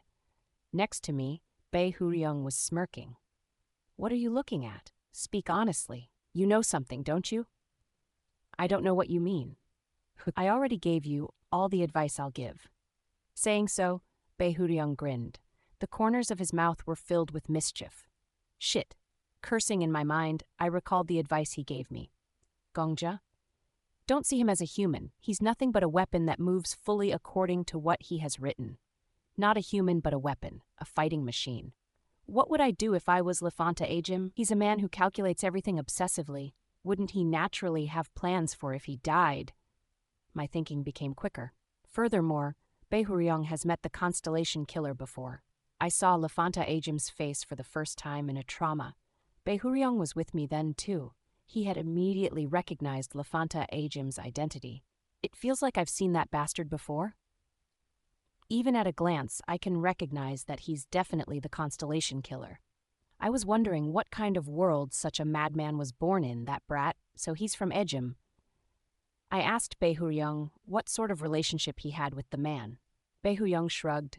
What else could our relationship be? We had a proper fight. He was strong, I'll give him that, but he couldn't dare match me.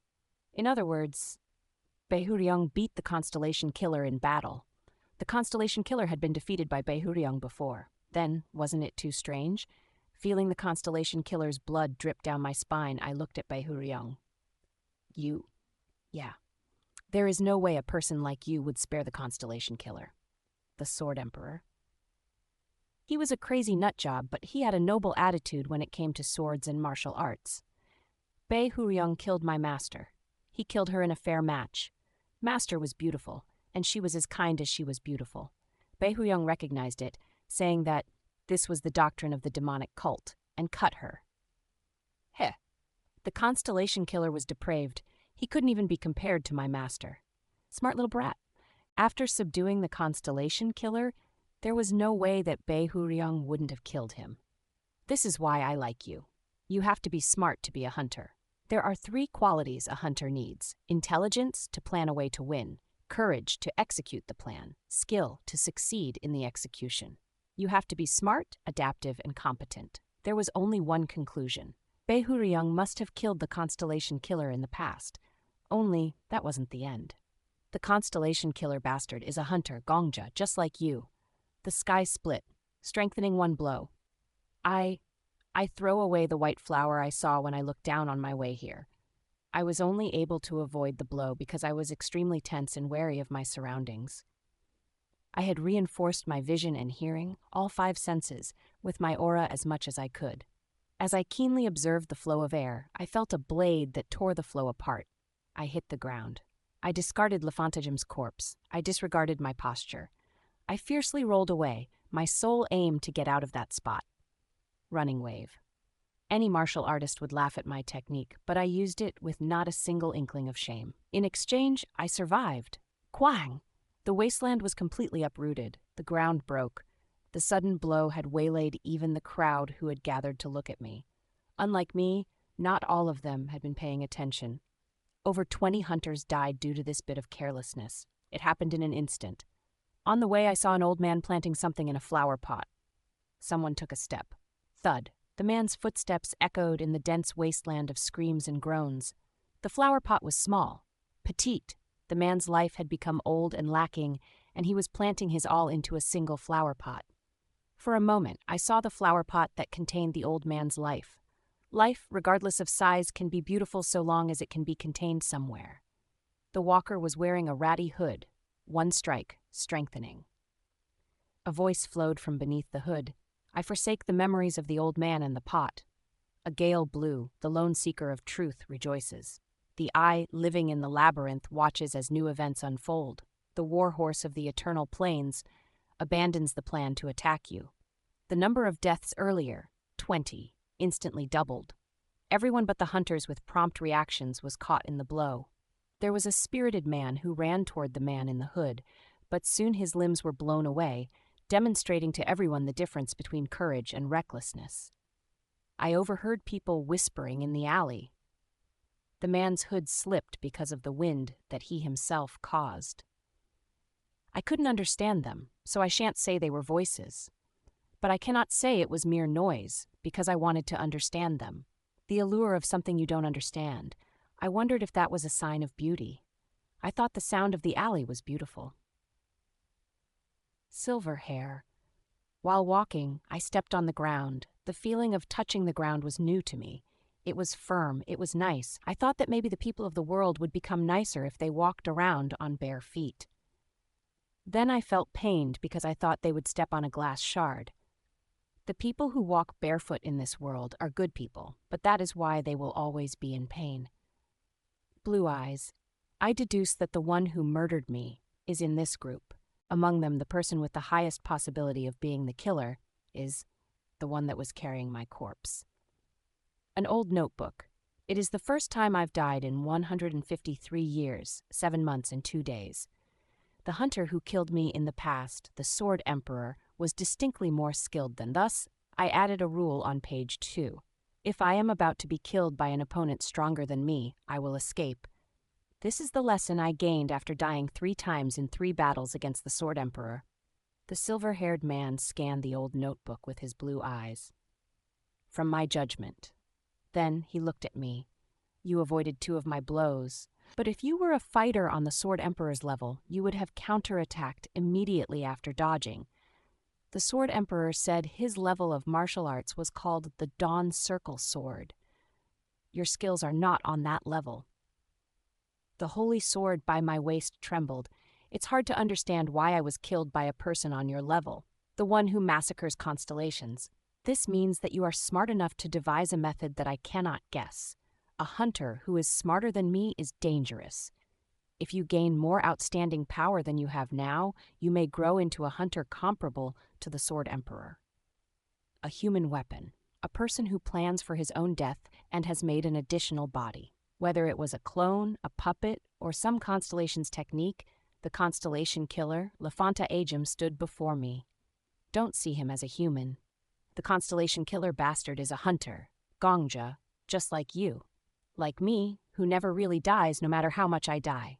The constellation killer was another person who had measures against death. I judge that you are a dangerous person whom I cannot leave alone. I will neutralize you immediately. The constellation killer pulled a yellow rubber band from his chest pocket. Slowly, he tied his silver hair. Our fight begins now. The world fractured. Come on, Gongja. Bei Huryong laughed loudly. The slightly frayed sleeves of a robe fluttered. This is the world after the 50th floor. 4. I pulled forth my red aura with all my strength. Damn it, a doll. You're really no different from a machine, are you? In my battles against the Sword Emperor, there were no witnesses except for one constellation. The constellation killer looked between me and his diary. It would be nice if looking was all he did. He continued to rain down blows without pause. I did my best to avoid his repeated attacks. It was because the Sword Emperor considered the duel to be sacred. The Sword Emperor called it a martial arts contest. However, too many have witnessed this death. It will be difficult to eliminate all witnesses. This crazy bastard. I heard a voice muttering absently in the faraway sky. It was the voice of the Magic Tower Master. Regardless, the Constellation Killer continued to calculate how to act next. Therefore, I will threaten them instead of killing them. Listen, look, to those who oppose me and to those who will oppose me in the future, I have artificially acquired immortality. Even if you kill me, I will stand before you again.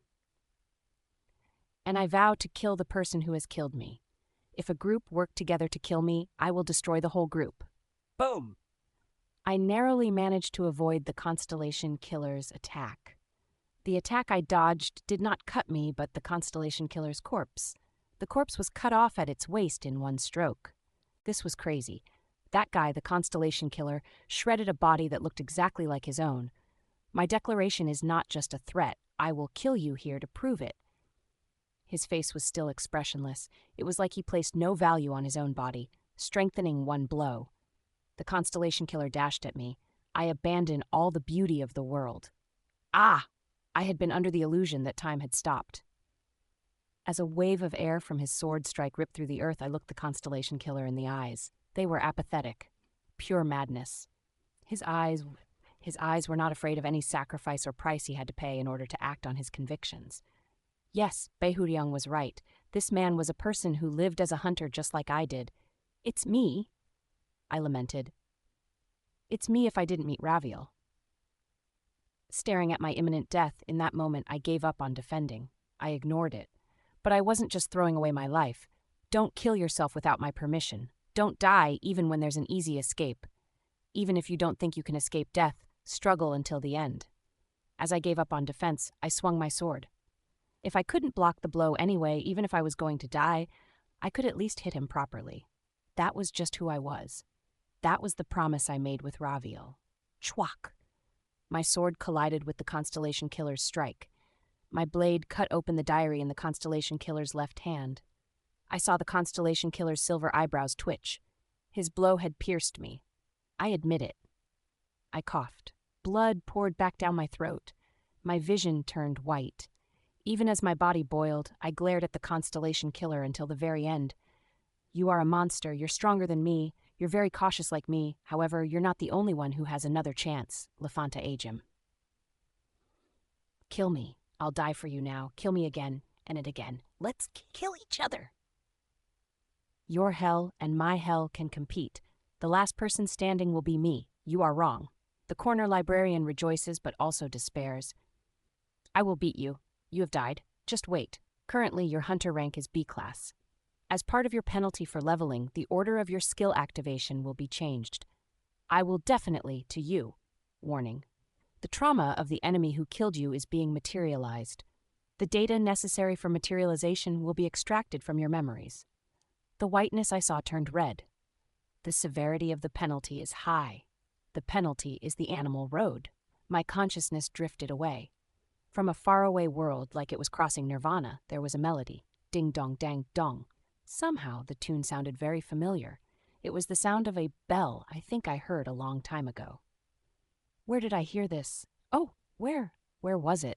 I tried to open my eyes. My eyelids felt like they were being weighed down with iron. My whole body was tingling with sleep paralysis. Only the unclear melody, the hazy bells could be heard. Ding, dong, dang, dong. At some point I could hear another sound.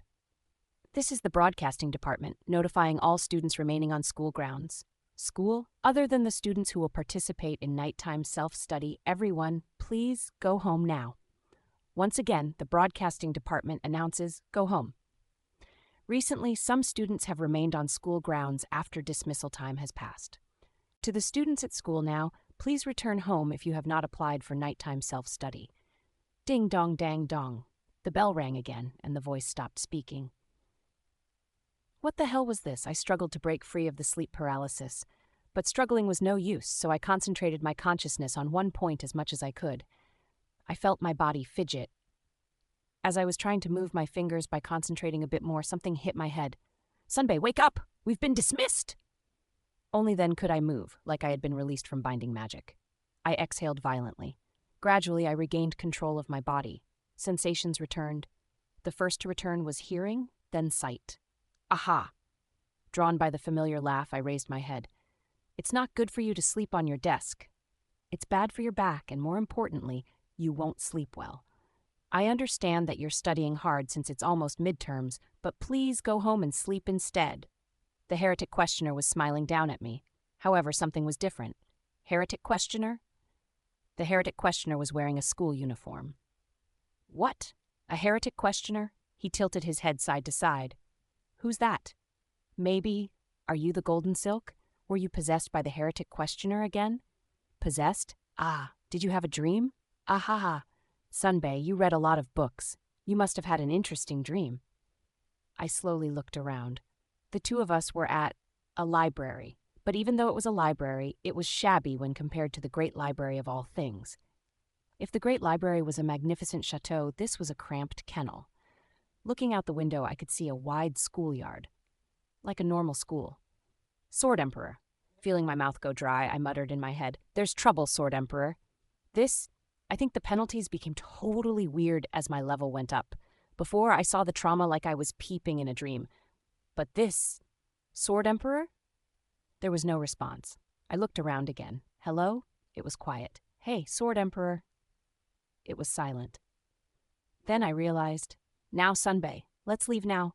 The student council president will probably be waiting at the school gate today. You can't make your girlfriend angry. I'll organize the books, so Sunbay, you go first. I had entered a new stage. The trauma was unfolding on a different level than before.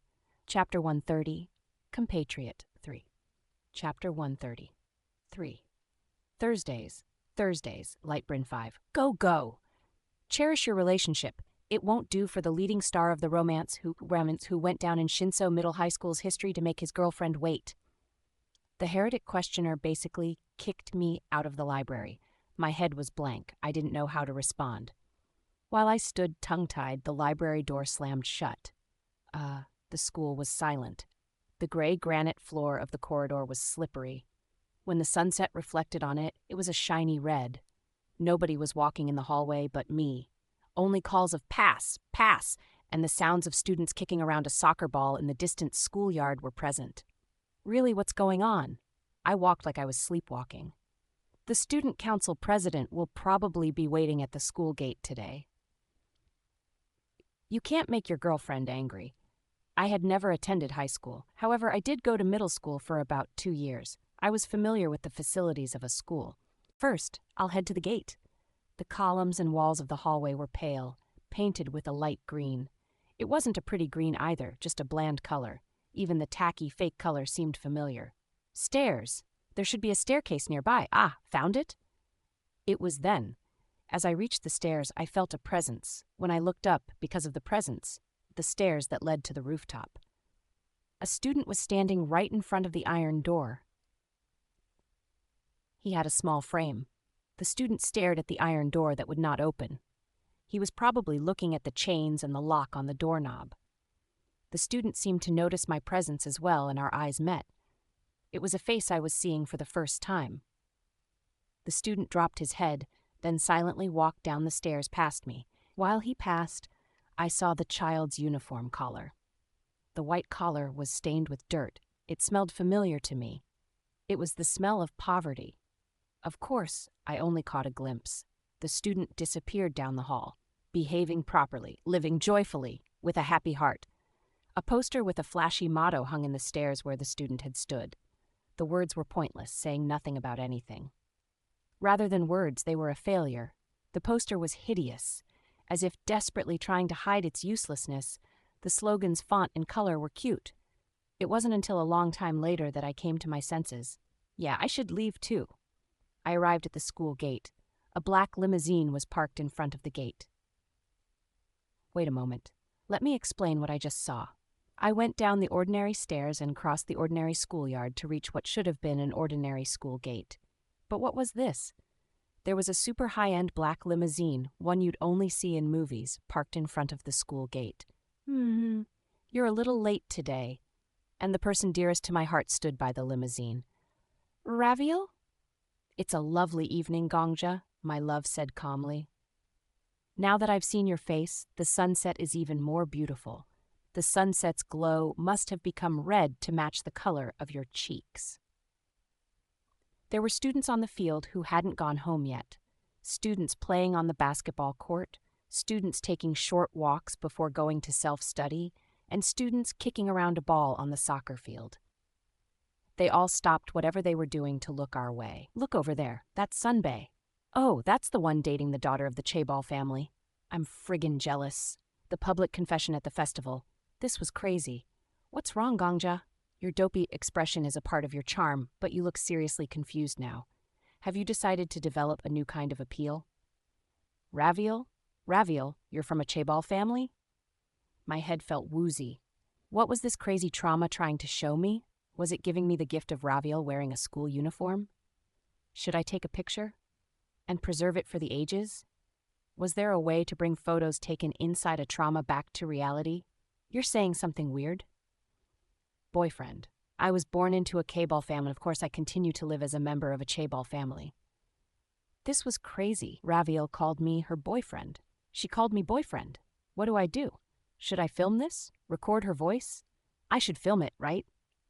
Can the science and technology of the modern era transfer a video recorded in a trauma to reality? What were the scientists doing? Why were they neglecting their duties? Raviel. Sorry, but how old are you now? I'm a second-year student at Shinseo High. And me? Butler, book a psychiatrist right now. My boyfriend seems to be suffering from a light case of amnesia.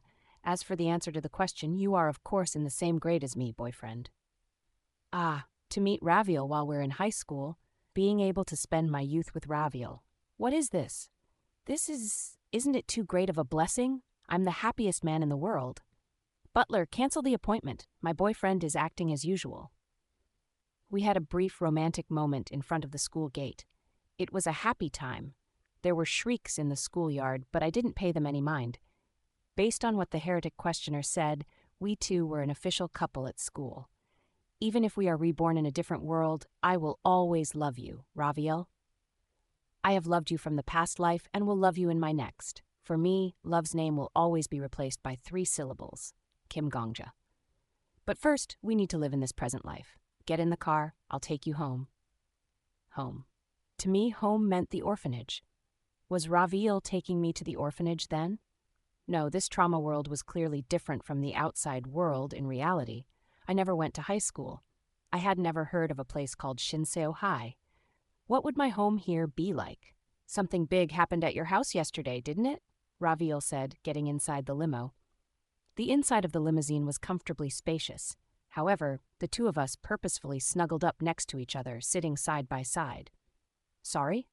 Something big? Oh ho, are you saying you don't care about it? Well, my boyfriend has always hated talking about him. Of course, I hate it too. Still, family is family. Tell your mother and father not to worry because I took care of it. No, it'll be better if I told them myself. I didn't know what she was talking about. I thought that some incident had happened and Raviel covered it up. But the words that had shaken me were the words mother and father. My parents. When I was a child, I had called the orphanage director my father. I had also called an older girl who had come to volunteer my mother. However, that was only because of the ignorance and mischief of children. The parents Raviel were talking about probably weren't like that. In this world, I have a home and I have parents. It was somewhat disconcerting. Raviel gave me an adoptive father for a day during the wedding, but I was happy then.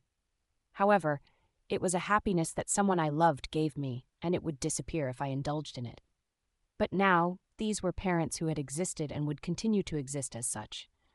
I don't even know what to feel. The limousine stopped. Through the window, I saw a small, shabby, single-family house. It was an old house in an old neighborhood. Oh, and in front of the house was a rough-looking man sweeping with a broom. Your home? The long-haired man grinned. Kia, your girlfriend gave you a ride in a limo, Our son's got some good luck. It's all thanks to my looks that you inherited. You should respect your father, who made it so you always look handsome. It was the Sword Emperor. I was briefly woozy again. Have you been well, father? Oh, please don't lower your head. Young lady, a precious person like you shouldn't bow your head to a guy like me. Anyway, was my son rude to you? This kid's got a good heart, but his disposition's a bit cuckoo. It's all right. I treasure every part of Gongja. Keh, how is it that everything you say is so sweet? Hey, Kim Gongja, you rascal, get on your knees and bow. If you ever mistreat this young lady, you'll be disowned. Got it? Straight away. I'll erase you from our family tree." Raviel and Behuriong were speaking warmly to each other. The sight of them conversing, it existed here. I almost passed out. Raviel easily caught my body. "Gongja is acting rather strange today, father. He asked me about my age earlier. That kid has always been weird. When he was 5, do you want to stay for dinner? I cooked some amazing cockles today. Yes, I won't refuse." "You're such a charming lady. Gongja, what are you doing? Why aren't you kneeling yet? Should I do it for you?" We went inside. "Welcome back, Gongja." Master was sitting on the sofa, reading a newspaper. "How was school, my son?" I swooned. "Oh ho, you even brought your girlfriend home. Welcome, Miss Bansia. Please call me Raviel, mother. I prefer using my foreign name." "Is that so? I see. The customs of children these days are complex." Mother, Mother. "Honey, you haven't realized? Do you think Gongja has the guts to invite the lady to our house? I invited her. I lured her with my shellfish side dish." "Ah, of course. Darling, you're right. It was unbecoming of me to expect such a side to our son. Since the doenjang soup is finished boiling, let's..." "Honey, darling, darling, honey!" We will continue to report about the popular singer Yu Suha. An announcer's voice flowed out of the TV in the living room.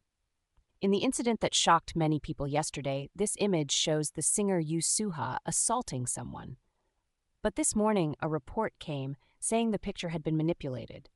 Surprisingly, it was a confession from the one who released the video. I stared at the television screen in a stupor. On the screen, there was a photo ID of a handsome man with a long ponytail. The informant said, "I reported him as a joke, but I didn't think this would blow up. I sincerely apologize to those who were shocked and hurt by my actions." Pictures of Prita and the Golden Silk also popped up on the screen. With that, the photos of the Flame Emperor, Prita, and the Golden Silk were side by side. Estelle and Sylvia, members of his group, have refrained from making official statements. There was a video of the singers dancing. The Golden Silk sang as Prita and the Flame Emperor danced. However, like the concert in 10 days that was cancelled, the group's activities will likely be postponed for some time. This was crazy. Wasn't it crazy? Did I go crazy? I said, "Isn't this fucking crazy?" Master nodded slightly and put down the newspaper. She looked at Raviel with earnest eyes. "We have a lot to talk about at dinner. Gongja, fetch your brother. It's been a while, so let's all eat together. Is that all right with you, Miss Raviel?" "Of course." "Brother? Not only did I have a mother and father, but I also had an older brother." "Brother? Where is he?" "He's in your room." Master turned her head toward a door. I felt some unshakable fear. My father was Behuriong. Mother was Master. Then, who would act as my older brother? Carefully, slowly, I opened the door. "Huh?" A man lay in bed, munching on potato chips. He was reading a rented comic book in one hand. Seeing me, the man casually waved with his potato chip-stained hand. "Long time to see. Fuck. Dude, did you see the news too?" "Huh? Your big bro got fucked over yesterday." "Ah, really? I kept being stalked, so I got annoyed and threw a punch, but I got caught. My career as a singer almost ended." It was the Flame Emperor. I blacked out. "I'm glad the fucker lost his nerve this morning. Phew, I got scolded by Mom." "Huh? Hey, are you okay? Your face is pale. Kim Gongja?" "Hey, kiddo, did you lose your mind? Why are you fucking swaying all of the sudden?" "Die!" I jumped on the bed. "Die, die, die, you maniac!"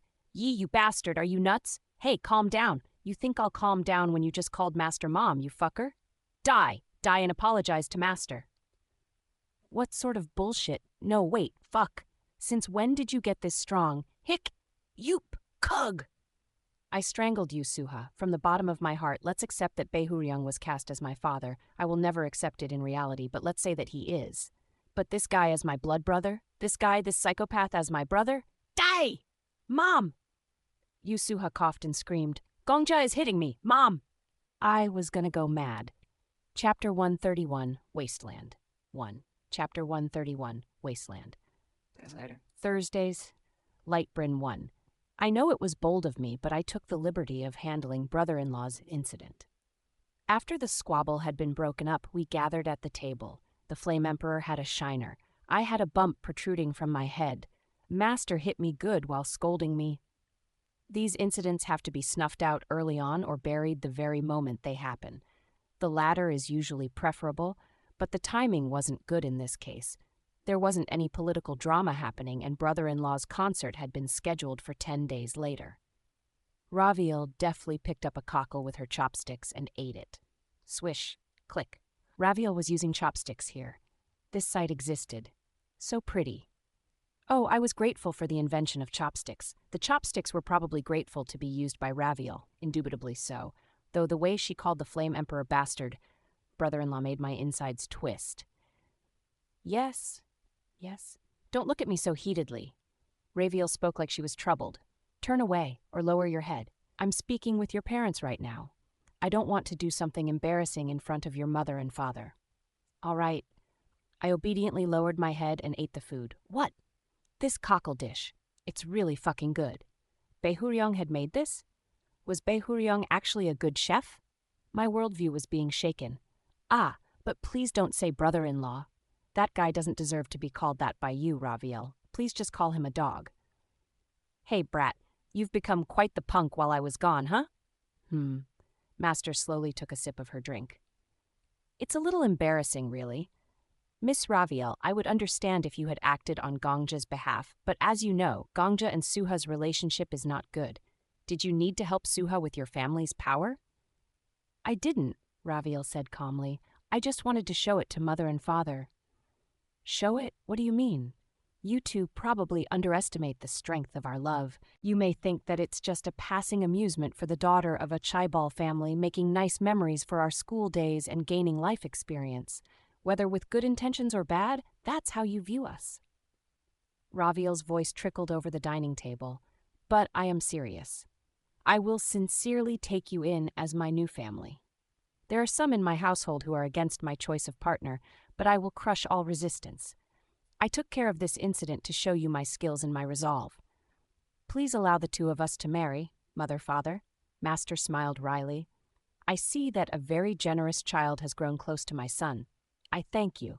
It is strange to see my son be loved like this, but it means raising him was worth it. Master. Oh, wow. Then are we in-laws with a Chaebol family? Kya, I don't have to work as a singer anymore. I'm done with it. Hey, sister-in-law, there are some singers going to China these days. Can you get our group to... Suha, if you cause another incident, we'll erase you from the family tree. Our relationship as parent and child will be severed. Huh? No, that will not suffice. Find the person you assaulted and bow your head. Get on your knees until you are forgiven. I will not accept you as my kin until you apologize. Mom? I quietly looked down the table. A home. Parents. Things I did not have. Raviel went back after officially getting permission to marry me. We had set a date for the wedding. Baehuryong said, Kuhaha, I'll need to fit my son for a suit. It's happening a lot faster than I thought. And laughed. Master and Baehuryong worked as writers. After Raviel went back, the house became quiet, and the sound of two people working softly spread through the quiet living room. Master wrote with a pencil. With a cup of coffee by her side, Master thought for long periods of time and occasionally wrote a few words down on her manuscript. Her side profile was tranquilly in thought. Baehuryong wrote with a typewriter. Tap, tap. The rhythm of the keys clicking quietly filled the room. When he wrote, Baehuryong frowned, his face resembling an angry sea otter. Sometimes he would go to the kitchen and make himself a cocktail. A quiet world. Why? Even when it was the next morning and I was on my way to school, I couldn't wrap my head around it at all. Why is this the Constellation Killer's trauma? Students in uniforms passed by me on the way to school. They were all faces that I had seen somewhere. Somehow, I was familiar with them. Good morning, Sunbae. Among them were students who bowed their heads politely as soon as they saw me. Top buttons loose, too tight pants, shortened skirts, students who looked somewhat delinquent bowed to me. Did you sleep well last night? The 4 demon lords? They were none other than the members of the demonic sect. A middle school student who looked just like Demon Lord Woliong tilted his head. 4 demon lords? Who's that? We're the 4 heavenly kings of Shinso Middle School, Sunbae. What the... Were the 4 demon lords the strongest fighters at this world's school? And was I their leader? Then that meant that the top delinquent of this school and the student council president, who was from a K-ball family, were dating. This was insane. Excuse me, you all. Why do you go around acting like thugs? You should stop. Study instead. No, you don't even have to study. Please just disband the gang or whatever. We're being good these days. Sunbae, didn't you tell us to restrain ourselves while you date the queen? We've been doing that. Because of you, we can't even play with our errand boy anymore. Not that, but never mind. The 4 heavenly kings, right? Did you call Raviel the queen? This is nuts. Please stop speaking so politely, Sunbae. It's scary. Things continued to drive me nuts when I entered the classroom. Attention! Bow to our teacher. The Black Dragon Master was our class president. Her clothes were neat. Her entire air showed that she was a model student. All right, President, take the kids' phones. Yes. Those of you who hide your phones, if I catch you, you die. Get it? And the venomous snake was our homeroom teacher. With an appearance that looked indistinguishable from a teacher or gangster, the venomous snake put on airs behind the lectern. He was holding a switch in one hand. I'm going to go mad. The Black Dragon Master went around the classroom holding a storage box. The students voluntarily or reluctantly put in their cell phones. And these weren't smartphones, but folding phones. If not, slide phones. And the Black Dragon Master just walked by me when she came to my seat, quietly without a word. Huh? Looking around, I was the only student whom the Black Dragon Master passed over silently. The Count, she was a classmate, and the Crusader, also a classmate, both obediently coughed up their phones. Hey, class president? It was an unfamiliar way to address her. The Black Dragon Master heard my voice and turned around. Her calm, subdued eyes stared back at me. What is it? You didn't take my phone. Here. I stood up and put my cell phone in the box. I felt very uncomfortable using casual language with the Black Dragon Master. I wasn't the only one who was uncomfortable. The Black Dragon Master looked at me with a surprised expression. That's right. Princess Pyongyang could reform the foolish Ondal. Huh? It's nothing. Forget it. The Black Dragon Master shook her head lightly and walked to the front row. At the lectern, the venomous snake was snickering. The day has come when Kim Gongja willingly gives up his cell phone. Everyone, take a good look. You don't need nagging or corporal punishment to fix someone. With love, people change on their own. You all should find someone too when you get to college. The Crusader raised her hand upright. Teacher Kim Gongja says he will go to Seoul National University. He spoke to me very earnestly. Oh, how odd. He told me he was going to Oxford. The Count grinned. The student council president is going to study abroad. I heard that he would follow her to the ends of the earth. Well, that means that his safety school is Seoul National University, and his reach school is Oxford. As expected of Kim Gongja. His eyes are on a different level than ours. The students giggled. The Crusader and the Count were likely the ones who controlled the class atmosphere, and among them the Count smirked. President, be careful. You're going to lose out as the top student in class. No need to meddle, the Black Dragon Master replied brusquely. I felt peculiar because though they were wearing school uniforms, they were all faces I recognized. No, not everyone. Back row, the window seat. The student I came across by the stairs to the rooftop yesterday was sitting there. That student was quietly writing something down in his notebook. He's in the same class as me. The wind blew from the window. The curtains swayed. The child's body was small enough to be hidden behind the curtains, so the student's image was repeatedly hidden by and visible between the curtains. The thin curtain was like a partition that separated the child away from the rest of the classroom. Hello, everyone. Then someone entered the classroom. First period is math, right? Yes, teacher. Then I'll start the class. It was the alchemist. I'm not even surprised anymore. That was right. What more could surprise me when the 4 demon lords became the 4 heavenly kings and the flame emperor became my brother? Furthermore, Prita and the Golden Silk formed an idol group with the flame emperor and sang together.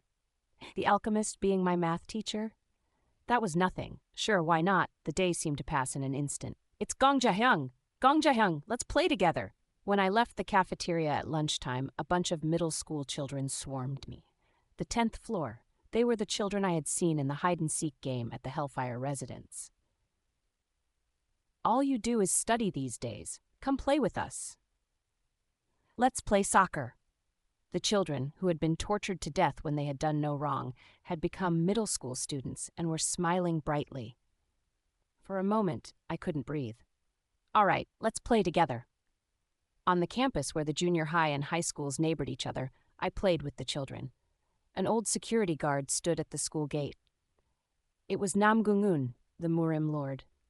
I take gym classes in the afternoon, so I saw the elementary school students as they were dismissed from beyond the school gate. They were the apostles of the evangelist of everlasting happiness. The elementary school students walked in twos and threes, holding hands as they passed under the ginkgo trees. I didn't know. I really couldn't tell why. My last class was over, but I didn't leave to go home. I sat on a bench on the school grounds and blankly watched as the students left. Everyone is alive. In this world, Bae-Hoo-ryung wasn't a ghost. He was alive. I couldn't imagine what kind of novel he was writing, but he was alive and had a job as a writer. Master was alive. The children of the mansion were alive. His personality was still trash, but the Flame Emperor was alive too. He lived as someone who whined to his parents and was scolded by them. Prita. Even the Golden Silk. The students who had left campus just now had familiar faces among them. The hunters who had attacked Tat the librarian and were eaten by tentacle monsters as an example. Even the hunters whose names I did not know were alive, and they passed by me on their way home.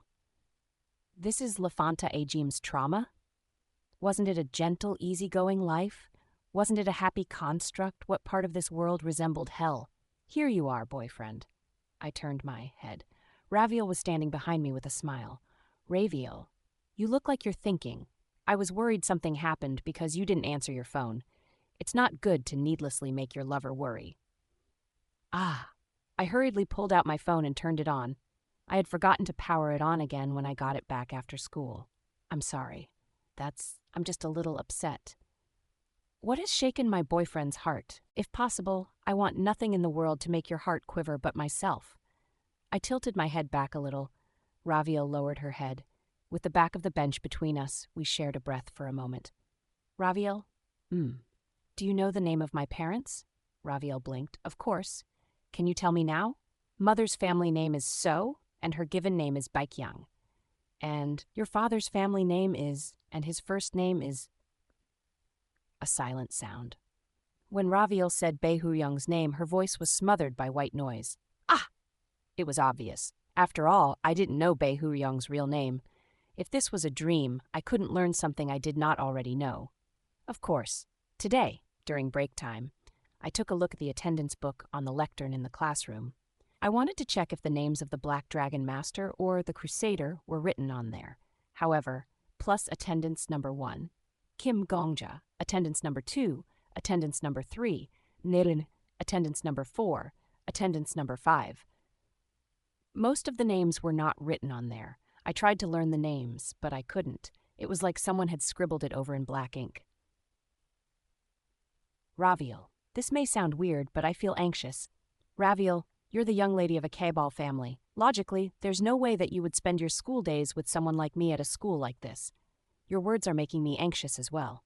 What are you talking about? Maybe, this is all. Brr. My phone vibrated. Plus 1 message. Sender. An ominous feeling came over me. Sorry, Raviel, just a moment.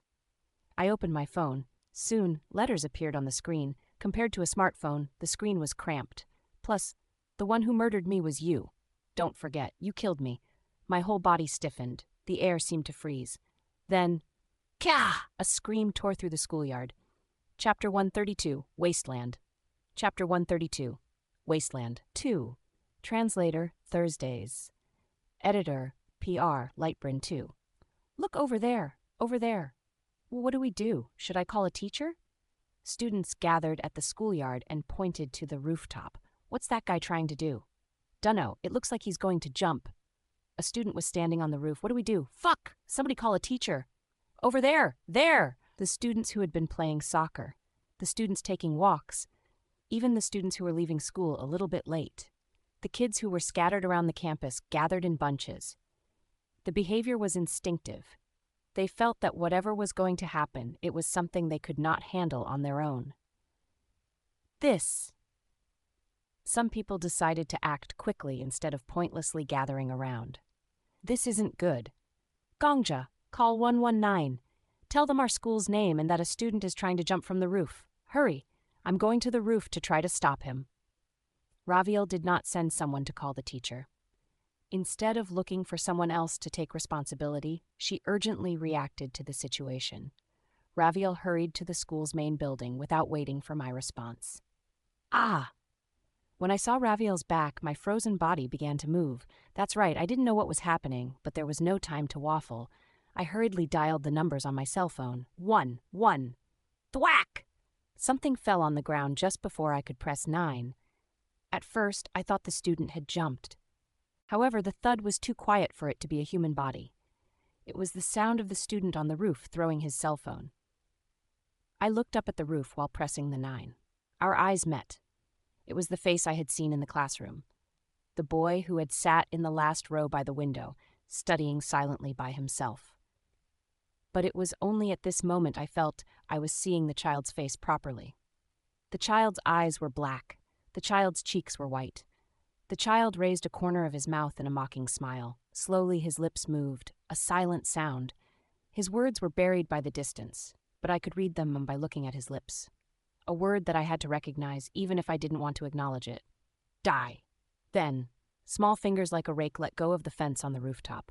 He let go, and the wind, the person. The students screamed. The world became crowded with noise. What the? Someone fitfully moaned. Ah! Someone convulsed, tearing off the sleeve of someone else's uniform. Chair! Tea! Fu! This is... In an instant, the school was no longer a school. Everything reaved into chaos. The schoolyard became a desolate desert. The main building was nothing but a ghastly prison. The classroom was a slaughterhouse for animals or a farm for rearing them. The animals were always hungry. In the world of slaughterhouses and kennels, a person only existed to become a corpse. Red. A person had died. In a trance, I looked at the campus. The bricks were soaked red. The redness spread further. Fearing that the redness would stain their feet, the students backed away. Some pulled out their cell phones. Click! An artificial noise chimed. Ah! The sound moved my body. Don't do it. I went to the students. What are you doing now? Don't take a picture. I told you to stop. The students flinched, but more and more students were gathering, leaving the soccer ball in the desert, the flowers on the walking paths, and turning their backs on the road home. More and more people gathered. Stop it! When I blocked one side, they took out their cell phones on the other side. I'm telling you to stop! Fuck! Don't do it! An unnameable emotion rode up my throat. I felt like I would cry. Anger, contempt, disgust. In the main building, on the first floor, the second floor, the third floor, the fourth floor, and the fifth floor, the students stuck their heads out to gawk. Countless faces with countless eyes. They looked. Stop it! The sunset was red. Damn it! Stop! Stop! Taking pictures! The 100 faces were expressionless. From the first floor, the Black Dragon Master looked here. From the third floor window, the heretic questioner's face was poking out. The Crusader and the Count were watching from the ground. The children of the Hellfire residents surrounded me. The cultists stood on the schoolyard. Click! Click! They moved their fingers to take pictures. The one who murdered me was you. Don't forget, you killed me. I looked up at the rooftop. Raviel looked down at me. But Gongja, Raviel's voice flowed from the sky. Weren't you the one who killed him? The world became a wasteland. The sky turned completely red. Like watercolor, the red dripped and soaked the earth. The people turned red, and my vision, too, turned red. As you are all aware, something scandalous has happened at our school. The principal was speaking in the auditorium. He was wearing the face of the Sword Saint. But I believe in the students of Shinseo Middle and High School. Redness. He sent that sort of text. Wasn't he really crazy? In the classroom, students gossiped with the faces of the Count and the Crusader. That's right. In retrospect, he'd always been a little weird. Redness. Ignore the people who are making a fuss about it. They're just keyboard warriors who would never make a peep to someone's face. Humph. Those guys should just have their fingers cut off.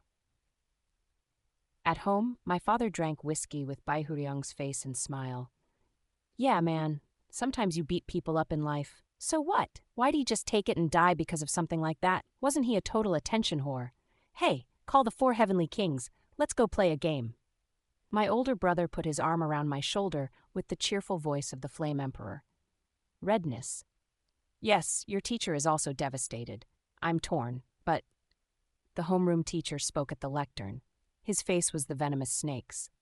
This is a very important time for you students. Time will fly when you become third years. Actually, the winners and losers will be decided in your second year this year. Think carefully about what's important to you and pull yourself together. The students opened their mouths. In unison, they replied, "Yes, teacher." Only the class president kept her head bowed without a word. The president wore the face of the Black Dragon Master. A white flower was placed on the child's desk. 1 days, 2, 3. Less than a week later, the desk disappeared elsewhere. I didn't know who had taken it away. Not a single student asked who had cleared it out. No new desk appeared in the window seat of the back row. The wind blew. The curtain blew. Nobody was there in the place where the wind blew. The trauma will repeat. Then, the severity of the penalty is high. The penalty is the animal road. Ding dong dang dong. A wretched melody rang. There was a noise masked in the sound. The school bell rang with an electronic sound that mimicked the natural sound. To conceal the fact that it was nothing but a counterfeit, the melody became more energetic and lively.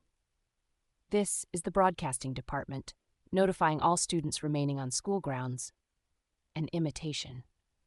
Other than the students who will participate in nighttime self-study, please go home now. Once again, the broadcasting department announces something that had failed. Recently, some students have remained on school grounds after dismissal time has passed. To the students at school now, please return home if you have not applied for nighttime self-study. Feeling my insides churn, I open my eyes. Sunbae, wake up! We've been dismissed! Oh, you're already awake. The heretic questioner beamed. But it's not good for you to sleep on your desk. It's bad for your back, and more importantly, you won't sleep well. I understand that you're studying. I did not wait for the heretic questioner to finish his words. I stood up and dashed out of the library. Behind me, I heard the heretic questioner's voice. Ah, Sunbae, you shouldn't run in the halls. Running down the halls, I ground my teeth. I understand. I figured out the source of my confusion. This was undoubtedly the trauma of the Constellation Killer, Lafanta Ajim. It was just that my memories were laid over Lafanta Ajim's nightmare, like skin, the same situation, the same cast.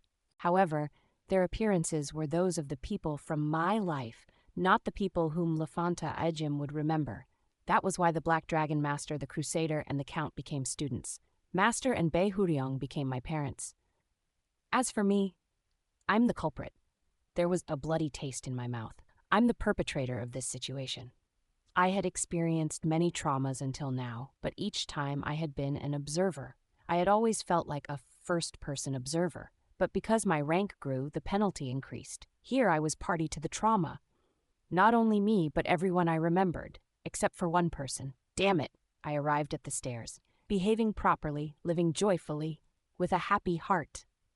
The motto at which I couldn't even laugh hung on the stairs. Don't kid with me. Seriously, don't joke. Cursing inwardly, I looked up the flight of stairs leading to the rooftop. There stood the only person I did not remember in this world. The Constellation Killer. His frame was small. The student grabbed the iron door and shook it back and forth. Clank, clank. The chains were so robust that it seemed difficult to loosen them. Ha! A key. The student sighed and turned around. At that moment, our eyes met. The student held his breath for a millisecond, then bowed his head politely. He was greeting me with his head lowered. Why didn't I realize it earlier? I should have known that something was off when I learned that child was my classmate.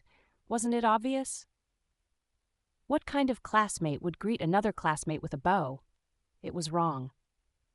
The student eyed me carefully, then quietly began to walk. When he tried to pass beside me, I called out to him. Wait a moment. Yes? The student spoke respectfully, like it was natural. He didn't look me straight in the eyes, but carefully upward from an angle. My throat throbbed. Please let me borrow your cell phone for a moment. Please. The student obediently handed over his cell phone. He had been silent for a while, but the silence was not refusing my request to see his phone. He had simply been confused about my use of polite language. I opened the cell phone, which had no password. Messages from unavailable. 47. I opened the texts one by one. I looked at them. I feel so bad for the underclassmen at our school. They have to call you Sunbae. Have you ever thought about how they feel? Doesn't it hurt your conscience? Hey, you ignoring me? Wow. There's a student who never washes his uniform? How filthy. How can you be even dirtier than the math teacher? You were so happy you could die just 'cause I said hi in the hallways yesterday. Lolo. I just lost at rock, paper, scissors, Kay? Don't get the wrong idea. Lives in a dump. The indoor shoes and the school uniforms are all recyclable. The only trash that can't be recycled is... You smell awful. Seriously, you reek. See you after class. Snap. I closed the phone. I couldn't read anymore. I closed my eyes and breathed. I breathed and narrowly managed to calm down. In this trauma, I didn't have my dagger or the handkerchief Raviel gifted me. It took me a lot of effort to calm my emotions. Why? I looked at the Constellation Killer's past. Why do you bring your cell phone to school? You can just keep it at home. Then, the student replied, You said that you'll kill me if I don't bring it. When I gulped, my spit felt cold. My head became dizzy. Then, just throw it away completely. Why don't you throw it away? It can't be helped if you say you lost it. This, the student, the one who would one day be called the Constellation Killer, opened his lips. It's the cell phone Gong Jinim gave me, the one you used to use. Because my family doesn't have money, you're paying for the fees, so that if Gong Jinim tells me to come out, I would come out right away. For that purpose, you said that if I lose it, you'll kill me. A building that became a blight. Friendships that imitate friendship, love that imitates love, a meaningless thing that feigns significance, this animal farm that pretends to be special, there was only malice. Can I really throw it away? Only the malice was real. Chapter 130. Chapter 133. 1. Thursdays. Lightbryn. The director of the orphanage where I grew up was, no matter how you worded it, a distant man. The children of the orphanage complained about it. He's too careless. All of our birthdays are on January 1st, you know? It's because he doesn't want to deal with having more than one birthday party. Also, my name is so shoddy. Kim Mengja? Hey, at least you guys' names sound natural with our last name. I'm Kim Hanbija. He should have just named me Hanbija. I thought the same way. I thought so even after I entered the tower. But I met a lot of people, the Sword Emperor, Master Raviel, and many more, and I have second thoughts. Director, why are you like this? It was weird, but the man always seemed to be overly on guard against saying that he loved us. Director, don't you love us? The conversation I had with the director on the day I received my second-hand middle school uniform came to mind. The director made a solemn face at my question and said he would tell me tomorrow. He always delayed his responses to serious questions, telling us to wait a day. Then, he replied, You asked me yesterday why I don't treasure you kids a little more. Yes, as the day went on, I felt a little sorry for asking such a question, but the director didn't care for my apologetic feelings and told me the answer he had prepared the day before. Gongja, it's easy for people to pretend. Pretending is the easiest thing in the world. You can pretend to be smart, to be strong, to be friendly, or to know something well. You too put on an act with your friends, don't you? It's the same for me, who named you children after sages. All adults pretend. The director rubbed his face with his hands. Everyone wears masks. You don't need to get rid of the mask, but if you get too used to it, at some point, you forget that you're wearing the mask. It slips your mind. You become drunk on the pretense. The director stared at my face solemnly. He was gauging my reaction, seeing if I was following along. Imagine this. If I get irritated in front of you children, what would you think? You were stressed today. Yes, that's right. The director wore a bitter smile. I'm sorry, I do get angry sometimes. He got irritated about once a month. Anyway, what's important is that I get annoyed by you kids sometimes, and you know that fact well, right? I am such a person. You know me. The director continued. However, what if I were someone who always loved you? What if I always told you that I love you, smile and say that you are the purpose of my life, and hug you and say that I treasure you kids more than anything? What if I were that sort of person, but I still got annoyed at you once a year or so? The director shook his head. Then, you will think, why is the director angry with us? You wouldn't be able to understand because you believe that I'm someone who loves you the most. If the director loves us the most, why does he get angry? You guys are still young, so in the end, you'll arrive at the simplest answer. I must have done something wrong. The director shuddered a little. Gongja, even if I only yell at you once a year, in 10 years, it would be 10 times.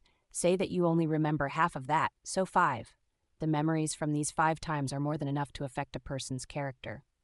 Then the director was silent for a while. Don't, the director muttered. Remember me as someone who is irritable and gets stressed easily. Think of me as someone who can't be bothered to throw you all birthday parties. That's the truth. Don't blame yourselves. You haven't done anything wrong. Don't get twisted because of a guy like me. You kids can grow up strong. Be as strong as you can. In the director's office, there was a printed sheet of paper on the wall.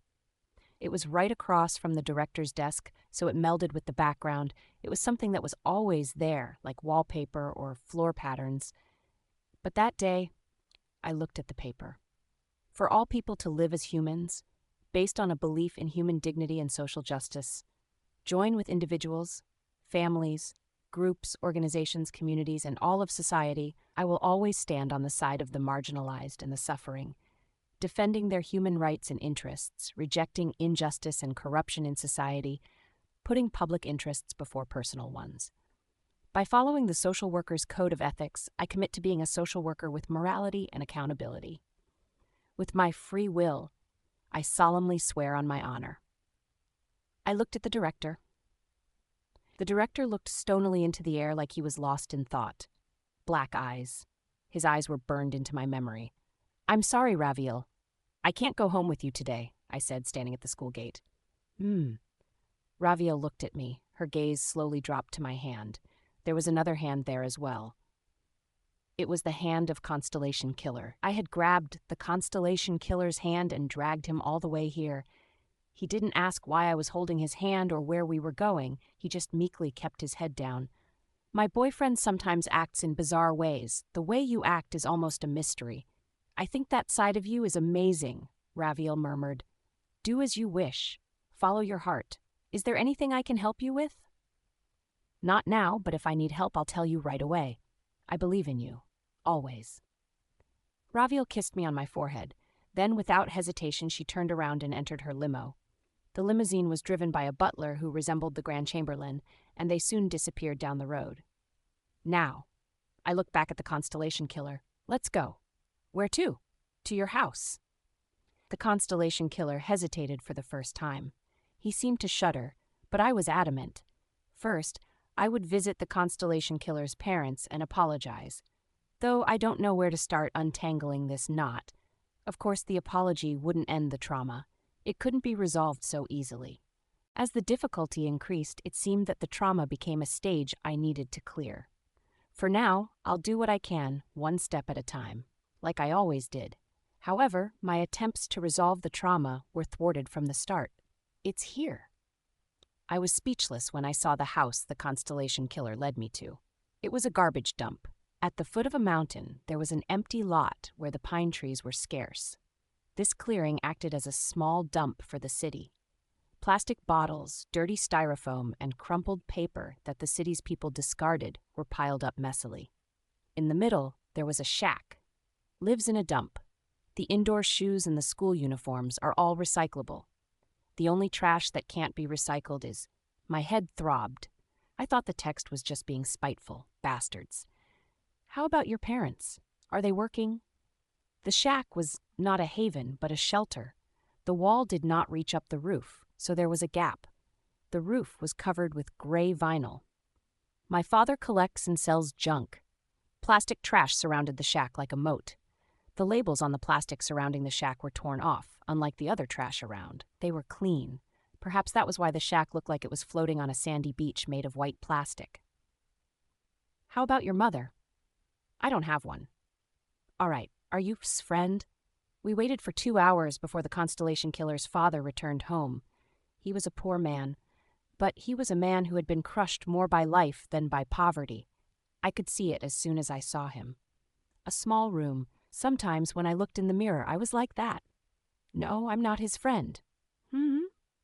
The old man furrowed his eyebrows. He looked too old to have a child in high school. His face resembled the face of the old boatman whose trauma I saw in the Chronicles of the Heavenly Demon. I am the one who hit and bullied this boy. The old man blankly blinked his eyes. I realized it 1 minute after I started talking to the old man. I'm late. It was already too late. The old man in front of him was already worn out. His heart was running on fumes. He was different from me when I lived in the small room. That was the difference between me from back then and this man. I didn't know where this difference came from. Here is the evidence. If you look at the cell phone, there are text messages. See this? There was only one thing I was certain of. This man didn't have the power to take responsibility for the Constellation Killer. I showed him everything I could show him right away. After seeing the hell that his child had been enduring, the old man continued to blink his eyes indifferently. I see. All he did was look at me. When I finished talking, the old man stopped his dull replies and assents. It felt like the conversation had ended. The old man just waited to see if I had anything else to say, but he did not seem to want me to say anything either. He had nothing to say to me. I looked at how the Constellation Killer was doing. The Constellation Killer was not looking at his father. His face did not seem shocked or offended by the conversation just now. A blank expression. The Constellation Killer sat quietly on the floor, like he was just letting things play out naturally. That's right. It was like this. I've done many bad things. I stood up and bowed deeply to the old man. If you are all right with it, I would like to stay with your child for a while. I want to invite him to my house. Is that acceptable? Go ahead. It was obvious that the old man did not understand what I was saying. He was powerless. But I explained it many times over, not for the old man's but for the Constellation Killer's sake. He may be staying at my house for a bit longer. A week, maybe a month. It might be even longer than that. Every weekend, on Saturday evening, I'll visit you and tell you how your child is doing. Sir, is that all right? Fine, it's all right. Good. I turned and faced the Constellation Killer. Let's go. Pack what you need. As I told your father, you'll be staying at my house for a while. The Constellation Killer looked up at me in bewilderment. What are you up to now? The Constellation Killer wasn't speaking politely anymore. Are you trying to tidy up your past since you're going to marry a rich girl? Are you worried it'll cause problems later? That's smart. My heart thumped. Or is this a new game you cooked up? If you want to play, just tell me what you want. Tell me what kind of game this is. Don't beat around the bush. I'll play along like always. Do you want me to go to the schoolyard at night? The Constellation Killer's voice was cold. There was no inflection.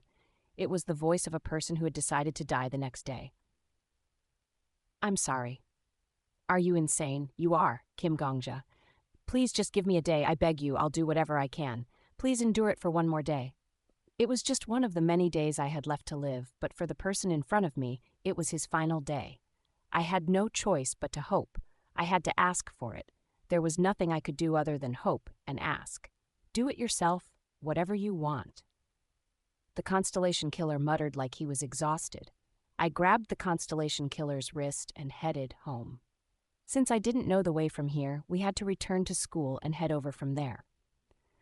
We arrived at the residential area only after the sun had set and the sky turned dark. Please wait here for a moment. I'll come back soon, within 20 minutes. Will you wait for me? I told you, do what you want. I left the Constellation Killer on the street and entered my house first. Oh. Bae Hoo-ryung was out in the yard. He held a glass of whiskey in his hand like he was observing the night sky by himself. Welcome back, son. You're a little late today. Keh, you weren't off playing because you have a girlfriend now, were you? I'm telling you, you should start dating seriously after you graduate from high school. It's no good to step on the pedal and rush a relationship. The Sword Emperor. My partner. The person who taught me how to face forward. In this world, my father. Yeah? Bae Hoo-ryung blinked. Huh, it's sort of weird. Why is that? It feels a little weird that you're calling me your father. Or rather than being a little weird, it's really awkward. Like I'm getting goosebumps. How scary. Ah, is it because I'm drunk? Father. I called him one more time. You couldn't have raised me like this. What? The father I know is a great man, a scary man. He may seem like a psychopath who only cares about himself, and to an extent he is, but he would definitely take care of something if he thinks it is wrong. Hu creased his brows. What are you talking about, son? If you are my father, I would never grow up to be a bully. I may go down the wrong path, but you would beat me up before I went too far. You'd bring me back to the right path, even if you have to kill me halfway to do it. That was the type of person he was. Even more when I was tormenting a weak child, even driving him to suicide. That ignore the people who are making a fuss about it. They're just keyboard warriors who would never make a peep if in person. Those guys should just have their fingers cut off. That is something you'd never say. You're simply not a person who can say that. You're someone who sees someone in distress and swears that you will teach them how to be happy. I'm the kind of person you despise the most. You can't kindly call someone like me son. It's impossible. This world is an impossible world. Silence fell upon the night sky. In the yard, where no sounds of bugs could be heard, I looked straight at Hu. I continued, You are not the Sword Emperor. Get lost. Get out of my sight right now. That moment, Hu-young's body crumbled away, the skin dripped away, bones melted, the clothing material evaporated. When I closed my eyes and opened them again, there was something of which I could not see the shape. There was just a sinuous shadow, like a ghost. I couldn't understand what it was saying. I couldn't even recognize its face. However, I knew that it was the naked face of my father. It was the naked face of this world. I passed by Hu-ryong and entered the house. Welcome back, Gongja. Master was sitting on the living room sofa. A face and form that I thought I would never see again. How was school, my son? Master was smiling gently. Chapter 134. Chapter 134 Thursdays. I could not finish saying both syllables of the word master. My heart was pounding. There was a mixture of many emotions churning inside me at the moment. My heart had become a rag, and if I twisted it, all of my dark feelings would seep out. Master, my strange destiny, the peony who had become my teacher, mother. Master looked at me. Her eyes, always orderly, were shaking. It was the first time I had called Master my mother, and it was Master's first time being called mother by me. How strange! Master put down her pencil stub. Had she been working on her manuscript? Papers with Master's handwriting lined the living room table. I don't know how long it's been since you called me that. Sentences that could not be written. Words that couldn't become sentences. Sheets that could not become books. Red manuscripts were scattered about. I feel like it's been a very long while since you called me mother. No, rather than being a long time, it's like, I love you, mother. The tips of Master's fingers paused. I wanted to see you again. Did you know? I now have someone I'll love forever. It's actually possible to love someone truly and be completely loved by someone. Holding Raviel's hand, I wanted to introduce her to you first, mother, more than anyone else. If it's you, mother, you would definitely become good friends with Raviel. As for me, I'm surviving well, I'm living well, I am trying to live well. There are many days when I recall your words, mother. Master, I wanted to see you one more time. Master slowly rose. She came to me. Master's long, thin fingers wiped my eyes. Did you have a nightmare? I'm currently having a nightmare. Life is no different from a dream, but that doesn't change anything. Is evil not evil if we say it is uncaring? Are wounds healed when we make excuses, citing ignorance? My son, don't be fooled by words. You should always look inside your heart. Don't let your heart be governed by hollow words and flimsy sentences. Master hugged my shoulder. Whether or not you call me mother, I remain myself in your heart, as do you. A person isn't a person because they know how to memorize a few words or say a few lines. A person becomes a person by the weight of another whom they put in their heart. I shrank into Master's arms, my mouth opened and closed several times. Mother couldn't have raised a child like you, Suha. Yes, someone who throws punches out of anger. You wouldn't call such a person to the dinner table. You would have kicked them out of the house. But before you kicked them out, you would have taught them better. Before teaching them better, you would have already raised the child to be kind. So I would. That's why. I opened my mouth. Mother isn't so Baekyang, Master smiled. Stay alive, Gongja. You have to live strongly. With a smile, she faded away. Master's face dripped down. Her smile melted. The hand that held my shoulder was erased. It disappeared, leaving only a shadow. The shadow had no face. Its outline was blurry. Squirming, the shadow left the room like a giant earthworm. Another layer of this world was peeled away. That over there was the bare face of my mother. Ugh. I ran to the bathroom. I leaned over the toilet and lowered my head. Loss. Guilt. I threw up these dark feelings. My heart vomited. Huh? Behind my back. I heard a voice from the bathroom door. Hey, did you eat something weird? Why are you vomiting as soon as you get home? Brat, did you eat something crappy outside? Didn't your older brother tell you to watch what you eat if nothing else? It was you, Suha. Do you want me to pat your back a bit? You, Suha. Dude, did you throw up your brain along with whatever you ate? Little brother, where's your respect? I sat on the tile of the bathroom floor and looked up at Yu Suha. Yu Suha was standing on wriggling squid legs. You shitty. You didn't vomit your brain. You dumped it out. Hey, sometimes in life you hit people, all right? Your big bro was also scared when the news broke yesterday. Mom and Dad scolded me damn well, but we're a family, so you should root for me. Yeah? Don't you think so? You crazy bastard, I muttered while holding onto the toilet bowl. You're a really shitty person. Huh? If all you did was hit a stalker, you'd be an angel. You're the type of bastard who'll hit the stalker behind their head and bury the body behind a mountain and set off a wildfire. What? Only a psycho would do that. Is that how you see your older brother? You're that very psychopath. Motherfucker. My head became dizzy. An idol? A singer? You think you can have that sort of career? You know nothing about fan service. You curse at every interviewer and cuss out their parents for dessert. But you think you can be a singer? Don't make me laugh. Besides, you get scolded by your mother and father. Are you the type of person who will learn anything from being scolded? It's a relief you don't slap your own parents. Fuck! Damn you. You, Suha, you'll never be the type of person who comforts his vomiting younger sibling. You just can't. I wish you could have been that kind of guy. I stared at Yusua's face. I didn't kill you. I didn't kill you, asshole. I didn't. Because you can't be. So I can't. For me to kill you, I tried not to kill him. Really, you've done some fucking shit, you. Sometimes I dreamed. Oh, over here, Hunter Nim, please save me, I shouted. Huh? Yusua looked back at me. I was ambushed by wolves. Ah, shit, what the fuck? Mister, did you provoke the monsters here already? Damn. Then today's hunt is fucked. Yusua clicked his tongue. Potion? I begged him, but be careful next time. Fuck. It looks like I won't even be able to make a day's wages. Yusuha gave me the potion. Sometimes I dreamed. I'll give you a potion, but you have to pay the right price for your life, Yusuha said. 40 gold, I replied. Enough. Hand over everything you have right now. Saying that, Yusuha took everything I had and... Good. Be more careful next time, mister. Yusuha gave me the potion. I dreamed that the Yusuha of 11 years ago was still a greedy bastard, but he didn't kill someone who was injured and weak. I sometimes dreamed that I didn't have to kill my hero with my own hands, and You shitty bastard.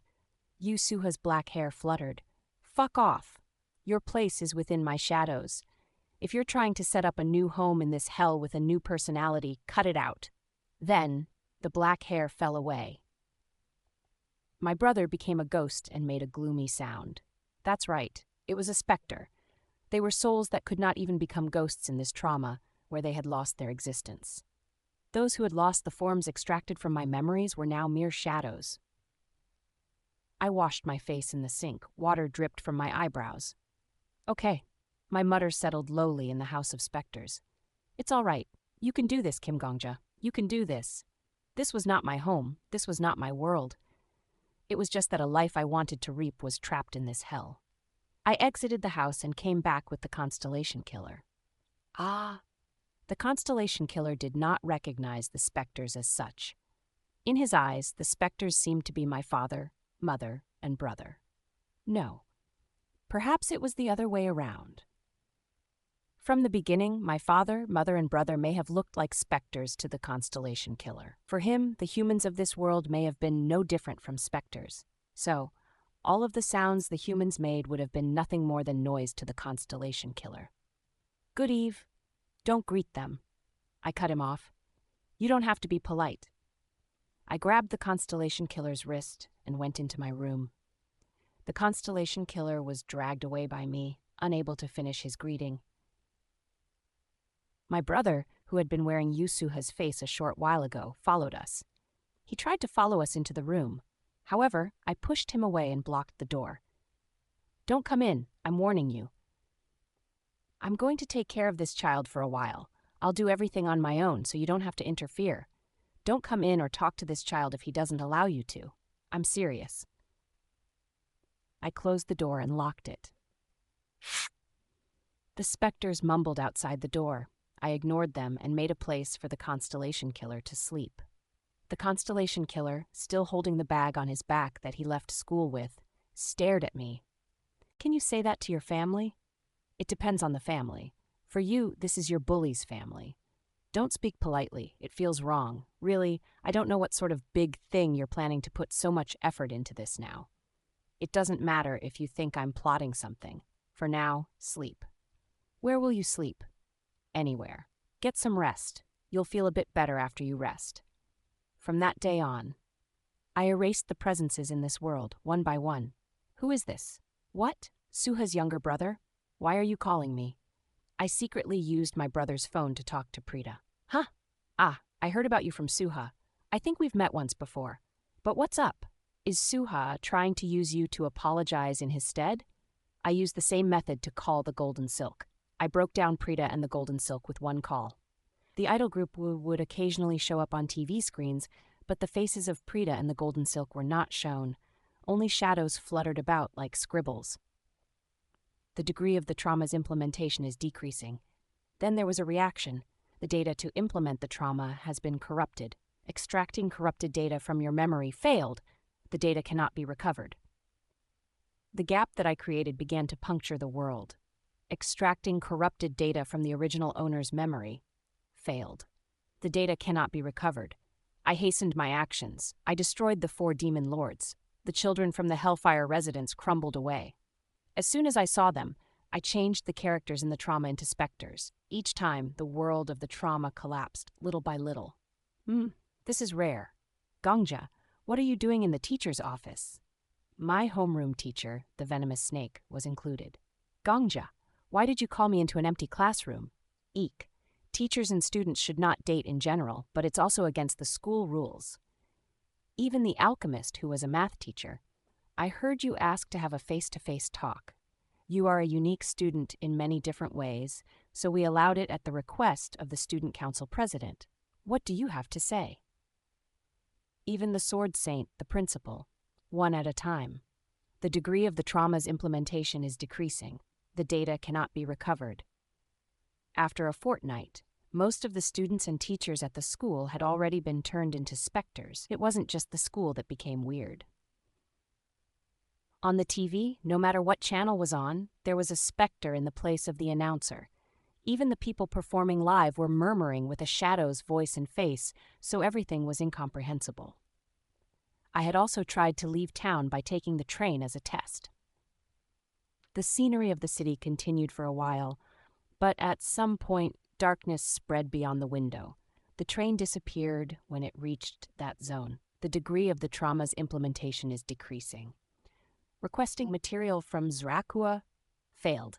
The data cannot be recovered. The broken world, a failed eyesore. Gongja, I have to ask you something.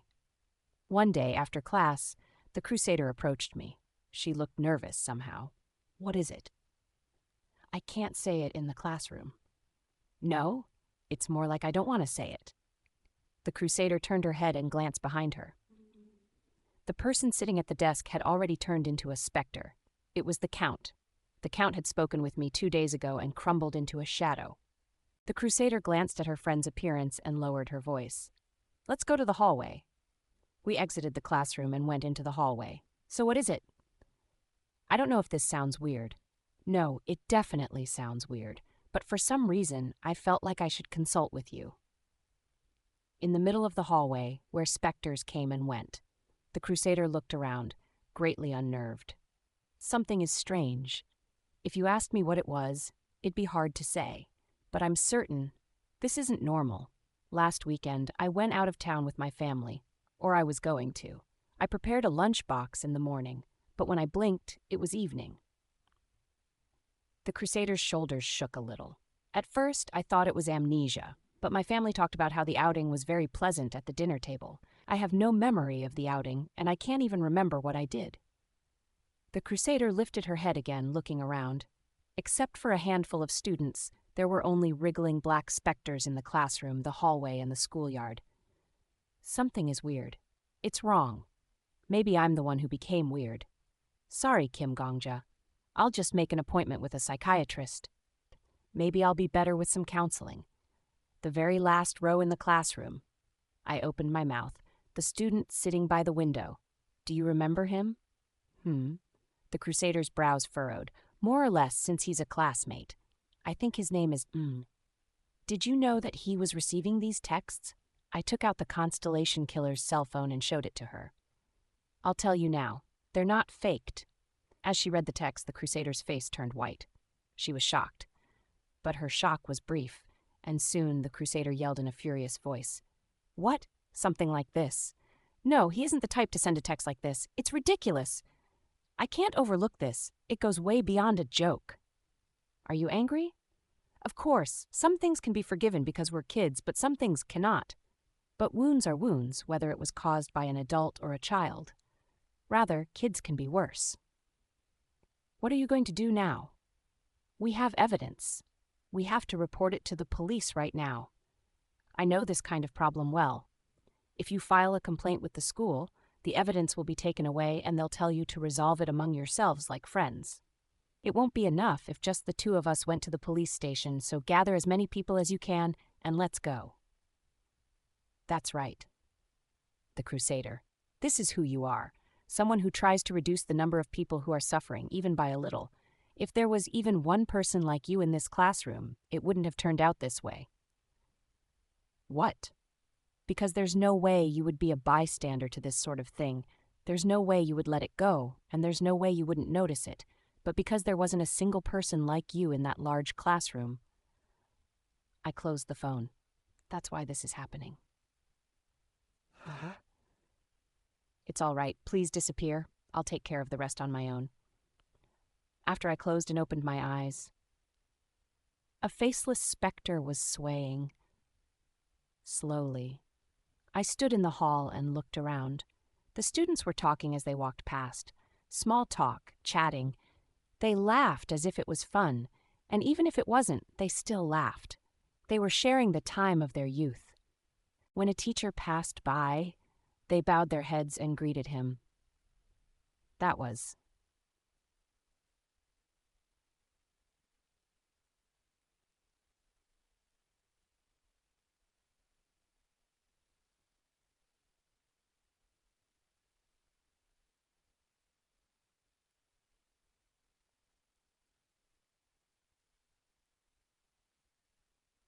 Their voices were nothing but white noise. The words failed to form sentences, and sentences failed to become text. There was a bright motto on a poster at the stairwell. That was, "The World of the Constellation Killer." Chapter 135. Chapter 135. Translator Thursdays. Editor Hiko Lightbrin 3. Little by little, the world shrank. First was beyond city limits, then the downtown area. The degree of the trauma's implementation is decreasing. The data cannot be recovered. From the outskirts of the city, erosive darkness encroached the streets, writhing, slinking. The darkness was like a tentacle, alive and moving. I decided to call that ominous dark fog the void. I'm going to school a bit early today. Many things became unseeable. I could no longer see people's faces. I couldn't see the church's steeple. I couldn't see the signs plastered on the walls of the shopping mall like bark on a tree. The world was marked by the void. I have to go to the farm and feed the rabbits. However, there were things that I could finally see now. The farm? Yeah. Behind the school, well, the Constellation Killer sighed. There's no way someone like you would know. Anyway, There's a place where we raise rabbits and chickens. I have to feed them." Was there such a place? Thinking back, the orphanage had an area to raise animals too, although it soon disappeared. In the past, did middle and high schools have animal farms? Why do you have to feed them? Shouldn't there be someone else in charge? There used to be a club for animal care, but last year a foreign woman broke into the school at night and jumped off the roof with a newborn baby. Don't you remember? The baby fell into the farm. Since then, applications to the club completely stopped. It was the first I was hearing about it. However, the Constellation Killer's tone implied he was talking about a very infamous incident. It seemed a bunch of things had happened at this school. Why did a foreign lady come to a school in a whole different country with a kid? A teacher here apparently fathered the kid by accident while on a business trip abroad. "It was a middle school teacher, not a high school one," muttered the Constellation Killer. "Anyway, we don't have an animal caretaking club anymore. The middle school class presidents are supposed to take turns feeding the animals, but there's no way middle schoolers are going to stick to it, you know? So the security guard, me, and some middle school kid take care of feeding the animals between the three of us." That was a corner of the world that I never knew of, the animal farm. There, we imprisoned rabbits and chickens in cramped cages, making that small space their whole world. Was it not being properly managed? The smell of chicken and rabbit urine was effusive. The feed, which had carelessly been poured in great quantities at once, was repeatedly soaked by rain and dried again, making it reek. Seriously, someone just pretended to do the work and left again. The Constellation Killer frowned. If they were going to do this, they should have just skipped out instead. It's worse than if they didn't do it. Should I help? It's fine. I have to take care of it anyway. The Constellation Killer rolled up his sleeves. Just stand there, or go to class first. The Constellation Killer took out the rotten heap of fuzz. He threw away the straw in a large sack. Then he took out a broom and a rake from storage and cleaned up the hutch. He seemed well versed with the task. The Constellation Killer picked up a rubber hose and sprinkled water over the farm. Shh! Ah! In a world where most things could not be seen, a world corroded by the void, a high school student sprayed water at 6:40 a.m. behind Shinso Middle and High School. It was tranquil. The water reflected the color of the dawn. I was peeping between the cracks that had opened up in the world. How filthy. How can you be even dirtier than the math teacher? You smell really bad. The world, it was shrinking. The degree of the trauma's implementation is decreasing. Starting with the things that were meaningless to the Constellation Killer. No, to step by step, the data cannot be recovered. The mountains surrounding the city were engulfed in the dark fog. The world was cornered. As days passed, the void gradually tightened around us. The roads ended. On the broken path, specters constantly disappeared and reappeared. They flickered. In the Constellation Killer's world, it didn't matter at all where people came from or where they went. Humans weren't characters in this world. Weeds coiled in the gaps of the blocks on the sidewalk. The degree of the trauma's implementation is decreasing. On one edge of the dump, there was a drooping ginkgo tree that had not been cut down. The degree of the trauma's implementation is decreasing. In the evening, the red sun set. The degree of the trauma's implementation is decreasing. Finally, the void completely surrounded the school. Raviel was standing at the school gate. Beyond the gate was pitch-black darkness. Raviel. School had been dismissed. As specters walked in front and were absorbed by the void, Raviel stood, quiet and still. She didn't turn her head even when I called out to her. That's right, I did feel that something was wrong. She only whispered. If you think about it, it's weird that I asked to be called by my foreign name, Wafan Sia. That is the name I was given, but for some reason I felt obsessively that I should be called Raviel. I cannot even recall how I met you. No, saying that I can't think of it is misleading. I received a confession from you at the school festival last year. Prior to that, I thought favorably of you. It was easy for us to start dating. Raviel turned to look at me. But I wonder if that is the truth. Gongja, our love is not so simple. We would never love so easily. Kiss me, right now. I carefully placed my hand on Raviel's shoulder. With my left hand, I held her chin. I lowered my head a bit and met her lips. As expected, Raviel smiled. It's pounding, she touched my ear. There is no lie in my love. I wouldn't love you so much just because you're a bit handsome and talk well. But to say that we're a couple that will go down in the history of Shinso Middle and High School, tell them to shut up. You and I are the best couple in the entire universe. Yes. If my love is not a lie, then my memory must be distorted. This now must be a hallucination or a dream. Gongja, am I dreaming of you, or are you dreaming of me? I am dreaming of you, Raviel. Oh ho, how fascinating. Raviel crooked her finger and stroked a chin. Not her chin, mine. I will be the only partner you love. Yes. Even when you dream, even if it's only a dream, it is only appropriate that I am always in the position of the one you adore. I am the only one who deserves that place. It's true. I praise you, my lover. You love me very well. Raviel laughed. Now, close your eyes. Don't you dare open your eyes. Call out my name with your lips, understood? You cannot open your eyes. If you open your eyes by yourself, I will punish you. I closed my eyes. Raviel, yes. Raviel Avancia. It is the name of the person I love. Then, the sensation on my chin disappeared. I opened my eyes. Raviel was gone. I didn't see her figure falling into the shadows. Until the last moment, that was the Avancia's method. The degree of the trauma's implementation is decreasing. The data cannot be recovered. There was no hint of Raviel's breath here now. The world became that much smaller. Ding, dang, dong. The speakers installed on campus cried out. A broadcasting club member, who lost their shape without me ever knowing their name, spoke. This is the broadcasting department, notifying all students remaining on school grounds.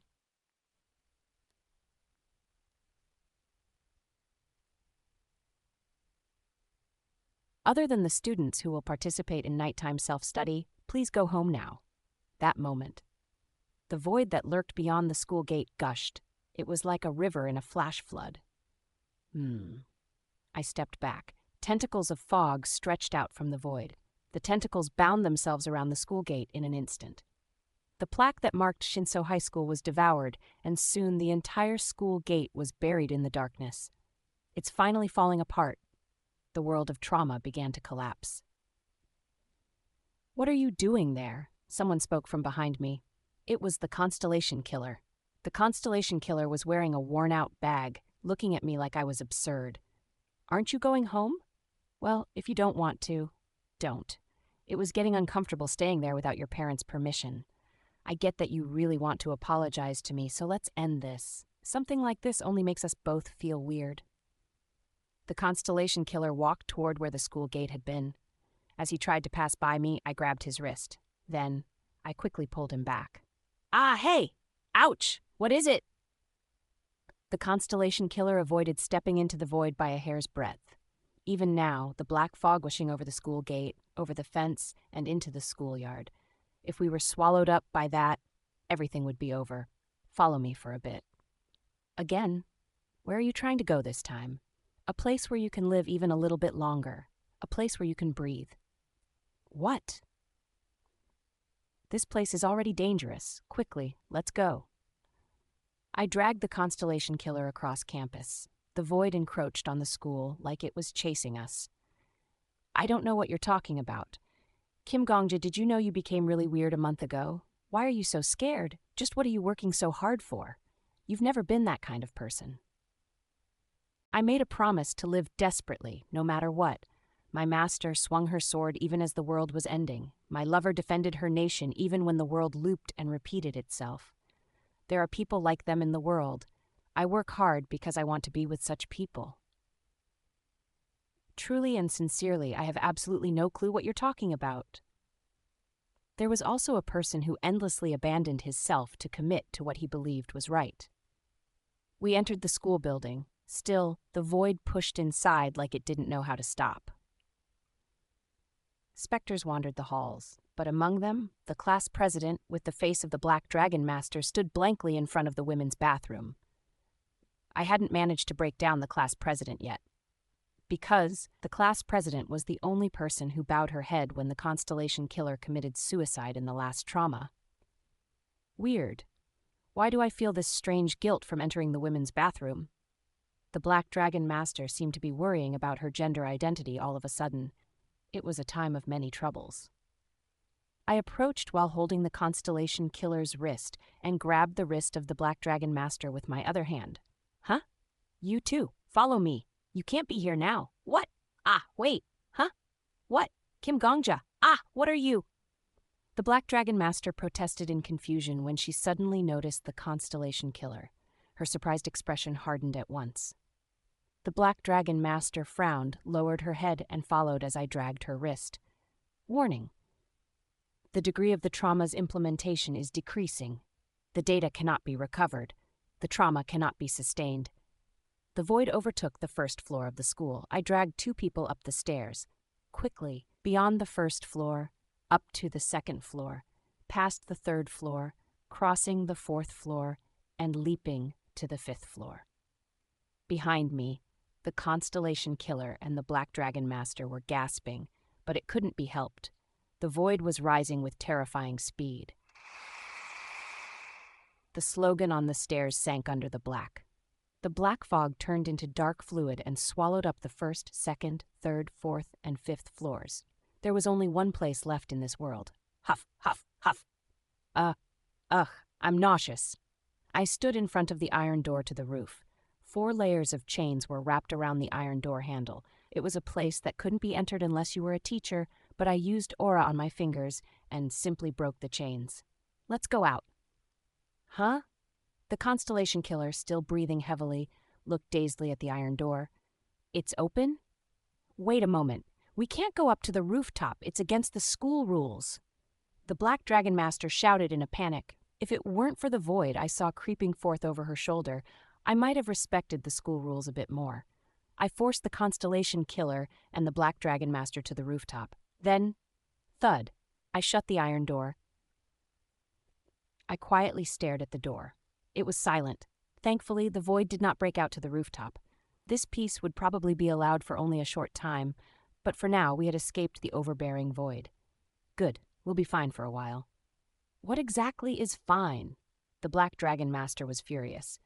Don't you know how sensitive our school is about rooftop access? There was that whole uproar last year in the middle school. Oh my God. It's all right. When the teachers find out I've come up here. My God, you bastard! Take responsibility for my college applications. The world was completely encased in the void. Looking down through the rooftop fence, I saw no schoolyard, only the pitch-black darkness. Same for the whole campus. The main building of the middle school was no different. Only 3 people remained in this trauma. Class president. What? You knew what was happening in our class, didn't you? The last 3 remaining, the perpetrator, the victim. So? And finally, the bystander. The class president with the face of the Black Dragon Master stared at me. Do you have something to say to me? Chapter 136, Surviving 1-7. Editor Yahiko, Thursdays as of June 5th, 2021, PR. Lightbrin 1. The Black Dragon Master stared at me. You went around calling him the second-year loser of Shinso High School or whatever, Kim Gongja. Thanks to you, some weird stuff is happening in our class. The Black Dragon Master's eyes held deep contempt. But this contempt was short-lived. The Black Dragon Master frowned for a moment before her face returned to its previously expressionless state. It was as though her own feelings made her tired. Even a sigh would not look as expressionless as that face. Forget it. I don't even want to talk to you about this. Just talking about it makes me feel bad. Damn it. I would have gone to a different high school if I knew there'd be bullying here. You're the class president. You're responsible for what happens in the class. So what? Are you trying to say it's my fault? The Black Dragon Master's tone dripped with sarcasm. How amazing. I heard that you've been hanging out with lately and meeting other students one after the other. Kim Gongja repented. Kim Gongja has changed. Even the teachers were complimenting you in the staff room. Good for you. There was a cold sneer on the Black Dragon Master's face. It must be nice to have it easy like you. It's fine to hurt someone as long as you apologize afterwards, right? Forgive me, because I apologized a lot. And then it's over. Everything I did wrong was a mistake. The hurt I inflicted was just a joke. And even that should only happen once or twice. But can you say that your whole life was a mistake or a joke? If you stop making jokes or mistakes, will you get ill? Do you think the world is a dump that accepts your mistakes and that people as trash cans to receive your jokes? Sick bastards. Scum. She dropped it. The Black Dragon Master closed her lips. Once again, she stopped just before her emotions became too intense. The Black Dragon Master looked down at her shoes like she was nervous. Since coming to the rooftop, she hadn't looked at the Constellation Killer even once. Class President. Don't do this to me, muttered the Black Dragon Master. Don't bring me to a place like this with, you're trying to make me apologize or admit that I did something wrong. I didn't do anything wrong. You're the one who did. You don't think so. When the Constellation Killer committed suicide in the last trauma, the school desperately turned a blind eye. The class used all kinds of tricks and methods to overlook the incident. He sent that sort of text. Wasn't he really crazy? That's right. In retrospect, he's always been a little weird. The Constellation Killer was crazy. He was a weirdo. We, on the other hand, were normal. Perhaps we sent a text like that to the Constellation Killer as a mean joke. But it was only a joke. It was just a brief deviation from the norm. Everyone made jokes and slipped sometimes, so we were still normal. Maybe we made fun of the Constellation Killer once, but that was a mistake. We didn't mean it. We didn't do it on purpose. We were just swept up into the atmosphere and laughed with the others. We did nothing wrong. Think carefully about what's important to you and pull yourself together. Yes, teacher? And so the class pushed one of our classmates aside.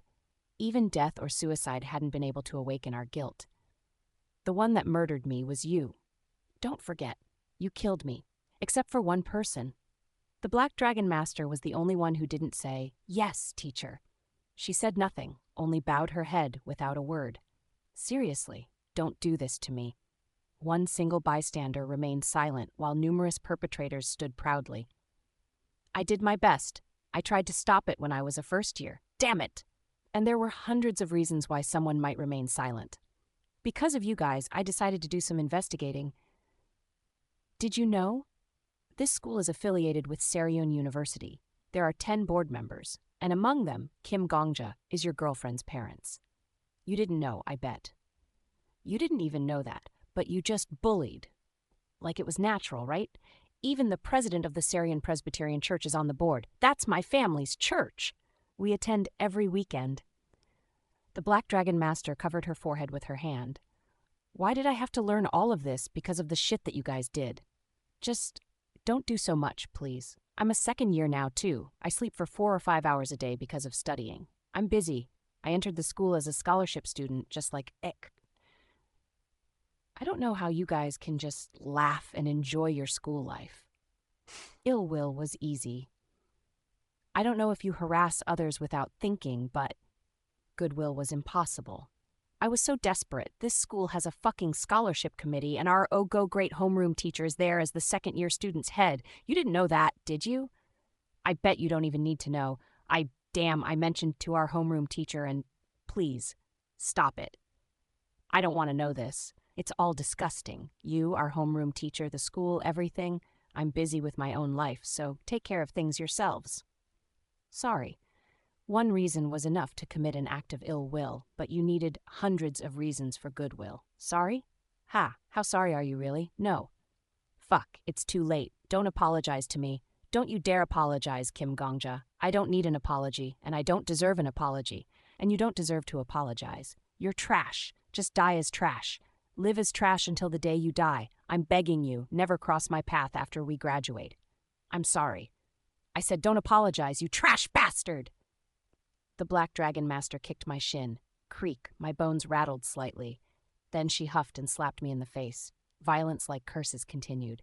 I let the Black Dragon Master do what she wanted to my body and said, "This boy, he tried to commit suicide." The Black Dragon Master's hand stopped. He would have jumped a month ago, from this very spot. Silence descended upon the rooftop. The Black Dragon Master turned her head. It was only then that she looked at the Constellation Killer for the first time. Her mouth opened and closed a few times, but no sound came out. Is this true? She was stiff, like it was difficult for her to talk to the person in front of him. You tried to die? She spoke carefully. The constellation killer looked at the Black Dragon Master with a blank expression. That's right. I don't know how Kim Gongja knew, but he's right. I tried to die. I had no idea that that was what you were thinking, class president. The rooftop became silent once again, slowly. The Black Dragon Master covered her face with both hands. I'm not sorry. A quiet sob leaked through her fingers. I don't feel sorry for you. It's just... When I was a first year, I accidentally found out about the school's board of directors. I gave up because I thought nothing would come of it, even if I revealed everything. During our second year, I tried to talk to our homeroom teacher, but I gave up in the end. I'm just that kind of person. Please remember me as that kind of person. But don't die. Don't die. Why must you? You can't die. You can't die because of trash. You can't. You have to live. Yeah? If you live, you can get into a good university, make money, and get out of this godforsaken city. I thought about that too, muttered the constellation killer, but I thought that these bastards would forget. I thought that they would live well while pretending that nothing ever happened. No, I don't think they'd even remember. I hated that the most. I wanted to spite these bastards, since they'd forget it anyway. The constellation killer looked at the Black Dragon Master. I'm sorry, class president. I wasn't trying to hurt someone like you. The Black Dragon Master fell to her knees. She held her breath, her face covered. She clenched her teeth and tried to hold back any sounds. The force of her silence caused the Black Dragon Master's shoulder to shake. The constellation killer opened his mouth. There was someone. He bent his knees. I didn't think there'd be anyone. Lower, until he was the same height as the Black Dragon Master. I'm glad that I didn't die a month ago. The constellation killer slowly wrapped his arms around the Black Dragon Master's shoulders. The Black Dragon Master flinched. The constellation killer leaned his head a bit closer to the Black Dragon Master. I'm glad there was even a single person who was worth my forgiveness. I'm so glad. The Black Dragon Master stopped holding her breath. She broke down. The Black Dragon Master couldn't hug the constellation killer. She just remained kneeling, letting out the cries that tore out from her heart. The constellation killer hugged his classmate as she did. I'm sorry. The Black Dragon Master's body began to crumble away. I'm sorry. Sorry, I'm so sorry. But it was just her skin that melted into shadows. She did not become a specter. The Black Dragon Master, whose face melted off to reveal someone else, cried out, Don't die, please. I'm begging you, you have to live. It was the face of someone I knew. And it was a voice I heard from somewhere. You can live. We can live. We can live better lives. You have to live. I'll try a little harder, and because I'll try harder, together let's... The degree of the trauma's implementation is decreasing.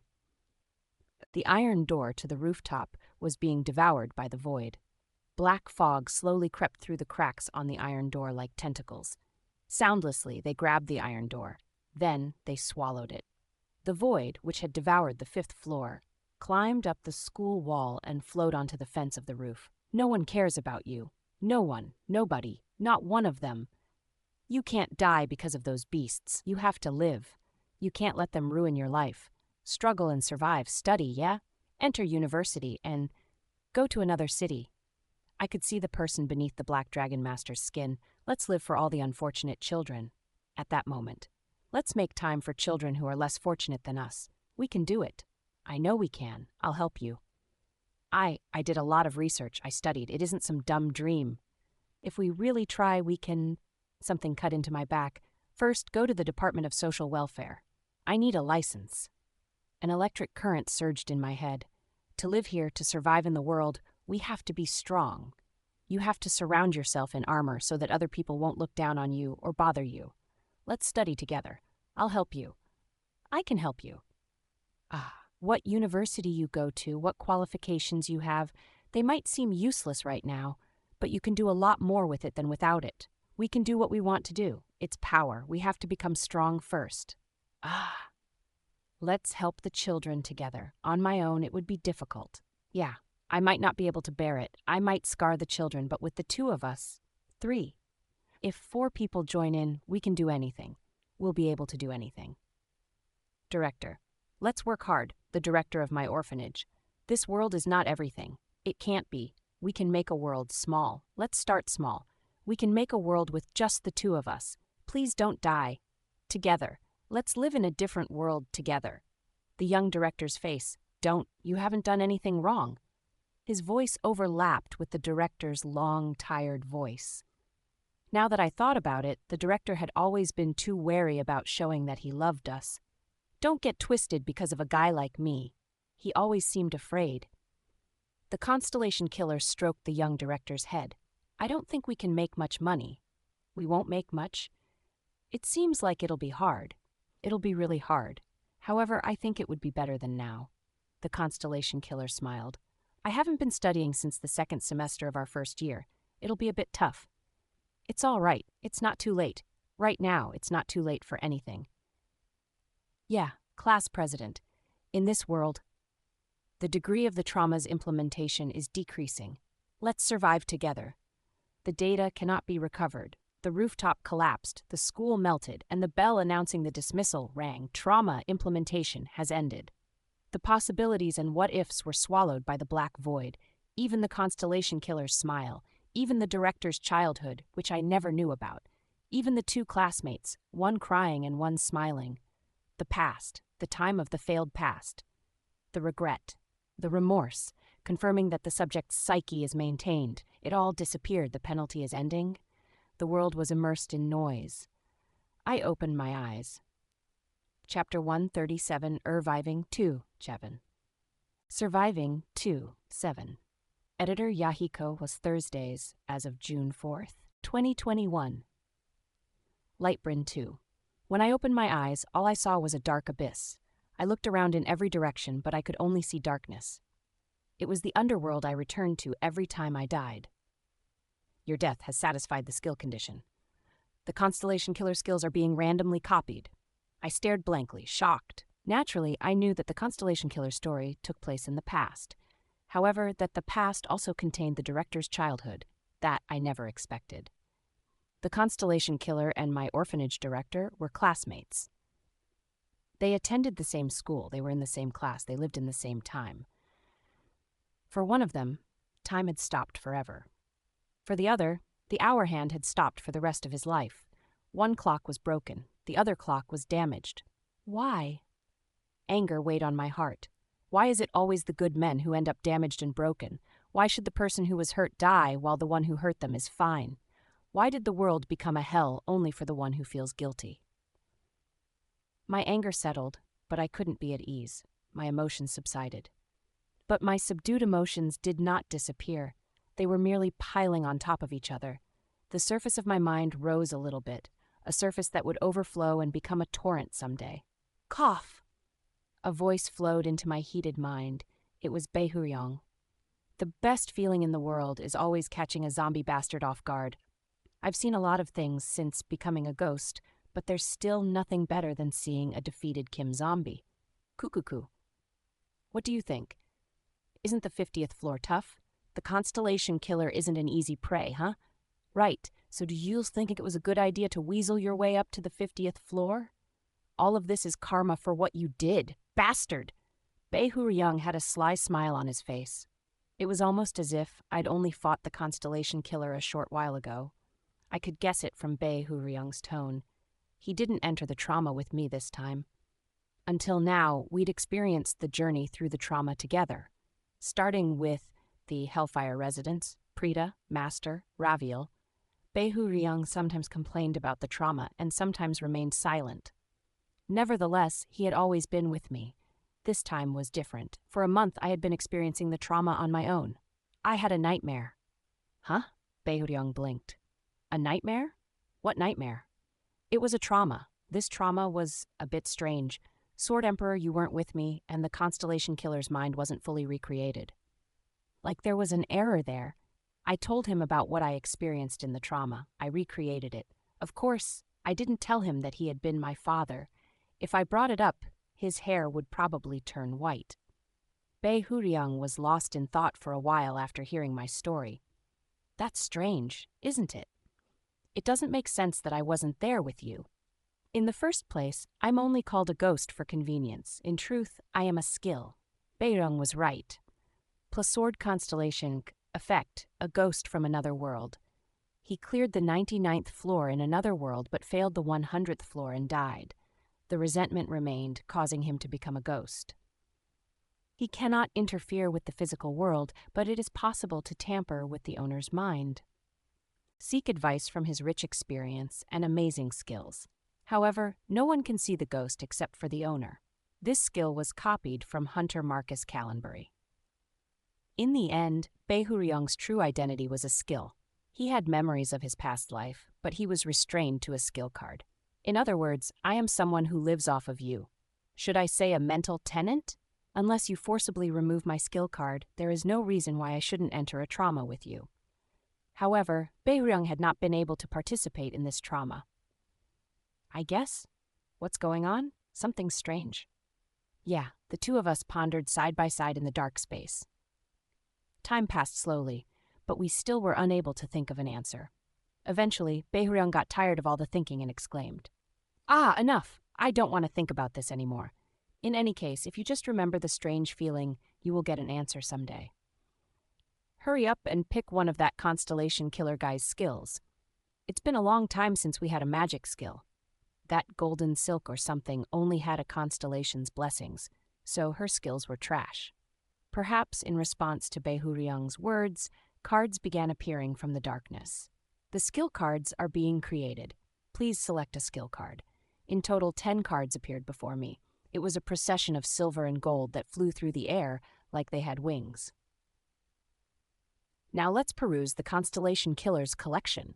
What the hell? This bastard's totally cheating, keeping all these dope skills. That's why hunters who focus on skills are annoying. Huh. Look at this one. Bae-Hoo-ryung seemed excited as he read the backs of the cards. Among them, 2 skills caught my attention. Rank S. Effect. In some world, there lived an old puppeteer. The puppeteer was afraid of receiving love, but he wasn't strong enough to endure eternal solitude. Let's make another me. So the puppeteer designed it. Let the other me be loved. Let it live with people, among people. And if it gets hurt, I'll throw it away, whispered the puppeteer. Erase it forever. Countless puppets lived. Countless puppets were discarded. This skill is a black art for the weak, the ability to choose or throw away memories. You can make 13 puppets that have the exact same appearance and abilities as you. When one puppet dies, another one awakens. Broken dolls can be repaired. It is your imitation of immortality, a fabricated eternity. However, memories are not shared between puppets. There was the Constellation Killer's secret. There are a total of 13 puppets. So what happened to the Constellation Killer's true body? Was the true body also included in the puppets? Or did the Constellation Killer have a separate body that was asleep somewhere else? Then I heard another secret. Salvation of a Torn Goddess, rank A+. Effect. There was once a goddess who was devoted to a certain warrior. Although the goddess was torn apart by the warrior, she still wished to stand beside him. The goddess fell and was sealed in this skill card. The goddess replaces memories with abilities. You can strengthen your abilities and might by giving your memories to the goddess. The more important the memory is to you, the stronger the buff you receive. However, the strengthening effect does not last long. Plus, that goddess was probably the guardian goddess. And the warrior must be the Constellation Killer. There was little doubt the guardian goddess was divided into 5 parts: idol, compassion, prayer, sacrifice, and salvation. With this, I reaped 4 parts of the goddess. The last part, salvation, was in the form of one of the Constellation Killer's skills. Humph. Bae-Hoo-ryung snorted. All these skills are creepy because we don't truly know who the Constellation Killer is. It's foreboding. They're all good abilities, but it's unnerving. I don't know why the constellations would be so interested in a broken human. I nodded. I've decided what to choose. The cons far outweigh the pros, though? Bae-Hoo-ryung objected. Just past this time, you don't need Pup Parade or Salvation of a Torn Goddess now. I hate to admit it, but your skill list is pretty complete. Except for your Goblin High Society. Goblin High Society is a skill that will soar one day. It's your head that will soar. No, it has already flown beautifully once. In any case, if you take a stupid skill now, you'll damage your synergy. Yes, I know that, but there is something I can use. I had to defeat the Constellation Killer, but victory didn't mean I had to get rid of him. I can do much better. I would make the Constellation Killer admit that his method was wrong. It wasn't about simply overwhelming him with brute force. Rather, I would make my method defeat the Constellation Killer's method. That is what victory was. The Constellation Killer. I reached out for a card. Lefanta Ejim. Thinking about the hunter who had multiple titles. Thinking about the man whose first name I still don't know. Selection complete. The skill is being copied. You are regressing to 24 hours ago. Let's end our old nightmare. 3. When I regressed a day, I hadn't even cleared the fairy tale world yet. I spent a month in the Constellation Killer's trauma world, but not even a single day had passed in the tower. Eventually, I cleared the fairy tale world again. I knew that the Evangelist of Everlasting Happiness was planning a surprise attack in advance, so I cleared it much more easily than before. However, the willpower and stamina that I used were the same. Next time, I'm going to take a day off before I climb the tower. Once again, I realized the importance of save points. Count Nim. Immediately after clearing the fairy tale world and returning to the Great Library, I spoke to the Count. I have a small favor to ask you. Ooh, what is it? Treasure of our tower, prize of our Sangryun. Tell me anything. I'll help you. The Count greeted me more enthusiastically than usual.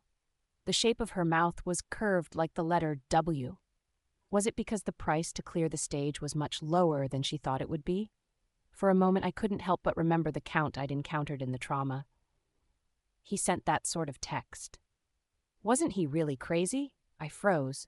What's wrong? The Sangryun guildmaster in front of me tilted her head to the side. You're pale all of a sudden. No, it's nothing. I just blanked out for a moment. I quickly shook my head, trying to rid my mind of the thoughts. The classmate in the trauma simply had the Count's appearance. In the end, it was fake. I couldn't compare the fake to the person in front of me. It was incredibly disrespectful to the Count. Did you put too much energy into the apocalypse just now? Be careful. You need to be careful while you're young so you don't go nuts when you're old. Anyway, what's the favor? I would like to send a letter to the outside world, I said. It doesn't matter if it's not a letter, but there is someone I need to contact as soon as possible. Count, you have the ability to interact with the outside world. Please help me send the letter. Oh, of course, it's easy. The Count held her fan. If it doesn't have to be a letter, you can use more convenient methods. Which country are you sending the letter to? It'd be a bit hard to send letters to countries with governments that have collapsed. That's fine. I'd like to send it to the country where I was born. Death King's birth country. Ah, then it's fine. There is an ambassador in that country, so we can get in touch with them right away. Let's see. Where is that woman? The Count looked around. It wasn't just us in the Great Library, but every hunter with an epithet. The Count pointed to one of them with her fan. Communications officer. Madam Go, come over here for a bit. What is it now? A middle-aged female hunter approached us. The 7th rank hunter. It was the wide-range communications officer. The wide-range communications officer wore a sari, a traditional Indian dress, around her shoulders, and she frowned the entire way as she walked over to us. Perhaps she didn't get along with the Count. Let me introduce you. This is my friend, the communications officer, and she comes from the same homeland as I do. Ahaha, but the difference between our origins is like heaven and earth. If you just called me over here to talk nonsense, then I'll be on my way. Whoa. Calm down, Madam Brahmin. I'm going to set up a sanctuary to talk with the outside world, so please connect us for a while. It's a country with an ambassador, so it shouldn't be too much of a hassle. Why should I? It's not mine, but the Death King's request. The wide-range communications officer turned to look at me. I put my hands together and politely bowed my head. Please. The wide-range communications officer also brought her hands together and bowed. She looked back and forth between me and the Count before sighing heavily, as if she'd given up. If it was some crude man's request, I would have declined it immediately. But Death King, I also watched from afar as you devoted yourself to the tower. Your commitment should be rewarded. I'll help you. Yeah, as expected, you get along well with noble people, like calls to like. If you run your mouth one more time, I'm leaving. Oh my, don't be like that. You should be more generous, but fine. Hey, I get it. Let's just do this. The Count smiled before taking something out of her pocket. It was a small pouch. The Count then took a handful of glittering purple powder before sprinkling it in a circle on the library floor. The Great Mother Vina. Vina, a wish is a prayer. Please let it not be torn by screams. Let us be by your side as you stay by our side. Make this space your sanctuary. Whoosh! Purple light came out of the purple powder. The area of purple light was similar in size to a public phone booth. Then the wide-range communications officer turned to me. Give me your smartphone. Yes. I handed my phone to the communications officer, who tapped the phone 3 times with a bent finger. Tap, tap, tap. It looked as though she'd drawn a triangle with her fingertips. Go through. Connect. When noise reaches someone, it becomes a sound, and when there is a person here and a person there, connections sing and the world makes a choir. The smartphone was then wrapped in blue light. The communications officer nodded slightly. Take it. I took my phone back. The Count beamed. Enter the sanctuary, Death King. The communications officer grimaced. If you make a call, it will be received. If you send mail, they will reply. Call charges are measured separately, but I can pay that much for you. However, following the agreement with the outside world, all communications must be monitored to ensure they remain within the scope of international law. That shouldn't be a problem, though. It doesn't matter if it's a crime as long as you don't mention it directly. Well, if you want to send a secret message, tell me separately. There are ways to bypass the laws. The two of them spoke casually, but this was a collaboration between the hunters ranked 5th and 7th. Only a handful of people could ever enjoy such a privilege. Yes, thank you. Holding my smartphone, I entered the sanctuary. Then, I pressed it. The first phone number I memorized in my life. It was a number I hadn't dialed in years. But human memory was strange, for no matter how much time had passed, it was not a number I could ever forget. Ring, ring. The phone's connecting sound rang for a while. If the other person changed their number, then this would be pointless. But he said that he would never change his number so that we could call at any time. He didn't lie. Hello? I couldn't speak. Hello? Who is this? The voice was a little older than the cries I heard on the rooftop of the trauma. It was a little more tired, but the essence hadn't changed, and I regretted that it took me so long to hear this voice that hadn't changed. I should have called sooner.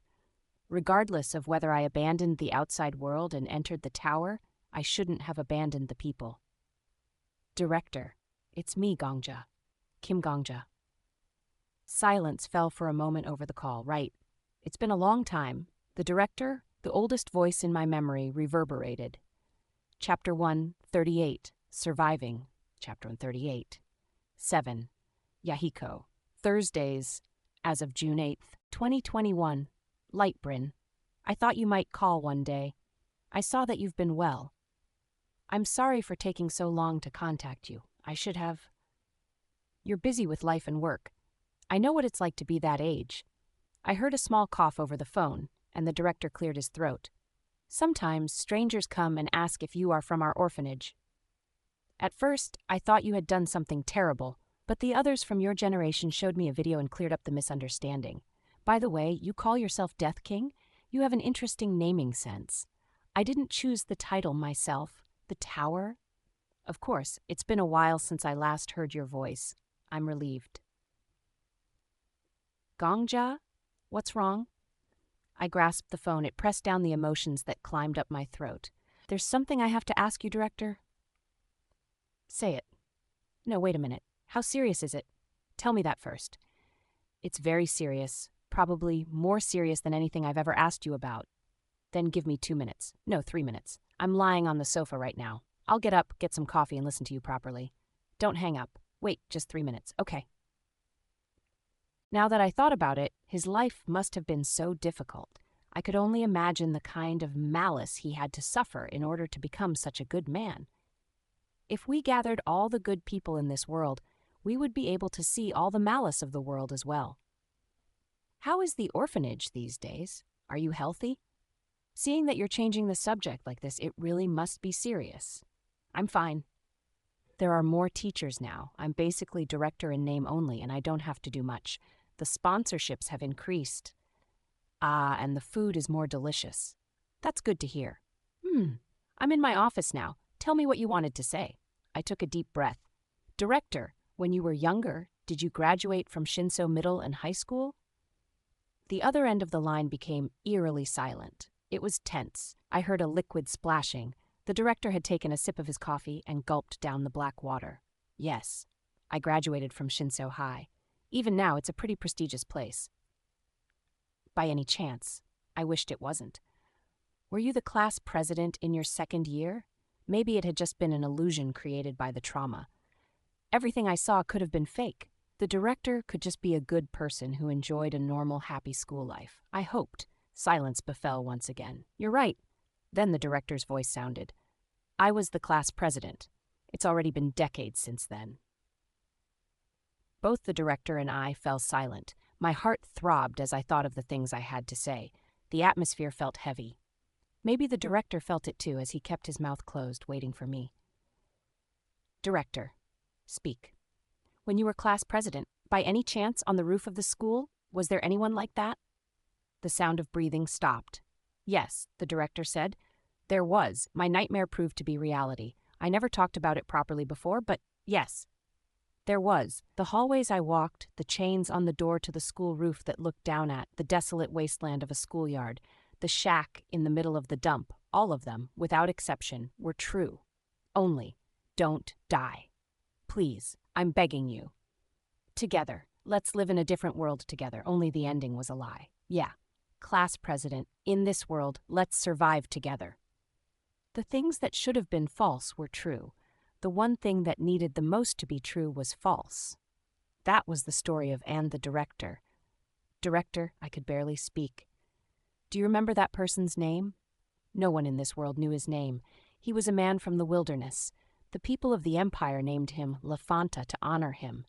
He was the killer of constellations. Thus, the people of the tower called him the Constellation Killer. He was a man who had been abandoned by the outside world. No one tried to remember him, so now there was only one person in the world who could say his name. Kim Yul. Someone called out a name for the sake of one person. That child's name is Kim Yul, Gongja. I closed my eyes. I remembered the conversation I had with the crusader in the school hallway. The very last row in the classroom, the student sitting by the window. Do you remember him? More or less, since he's a classmate. I think his name is... The noise was removed. Kim Yul. There was someone with that name. I don't feel sorry for you, Kim Yul. He was small enough to be covered by the curtains whenever the wind blew through the classroom window. He was a child who quietly took out a notebook and looked through it before class began. He was a child who yanked the chain on the iron door even though he knew it wouldn't open. I'm sorry, Kim Yul. I'm sorry. Decades ago. Before I was born. I'm so sorry. Such a child had existed in this world. Gongja? And there was someone who had lived those decades. Are you crying? No, never mind. Anyway, where did you hear about Kim Yul? I didn't think anyone remembered. Someone who was smart enough to enter such a prestigious school with a scholarship, who was so zealous that he remained at the top of his class even in such a prestigious place, who studied for 4 or 5 hours every day when he could have been sleeping. To be someone who could create the future he wanted. What kind of dream did he have when he entered high school? What kind of future did he envision? I don't know how you found out about him, really. However, this person saw. He saw humans, beasts, death. No one cares about you. No one, nobody, not one of them. At that time, one person's time stopped. And for the other person, the freedom of choice that everyone deserved disappeared. The director devoted the rest of his life to prove something. At that time, there was a child named Kim Yul. Director, he's here. What are you talking about? Kim Yul, director's classmate, that child. I still don't understand what you're saying. He lived in a garbage dump at the foot of the mountain. That Kim Yul. The very last row in the classroom, the seat by the window. He sat there. I continued. The collar of his school uniform was always dirty. The guy who was dating the student council president was a bastard who bullied him. His older brother was a singer. Because he was being harassed by the class through text messages, Kim Yul was forced to hand over the phone that wasn't even his. Did you know that there was a small farm behind the school? They reared rabbits and chickens. It was supposed to be taken care of by the farming club, but no one wanted to do it after a foreigner jumped with her newborn. That's why Kim Yul started taking care of it. How the director's voice shook. Gongja, how do you... Director, you tried to stop it. You've been trying to stop it since the first year, but after your investigations, you stopped because the main culprit's parents were on the school board, didn't you? The president of the church you attended was also a member, right? Saryun Presbyterian Church. You told your homeroom teacher, but you couldn't do anything more because of your scholarship. How? He's here, Director. I held the phone and dropped my head. He's here. There was a long silence. 4 days. Then the director spoke again. Give me a week. The student whose time was stopped decades ago spoke in a voice that sounded older and wearier. I'll come there. 4. A week. Week passed in an instant. During that week, the director liquidated all of his assets. Anyone could enter the tower, but you could not bring anything from the outside world. In other words, the director had given up everything he had achieved, earned, and collected in his life.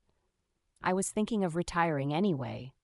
It had been a long time since I saw the director, but he looked much older than I remembered. I found someone to be my replacement. There were still some things in the region that needed to be done, but what can the government officials do now that I've come to the tower? They'll have to figure it out themselves. Welcome, Director. I'm not the director anymore, but call me whatever you like. The director smiled bitterly. Naturally, as someone who had only just entered the tower, the director didn't have a title. People without epithets had not yet been allowed to enter the great library, but I talked to the corner librarian and succeeded in making an exception for the director. Coming here, I can see how successful you've become. Everywhere I go, I only hear about you, Gongja. After entering the tower, dozens of people gathered at the entrance to guide me. Well, I have a bit of influence in the tower. I'm currently number 2 in the rankings, Director. You were always last when it came to studying. The director looked at me with new eyes. Princess Pyongang could reform the foolish Ondal. His gaze reminded me of what I saw in the trauma. While I was overwhelmed with emotion, the director was greeted by the rest of my colleagues. Aha! So you are the one who raised Death King. I am called the Heretic Questioner. Please take care of me. I am the Black Dragon Master. I will forever be indebted to Death King. The Death King is also the vice head of our guilds. If you have any troubles while in the tower, feel free to let me know. I'm the Crusader, and I'm in charge of the security in Babylon on the first floor. Teacher, I heard that you ran an orphanage outside. It's hard to talk about since we're meeting for the first time, but the tower is always in need of professionals. I'll make a formal visit to you later. Yes. Everyone, thank you for your hospitality. The director responded to the hunters like he was used to it. Once the welcoming procession passed and the two of us were alone, the director spoke. I'm used to things like this since one of your peers became the youngest member of the National Assembly. At that time, dozens of people came over every week to greet me. Huh? Who? Kim Han-bija. Do you remember him? He's now a representative.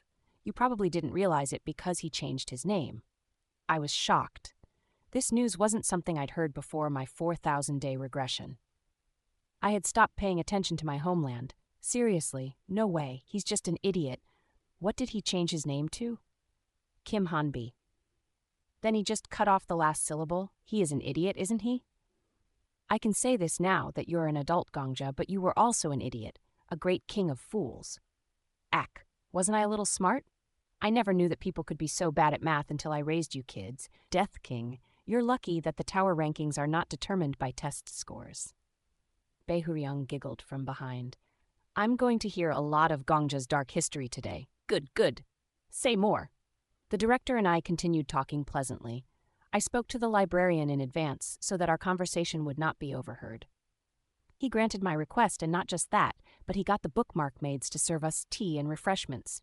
I saw it in the videos, but this really is a strange world. Here. The director looked at a bookmark maid suspiciously. So. Finally, after sweeping through the entire library, the director's eyes once again settled on my face. Where is that child? I told the director everything. About my abilities, about the trauma, and about the person named Lafanta Ajim and the Constellation Killer. The director listened to everything I said with a blank expression on his face. But expressionless didn't mean emotionless.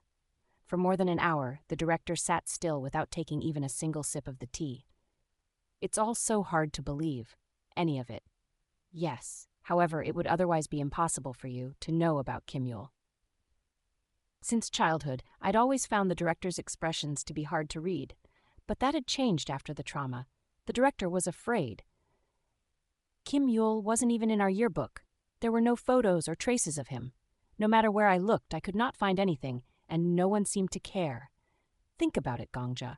Could you pretend that the seat was empty the whole time? How could they smile so brightly for the photos? For a very long time, I couldn't understand how they could smile. Right? I'm sure they're living well even now. The director looked down at his teacup with an indifferent expression. He quietly took a sip of his tea, which had already cooled a long time ago, and looked me in the eyes. It's fine.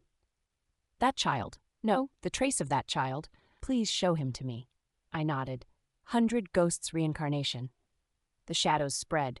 They squirmed as though they were alive and flowed like water before gradually rising to the shape of a human. The waves turned into silver hair, and the puddles formed neat clothes.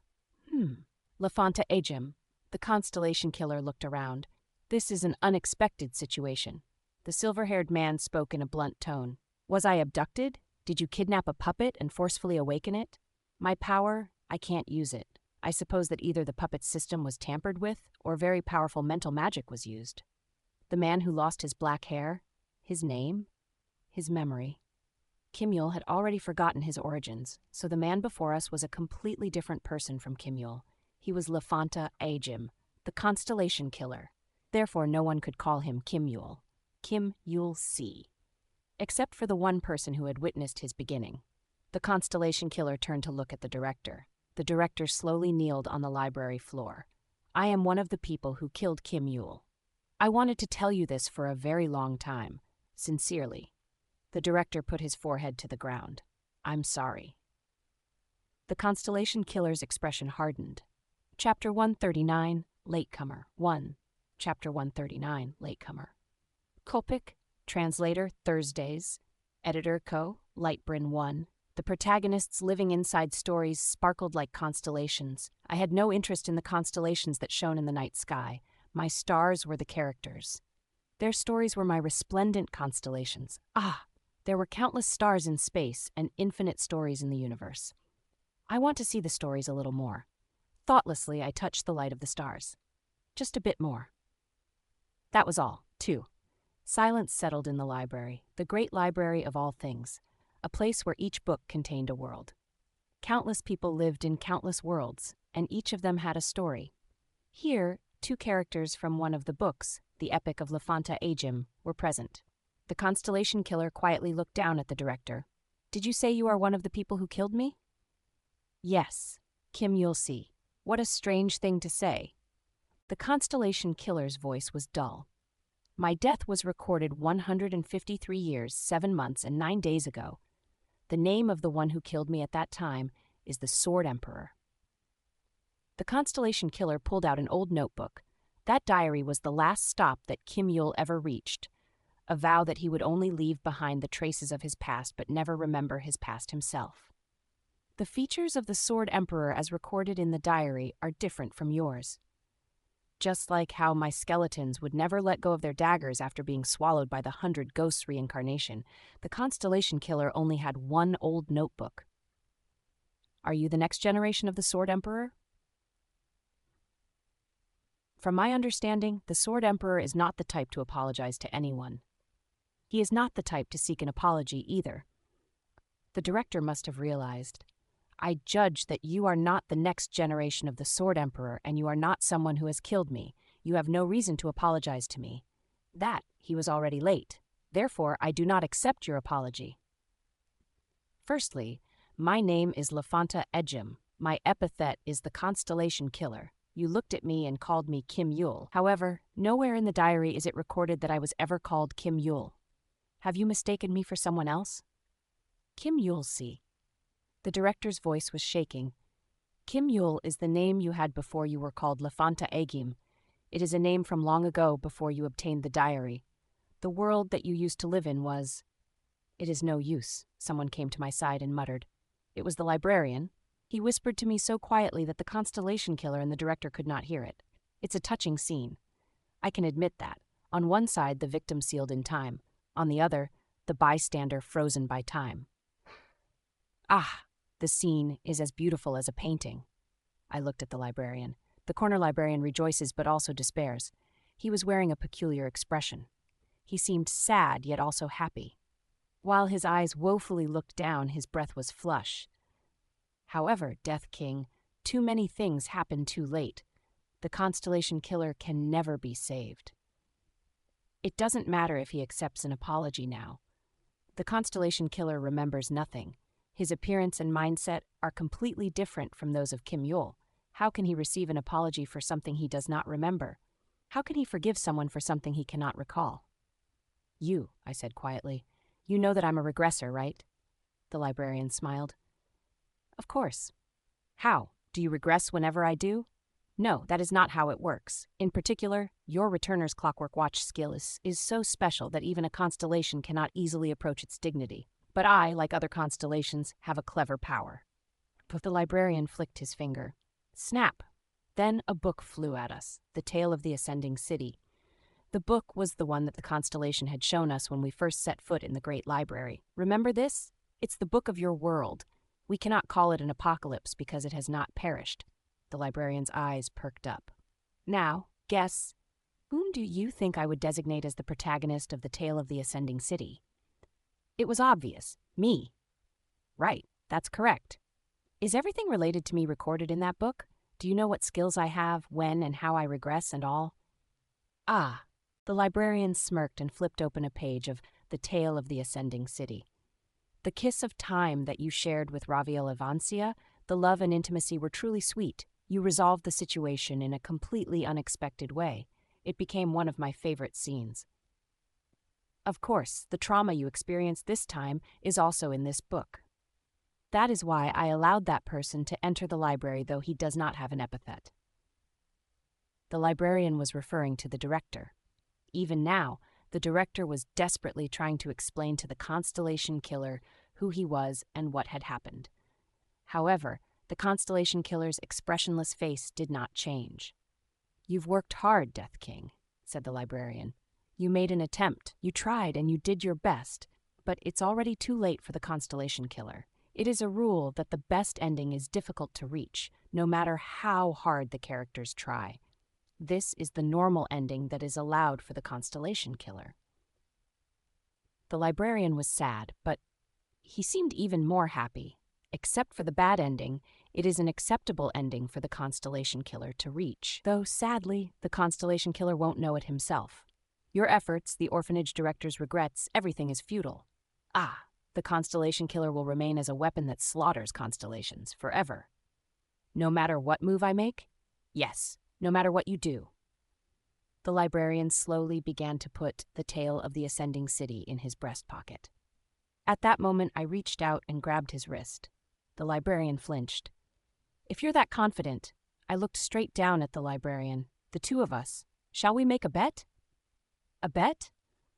I can connect Kim Yul's timeline with the constellation killer's. Just as Kim Yul became the constellation killer, I will make the constellation killer become Kim Yul. Then he'll be able to receive the apology from the director. Don't be thoughtless, did I not tell you? It's simply impossible. That's why. I gripped the librarian's wrist tighter. Let's make a bet. You said he's one of your favorite characters, the constellation killer. I'll bring back his memories by any means possible. You should help too. Well, you don't have to do too much to help. Just as much help as you gave to send me to the Epic of Lefanta Agim. The constellation's eyes narrowed. What if you fail even after I help? What will I gain? You can do whatever you want with me for 10 years. The librarian faltered. You said you wanted to pluck my eyebrows and keep the hair? You can. I think you wanted to cut my nails. Do that too. I'll let you do everything you want so you can play around to your heart's content for 10 years. The librarian's eyes shook. Anything, you say? Yes. You're saying something very scary. Death King, I have been very polite before you so far. If I do whatever I want, I would do something magnificent and grand. Just look at the bookmark maids. The bet, will you or won't you?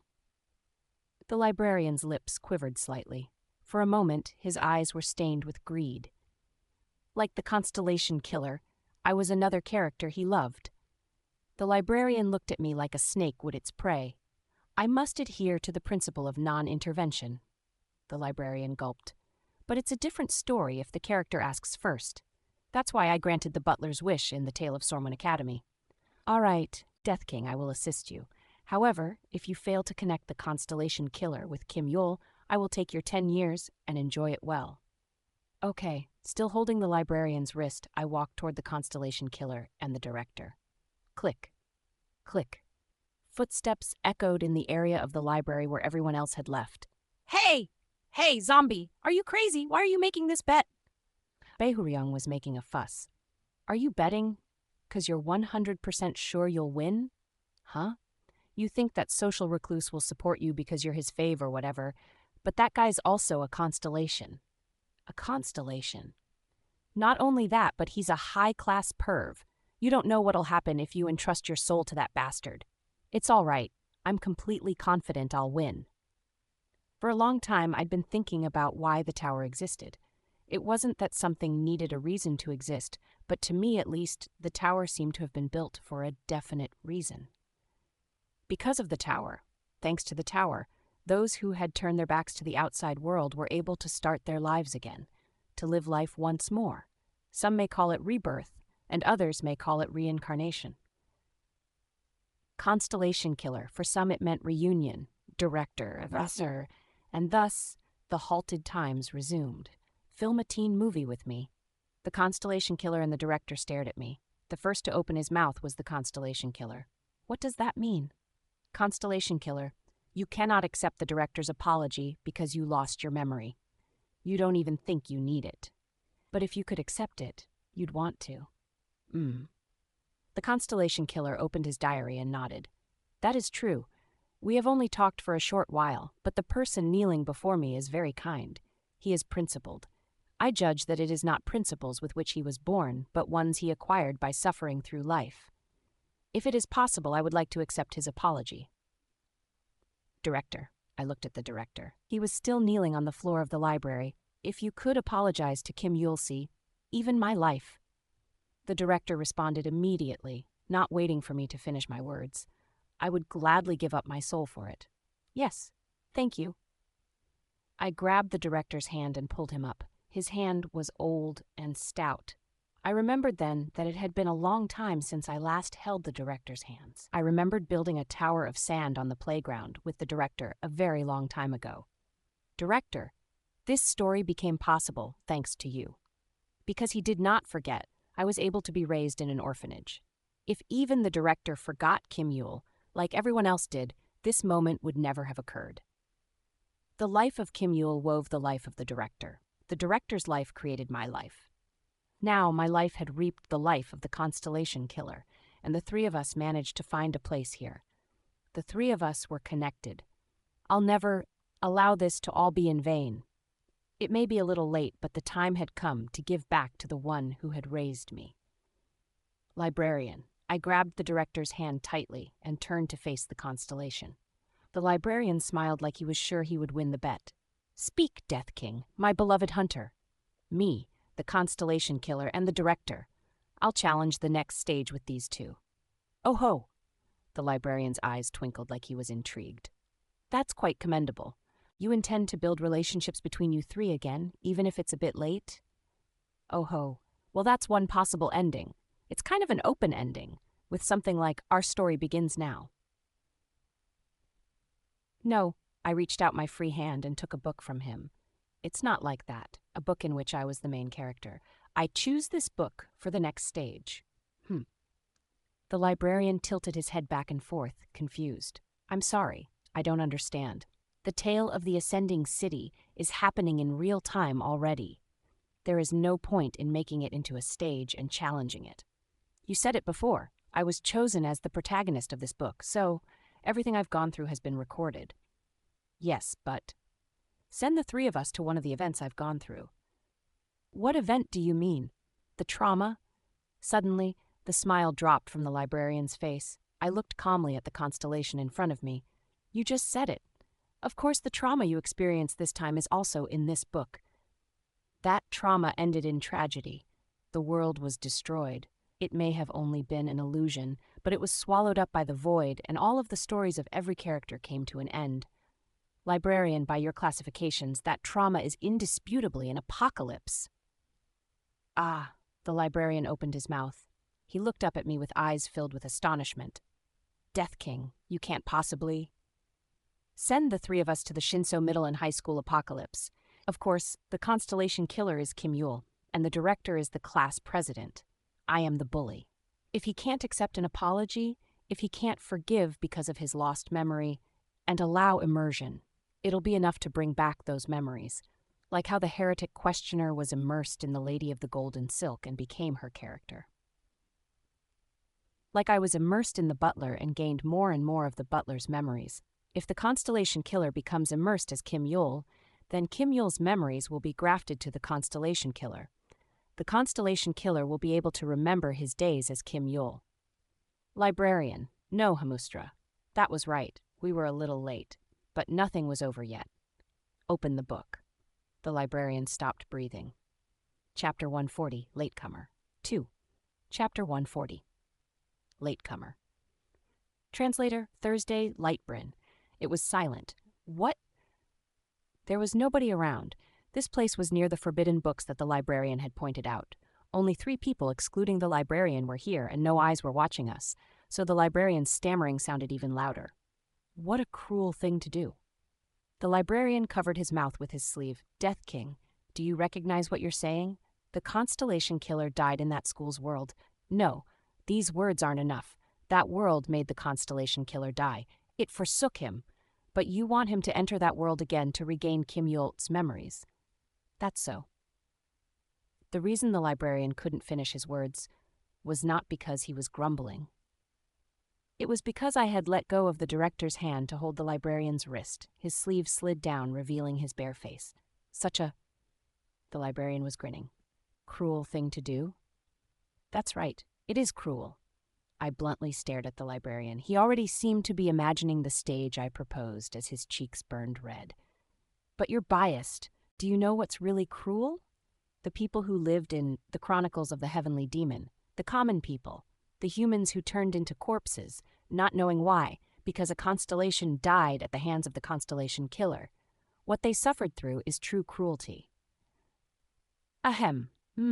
Well, that is a fair point. The librarian's eyes were half closed. So in the end, you plan to return all of the constellation killer's memories?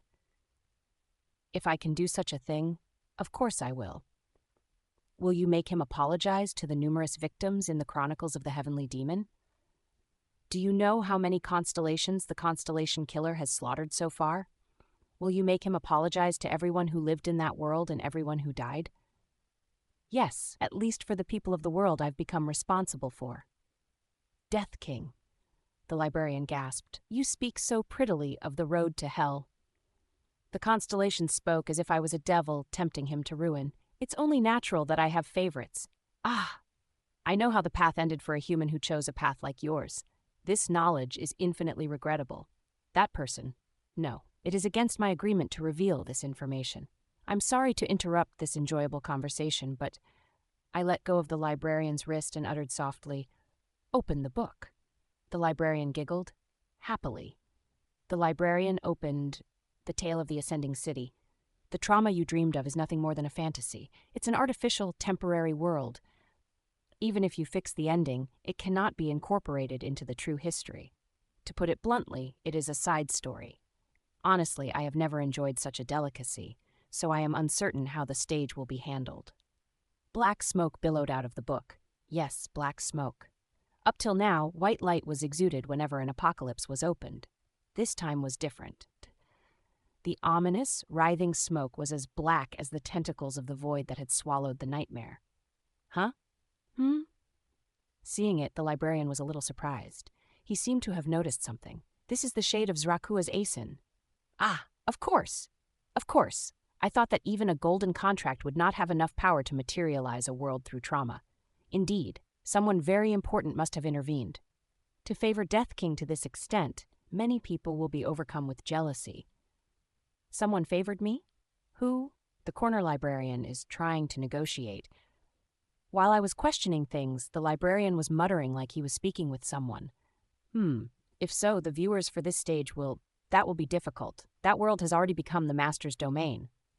True. Then, please leave a record in the apocalypse after the challenge is over, at least. The black smoke writhed. Good. As expected, you are a gentleman who understands reason. Our lovable clown. The librarian smiled. He stroked the black smoke like it was a cute pet. Death King. Constellation Killer. Death King's fosterer. I designate these three people as new characters in the tale of the Ascending City side story. When you guys open your eyes, the world of the side story will not have come to its unfortunate discontinuation yet. But beware, especially you, Death King. The librarian twined a black tentacle around his long finger. You have the attention of a higher-up. What do you mean? The tower remembers everything. While I gain a glimpse into your past by reading this book, the tower remembers you in the truest sense. Of course, the tower remembers that you used a shortcut to get up to the 50th floor. Because you broke the strict rules of the tower, you must receive a penalty. The tower asks you, do you really, truly trust your fosterer and the Constellation Killer? The black smoke on the librarian's fingers twitched. Do you believe that the one who raised you will not crumble with guilt? The Constellation Killer may be vengeful, and he may not even forgive your fosterer. It is possible that no one can apologize or forgive those two. Do you really? The librarian glanced at the Constellation Killer and the director. Believe you can reach a different ending than in the past? It was a foreboding question. However, it was also a question with an answer. I'm sorry, class president. I had memories of Kim Yul and the class president. I wasn't trying to hurt someone like you. The Kim Yul I saw was a very strong person. He was someone who took care of the animals even in the hell that was his life. There was someone. I didn't think there'd be anyone.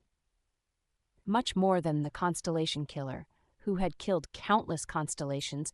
I'm glad there was even a single person who was worth my forgiveness. The Kim Yul who met the director was stronger as a human being. He was unbelievably strong. The director, too. The director survived in a world without Kim Yul.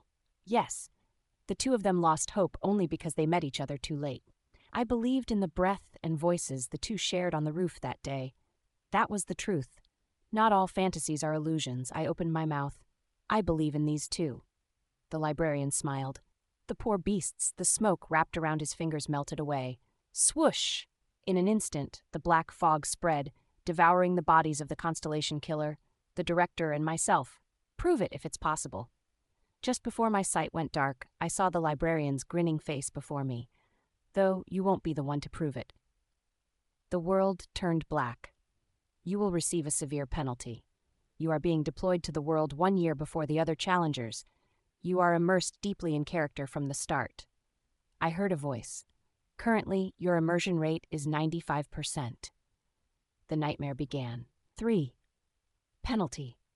As soon as I opened my eyes, the immersion rate is at 95%. I started to move. I don't have time to hesitate. There's no time. The immersion rate will rise to 100% soon. I have to finish all of the preparations before then. It would be easy to begrudge the cruel penalty. It would be easy to get angry, asking why I was the only one who entered a year earlier. But how would that change anything?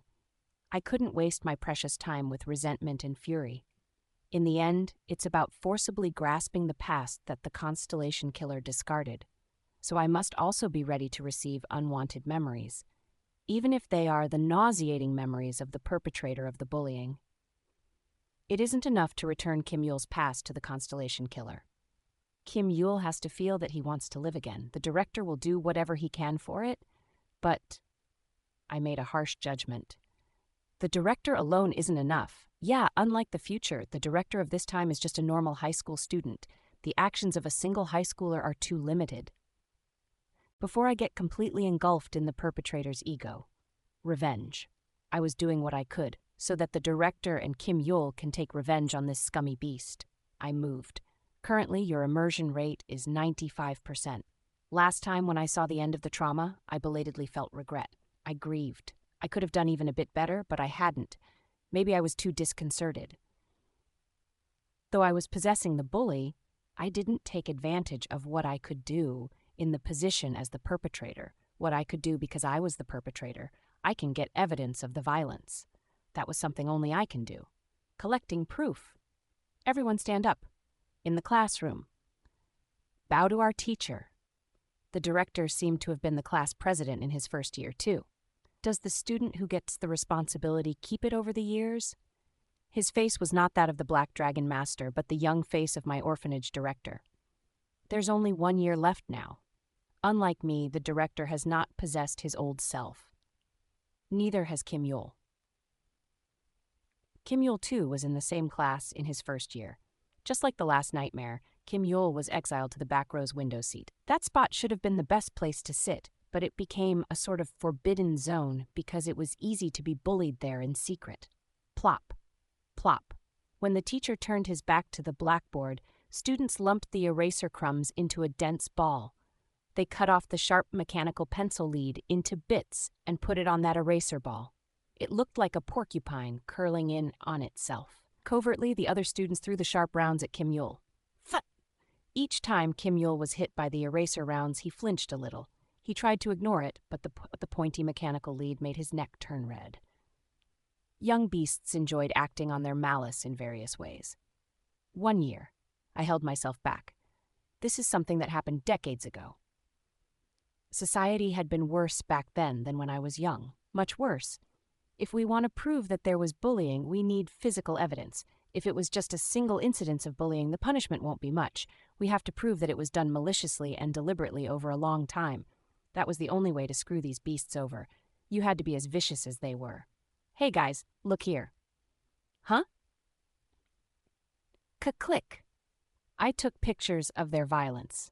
Cell phone photos in this time were blurry. I bought a digital camera to take photos and a camcorder to shoot videos. Sunbae Nim. One of my underclassmen from middle school was worried. In the previous trauma, he had looked like Demon Lord Walliong of the 4 Demon Lords. Is it okay to take pictures of this? Don't worry about it. I'm just going to show a few people and delete it. Hey, I'm bored, so introduce yourself. What? My name is... I recorded every single day without skipping. There was no end to the wrongdoings that I and the people around me did. Smoking was just a cute prank. I not only harassed Kim Yul, but also other students often, including a middle school student. Fucker? Was this normal? Did it happen in other schools too? If so, if this happened in every elementary, middle, and high school, every school in this land, why was nobody stopping it? Why was everyone silent? How could they remain silent? Kim Yul looked up at me from the ground, having been pushed. We were behind the school. My gang and I attacked Kim Yul while he was taking care of the rabbits and chickens. We made fun of him for taking care of the animals, calling him a bumpkin. I was wondering what you smelled like, so it was shit. Why are you raising chickens? To eat their eggs? Should I buy you an egg? Kim Yul didn't say a word. He just stared at me while I recorded with my camcorder. His black eyes shone in the small screen of the camcorder. Currently, your immersion rate is 95%. 1 day. Currently, your immersion rate is 96%. Another, your immersion rate is 97%. The hellish records piled up. It's dangerous now. It was when 11 months had passed that I felt my limit. I don't know when my immersion rate will surpass 99%. My mind had already turned into sludge. At some point, I stopped feeling anger even when I filmed Kim Yul being bullied. I felt no guilt, only a subtle sense of ridicule and impulsive pleasure. My part ends here. I picked up a cardboard box, 103 tapes, 300 elf videos, 30,790 photos, my and Kim Yul's cell phones filled with text messages. 2. All the evidence was stamped with the exact date and location. It was a record of time that nobody could deny. There were no loopholes for lies such as, I feel sorry for my past mistakes, or I didn't mean it like that. Director. I put the box down in front of the house where the director's family lived. When he was young, the director lived in a townhouse. I rang the doorbell and hid. The director came out. Huh? The director, who hadn't been possessed yet, looked around and tilted his head. Hello? Who? The director looked at the box and stopped. On top of the box was a sheet of paper I had printed something on. I'm sending you all of the evidence. Please decide how to use it. If you decide to take action, please do so after 30 days. The director had been a cautious person since he was young. Instead of taking the box inside right away, he brought out a knife to unseal the box. Then he slowly checked the contents. The director's face hardened. He looked around once more, and remaining vigilant to the end, he quietly and carefully took the box inside. Thud. The door closed. Ah. I finally felt relieved. I endured it. I could finally breathe for the first time since I fell into this world. It's done. I did it. I held on, and now it's done. I did it. On the way home, I looked up at the dark night sky. I finished everything I could do. Could I have done something else? Was there a slightly better way? Will the days ahead really be worth more than the violence I could have prevented in the past 11 months? Currently, your immersion rate is 98%. I don't know. I lay in bed. I don't know, but I didn't give up because I didn't know. That's right. This must be the correct way. If anybody can change the end of this world, it's Kim Yul. It's the director. I'll leave everything to those two. It isn't my role. Currently, your immersion rate is 99%. I put my hands together. The villain just has to disappear.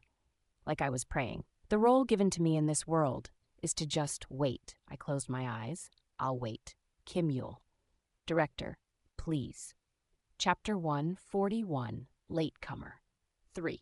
Chapter 141, Latecomer. 3.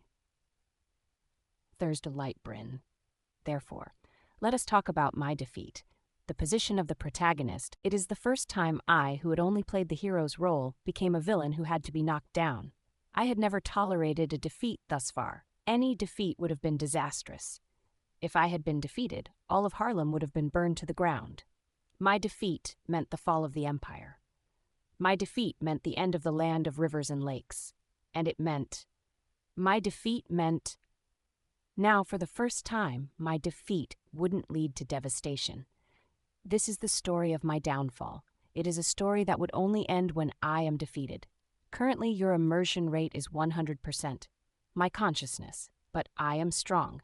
I am a manipulative and shrewd person. I don't know how you all will remember your school days. Were you happy? Did you enjoy yourself?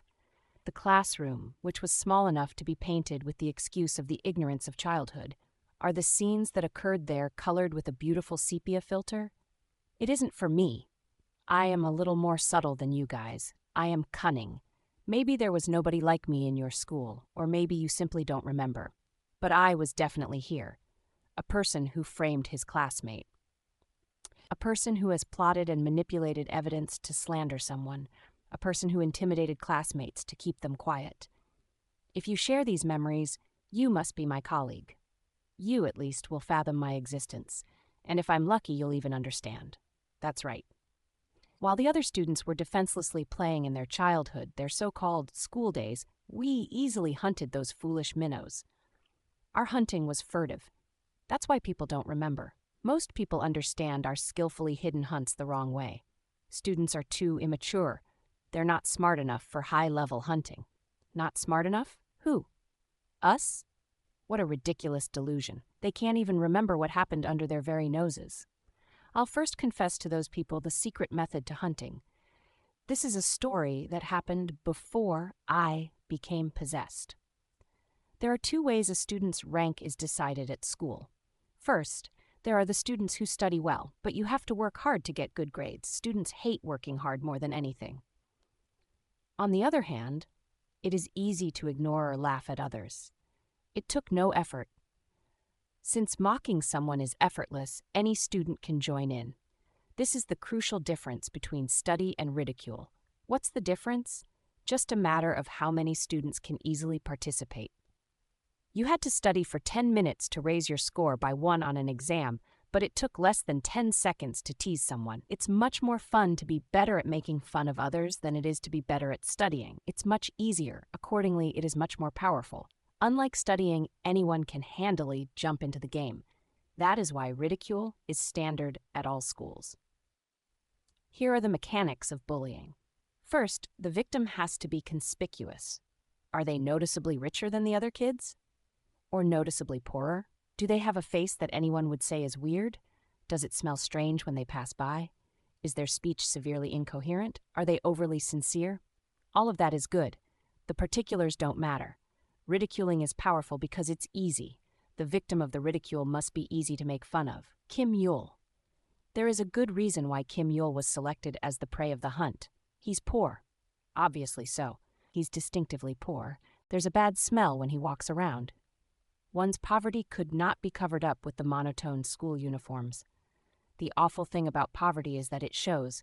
Everyone could tell that Kim Yule was poor. Anyone who got close knew that he smelled bad. He is easy for anyone to ridicule. Hey, so it is easy to begin. It might be a bit harsh to say this, but when you go near that guy, oh yeah, he did smell a little. Poor guy. Level 1. Go lightly at first. You probably know, too, that you shouldn't reveal your hand at the beginning. That would be dumb. Did he enter on a financial aid? I've known Kim Yule since middle school, and even then, idle talk.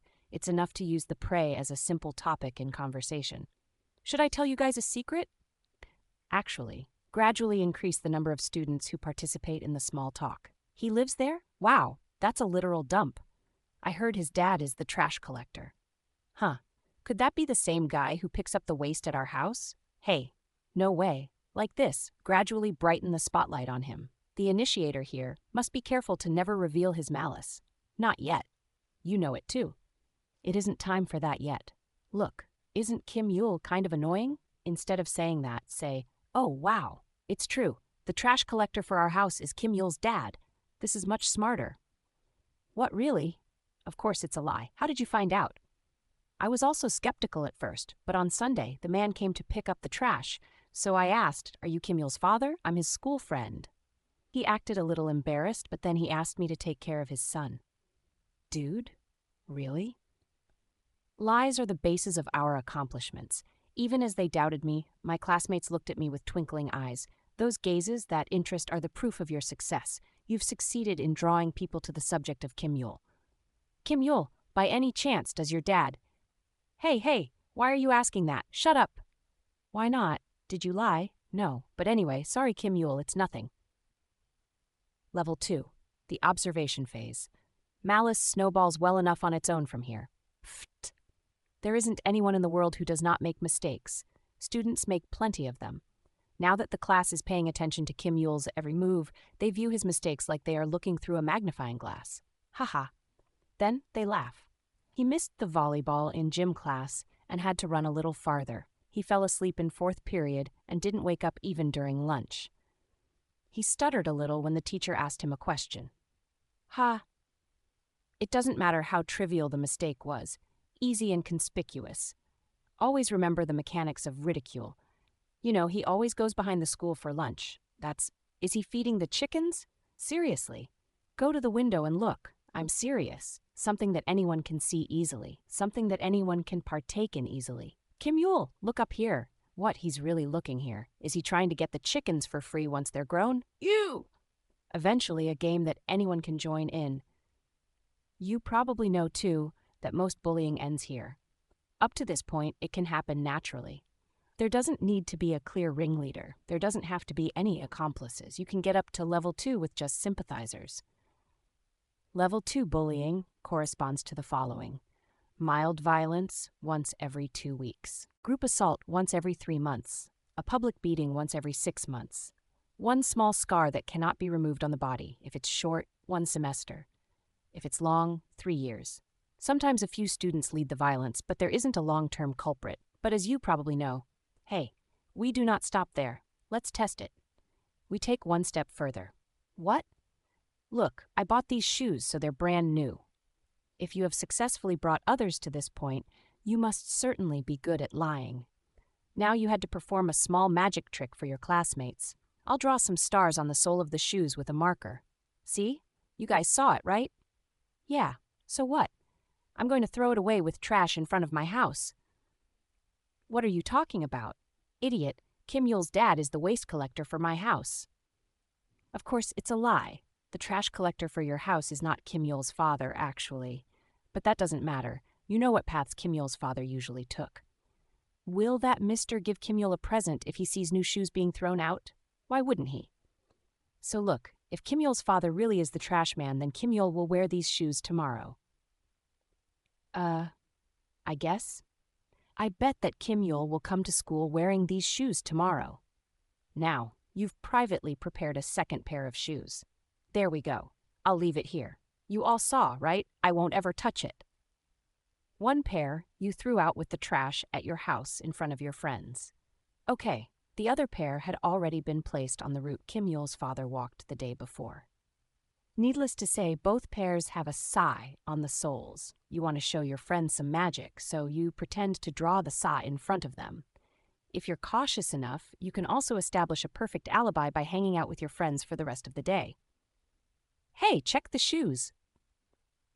It is lunchtime on the following day. We are in the classroom.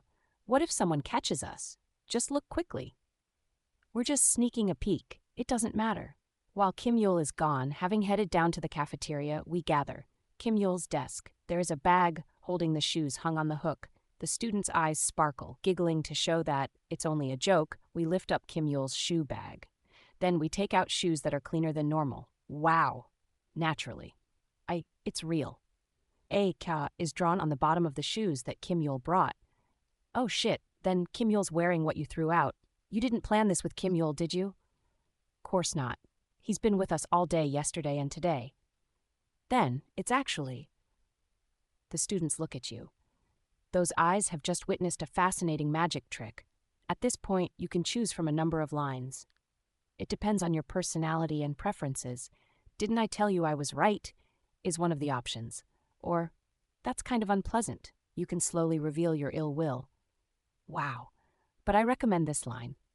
So it's true. Bury yourself in your surroundings. I mean, that old man could have lied that he's Kim Yul's dad. Feign ignorance. So I wasn't 100% sure either. Laugh like you don't get it. Check the shoes again, acting like you're seeing something unbelievable. Then, refine your tone like you've realized some new truth. But wow. To think it was real, and take back one step. Whatever, I don't know. I'm calling off the bet, I don't need it. You guys, just pretend you don't know. This is something between just us. Let's call it quits. Anyway, I don't know. Inexperienced leaders always try to do everything themselves, as you know. This is stupid and impatient. You feel impatient because you know that the evidence and magic you concocted is sloppy. That's why you have to perform the magic perfectly from the beginning. What's happening? Just in time. The other students return to the classroom one by one from lunch. Hey, Kim Yul is actually... Huh? Tell me. Of course, you deliberately set lunchtime as the setting for your magic show. You can't waste your magic during a mere break. At lunchtime, the class returns to the room in 2s and 3s. There is enough time. It's perfect for whispering about and spreading the event that just happened. No way. They look at Kim Yul's shoes. That's crazy. It's real. As if. You sit in the back row pretending to be asleep. You're cautious. You can never spread the story yourself. You can't get ahead of yourself. You have the virtue of a lion which does not monopolize its hunt and shares its prey with its pride. What are you guys talking about? Come over here. What about Kim Yul's shoes? Let others have the fun of spreading rumors. Plant the illusion that they discovered the truth themselves. Allow them to gorge themselves on the bloody chunk of meat. Ugh, is he picking up other things and using them too? Trust in humanity's malice. Yeah, keep quiet, but Kim Yul's dad is actually the trash collector. We went to the same middle school. We once had to talk about our parents' jobs. Trust in the power of ridicule. That's pretty nasty. Trust in the magic of, wow, then is everything he owns recycled? It's recycled, I tell you. I feel sorry for him, but he's disgusting, really. Oh, gross, I can smell his feet. Weren't these shoes supposed to be new? Hey, the recycling man is here. Hide it. Kim Yul, did you come back from feeding the chickens? Your shoes look pretty clean today. Heh. After school. You all form a pack and head down to the front gate to go after Kim Yul. Kim Yul tilts his head because he doesn't know the reason, but he doesn't care. The moment Kim Yul takes his shoes out from the bag and changes, Pft is complete. Pft, ha! Hey, Kim Yul! That over there. Those are the shoes Yunseo threw away at his house yesterday. Look at the soles. The young beasts are immersed in the pleasure of exposing the truth that Kim Yul doesn't know. He is a dirty child. It's pointless even if he denies it. We have evidence. The truth is that Kim Yul's father found a new pair of shoes and gave them to his son. The truth is, Kim Yul's father picked up the shoes, carefully examined them to see how new they were, and thought it was all right, so he gave them to his son. The truth is, Kim Yul knew everything, but he silently received the gift from his father. His father's concern, his silent expression, and Kim Yul's muted eyes are the truth. But beasts didn't have the imagination to think of that. They didn't even try. Because ridicule is much easier. With the proof you fabricated, the beasts easily feasted upon. Do you have that much free time? Kim Yul said expressionlessly. Is it fun? He is composed. If you're bored, do your own thing. Stop bothering others. Then he turns his back and leaves. The students remain silent for a moment. If someone says anything, like, hey, this isn't funny, let's stop, things may end. We're in high school. Why are we bullying people? You have to drive away that atmosphere. As you know, it takes courage to say something like that. What? Why is he acting like that? We were just joking. When nobody is saying what they should. Bastard. Even though he's walking around wearing trash. I didn't know he was that kind of guy. Level 3. Violence against the scapegoat is allowed. Hey, someone buy indoor shoes and throw them away. Let's see if he'll wear those too. I don't know how you all will remember your school days. He leaves his book bag behind at lunch. Put this pencil case in there while he's gone. You're a really bad guy. Whatever. Were you happy? Did you enjoy yourself? Isn't that the pencil case I threw out yesterday? What, Kim Yul, were you recycling again? Pfft. The classroom, which was small enough to be painted with the excuse of the ignorance of childhood. Are the scenes that occurred there covered with a beautiful sepia filter? Ugh. The milk spoiled. Hide it under his desk. Quick, class is gonna start. It isn't for me. Where is the strange smell coming from? You smell it too? Yeah, it kept stinking all through math class. Wait a moment, I'll look for it. Sniff, sniff. I think it's coming from the back row. I am a little more subtle than you guys. I am cunning. Yul, why do you bother washing the rags? A rag's a rag no matter how much you wash it. How sad. Maybe he sympathizes with the rag. Maybe there was nobody like me in your school. Or maybe you simply don't remember. Currently, your immersion rate is 100%, but I am definitely here. In this city, in this school, I am sitting in this classroom holding a mechanical pencil. Class Pres, what are you looking at? The class president looks at me with strange eyes. Gongja, huh?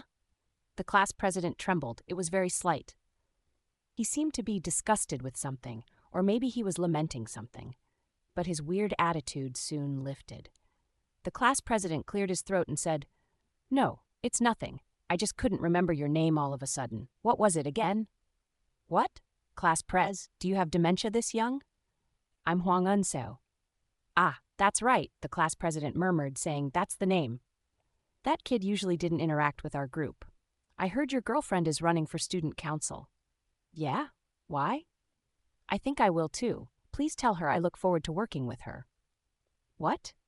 You want to be the student council president? But all you ever do is study, Class Press. I need recommendations to enter Seoul National University. They say it's easy if you become the student council president. Is that so? Seems like it. It's kind of funny how he wants to join the student council to go to Seoul National University. Well, it's the class president. He's an honest guy. I decide to let it pass. Cool. Good luck, Class Press. I'm voting for my girlfriend, but anyway, fight on. The class president nods his head with a blank face. All right, thanks. I am strong. I am a manipulative and shrewd person. Therefore, even if you didn't say it, I'm going to try my best. Let us talk about my defeat. Chapter 142. Rooftop. 1. Quote. Translator Thursdays. Editico. Light Bryn 1. One day.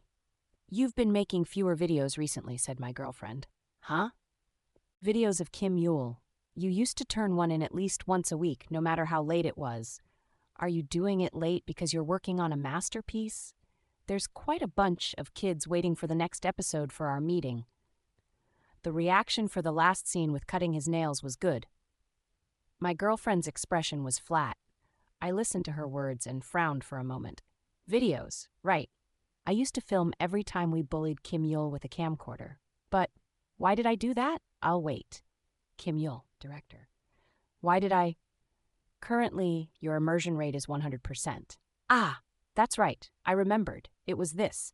I filmed it so the kids have something to see. The children of the local community leaders gathered at Shinseo Middle and High School. The school was prestigious.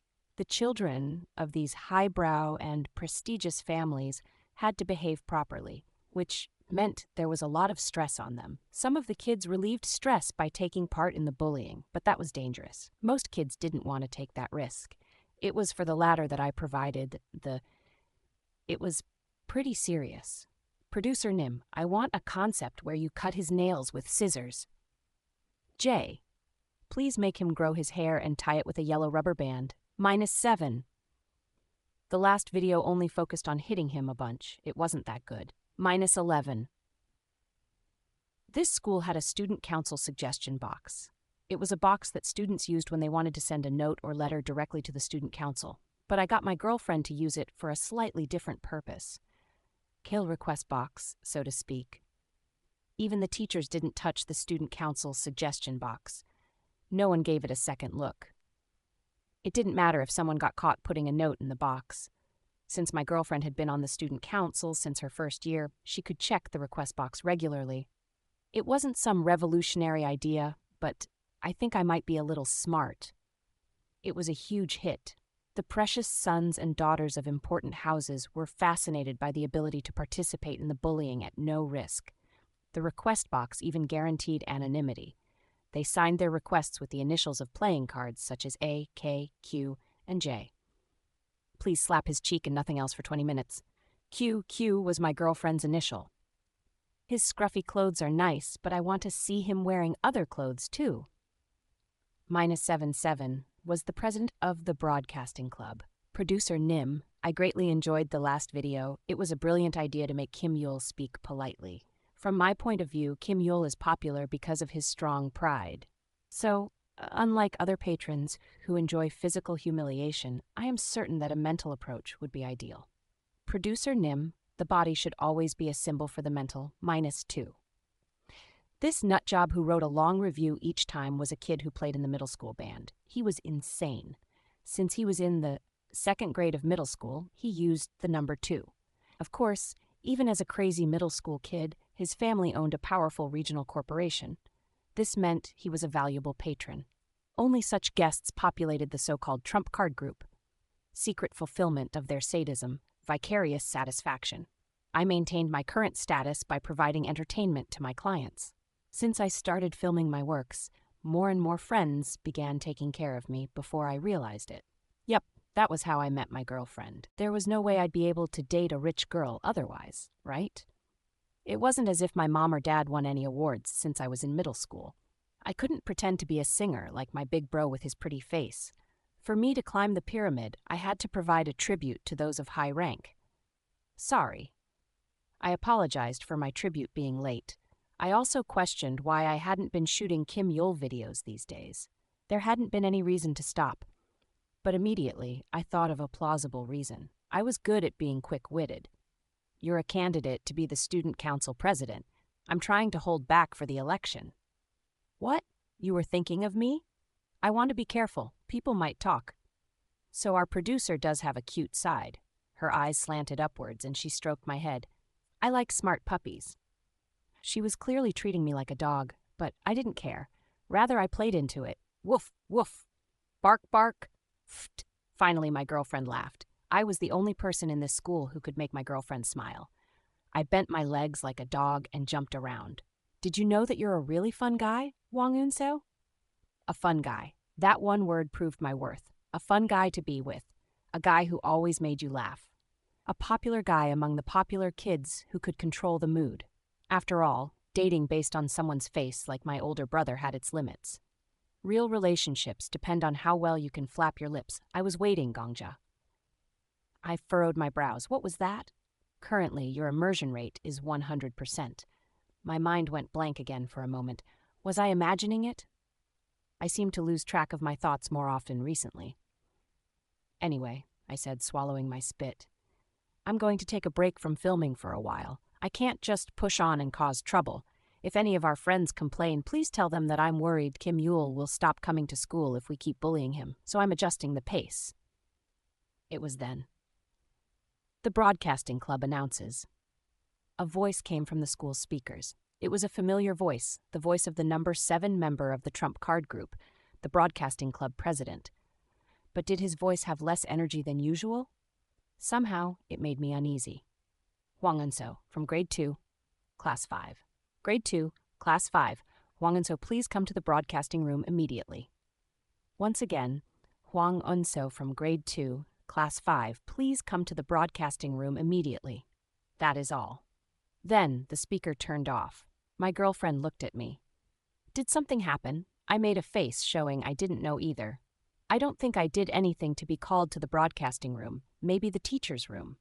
Since it's the Broadcasting Club's president, he might just be calling you for personal reasons, like asking why there haven't been new videos. My girlfriend muttered that the guy was a little crazy. Go. I'll go home by myself. Okay, thanks. I thought over it a little, then pressed my lips to my girlfriend's cheek. I flirted with her quite well today. I also played up the lie that I cared for my girlfriend. She would probably allow a kiss on the cheek. More than anything, I had to prove to my girlfriend and the people around her that we were a couple. My girlfriend huffed like she could see the calculations in my head. Cute. Hooray. The princess laughed again. I'm going. I'll text you what it's about later. That was why. I was much smarter than the other students. As I walked down the hallway, I calculated my score for today. Did I make any mistakes with people? Did I say anything weirdly? Did I make everyone laugh a good amount? And did I laugh a proper amount as well? The results are, today has been a perfect day. Full points. As expected of me.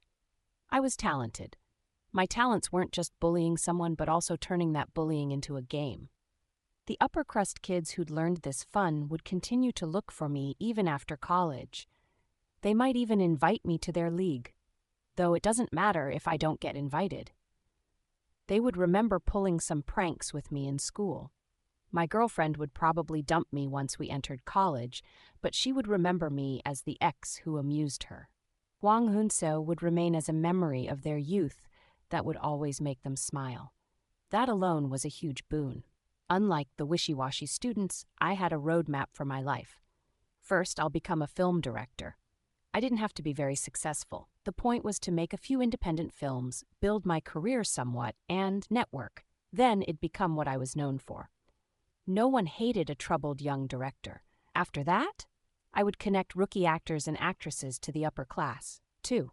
I'd become a sort of party designer, satisfying the rich young masters and ladies like I was doing now. Since my older brother worked in entertainment, I could stretch there too. Good. A golden life. I was different from the nerds who just studied without purpose and thought about their careers only after getting into college. I was on a different level. I'm coming in. Scrape, I opened the door to the broadcasting room, but as soon as I entered, I paused. Stop. Only the Broadcasting Club president was in the room. That wasn't weird. The fact that the room had soundproof walls and thick curtains, that wasn't weird either. Hwang Eun-so. But the Broadcasting Club president was holding a camcorder and filming me, and that was unusual. Close the door. Hurry. Close the door. If you don't, there will be big trouble. The Broadcasting Club president was trembling like a cornered rat. I didn't know why he was like that, but nothing good can come from agitating someone in that state. I quietly closed the door. Draw the curtains. I drew the curtains. And now look at me. I looked. Grade 2, Class 5, Hwang Eun-so.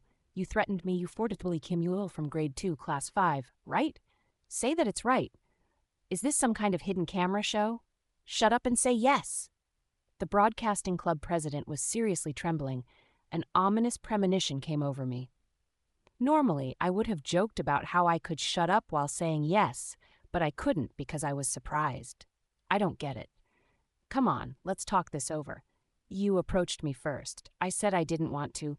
You coaxed me, saying that there's something interesting and that I should see it at least once, right? That's what happened. So it's all your fault. This wasn't normal. What are you talking about? You came to me after hearing rumors about the videos at the meetings. You said to let you in the group since you could connect me to the middle school kids, so why are you now? No, that isn't it. His face turned pale. It's your wrongdoing. It's your fault, Hwang Un-seo. You said we'd never be caught. You promised anonymity, that you'd take responsibility, but why is there a video with me in it? What? Seriously, what are you talking about? I only appeared once. Appearance. Some guests at the meetings occasionally wanted to make a guest appearance in the videos. They wanted to enjoy the act in real time instead of on tape. If I remembered correctly, the Broadcasting Club president only did so once. Hold on. Are you doing this because you're scared the video will be leaked? Don't worry about it. I throw away the video after everyone sees it. Don't lie. The Broadcasting Club president's face crumpled angrily. Asshole, you crazy bastard. I shouldn't have believed a bastard like you. Say it now. Say that you tricked me into it. Otherwise, I'll tell everyone what you've done. Say it.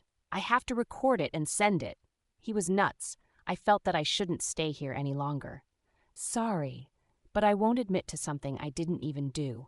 It goes against my conscience. I definitely only showed you because you asked me. I threw away the video itself, but I have all the notes you put in the suggestion box. I don't know why you're doing this, but I'll talk to you later when you cool down. I turned my back to him. The Broadcasting Club president groaned. Stand right there. Don't go. Don't go. Hwang Un-seo. If you go out, you're done for. Really. I'll end your life by telling everyone. Don't you understand? Hey, Hwang Un-seo. Bastard. You're done for. Your life is over. Just watch. I'll tell my parents and your life. Scrape. The door closed, cutting off the Broadcasting Club president's voice. Absorbed by the soundproof wall and covered by the curtains, his shouts were incoherent vibrations. Nobody was around in the second-floor corridor. Fuck, what the hell? I cursed. He wouldn't be shaking like that for no reason. Maybe the video really was leaked. There was no guarantee that none of my customers made a copy to keep. Someone may have used it to blackmail the Broadcasting Club president. Damn it! I heard that managing customers was more difficult than getting them. Those words were right. I took out my cell phone and dialed the customers one by one. Ring. The connecting sound was long. After a while, it ended because the other person didn't pick up. What? I stopped myself from yelling and called up the next customer. I wanted to ask if they knew anything about the Broadcasting Club president making a fuss. Ring. That customer didn't answer the phone either. Well, school just ended. They might not have picked up because they were on their way home. I controlled myself and called the next customer. Ring. Still. The next customer didn't answer my call either. Next customer, 2. A total of 12 people other than my girlfriend. None of the customers in the trump card group answered my calls. What is this? I was overcome by an ominous feeling. It was like a hand was gripping my neck. Just what is happening? I didn't think as I called up a classmate who wasn't one of the customers. If I was the producer, this friend was my secretary. He was in charge of delivering and collecting the videos to and from the customers for me. Ring. He didn't answer my phone either. I realized then someone was trying to hunt me. Chapter 143. Rooftop. Chapter 143. Rooftop, Thursdays.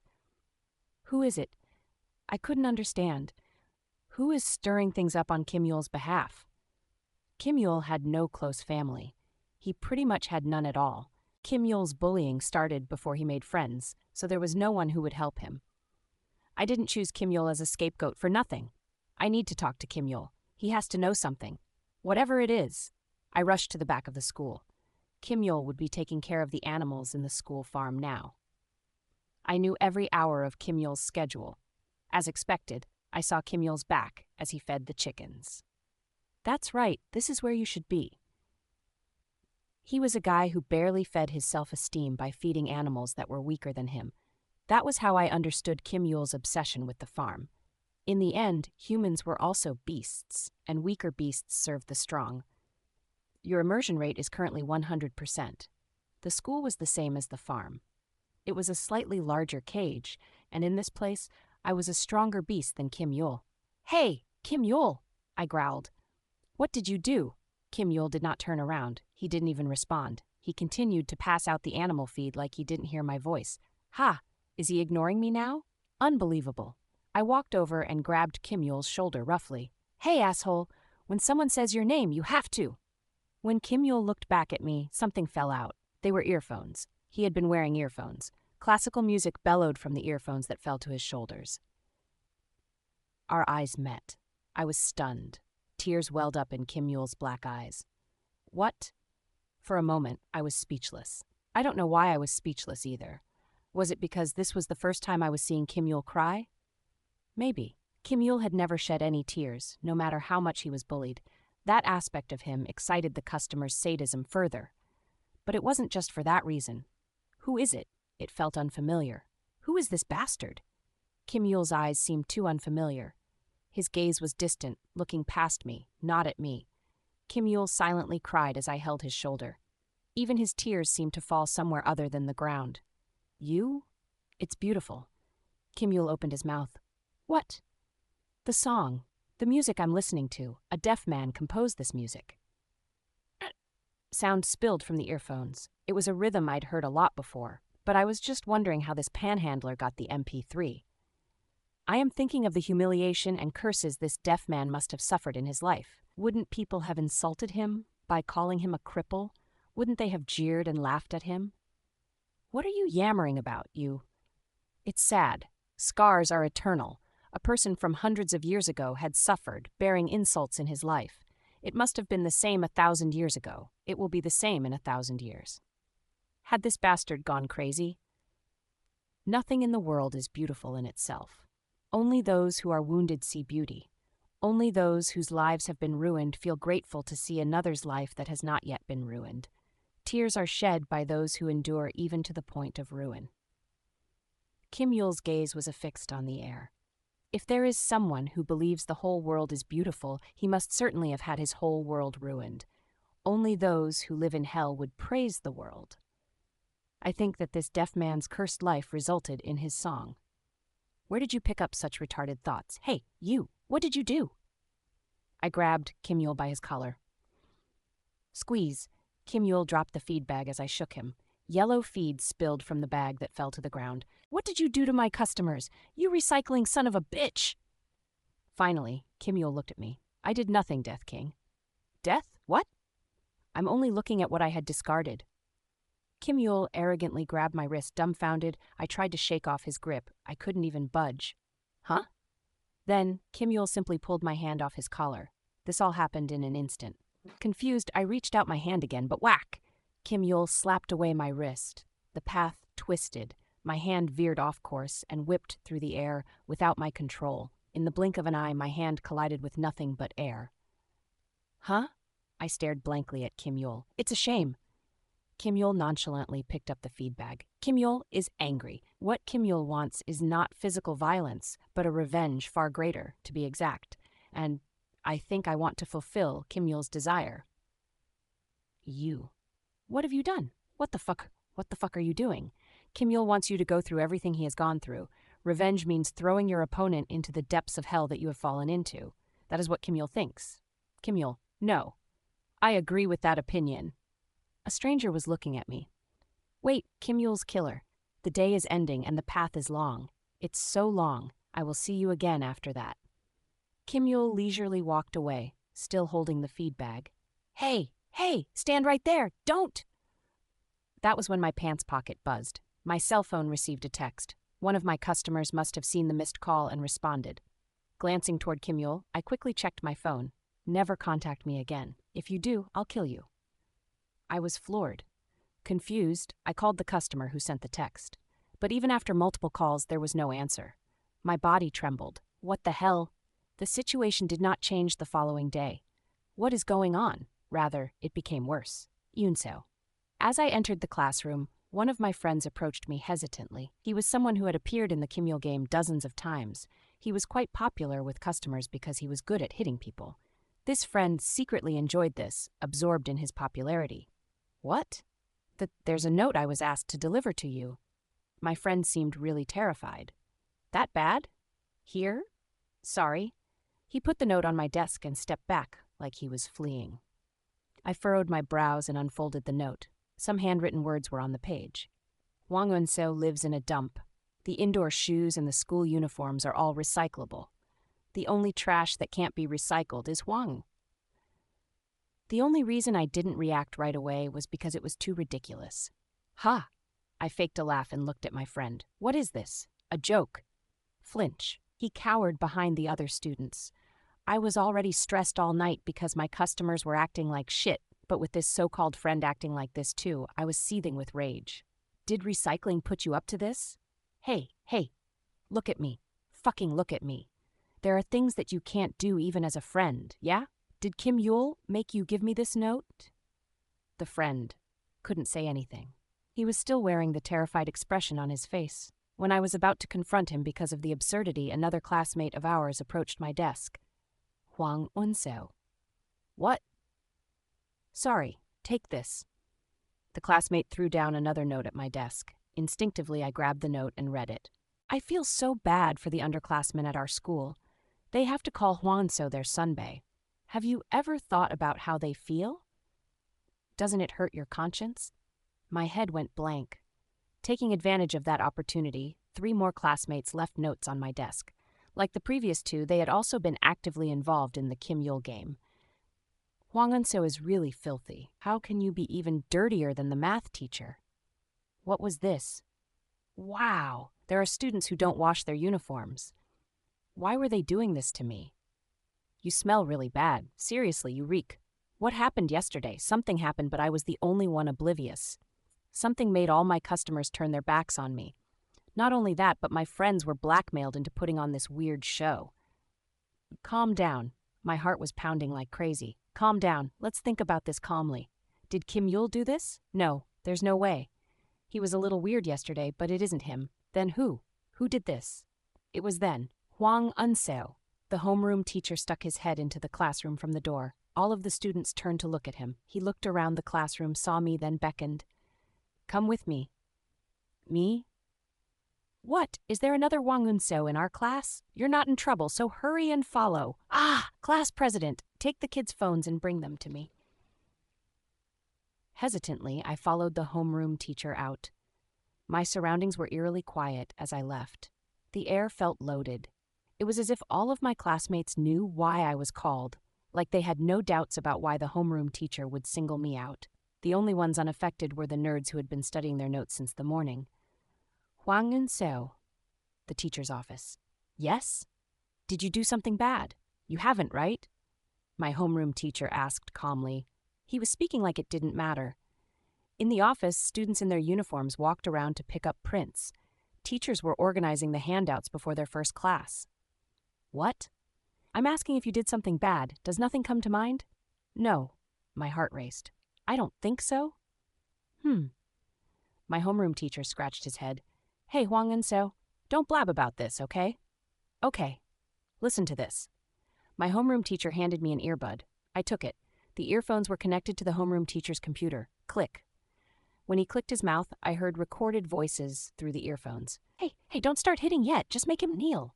Huh. A lot of people contributed this time. We'll use a lottery to decide the concept from the 5 requests we received for today. The back of my neck was cold. Ah, the person chosen today is the Queen. Congratulations, Queen. What are you all doing? Clap for her. Clap. Whoa. My voice. And the voices of my friends who had just tossed me the notes. Let's look at Queen's request. Hey, she also gave us a budget, 100,000 won. She said this is for our meals and told us not to be hungry. And for our popular star, we'll mix jjajangmyeon, jenjampong, and... Click. The homeroom teacher stopped the recording. Did you hear the voices just now? Yes. I received this recording in my mail yesterday. The sound quality isn't good, but it kind of sounds like your and some other kids' voices, so I just called you in to ask. Hwang Unseo, is this you? It isn't. I tried to look bewildered. Also a queen? What kind of play is this? Who knows? I listened to it from start to finish, and it's really weird. Anyway, it gives off a bad vibe. The mail said that it was something for Hwang Unseo from grade 2, class 5 to hear, so I wondered if it was a joke between you kids. Shit. So this was it. This was how the other kids were threatened. Fortunately, our homeroom teacher was a moron. He thought that this could be a prank even after listening to the recording. Well, it was only because he was such an idiot, that he didn't know what was happening in class. That was lucky for me. Nothing can be done with just this recording. It's just a blank shot.